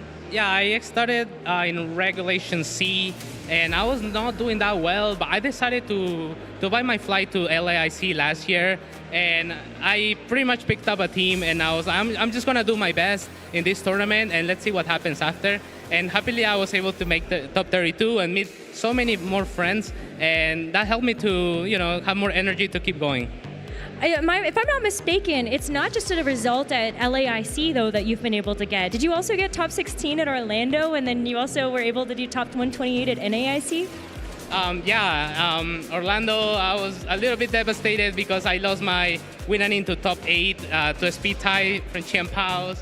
But I have the energy to keep going, and hopefully I can do well in future events. So you just started playing in Scarlet and Violet? Yes, I have. That's amazing. For those of people that are watching that are saying, I just want to be just like you, is there any advice that you could give them for anybody that's trying to start out playing competitively? Yeah, for sure. There is a lot of content nowadays. So in YouTube, in Twitter, so definitely follow the YouTubers that share their rentals. But most importantly, have fun, never give up, and eventually you get to it. I love that. Well, the last thing you mentioned that you had a team of friends that you were working with to build for this event and also play with. So did you want to give any shout outs to them or anyone else supporting you? Yeah, for sure. First shout outs to my mom, my parents, my sister, my wife, my kids, Luna, Dominic, and of course my friends that helped me, Team Legends from Peru.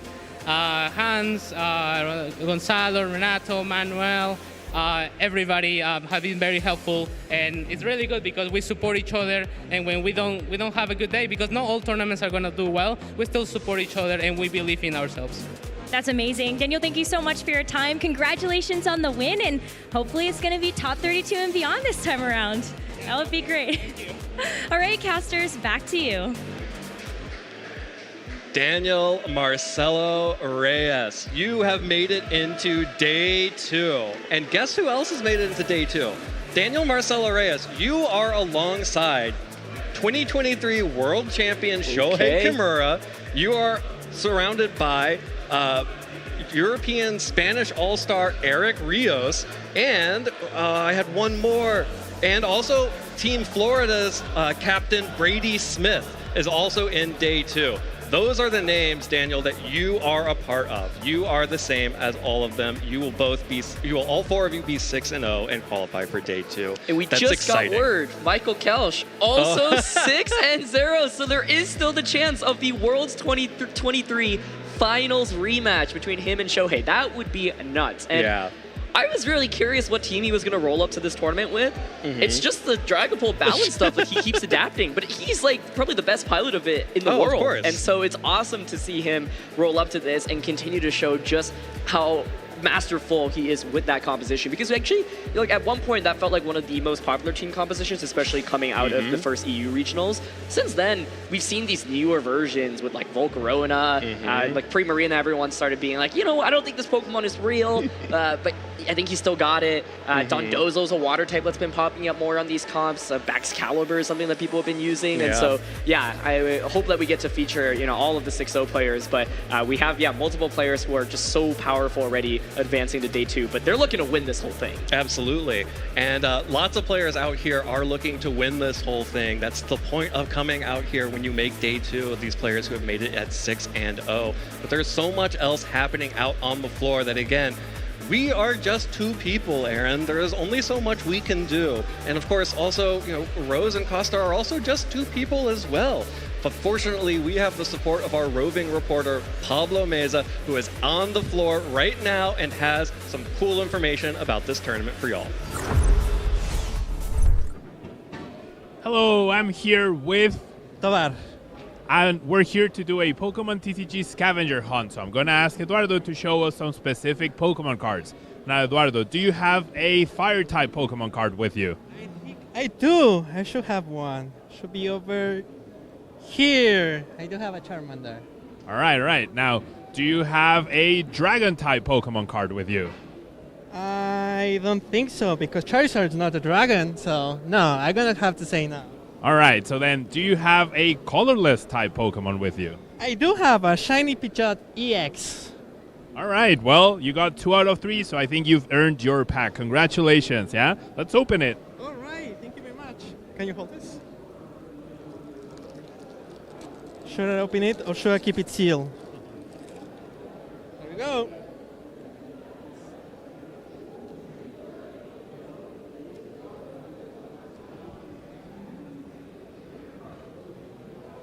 Oh, I like this one.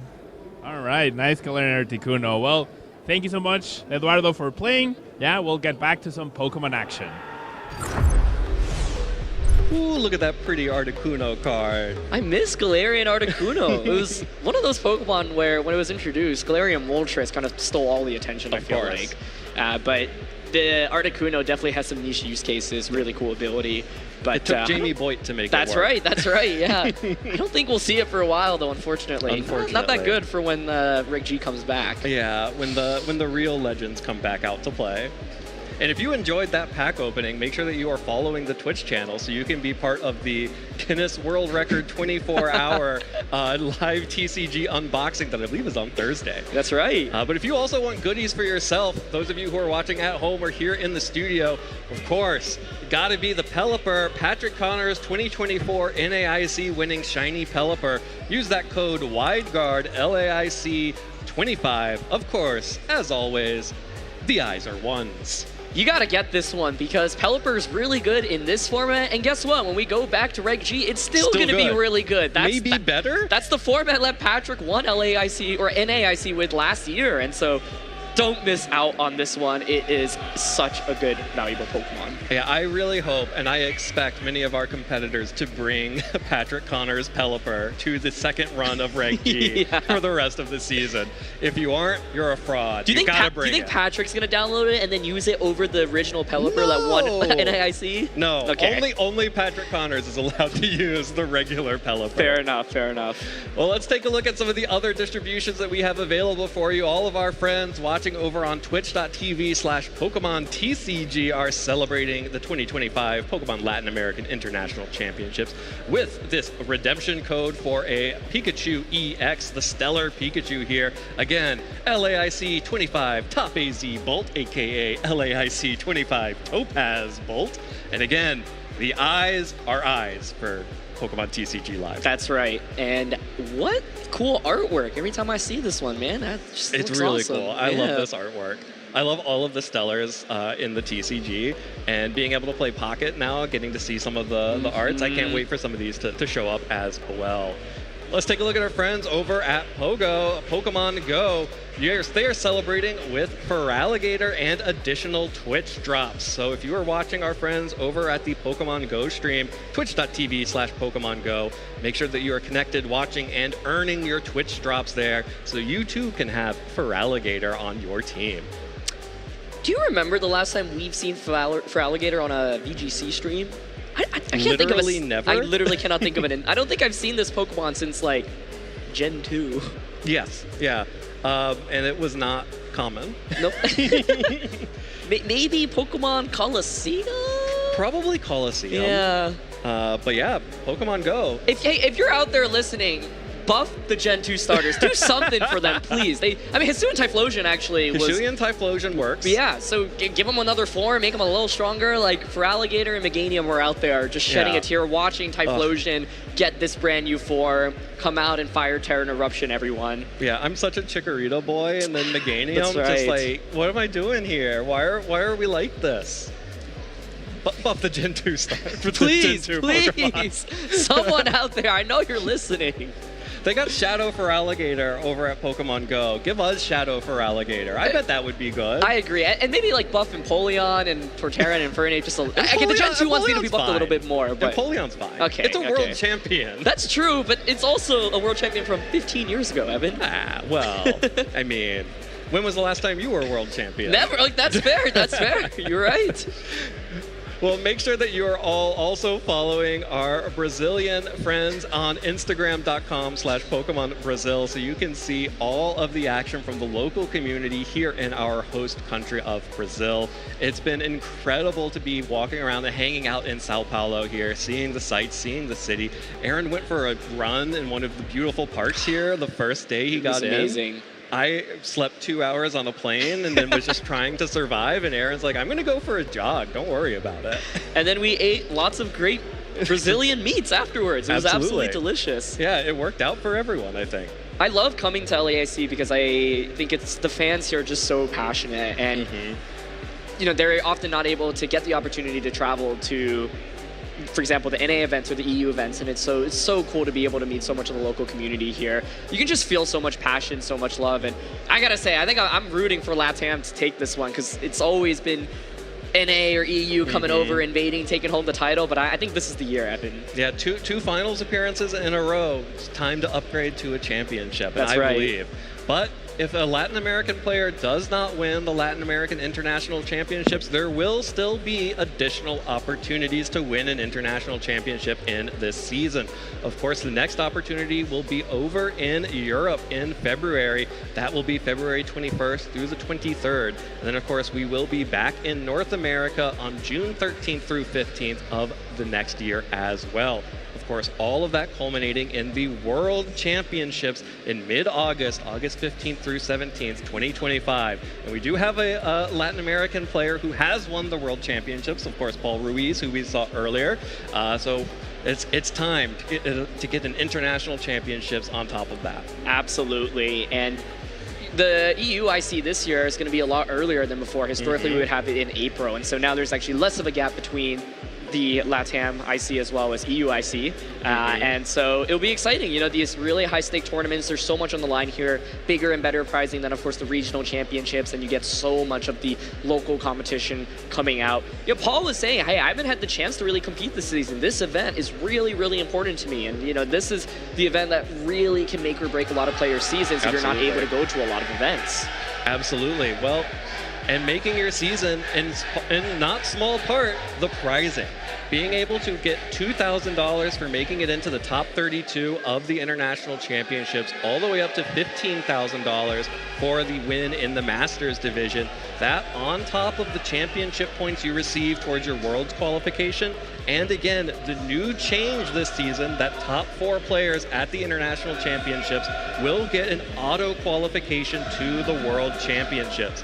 If you don't have a lot of opportunities to participate and to go to events and chase being in the top whatever your bracket is, depending on your region, getting those getting a top 4 spot here and getting a free ticket to the World Championships without having to do the race and making sure that you're keeping up with everyone else in championship points is a big deal. And let's not forget the glory. I saw that we've got some new trophies for the ICs. They look larger, bigger, and better than ever. And they look awesome. And you know, we've had these new graphics, these new logos as well. I think the rebrand has looked really, really slick. And so to be able to, you know, claim one of those trophies, I think is such an awesome feeling as well. To just know that you'll own it for the rest of your life and just have it in your trophy cabinet. Absolutely. I need to go out there and see the new trophies. I saw where the trophies would be on display, but they weren't out there yet. I need to go. That's what I'll do. That's what I'll do on our break. I'm going to go look at those trophies. Well, I gotta go do that right now. So we're gonna Bye, Evan. Bye. Chat, Bye. everyone, thank Evan for joining us today. I got things to do. I gotta go look at trophies. He's got important things to see, places to be. We're gonna take a quick break. I'm gonna go look at some trophies. Y'all stick around, watch more Pokemon. We'll be right back.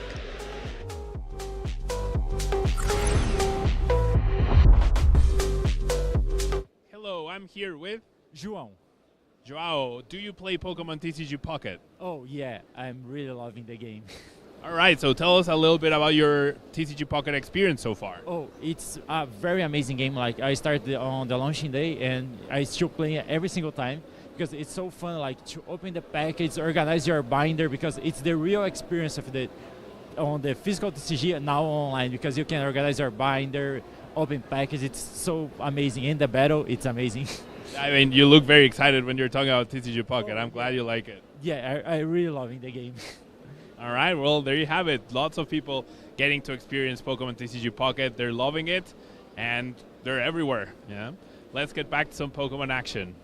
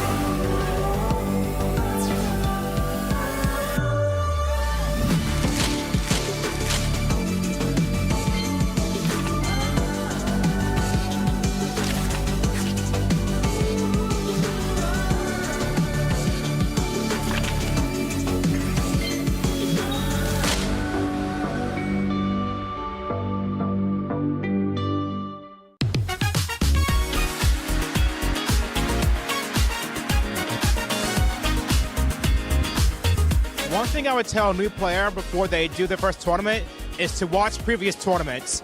You have access to high-level players competing with one another, and you get to see a whole lot of cool ideas to build your team around. Like, for example, the team that I'm running today was based off of Loyalty's team that I used at EUIC. A piece of advice I would give is definitely to sit down and talk to the person across the table from you. They're not always going to talk back, but more often than not, someone sitting across from you is just as nervous potentially as you. And every time I strike up a conversation, it eases a lot of nerves and it helps you play a little bit better because you're less in your head and you're more so having a good time playing Pokemon. So something I would tell a new player for their first tournament is definitely reach out to the community. There's so many awesome people in this community.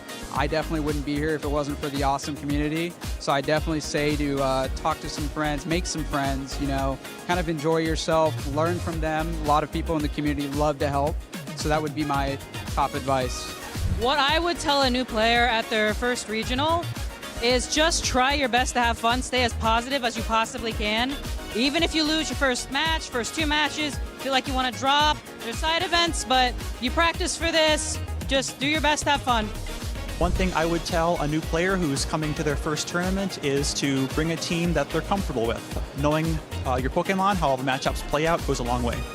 The first thing I would tell someone who is, getting ready for their first tournament is to not be so nervous. I get it's a big event, you don't know how many people are going to be playing. You're going to meet new people, a million deck options out there, but just lock into whatever deck you're practicing with. Bring some extra sleeves in case you break a sleeve, whatnot, and maybe a water, some snacks. Other than that, just have some fun. Hey Pokemon trainers, welcome to Pokemon Championships History, a series where we showcase important moments throughout the history of competitive Pokemon. I'm Jake Muller, and I'd love to take you back to the World Championships in 2015, the year Mega Kangaskhan claimed her biggest victory. But first, we need to go back one more year to 2014. Pokemon X and Pokemon Y introduced Mega Evolutions to competitive Pokemon, and Mega Kangaskhan dominated the metagame throughout the entire season. However, when the 2014 World Championships rolled around, Mega Kangaskhan fell to the wayside, failing to make a single appearance in top 8. Although Mega Kangaskhan surged back into the metagame as we moved into the 2015 season, its place at the top became crowded thanks to the introduction of even more Mega Evolutions from Pokemon Omega Ruby and Pokemon Alpha Sapphire. As the World Championships loomed, the community wondered whether Mega Kangaskhan would once again be pushed out of the metagame by a high presence of Pokemon that could counter it. Anticipating this, many players from Europe and North America opted not to include Mega Kangaskhan on their teams, fearing history would repeat itself. Japan, however, had something else in mind. Just 2 months prior at the Japan National Championships, Shoma Honami claimed first place with an early version of a team structure that would come to be known as Chalk, which featured Cresselia, Heatran, Amoonguss, Landorus Therian, and Mega Kangaskhan. This team composition boasted an unmatched combination of power and flexibility, leading Shoma and many other Japanese players to ride the Mega Kangaskhan wave all the way to Boston. As the 2015 World Championships progressed, it became clear that Chalk was the team to beat, even though the competition was full of teams with outside Mega Evolution picks, like Mega Mawile, does connect with the Garchomp and does pick up the knockout. Mega Charizard X, we go for the Flare Blitz here on the Thundurus, Mega Salamence, the Hyper Voice, and Mega Charizard Y. We go for the Flamethrower here. 6 of the top 8 players used teams that followed the Chalk guidelines, including Shoma Honami himself. While the extraordinary success of this team composition at the biggest event of the season was astounding, even more interesting was the variation seen within Chalk, just inside this top 8. While all 6 teams had both Mega Kangaskhan and Landorus Therian, many players opted for some alternate options for the remaining Pokemon.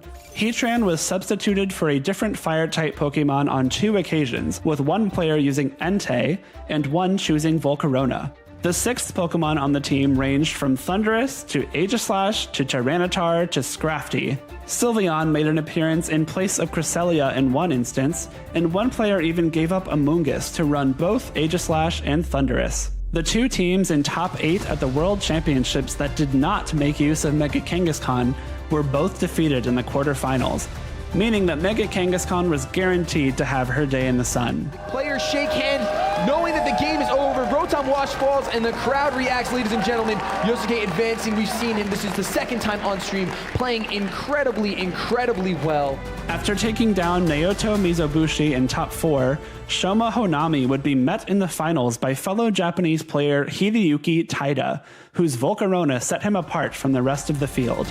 Oh my god. He's done. We get a medic in the field.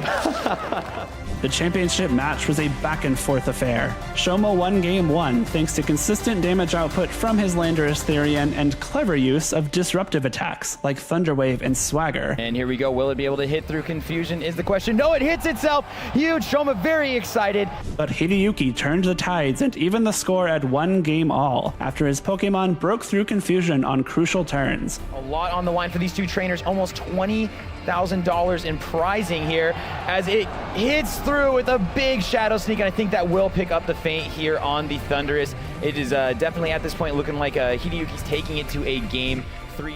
In the deciding game, Shoma made expert use of Heatran's defensive utility and offensive power, proving that the original Chalk Fire-type Pokemon was still #1. Should do a ton here. Oh my gosh, picking up the feint on Hideyuki's Pokemon as well as catching the burn, activating the weakness policy there, but the burn is absolutely huge and it's only a matter of protects before this one is over. Fittingly, Mega Kangaskhan re-entered the field right before Hideyuki conceded defeat. Shoma's decision to stay true to his run to the Japan Nationals title with the original components of the Chalk team composition paid off as he became the 2015 Pokemon World Champion. Shoma Honami is your 2015 Pokemon Video Game World Champion. Thank you for watching, and let us know some of your favorite moments in VGC history by using the hashtag #PlayPokemon.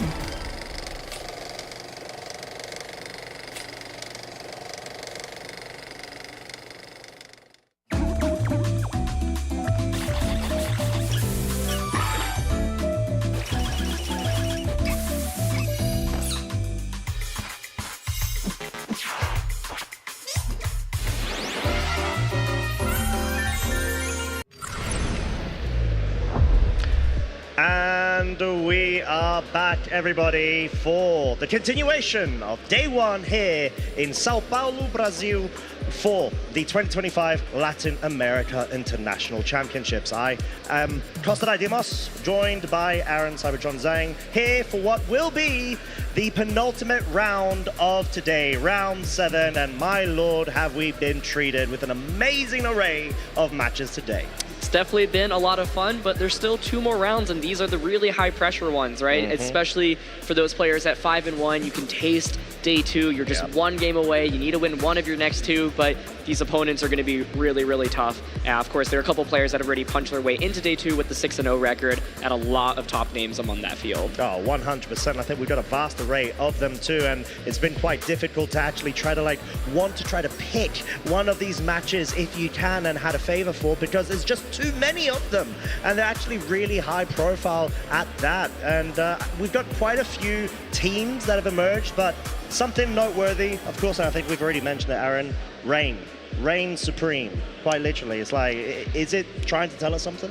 The question is whether or not it's going to win another major, because it has looked really dominant so far. We've seen it on stream multiple times, and there will definitely be a lot of rain tomorrow. We haven't really seen too much other weather, though. You know, I think in this format, all the weather setters are viable. Torkoal we actually just saw on stream, but wasn't really able to do very much. Unfortunately, it came out and it kind of just got knocked out. And there are a lot of different ways that, of course, you can utilize Torkoal. Some people have been using it with fast offense with things like Charizard and Jump Bluff.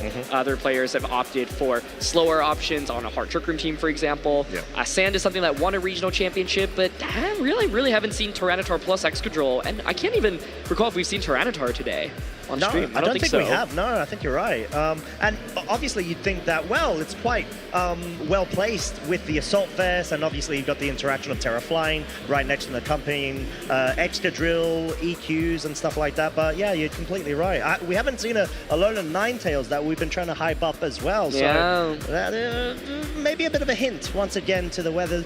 Who knows? Maybe we might be able to feature sun again, maybe a different variation. We'll find out. But I guess what's been the biggest highlight so far, aside from all the dampness of the rain teams, for yourself, Aaron? Probably the Snorlax team that we just saw. It didn't take a win, but it was really cool to see it at 5-0, and it just had so much uniqueness to it. I think It's always cool to see kind of how ranked teams are being developed as well. Sinistcha being a huge new addition, it feels like, to a lot of these compositions. So eager to follow its journey throughout tomorrow as well. But anytime you see a team with Custap Berry, Snorlax, as well as weak armor, weakness policy, Endure, Armarouge. We saw a ground Terra Annihilate Earthquake into Endure Armarouge, right? Like, that's wild as well. And so many cool combinations. I think that team definitely stands out the most right now. Yeah, and I mean, it had 0 protects because, like, why do you need protect when it comes to that sort of composition where the whole goal is to just go full throttle and be able to just swipe away all of your opponent's efforts and hopes. But yeah, I mean, much left to be seen. We still got 2 final rounds. But yeah, I think we did call out a couple of trainers that have gone ahead and locked that day 2 position. Understandably, they want to keep on winning because the more you win, the lesser losses you have to avoid if you want to try to reach that top cut stage of the tournament. But I guess aside from obviously the teams, is there anyone that stood out very much to yourself, Aaron, in terms of how they've been able to play today and how confident they've been in their strategies? I think a lot of the early rounds we saw fairly dominant 2-0 victories, like Patrick Connors beating James Beck just so decisively. He played so confidently. I'm curious where he is in the event right now. But yeah, just a lot of impressive 2-0s. Juan Salerno, of course, with the 2-0 as well. So just really high level play overall, I think. And it's cool to see how much these trainers have kind of mastered their team compositions and their understanding of the format. Yeah, and I think it's not only that. Obviously, it's the fact that you need to go in with a very strong mental fortitude in order for you to be able to just handle those high-octane situations, high-pressure, like boiling point moments where you're starting to struggle in terms of, like maybe there's too much pressure on the other side of the hill, or maybe you're being out-predicted with a couple of moments, and that throws you completely off your game, and you're having to sort of position yourself to say, okay, cool, that was quite bad, but let me try to recover as best as I can and keep a very cool mind and process through in order to see and identify the win conditions. So yeah, that's definitely a very strong point to be able to push yourself further down the line in terms of a major tournament like this. And obviously we see very well veteran, experienced trainers being able to be consistent. So that definitely does add to their success. Yeah, I think it's also been interesting to see what sets have really stood out. Dragonite with that skill shot loaded dice has been everywhere. It's been on stream multiple times at this point.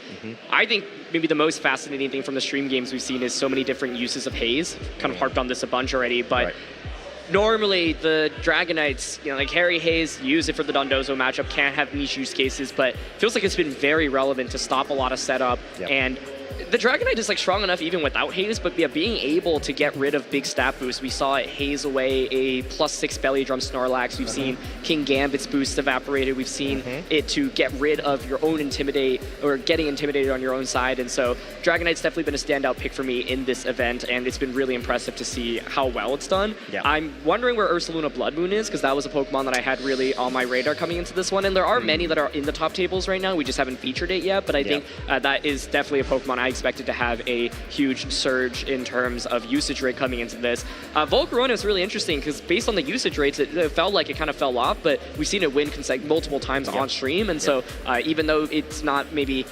represented in terms of huge usage rates in the field, it is still a very powerful pick. Yeah, and I think for good reason as well. You've got the variety of different items that you can apply to it. I think we've seen Leftovers, we've also seen Covert Cloak, and those sort of operate in different way based off of the remainder of your composition. So let's say if you have redirection support or fake out support, you're able to sort of alleviate the pressure, start getting those setups going, quiver dance wise, and even apply immediate pressure when it comes to, let's say, like Terra Blast Fairy, where you could just completely shoot out any sort of dragon type, like namely being that Dragonite, of course, and snipe it to the point where it's just not expecting it. But maybe break a multi-scale and throw a couple of calculations off.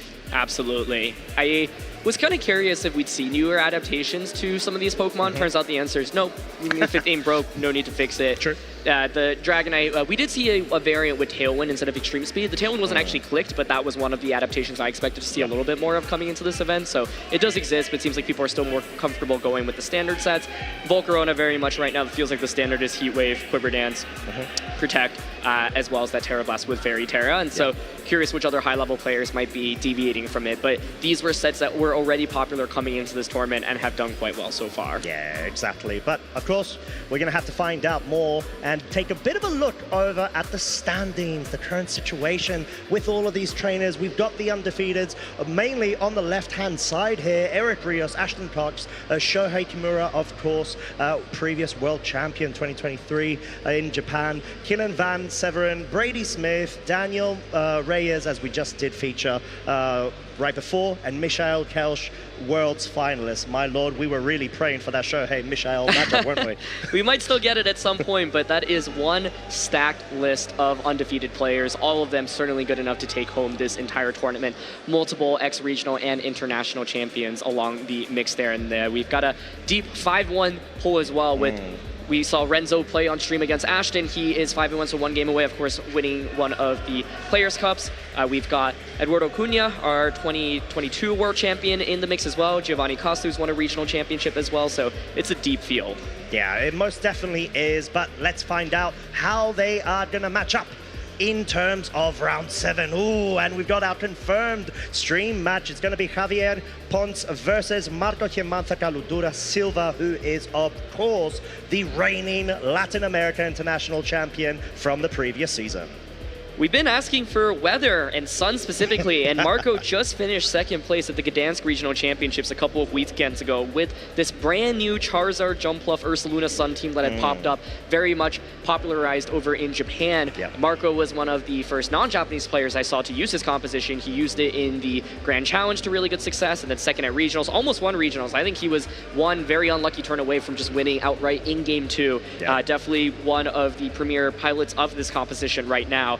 And we've got, it's interesting because the matchup on the opposing side, we've got some similar Pokemon, but there's also a Kilowattrel, which is a Pokemon we have not really seen very much of yet. No, we haven't, but it's sort of like that niche pick where you can position it based off of, I guess, a couple of abilities. It doesn't necessarily have to be, let's say, just competitive. It could also be wind power as well if you want to be able to better optimize yourself in certain circumstances of getting Tailwind set up. But at least in terms of what I'm looking at, Ghost Terra tends to be very popular with this Pokemon, and you're able to sort of dispatch discharges or even air slash single target as long as they connect, of course. But having that ground type next to it really amplifies its potential and sort of brings us back to formats of ye old with Zapdos, Garchomp, Discharge, Quakes, and that shenanigans. Totally, yeah. I think it's interesting because we've seen different variations of these compositions. More recently, we've seen like Sneasler and Garchomp being used over Kilowattrel and Ursaluna, but we saw Flamigo being used, for example, on these team compositions in the beginning of the season. So Kilowattrel, a brand new addition here, and what makes it valuable is it's really, really speedy. It gets access to that Tailwind. So this Ursaluna can operate both under Tailwind and Trick Room, and I think it's fascinating because Marco's team also has Tailwind and Trick Room, so one thing to pay attention to is how the Ursaluna speed interactions work in this matchup. Yeah, 100%, and it's sort of like what we're talking about in terms of if you can apply a dual speed control mode, then it just gives you more options to be able to counteract the strategy of your opponent. But when you're sort of faced in the very same sort of interaction situation between each other, it is quite interesting to see who's going to opt for Trick Room, who's going to just opt to go for Tailwind, and who's just going to go for damage and just ignore both. Yeah, and you have to be careful if you set up the Tailwind in front of Trick Room, of course, as well. And so pouring on two, but a bulky Pokemon for both players in this matchup. So with both having Tailwind and both having access to Trick Room, we'll see which speeds both players want to commit to. I think from the player standpoint, you probably have a good sense of how fast your Ursaluna is trained relative to your opponents. And so I think the Ursaluna speed interaction in itself is actually a big, big point, right? If you think like you're going to be faster, then you might be willing to lean into it a little bit more and not feel the need to, for example, set up Trick Room. And if you think yours is going to be slower, then you might want to set up Trick Room. But I do think it's going to be really interesting because both of these are probably trained to operate under Tailwind as well. So yeah, they're going to have some speed investment for sure. Oh, 100%. And quite curiously, obviously we've got Marco's team, same as Gdansk from the looks of things. I do want to call out Javier's Ursaluna is Fairy Terra, not Ghost. So that does mean that if Marco wants to try to utilize and focus down with Facade in that slot, it's gonna have to, it won't have to try to double guess the scenario, and will force potentially Javier to do a hard switch. There is the Torkoal on the screen. You see Overdrive. It's actually supposed to be Overheat, for those wondering, just to quickly clarify. But I do think you should definitely pay attention to the Fire-type Pokemon in this matchup. I mean, Charizard, exceptionally powerful. However, it does have to stare down the Incineroar with the Assault Vest from the opposing side, right? So I think if you can get rid of Incineroar and position Charizard properly, it can just demolish the game with Heat Wave. But it's a nightmare to face off against Incineroar because it can resist your Heat Wave. You're not going to do very much damage to it. It can also click Fake Out or Knock Off into you. There's the Ghost Terror to get around Fake Out, but this Pokemon needs to be positioned properly. But when it is, it can just win you a game with a single Heat Wave. Yeah, and I think that's sort of like a testament to be able to force a couple of very offensive leads in order to be able to counteract the pressure and not allow your opponent any room, as we are going to see the Torkoal and that Jumpluff. And of course, we know the item Eject on this Pack. Torkoal. Bye-bye, Torkoal. Yeah, exactly. And this point, it's probably just going to be a hard Charizard switch in here to maybe amplify the situation. You've got a Chlorophyll boost already with Jumpluff, so you're going to guarantee to outspeed and maybe try to get a very powerful move on. Yeah, it's interesting. You could go to Charizard here. I wonder if Ursaluna is the fourth, because the tricky thing about Charizard is that you are specs, right? So you can Ghost Terror to get around the Fake Out on turn 1, but you're not going to get a knockout onto either Pokemon because there's Focus Sash on Kilowattrel and Incineroar has the Assault Vest. I think the goal in this game is probably to, chip away, knock out the Incineroar, and ideally break the Focus Sash on Kilowattrel. So you can see Marco's really taking some time to decide, and there it is. Ursaluna is the fourth one, so committing to a faster mode here. Yeah, and I think with good reason, because like you mentioned, there is also the interaction of Incineroar just going for that straight read of a knockoff, which will most likely pick up the KO on the Charizard if it does opt to go for the Ghost Terror. So a very interesting scenario already from the get-go. Kilowattrel, Incineroar over on Javier's side. You do have a couple of options of trying to match Tailwind in hopes that you can outspeed the Ursaluna whilst it has Tailwind set up and at least force a scenario where maybe you could get a parting shot off on the Ursaluna just in the nick of time. Yeah, I think Jumpluff right now is really scary because of the Sleep Powder pressure it applies. I think one of the interesting things when you use Jumpluff is when do you want to actually click that Sleep Powder? Do you want to go for it immediately? We're seeing the Grass Terror immediately here from Javier, so the idea is, you know what? I'm just going to go for it because this is good defensively right now. But by going for that Grass Terror, you are now weak to Charizard in the back. Yeah, as we do have the confirmation of terrestrialization here. Of course, it is Assault Vest. It does not have Parting Shot. But like you said, if we see Javier capable of knocking off that Flame Orb before it potentially may get any sort of damage incurred onto it, this will be really big because it will not get burned the following turn as Tailwind from Kilowattrel does outspeed that Ursaluna, confirmed, but Facade is trying to at least break the Focus Sash now. Oh, it's a huge turn for Marco there. Gets the critical hit, but I think you're just looking for damage on the Kilowattrel. He's setting himself up perfectly for Charizard. Does not get baited into a Sleep Powder there. Says, look, you got Tailwind pressure. You can knock out my Jumpluff with a Flare Blitz, right? So I don't want to Sleep Powder into something, either Miss Sleep Powder or Happy Terra. Now we trade Tailwinds, but this is the setup he's looking for. Charizard is the star of this game, and he got exactly what he wanted out of turn 1. You've gotten rid of the Focus Sash on Kilowattrel and Incineroar's Grass Terror, so now it's kind of a waiting room for Charizard to come out and just start clicking Heat Wave. Yeah, I think that's a really good shout, and at this point, you sort of like expended the terrestrialization option. Sure, you can maybe try to get a couple of pivots in or try to utilize this Incineroar as best as you can right now, but like you mentioned, Marco's just, as long as the sun is set up, and we did have a bit of a sneak peek over at Javier's side. We see that the Trick Room mode is laying wait in the back on the bench. So it's going to be the Terra here into the Jumpluff. I think what's really interesting here is the Jumpluff does not actually have any damage. It's Sleep Powder, Sunny Day, Tailwind, and Rage Powder, but it's still valuable as a support option, right? So Water Terra here is going to help it out defensively. Kilowattrel going for the Protect, which I think is correct because you want to pressure Thunderbolt onto Charizard. You are still faster than it.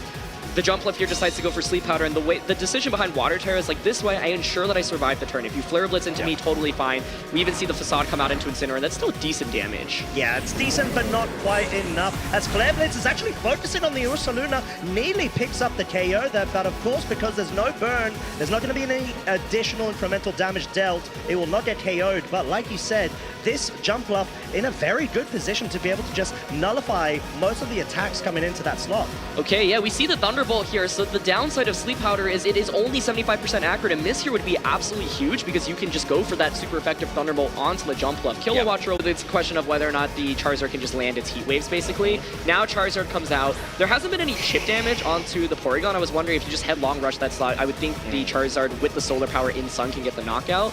So now you can, of course, switch the Ursaluna out into Torkoal circle and go for Heat Wave. Yeah. And I don't know if there's much Javier can do in response to that, because normally you would think, oh, like Protect and Trick Room, but if you Trick Room, then you just get Eruption by the Torkoal. So really nice pin by Marco here, and we are going to switch that Torkoal switch in. And I think Marco has to hone in to the Heat Wave in order to respect the Ursa Luna, just in case it ends up in a situation where it starts sweeping. If there's, let's say, for example, an overheat focus, but no, it's just going to be the Weather Ball.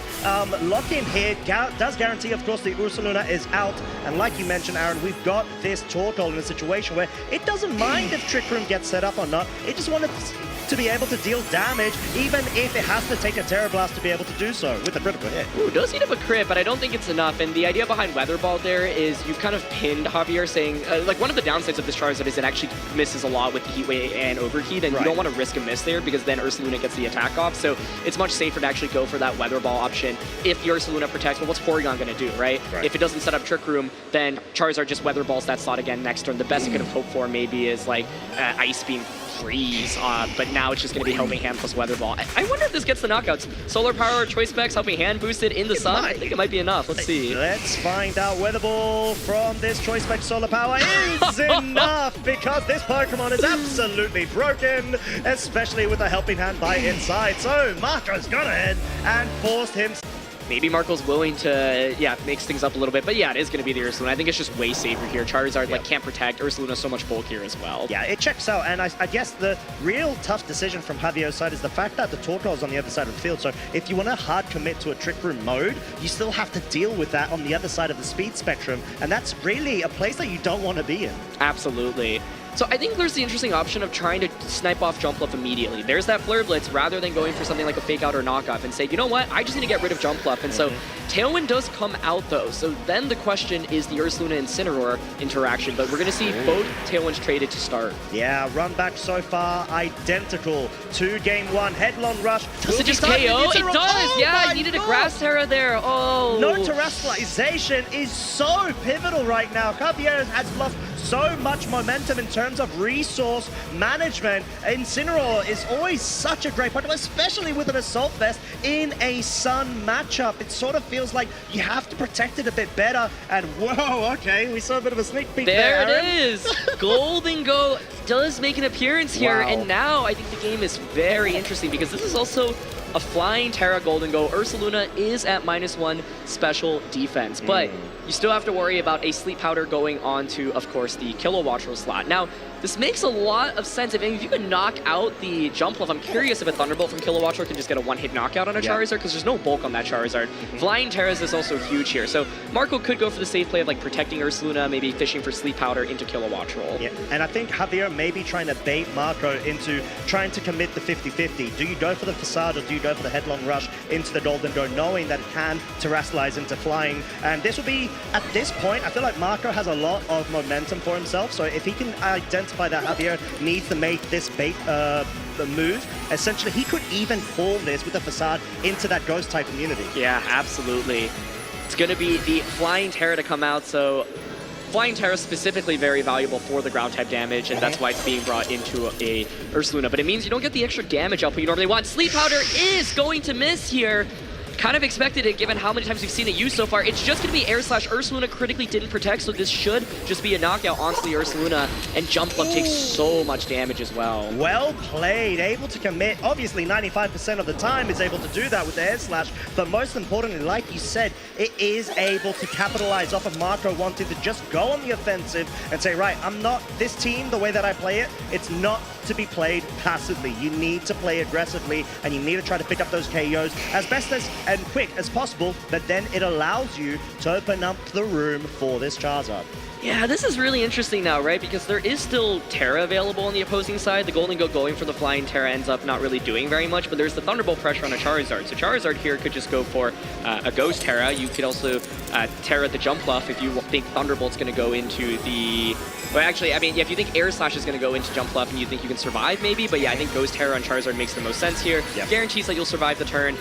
You could, of course, go for Rage Powder here with the Jump Bluff as well, redirect that Thunderbolt away, and then just knock out Golden Go and bring the Kilowattrel down to Sash. But it's going to be Sleep Powder instead, and it is going to connect. All right, so far living up to its accuracy, 3 out of 4s in total from this gameplay of Game 1 and Game 2. Kilowattrel, of course, does take mandatory turn of Sleep, but Heatwave, oh my lord, is this a double? No, okay, it's the Golden Go, does avoid, most crucially, Kilowattrel brought down to its Focus Sash, but that is pretty big. That is, and the Golden Go here is going to go for Make It Rain, so Charizard now is Ghost type. It takes a lot of damage. This, folks, is Choice Specs Charizard. There's no Protect on it. So, if the Kilowattrel just wakes up this next turn, boom, Charizard's gone. Oh my lord. Okay, so all we're saying is, Aaron, it's just going to come down to, I don't know, just like, is it 1 out of 3, I believe, after mandatory? Yep. First, okay, cool. So, no pressure Kilowattrel. You have to also hit the Heat Waves afterwards as well, right? True. So even if it stays asleep, maybe we could see a miss. And so,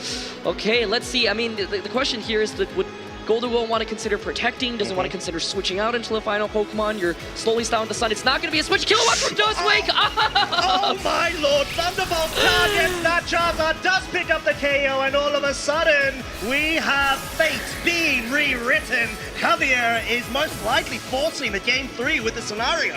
Oh my goodness, Make It Rain comes out. Now, I mean, Torkoal will be able to, of course, potentially pick up a double knockout right now, but then Javier still got 1 Pokemon in the back. The sun is slowly expiring as well. And so, yeah, this is the variance that Jump Bluff can induce.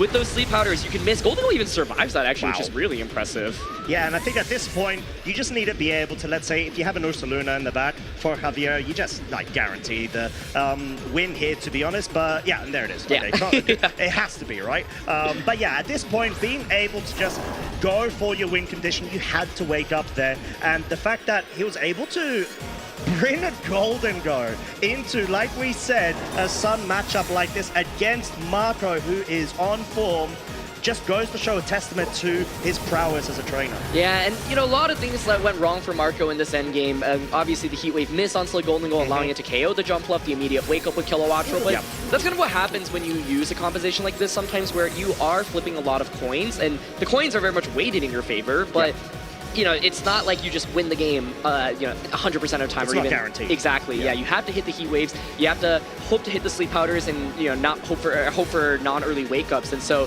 it'll be really interesting, because I do feel like Javier started games 1 and 2 kind of down pretty significantly.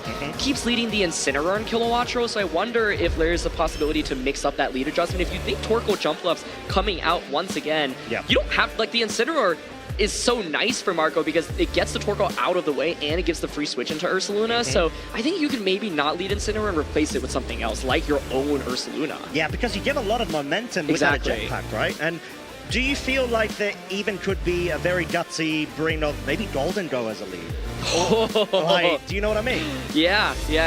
I think Golden Go is so interesting because it's so vulnerable to Charizard, and it's not that powerful into, like, the Torkoal either. You'd want to double up into it, obviously, because otherwise Torkoal is just threatening with a lot of offense. But yeah, to me, I think, like, you could drop Incin. Maybe he's just comfortable going with the same. And, like, I think what was interesting about that game was, even though Incin just went down on turn 1, getting that free switch into Golden Go was huge. I think Marco that turn could have protected with his Ursaluna, but he was probably worried about something like a nasty plot coming out from the Golden Go from the opposing side. So I'm curious if Marco decides to mix things up a little bit. He seems pretty comfortable with this core. And I mean, he played that game really well, right? If just some things go a little bit more in your favor, you win that. But that's sort of the risk of running that kind of, like, composition, at least with those moves. You know, like, hence why, obviously, if you can find a position to just weather ball, like we saw in Game 1, and guarantee that you're going to connect with the damage, sure, fine. But in this scenario, you know, the win condition demanded other moves. But I guess going into this then, there's a lot on the line right now. Both of our trainers are at X1. Obviously, Marco is in it to win it. He needs to try to retain his championship title up against Javier, regional player here in LATAM. Very well placed and being able to recognize the situation. All the pressure is on the field, and oh my lord, do we see a change-up? Okay, it's the Trick Room adaptation here with Porygon 2 coming out. I mean, Porygon 2 also just very powerful offensively here at threatening with Ice Beam. And once again, Torkoal's going to get a Exactly. Yeah, and I think in this scenario, we still have the Killer Wattrel, and this might be a scenario that Marco identified, hence why he brought this lead, is to try to make the Killer Wattrel feel out of place. And honestly, it very much will do so at Golden Go. So I think that's what Marco is actually banking on right now. They're not being a Porygon 2 and allowing him to try to utilize that Trick Room mode and just sweep the game.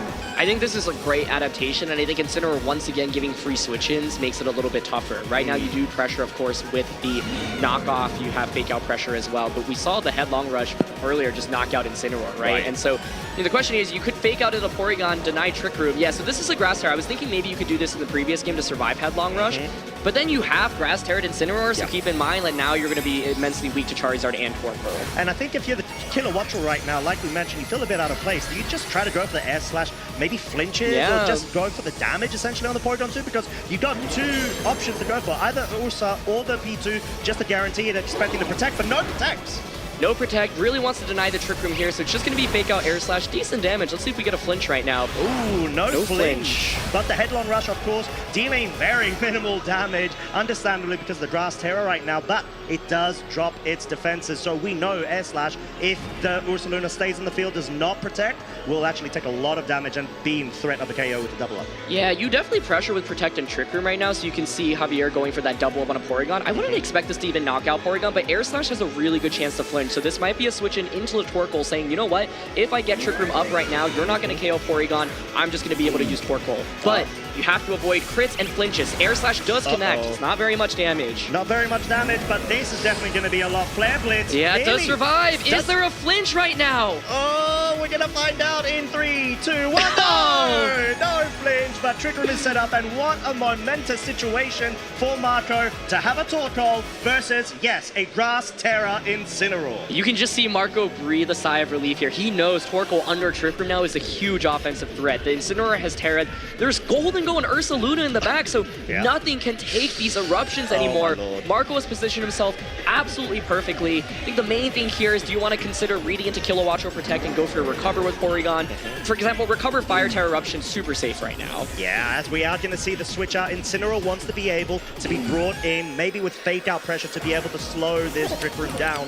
But Golden Go is going to be the victim of this eruption. Killer Wattrel, of course, being brought down to its sash, but Golden Go is out for the count, and most likely gonna just be a follow-up recover. I feel like you've got room to be able to add to that longevity, but if you want to really take advantage of Trick Room, you need to go and pick up the Killer Wattrel and force Javier to have the final 2 Pokemon. Yeah.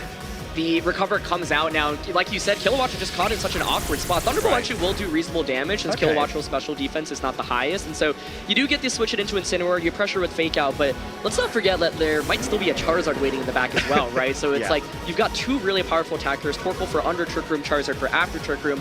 Recover's just a safer option there because a lot of times you expect Killer Wattrel to go for the Protect there, so you might as well just get your guaranteed recovery. Yeah, and I think, like we've mentioned as well, being able to have this sort of flexibility of different modes is something we definitely saw Marco take advantage of and, you know, be able to reach that finalist position in Gdansk only a couple of weeks ago, and just showing how confident he is in this playstyle. Killer Wattrel, honestly, just a duck out of water in this scenario, unfortunately, and Javier's going to really have to hope to be able to find a way back, but it's looking very unlikely, if I'm completely honest. I agree, yeah. It's really tough to see a path because, like, you kind of want to get your Ursaluna out and deal damage. Like, you know, you pressure with Fake Out this turn, but you're not doing enough damage, so maybe it's the double up on a Torkoal, but Torkoal can just protect here. Okay, you could also just Eruption Ice Beam here and just knock out Killer Wattrel, so you don't even need to protect, honestly, and yeah. Oh, okay. Oh! Hold on, it is Ice Beam into Incin, so now you do get the knockout onto the Torkoal. Okay, and I was kind of thinking, is there a situation where Javier might try to switch out the Killer Wattrel to bring in that Ursaluna and enable the Flame Orb Guts boost for the Ursaluna the following? Try to, like, maybe take advantage of a weird positioning and with the Ursaluna, but no, the Torkoal's out, but we still have a lot of resource available for Marco to be able to utilize now. Yeah, 2 turns of Trick Room right now, so the main thing is, yeah, can you stall out this Trick Room? You also need Killer Wattrel to deal with Charizard in the endgame. Like, what you're ideally angling for is something like, yeah, just a Thunderbolt into it, right? Right. what's also crucial is Marco actually did not commit the Terror earlier with Torkoal, and ends up being a great decision because he didn't need the extra damage output in order to KO the Golden Go and bring Kilowattrel down to Sash, which means you can still have Terror on your Pokemon. But we're finally going to see Kilowattrel Protect after just attacking under Trick Room, not getting knocked out. I think Javier's identified the win condition of going for the double Protect with the Kilowattrel, having the Ursaluna Protect, get the Flame Orb activation, and then trying to sweep with Tailwind and hope that you can actually reverse this, and then allow yourself to outspeed the Charizard subsequently. Absolutely. Facade comes out. I do totally agree with that. I think you need the double Protect. I think one of the downsides of Torkoal going down there and why I was surprised to not see the Protect is because now you don't actually have the Sun, and a Charizard outside of Sun is actually definitely less scary. You still, of course, have a very powerful Overkey, so you pressure with a lot of damage, but my question is whether or not there's any chance Ursaluna can survive here, but there is still critically one turn of Trick Room right now, so you need to stall it out. Yeah, I mean, the odds are definitely in Marco's favor, but we already saw how that game 2 played out. You never know how this game 3 endgame is going there's the double Protect hover. Okay. My Lord, here we Does go. the Kilowattrel get the double Protect? Ursaluna is actually going to pivot out right now, so trying to get the Charizard in. Oh, it's Incineroar. It's not Charizard. Okay, that changes things. It changes everything. We were talking about this game like it was endgame Charizard, but I think Incin's such a pivotal final Pokemon here. Does activate that competitive. So let's see, is there the double Protect right now? Okay, it's going to be Ursaluna. Even if you get it, though, you can just fake out into it next turn, so I think Marco should win this one, but it does get the double. All right, it does the double. Do we think maybe there's a triple on the horizon, or is it even necessary at this point? Yeah, I think you probably do go for the... Let's see. You know what I mean? Yeah, Like, because you can... This is all going to be around. I feel like Trick Room has to come out from the P2, right? Like, because you just want to be able to shut it down. So it's just going to be about if Javier can catch the fake out slot.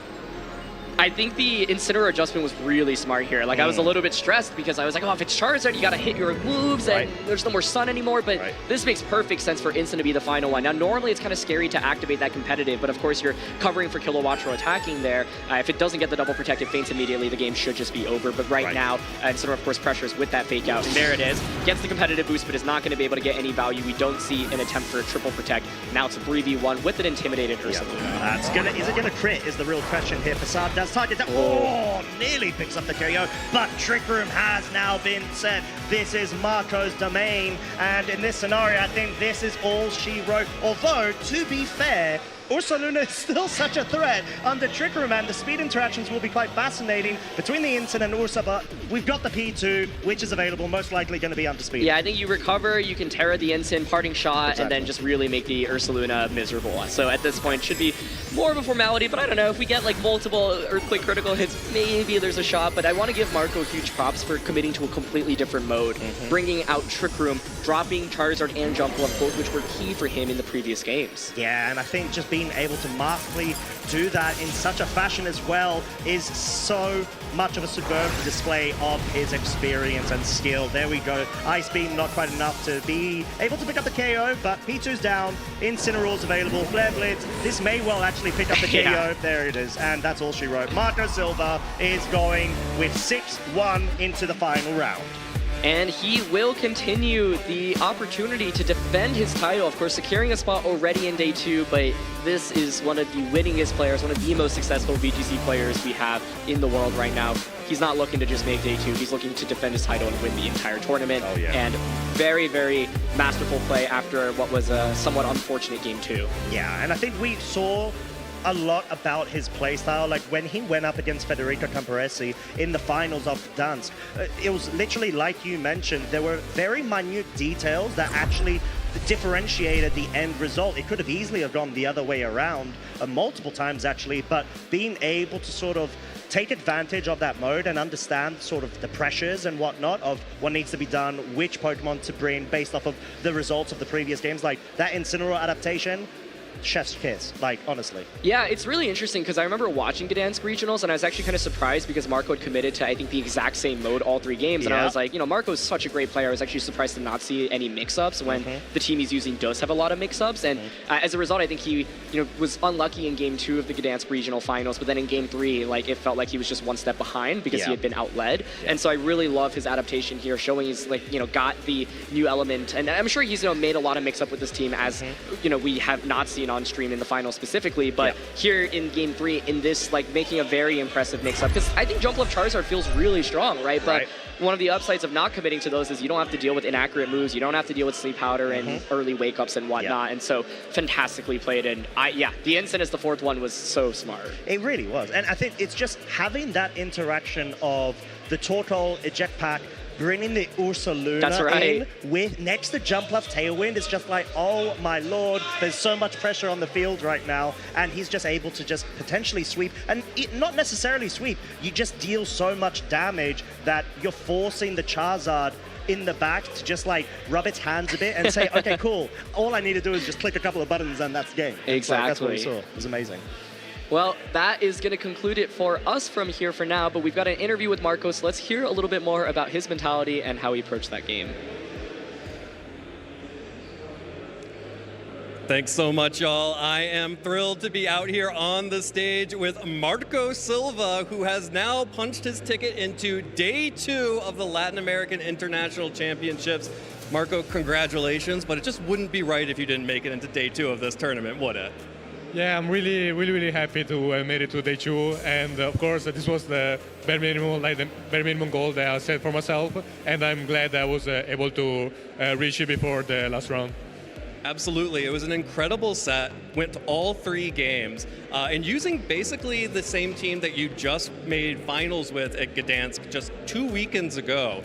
What was it like bringing that team, having that experience, making it to finals, and then, you know, knowing that you were going to be coming to LAIC just a couple weeks later? How did you sort of prep for that, both that tournament and then knowing you were coming here? So usually I don't like bringing the same team for 2 tournaments in a row. But in this case, I tried a bunch of teams. I didn't really feel too comfortable.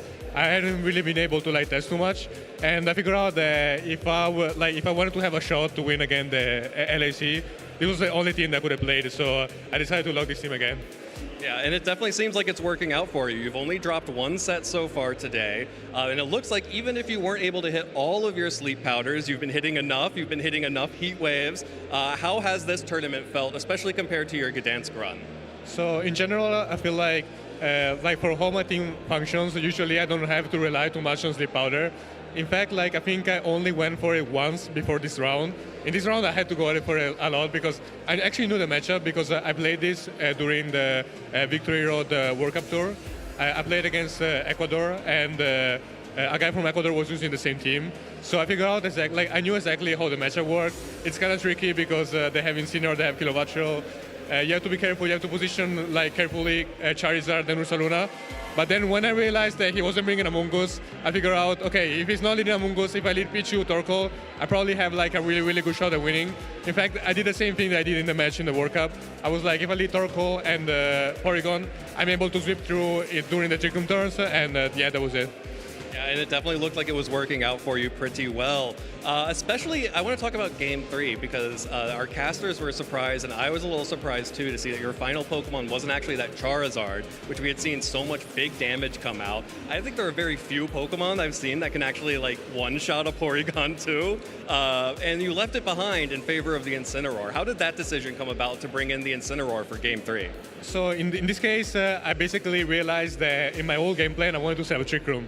So I feel like Charizard wasn't exactly the right option. I was pretty sure by how my opponent was kind of for how Game 2 went, and also for the fact that I needed to hit Sleep Powder to win Game 1. I feel like I probably would have been in a decent slot, in this spot anyway, because I had Rage Powder plus Charizard.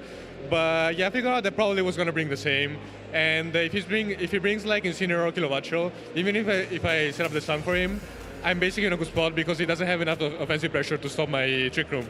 So then I figured out that in Trick Room, it wasn't the best idea to use Charizard, and also I wanted to force Terra early in the game with Eldon Rush into Incineroar. So I figured out, yeah, if he's leading a Kilowatt Shell, I can probably afford to bring Incineroar because most likely I will be able to chip it down early in the game. So that was my game plan. Yeah, you definitely got that Kilowatt where you needed to be at 1 hit point by the time the Incineroar came in.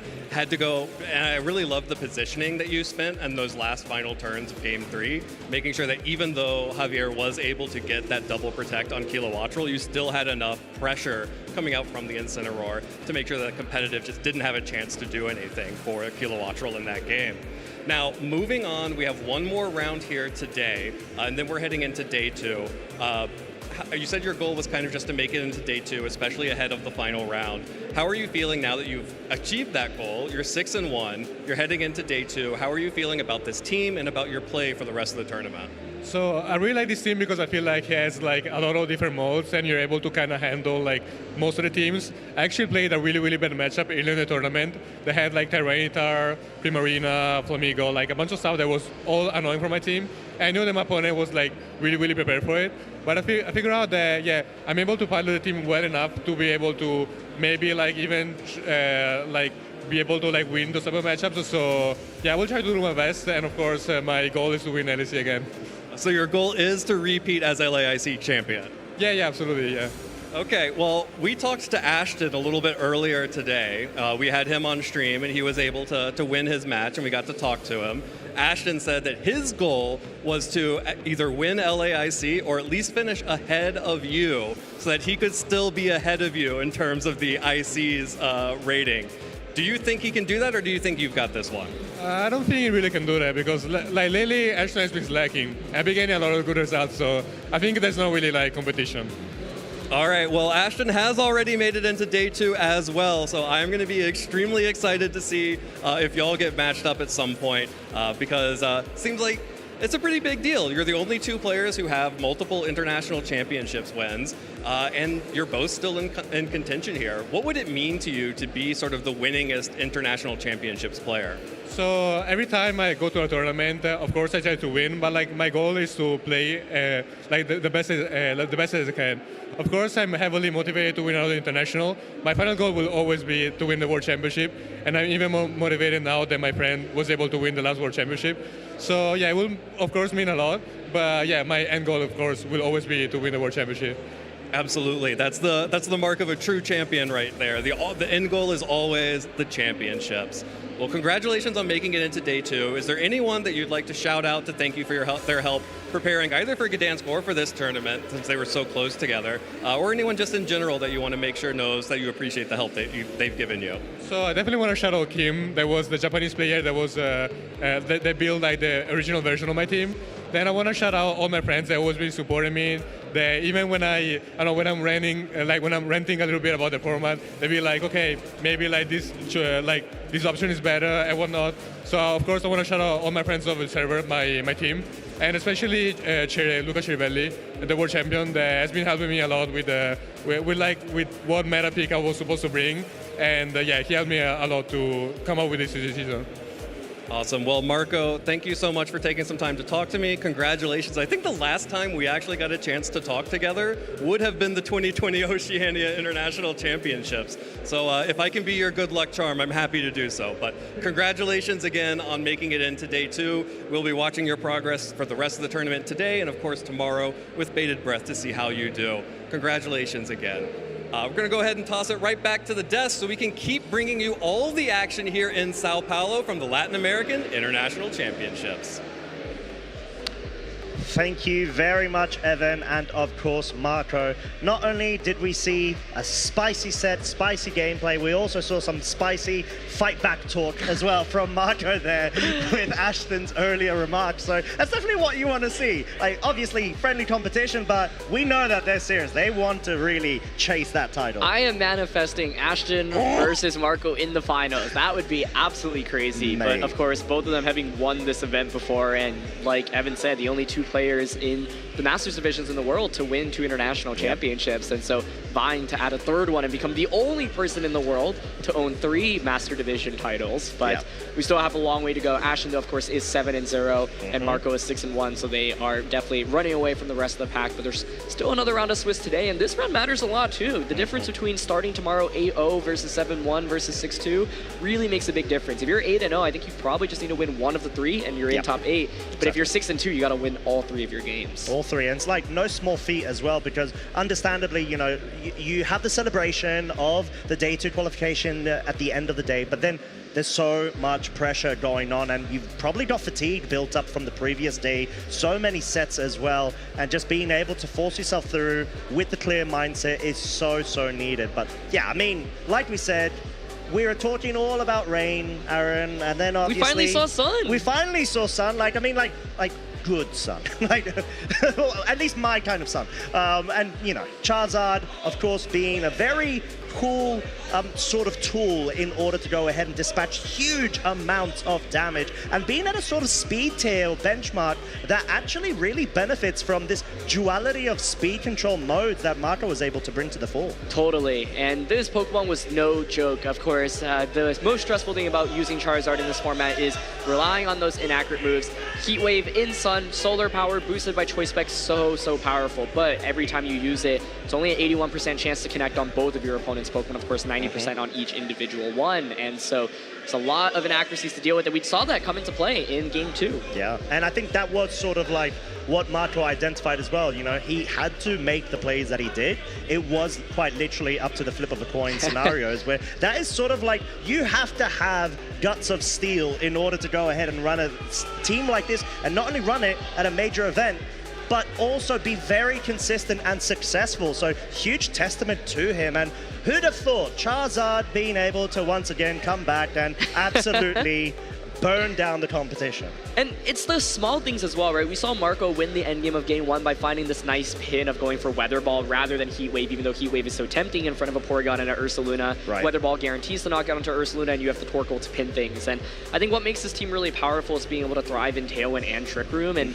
that, you know, Torkoal plus the Charizard combination, like Torkoal's pretty slow, right? But if your opponent's going for Trick Room to try to stop the Charizard, then Torkoal can really thrive. And I think one thing that was huge in that matchup was being able to bait out the Terras. I think with offensive Pokemon like Charizard, Ursaluna, being able to get those Terras out early is really nice because it means that your opponent has no more defensive Terras that they can go for. And then by baiting out Grass Typing, Charizard just really threatens, and as well as Torkoal with fire type attacks. Yeah, and I think obviously we're talking about Charizard being such a key player there in the first couple of games, but the MVP has to sort of be that Jump Love, because it's just being able to go ahead and enable all of its partner Pokemon so well. Obviously, we saw the game that Marco lost, coincidentally, the Sleep Powder missed. So like, there is also that factor to take into consideration. It being able to apply that disruption strategy whilst having Tailwind and Redirection really goes to show why there's such a cool niche that has actually risen up with this Pokemon, especially the set, as we saw Joseph Ugarte go ahead and actually get that finalist position back against that final versus Andrew Zhang. Yeah, I think what's so interesting about Jumpluff is how it doesn't run any offensive attacks. And there was this interesting scenario where Kilowattrel has 1 HP. If Jumpluff just has something like a Pollen Puff to finish it off, you can knock it out. But these moves are all really important for it. You really want Sunny Day for the weather matchup because Pelipper is so common, so this just gives you an edge into those rain teams. Tailwind, Sleep Powder, and Rage Powder are all so valuable. Sleep Powder being so crucial. It's a terrifying move to click, but it is still, I think, a necessity on Jump Love because landing those just gives you a huge advantage. And its speed tiering is so great, especially in this sort of format where there's not necessarily as many fast Pokemon, or at least quite a few of them, that you have to be able to take advantage of outspeeding, because it always falls between that benchmark of can you outspeed a Sneasler or let's say an Alolan Ninetales, and Jumpluff can do just that, at least with the Ninetales, and that maybe does add to the testament of why this is such a powerful supporter Pokemon. Absolutely. It is very niche, right? You're only really using it on the Sun teams with Torkoal specifically, but when you pair it with that Torkoal, it can be very devastating to deal with. Oh, 100%. But, of course, talking about support Pokemon, or at least the Tailwind user role, we did see a Kilowattrel. And, my lord, if you can position it in a really good spot, it does a lot of work. But if it is under Trick Room, my lord, is it feeling very awkward. Yeah, I think the adaptation in Game 3 was so huge, right? Kilowattrel, It's such an interesting Pokemon because it doesn't even like do a ton of damage, honestly, but it's very fast. I think one of the main reasons you want to use this Pokemon is that it's faster than the majority of the metagame, right? Being able to outpace things like Sneasler, for example, is super valuable. But of course, when you're really fast, you really don't want to go up against Trick Room, and so that's why the adaptation was so huge. But you know, one of the upsides of this Pokemon is that it is speedy, and you have really good coverage between electric and flying.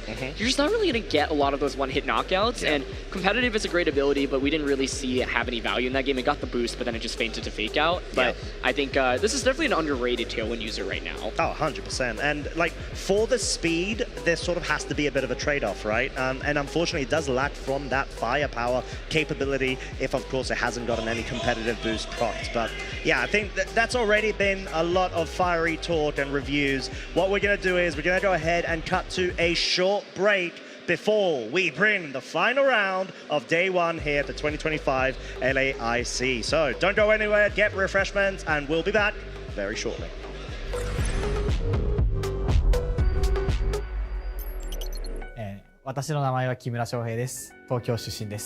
Pollen Puff will take out the GM Pal, and all Michael Kelsch has remaining in this matchup is a sleeping Dragapult. That Dragapult is in a very nasty situation as Shohei still has 3 Pokemon remaining.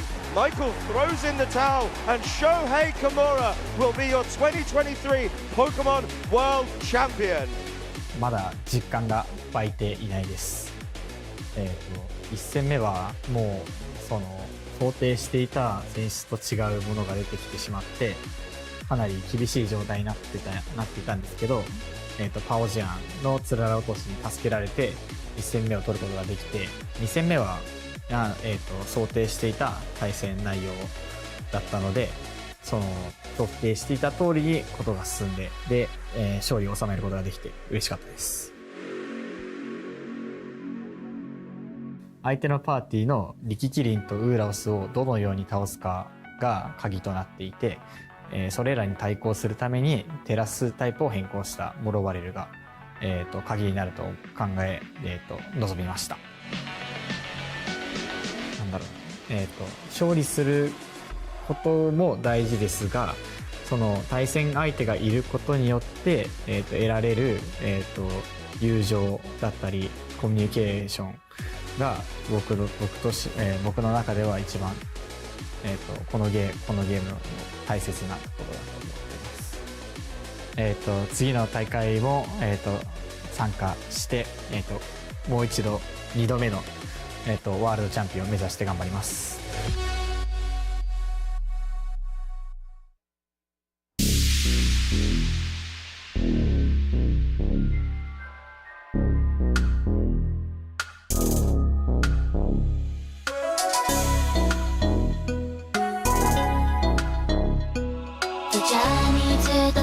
Is long and tough, and it takes all your heart and soul to keep on going. 夢にたどり着くまで諦められない。 While your passion is the fire, always lighting up a path. It's the greatest who will get to leave them all. So do you wanna be legendary? Wanna be legendary? Have you got what it takes to win? Have you got what it takes to win? The training has been taking all your life, and you need courage if you want to win the fight. Respect the opposition like a real hero should.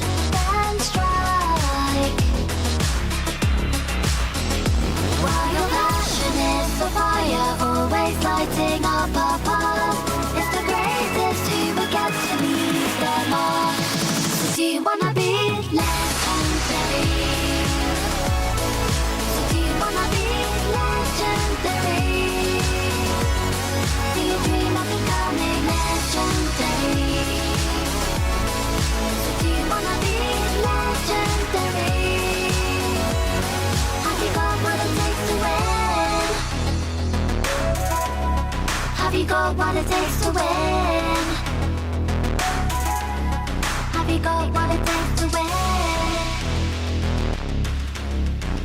got what it takes to win.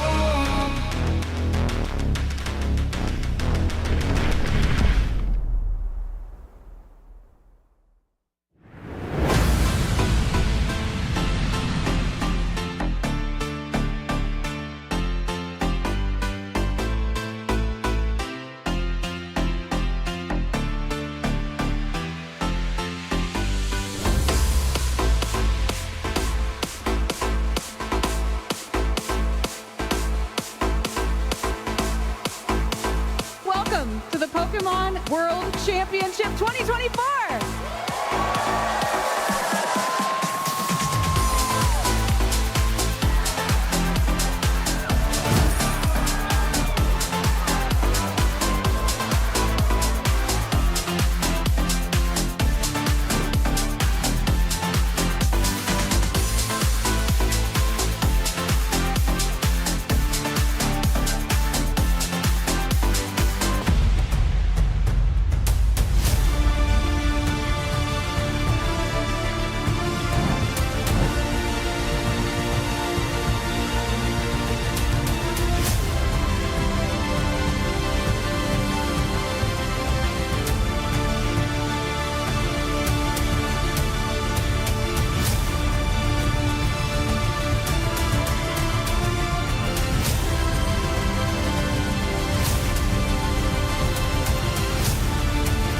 We're so excited to come together and celebrate Pokemon!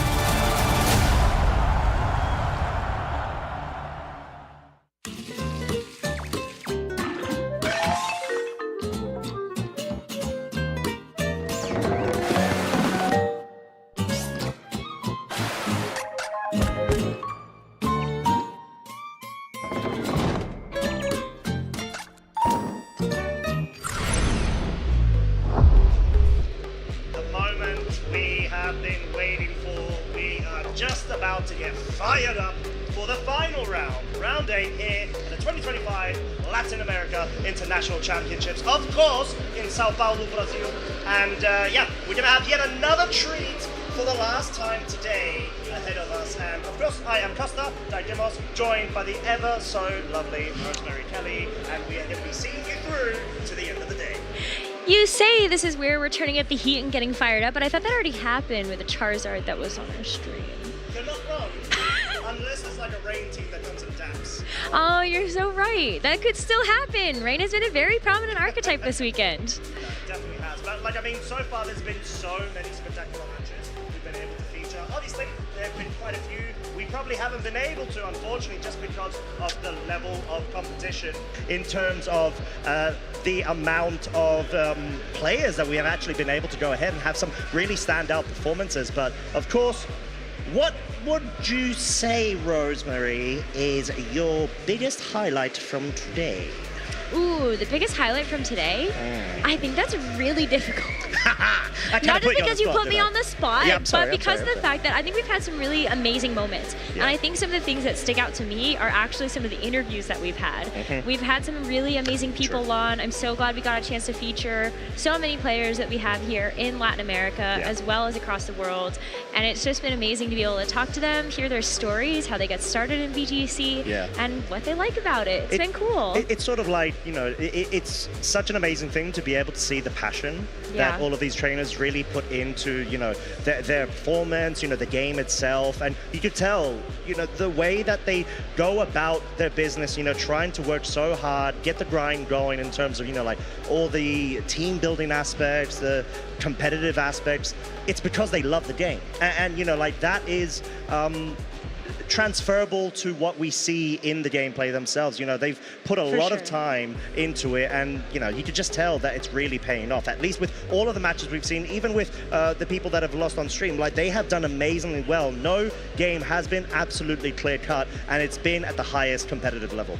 You talk about passion, and I immediately start to think back to sometimes how hard some of our players actually do take the losses that they have on stream. Merging those two thoughts together, you can see the emotion, you can see how much they've wanted these wins and how hard they've worked for it. And so you kind of get hit on both sides of the happy and the sad. So bittersweet for everybody that ends up seeing the stage, but I'm very excited to head into our final round of the day because this is where we sort of get to celebrate a little bit. We get to celebrate the players that are undefeated, that are going to be continuing through to finish out their Swiss rounds tomorrow, and with a big head start on the rest of the competition. Yeah, exactly. This is going to be the final line right now where we're going to try to determine at least who are going to be progressing through to day 2. Of course, we do have the standings available right now, and we've got some very notable names, a couple of not so well-known names, but yeah, let's start off with the undefeateds. We've got Eric Rios, Ashton Cox, Kylan Van Severen, and yeah, they're looking really good right now. Not even dropping a single set at going into the last round is absolutely stellar. When you take a look at the players that are right outside of that undefeated record, though, that's where I think things get so interesting. Yeah. Eduardo Cunha, Shohei Kimura, these are 2 world champions that are nipping at the heels of those players that are sitting at that undefeated record. And even as you go down from there, Michael Kelsch is a name that you are going to remember from both of those finals. Yeah, you know? exactly. I know, right? But you'll also see Len Duel as a player that you should remember from even decades ago, but also seen on the casting side of things. You know, Justin Tang from those back-to-back regional wins, Chong Jun Peng from winning a regional a couple of years ago, and then Juan Salerno, who we also just had on stream alongside Daniel Becerra. And these 2 players are going to keep going in the positive direction. Same with Daniel Reyes. Yeah, and I mean, this is sort of like what we're talking about in terms of consistency, and you're able to see that these trainers really believe in all of the hard work they've done in themselves. You've got to be able to have a very good level of confidence to be able to keep yourself, I would say, sane, given the fact that you've got 8 rounds and it's so tough and overbearing to go through it. But I guess I'm very curious to see what kind of pairings we have, though, with all of these trainers. And, okay, we've got a reveal of which match we're actually going to be featuring on stream. It has to be the undefeated players. We already saw Ashton, unfortunately, but Eric Rios and Kylan Van Severen have been tearing through the competition all of today, and we are about to find out why. So we are very excited to be able to feature both of those players. But take a look at the rest of these X1 matches. Like Shohei Kimura versus Paul Ruiz, I think that is incredible. Like, what? Honestly, like, this is the point where we're like, oh my lord, we've got like the bout of the international champions going up against each other, let's say for example round 1, and now we've got, at least on the side pairings, 2 world champions facing off in what stellar fashion to, you know, like, and obviously they've both progressed to day 2, but like we said, you need to keep the wins up in order to further increase the chance of you reaching Top Cut. Absolutely. And everybody else that's going to be on that page has also reached that next chapter in their journey, going to be able to play out those final couple of rounds of Swiss tomorrow. And then that's where things start to get really, really wild, because we're going to be going to that Top Cut, and then we get a chance to feature all those matches. And then, of course, we still have Championship Sunday. Like, this is just the first day of competition, even if we're nearing the end of it. Yeah, and I mean, the fact that we've got so many more amazing matches ahead of us is really testament to the quality of trainers that we've been able to gather here over the weekend. However, talking about the trainers, we have got our round 8 trainers set up right now. They're getting into the game. Eric Rios versus Kylan Van Severen, and what is going to be a very big matchup for both of them, because they're going to really want to try to put all the stops through.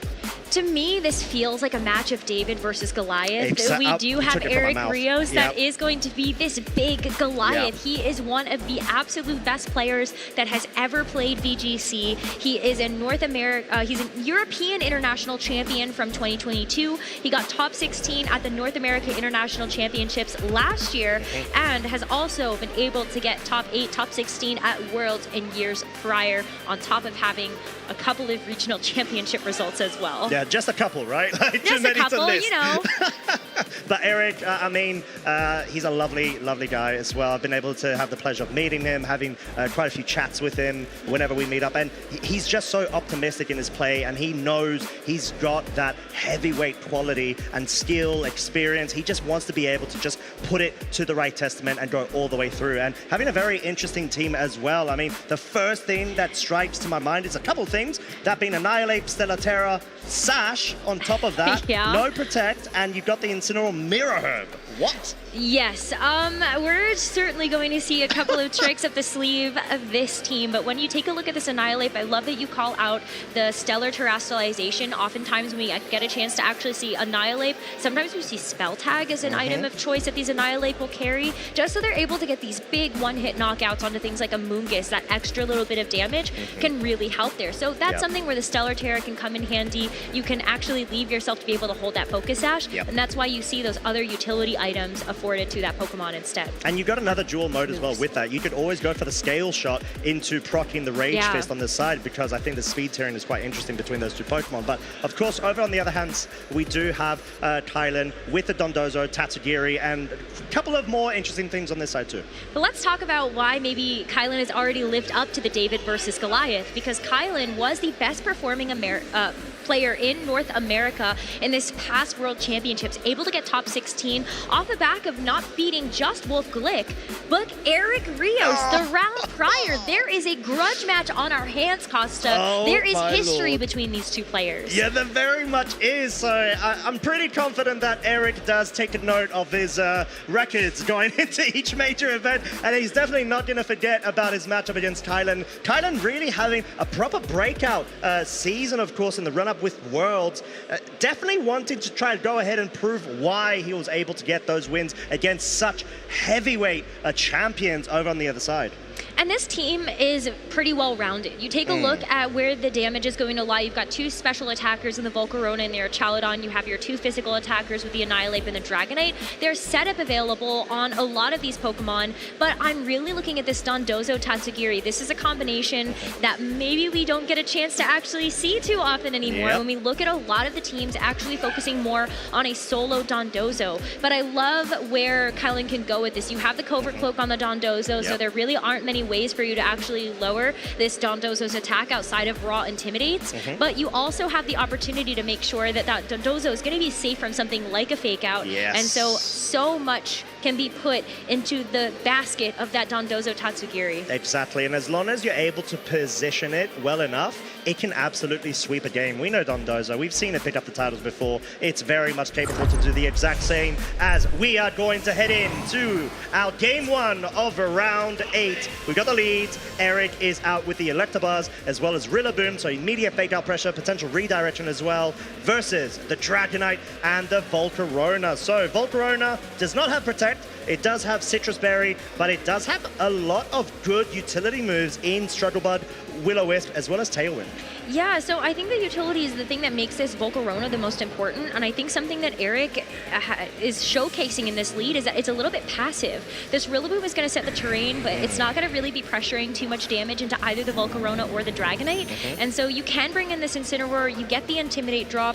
This Dragonite is multi-scale, so this Intimidate drop is going to stick and matter. Yeah, exactly, as well as be broken with that Electro Web, actually bringing the speed down, as we did note, this Volcarona is not the usual Covert Cloak support set. It actually has a Citrus Berry, given the Dondozo does have that. Critical hit with a Heat Wave onto the Electabuzz. We just see a bit of a damage management from Killen's side. Just wanted to be able to lower the resource available to Eric, and doing a really good job so far. Scale Shot hitting a 4th time, potentially going into a 5th time, and already Incineroar is down to about half of its HP. Which is wild to think about, because Incineroar is a pretty bulky Pokemon. Right. And so that's going to be really nice to have. You do see the Mirror Herb activating though, so this is potentially one of the ways that Incineroar can actually utilize this Mirror Herb. You are going to be able to get this speed boost, and so that will help out Incineroar a little bit. Yeah. No, I mean, to be fair, like, probably it depends on how fast the investment in the Incineroar is, really, right? Because it may even be to a point where if you've got bulky Volcarona, it might be able to outspeed at +1. Pokemon, but we're going to have to find out. Most importantly, though, there's no immediate offensive pressure from Eric's side, so he's playing a very situational board state right now where he wants to be able to start whittling down Kylan's options, but Kylan's just going for the raw damage. He's just looking ahead of him and saying, right, as long as I chip Eric's Pokemon to a point where he no longer has the availability to switch, I'm going to be able to dominate in this scenario. Well, Electabuzz with the Selector Web is going to get some meaningful damage down onto the Dondozo, but you're also going to be able to look forward to dropping the speed of the Volcarona. The Covert Cloak was going to block that initial speed drop until we actually saw the Incineroar get rid of it thanks to the knockoff. I'm kind of wondering, though, where else is this damage going to come from? Because as you called out, these are some pretty passive Pokemon outside of the fact that you do have the utility from the Electabuzz. Maybe a Thunderbolt's going to be nice. At least the Dondozo's half HP. Yeah, no, that's pretty huge, right? Because at this point, you're forcing the Dondozo to not be able to take as much damage as it normally would be able to do so if it, of course, does have that Commander Tatsugiri combination going for itself. And now, it's not only susceptible to speed drops, it's also susceptible to switch outs and with the Intimidates.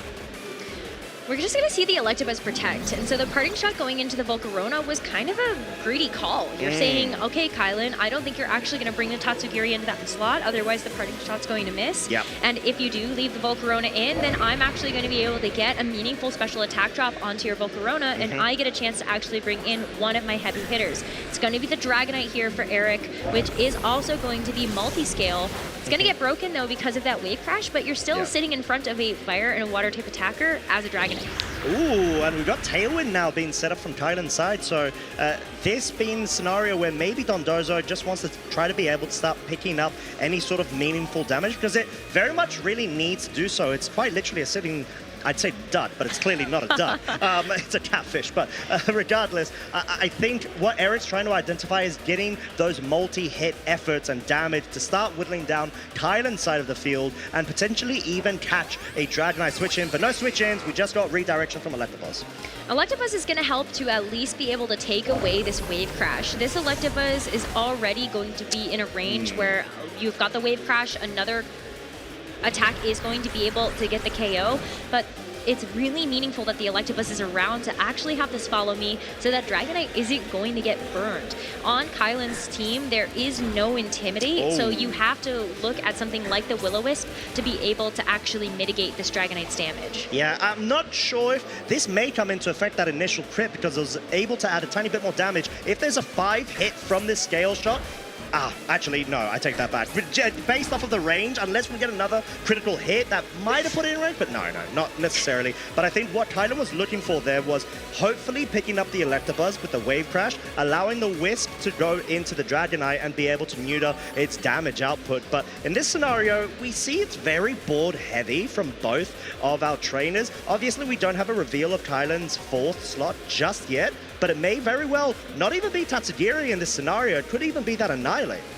I think if it is going to be the Tatsugiri, though, Kylan has to play around the fact that this Dondozo is already going to be below half HP. If you bring the Tatsugiri in, this Dondozo is going to be stuck on the field and only going to have so many turns to be able to actually get damage down. On the flip side of things, Eric is playing around the fact that you have softened up so many targets, you have to KO something, and he's finally going to get rewarded with this Dragonite having that speed boost, gets a chance to go for the scale shot before Volcarona or Dondozo get to move. Yeah, and I think this is sort of paying dividends to why you need to be able to position this Dragonite and not necessarily, let's say, bring a Rillaboom in, which sure, it would have been able to threaten the Dondozo, but the real issue was this Volcarona support as finally the Electabuzz does go down, but it does allow Eric a free switch in, and we know Covert Cloak is knocked off right now. It may be susceptible to fake outs if we have the Incineroar switch in right now, or even the Rillaboom, to be completely honest, but I think Eric's trying to bait out this Dragonite, and he very much has been able to do it, and of course it did have its multi-scale broken from the earlier Electro Web. Right, and because it's multi-scale as well, you can also fake out this Dragonite. So not only do you get the Intimidate drop here, but if you go for fake out and you also go for the scale shot, then this Dragonite is going to get KO'd. The big thing for Kylan's team is that you don't actually have the, you actually have quite a few protects available. So Dondozo and Dragonite both have the opportunity to go for protect. So that is one way that you can potentially play around this scale shot damage, protect something.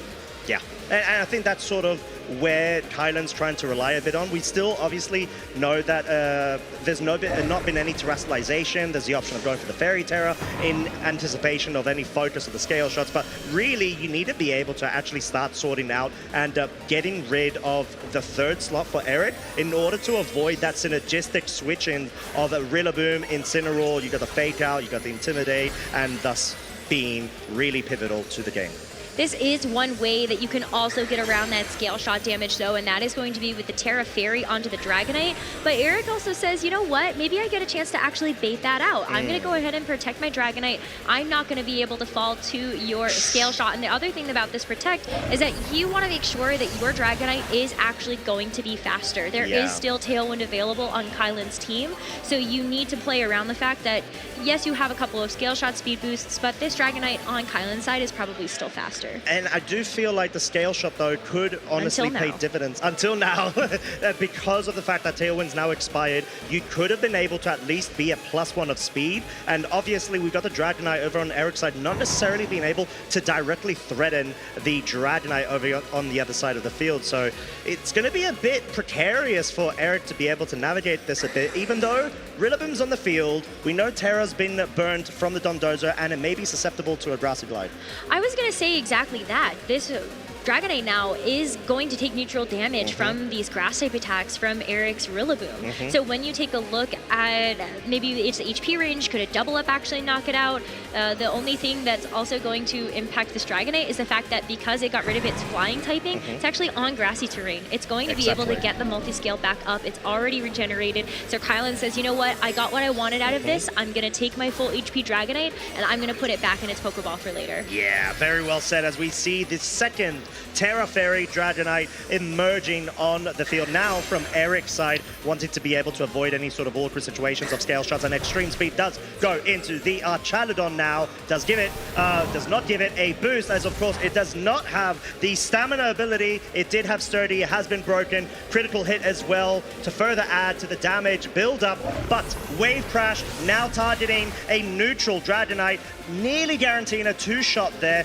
but of course it's going to be the grass terrain recovery given the flying type is no longer in play. Yeah, it's kind of funny how that all works out. We love that terrestrialization changes our type chart. For sure. Very awesome. But in this case, it does actually work out for Kylan a little bit better than it does Eric. Eric opting to double target into that Dragonite slot, seeing maybe there's going to be a free KO here, but in fact there isn't. That Archaludon is one of the safest switches that Kylan could have made into that position, able to tank the Woodhammer as well as the whatever grass type attack that was from the Rillaboom plus the Dragonite perfectly. Now our Archaludon is in this position where it has his Power Herb, so this is why we don't actually see something like the Pelipper, because it can go for Power Herb, Electro Shot, still be able to get the special attack boost and not have to worry about anything. Oh, but not just for this turn. We're going to see a safe protect here. Wants to be able to avoid any sort of high horsepower targeting into the slot and better position itself perhaps against this Rillaboom, maybe acknowledging it wants to try to at least get rid of the Dragonite with the Wave Crash, and like we mentioned, finally force Eric down to his final 2 slots. But now that Archaludon is on the field, I am a bit worried for this I would even say Dragonite at this point, because now it's going to be susceptible to potentially a Flash Cannon KO. That is something that this Archaludon is running. So because we don't actually, because we have like the Power Herb and we don't have the Assault Vest, it's able to run something like Protect. And because it's not the Stamina set and Sturdy, you don't have Body Press. So you're afforded to be able to put something like Flash Cannon onto this Archaludon, which is going to be doing super effective damage to this Dragonite. You have to worry about that a little bit, but remember that this Dragonite still has these speed boosts. It's still going to be one of the fastest things on the field. It very much will be, but the question is, can this Archaludon outspeed the Rillaboom? We're going to find out shortly. Scale Shot hits one time. I'm not sure if it's going to be quite enough to be able to pick up the Archaludon, so the speed interactions between Rillaboom and Archaludon are going to be absolutely key. We know Power Herb sets sometimes do go ahead and actually run a lot of speed investment, but we're going to find out the big build-up right now. What's going to go first? Is this Dragonite going to be failed? Oh, Electroshot does actually outspeed the Rilla. Electroshot actually being able to allow itself up to special attack by +1 stage, of course, but now we're in a scenario where the Dragonite Terra Fairy over on Kylan's side will honestly be wanting to pick up the Rillaboom and maybe deal those multi-shot scales? This is a huge KO for Kylan to be able to grab. One of the biggest keys to success for Kylan was removing this Dragonite, because this Dragonite has had 3 scale shot stacks at this point. So it is going to be super fast. Yes, the Dragonite for Eric does get knocked out, but Kylan is going to be so excited for that. I think our Chalodon is a worthy sacrifice to have to make, and you still have a full HP Dragonite on the field that is going to be able to keep that multi-scale. Problem is, there's still this Incineroar, but you still have 2 very powerful Pokemon here for Kylan. Yeah, and it's sort of a interesting scenario as well for the Rillaboom and Incineroar over on Eric's side, because you could potentially pick up a KO if you maybe double target where possible, at least definitely on the Dondozo side. Multi-scale, you need a break, which may force Kylan to actually opt to go for the Protect right now, which could be read by Eric, and that's maybe a solo focus onto the Dozo if we're not expecting it to actually go on the defensive. Kylan is a pretty safe double protect here if he wants to. Yeah. You know that there's a possibility of fake out here from this Rillaboom, so you can just go protect onto the Dragonite as well as the Dondozo. And I think it's nice because you are able to get that grassy terrain recovery, and maybe it actually puts Dondozo into a range where it's not actually going to be picked up by something like a Grassy Glide. Yep. And then you have to play your odds of, do you Wood Hammer? Can I knock you out before you do that? And all of the above. Yeah, and I think it's sort of a testament to understanding the board position as best as possible from Kylan's side of the field. Right now, Dondozo can pick off this Incineroar essentially, and now that grass terrain is no longer on the field, I still feel like a Wood Hammer, respectfully, will be able to pick up the Dondozo. It should. It very much should. But like the scale shot, though, has to move and pick up this Incineroar first to be able to allow a scenario where you can try to focus down on the Rillaboom. And it has been able to successfully hit, but unless it's a crit, it's probably not going to be able to pick up the KO unless it's a high roll. Oh, it has to be a high roll, and it's just barely not enough with 5 hits to actually knock out this Incineroar. Wow. So there is a possibility for this Incineroar and Rillaboom to actually get the double target into this Dragonite, but instead this Rillaboom goes for the gold, gets the knockout onto the Dondozo with the Wood Hammer, and that's without the grassy terrain there. Yeah, and I think it kind of doesn't need it right now, especially the Dragonite actually dropping that defense stage is quite crucial, but most crucially, the multi-scale has been broken, so that gave a bit of cushion room for the Dragonite to be able to solo the Rillaboom as long as it connects with both of its scale shots, but that's no longer the case. It's got a 2 versus 1 scenario where we could easily see the Flare Blitz and Wood Hammer being enough, surely because of that drop. Yeah, I mean, at this point, you were really hoping that you would have enough hits of scale shot to be able to actually deal with that Rillaboom. Now the loaded dice is gone. And I think we have to call back to Eric being worthy, or like kind of heads up play of actually sacrificing his own Dragonite. He got so much accomplished with it earlier on in the game that it felt like, okay, maybe my Dragonite actually has overstayed its welcome. I've put Kylan into this position where you now have your own Dragonite on the field.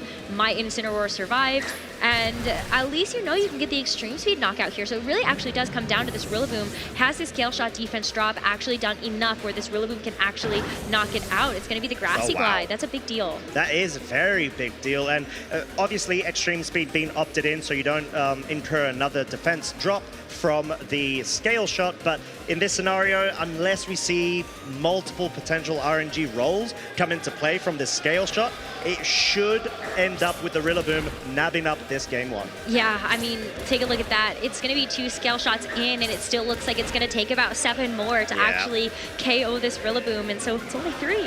Yeah, well, a load of dice, no more, as Eric is going to be able to clinch this one out. And in what fashion, too? I feel like there was a lot of momentum initially going for the Dondozo, but at some points towards the mid-game, it felt a bit too passive. Like, maybe if it was a set that had Yawn, there could have been, you know, some sort of Yawn Vortex play going on, but obviously it is that Covert Cloak, full offensive, paired up with the Tatsugiri, so I'm not 100% sold on the Dondozo being brought in Game 2, and that may be a point of adaptation from Kylan's side. I think what makes it tricky is that now we know sort of how much that Wood Hammer is going to do with the Dondozo without the Tatsugiri, and then you have to kind of wonder, well, Eric was sort of playing around the fact that there could potentially be a Tatsugiri in the back, and Kylan never really had that Dondozo healthy enough that even if that Tatsugiri comes in, you're able to actually get boosts from the Commander ability that are going to be worthwhile to keep that Dondozo around longer. So it could have easily been a bit of a bait and switch scenario from Kylan to be able to force and condition Eric to play a certain way to be able to have a better in-depth analysis around how his future turns will play out. But I feel at some point Eric just kind of understood the jig was up. There's no Tatsugiri in the back, and he understood which Pokemon and pieces he actually needed to be able to pick up from Kylan's side to be able to break down that Team 4 core composition. I think something else that Eric did really well is that he actually positioned the Dragonite such that the scale shot defense drops didn't matter.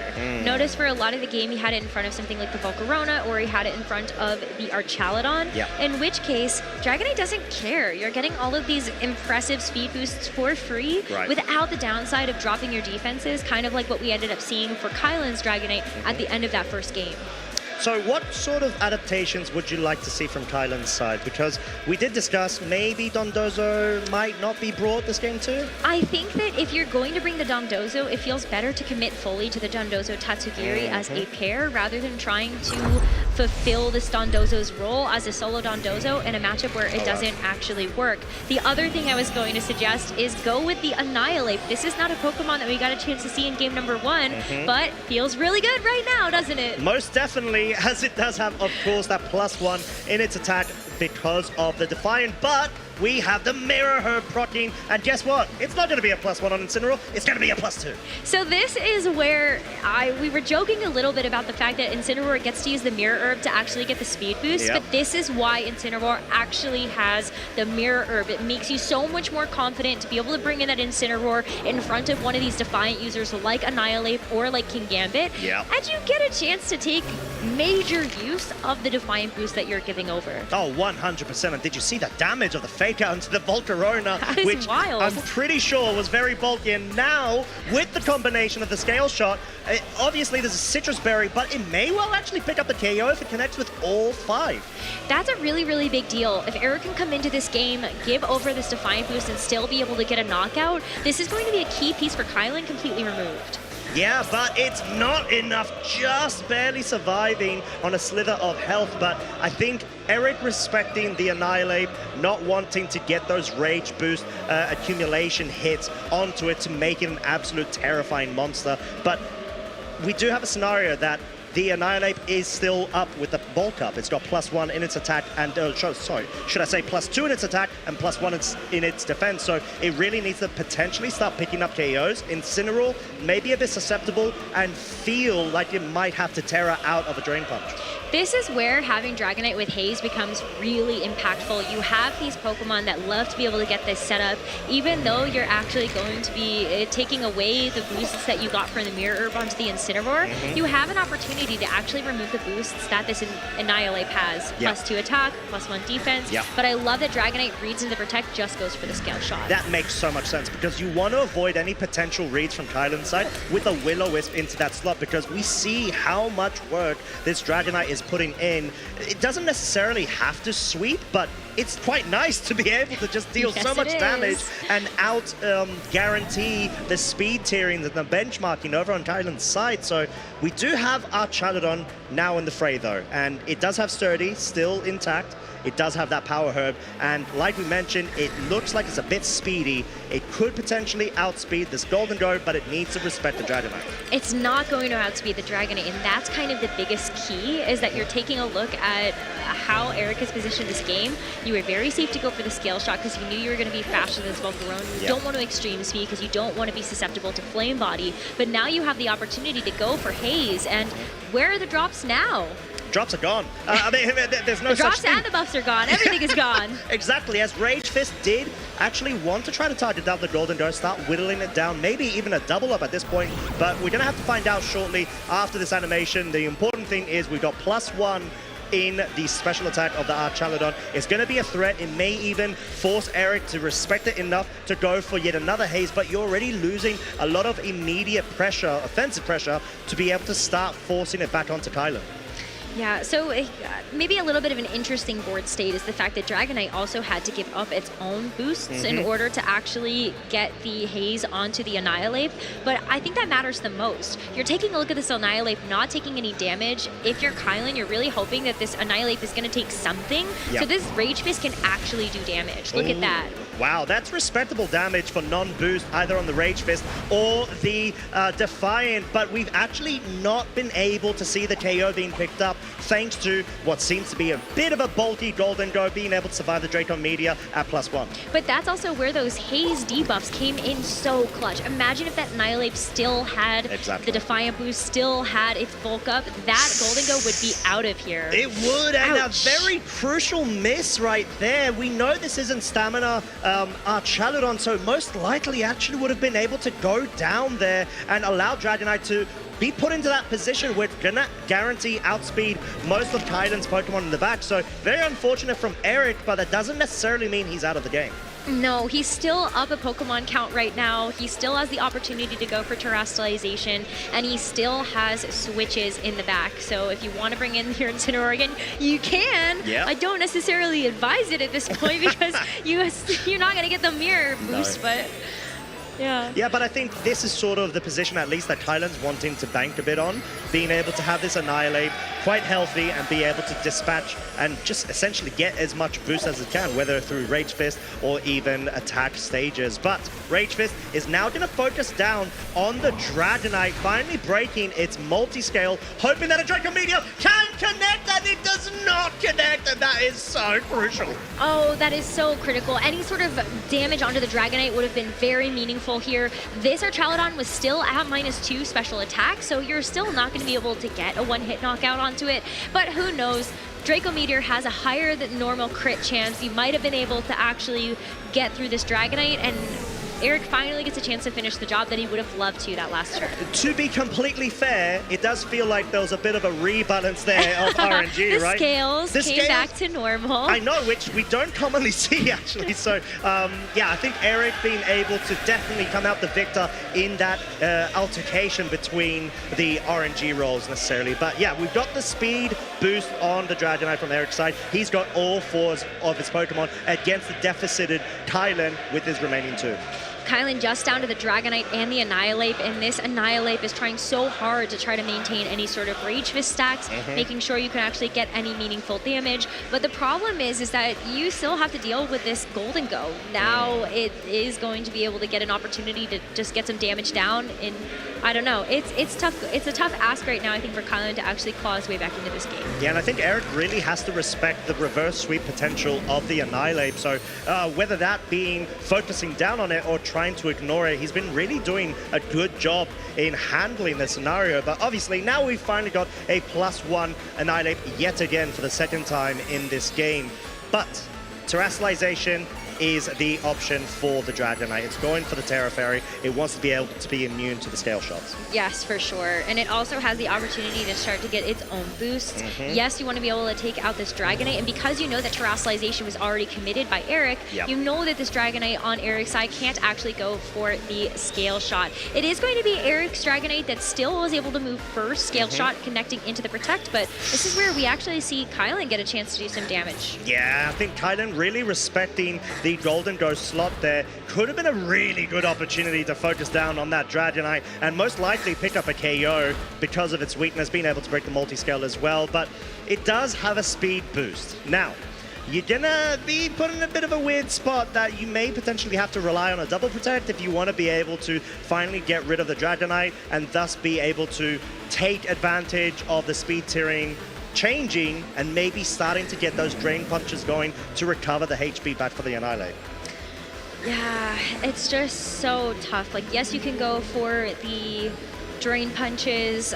You might not get enough back, and I think Kylan at this point too, you have to sort of play this coin flip of, I really want to be able to protect the Dragonite here. I need this double protect as well just to be able to get past the fake out.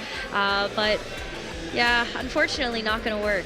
Not going to work, and is the scale shot going to connect in the Annihilate? It does, and that will seal up, most likely this game, leaving the Dragonite over on Kylan's side on its very own. Eric being able to absolutely masterfully handle this board position to the point where, honestly, like, we saw the scenario of the Incineroar having +2 in its attack and then actually opting to switch it out in order to take advantage of the board position, and we have the cancellation in. Eric Rios is going into day 2 undefeated. Wow, what an expert display by Eric. This is just what you expect out of one of the best players in Europe. He has been at the top tables for so many years now, and he is certainly one of those players you look at and go, I know there's only 2 players right now that have 2 international championship titles, but Eric could easily find himself in that same vicinity as, of course, Marco and Ashton. Oh, exactly. And being able to go ahead and finally get his revenge against the scenario, of course, the build-up last time that both of our trainers did meet, it was at Worlds 2024, where Kylan was able to best Eric. So, yeah, you could definitely tell with Eric's reaction there, he was really wanting the win. He felt passionate about it. It's like, yes! Guaranteed, undefeated, puts himself in such a great position going towards the top cut. It does, because when you take a look at historically where our breakpoints have been for the top cut, it's usually been an X and 2 record. We're only playing 2 more rounds of Swiss tomorrow with the number of competitors that we have here. So Eric at this point has almost guaranteed himself to play in top cut, which is a huge, huge deal. Eric very realistically could find himself in the top cut and further. Oh, 100%. And I mean, you wouldn't put it past him as well, would you? And yeah, you can see Eric's reaction right there, guaranteeing the scaling shot does connect means he 100% does wrap up that game too. And in what fashion as well, against the sort of tools that Kylan had at their disposal. And we felt, honestly, that the game 1 could have gone a bit either way. It was very close in terms of the board positioning. But then in game 2, I definitely feel like the momentum swing from Eric's lead put on so much immediate pressure where Kylan had to respect the Incineroar slot, and Eric was completely able to take advantage with the Golden Go switch up and then focusing with the Terra Water. I mean, think about it. The Mirror Herb Defiant boost that the Incineroar is able to get, fake out into the Volcarona, double up from the Dragonite, was almost enough to knock out the Volcarona Citrus completely. Berry, Yes, Volcarona. I know there was actually HP recovery on that Pokemon, and it didn't feel like it at all. Imagine if that Volcarona goes down right away. Eric is so many yards ahead, and yeah, it was really great leads. It was really great recognition of how Kylan is going to have the Dragonite game plan as well, and playing around the change-up of the Annihilate in the front. I do find the Mirror Herb Incineroar fascinating. It definitely does bring me vibes of the Paldean Tauros forms, where they do mostly utilize the Mirror Herb. And you commonly see it because of the speed tiering. It really outspeeds a couple of really nice Pokemon that tend to be the threat. But yeah, alas, we've seen creativity from the maestro himself, Eric Rios, which we're going to go ahead and cut to the stage to get a very quick insight into his game plans. Nice. Is he in day 2 as well, or? 5-2. Winning in? Yeah, winning in. Gotcha. He got really lucky the last one. Hello, everybody, and welcome back. I'm joined with our undefeated victor, Eric Rios. Eric, dude, that was intense, man. How do you feel? I'm feeling great. I'm back again. I tried to win regionals before, but didn't go well. So yeah, finally, here we are, undefeated again. I think I'm top 16 guaranteed right now, so I'm really happy. I won against Gillen, that he defeated me at Worlds and the winning in, so I got the rematch, and yeah, I'm feeling pretty good right now. Yeah, I want to talk about that match a little bit. You won 2-0, but it didn't look easy. The first game was, I think, one of the longest game 1s we had on stream. So what was your strategy going into games 1 and 2, and did it kind of execute according to plan? So when I face a Dondoso team, I think I have to respect him, because my only answer to that is, hey, it's Dragonite, that's really good. But in game 1, I tried to protect my Knight to the end of the game. But he was playing with the mind that probably with the Dondoso that he can switch out into Tatsugiri, but he didn't bring Tatsugiri, but I have to respect that. So he played really well. So I tried to protect my Knight at the end of the game, try to save the haze in case he had Tatsugiri. So it makes sense. Yeah, Tatsugiri didn't come out, but you held your patience, still able to find the win. I want to talk a little bit about your team, because you have some really interesting components. We've got the Incineroar with the Mirror Herb, not an item that you see very frequently on it. So how did you come together for this composition? Because it's kind of different from what other players have been using. So after making 5-3 at Dansk, Alex and we try to make a team that can counter the metagame right now. And yeah, Incineroar, Mirror Air, but I think it's not the common item. But I think it's really good against coaching teams because can get the coaching boost from the opposing, and I can also do my own coaching, and I can be +2. It's also good against Gambit, against Defiant. So I'm really happy about it. I won 2 rounds today thanks to that, so it's working well. So. Awesome. You've also got some other tricks, of course, on your team. Dragonite has been, I think, an MVP throughout this tournament. You used it really effectively as well. So what do you think about that Pokemon in particular? I think Dragonite is one of the, I think it's best mon right now. I think so. I also like Dragonite. I really like the first gen mons. So I'm happy that Dragonite is back and not the choice when set that we have seen before.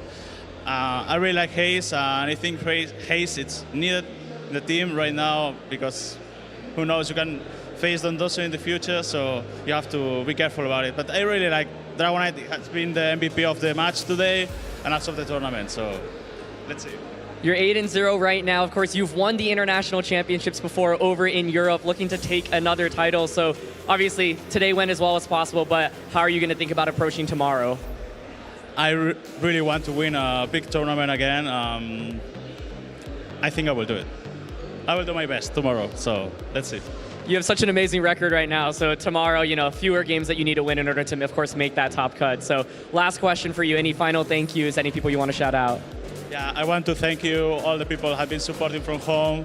Also, Alex Gomez that helping me prepare the tournament. Every tournament we played the last year and this year, so thanks to them. All the people that, all my community from Twitch and yeah, all Canecro and all the Kois. So thanks to them. Amazing. Another incredible round by Eric Rios. We will definitely be seeing him tomorrow, but let's throw it back to the casters as we round out day 1. Great words from a great trainer, Eric Rios, El Maestro, going ahead and showing her how it is done, being able to go straight through to day 2, undefeated. And yeah, great insight, of course. Enough said. He said it himself, right? He's just going to win it. It's as simple as that. He said it himself. The gameplay showed itself. Yep. And I think that there are a lot of really great arguments why Eric is going to set himself up for success for tomorrow. I love that he brought up the fact that Dragonite was considered as MVP of the tournament so far.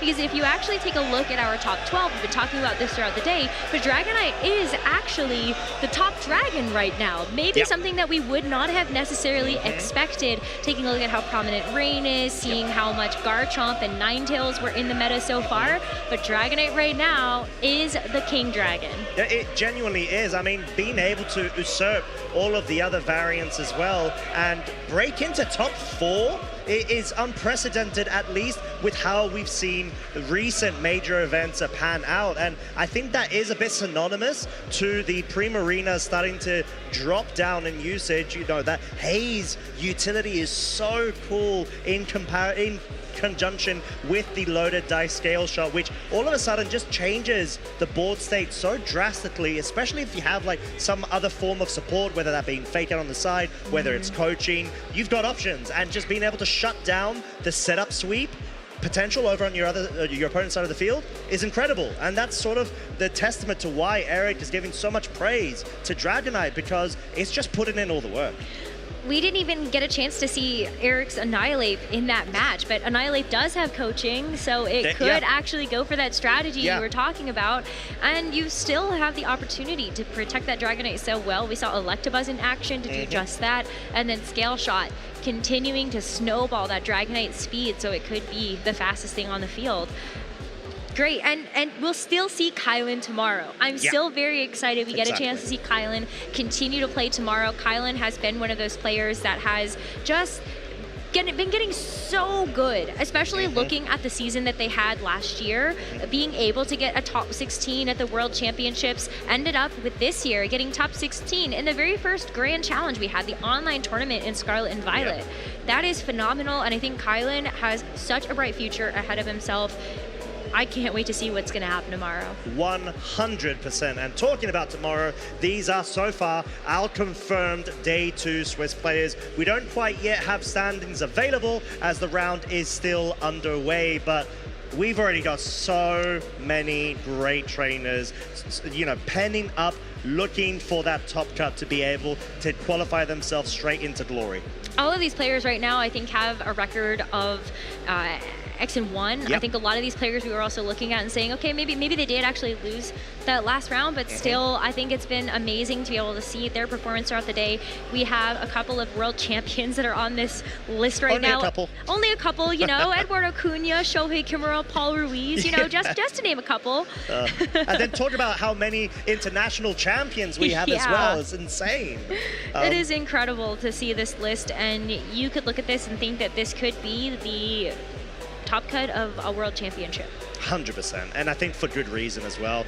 We already know there's so many accolades to add to all of these trainers, and being able to really see a great surge of regional representation of Latin America is something I personally am really excited to see. I want to be able to see these trainers flourish in their representation, forcing potential title finally back home here in LATAM, because so far we have not been able to get that clocked in and qualified. But who knows? It's up to tomorrow. We'll see. It could be third time's the charm. We got a chance to take a look at the history of the Latin America International Championships. For the most part, it has been North America that has taken the crown home. Oh, the one-time European. But the one-time European was Marco Silva, and that was a story in history in the making itself. And so maybe we get a chance to write it again as we take a look forward to Championship Sunday. But it's been an amazing broadcast so far today. We're still going to have more action for everybody tomorrow. So make sure you tune in to the link and the time that's at the bottom of the screen right there.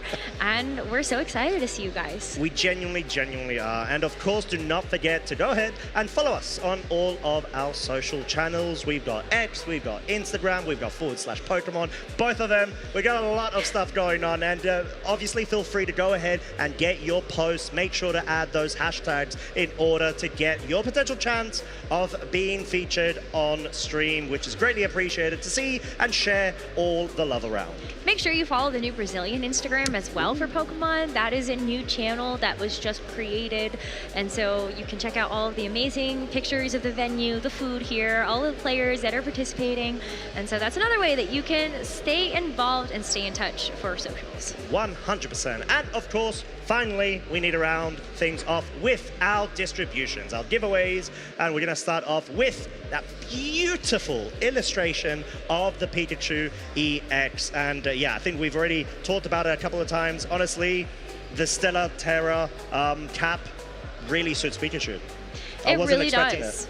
Say Stellar Terra 5 times fast. Stellar Terra, Stellar Terra, Stellar Terra, Stellar Terra, Stellar Terra, yes! That was very good. Oh, so I close. couldn't do that. I'm not going to try that. But Are you guys sure can you try it don't at home. No, I'm good. I'm good, actually. Okay, fair enough. But yeah, of course, next, let's go over to Go, where we do have Twitch drops that you can go ahead and earn. I believe you did mention there is, of course, the TM. There was That is an elite TM. Sorry, apologies. An elite TM. Right next to that beautiful Feraligatr, of course, which unfortunately does not get a lot of usage when it comes to VG, at least not anymore. But it's very popular on Go right now. Shadow Feraligatr stocks are rising. This is a very heavy-hitting Pokemon. Yeah.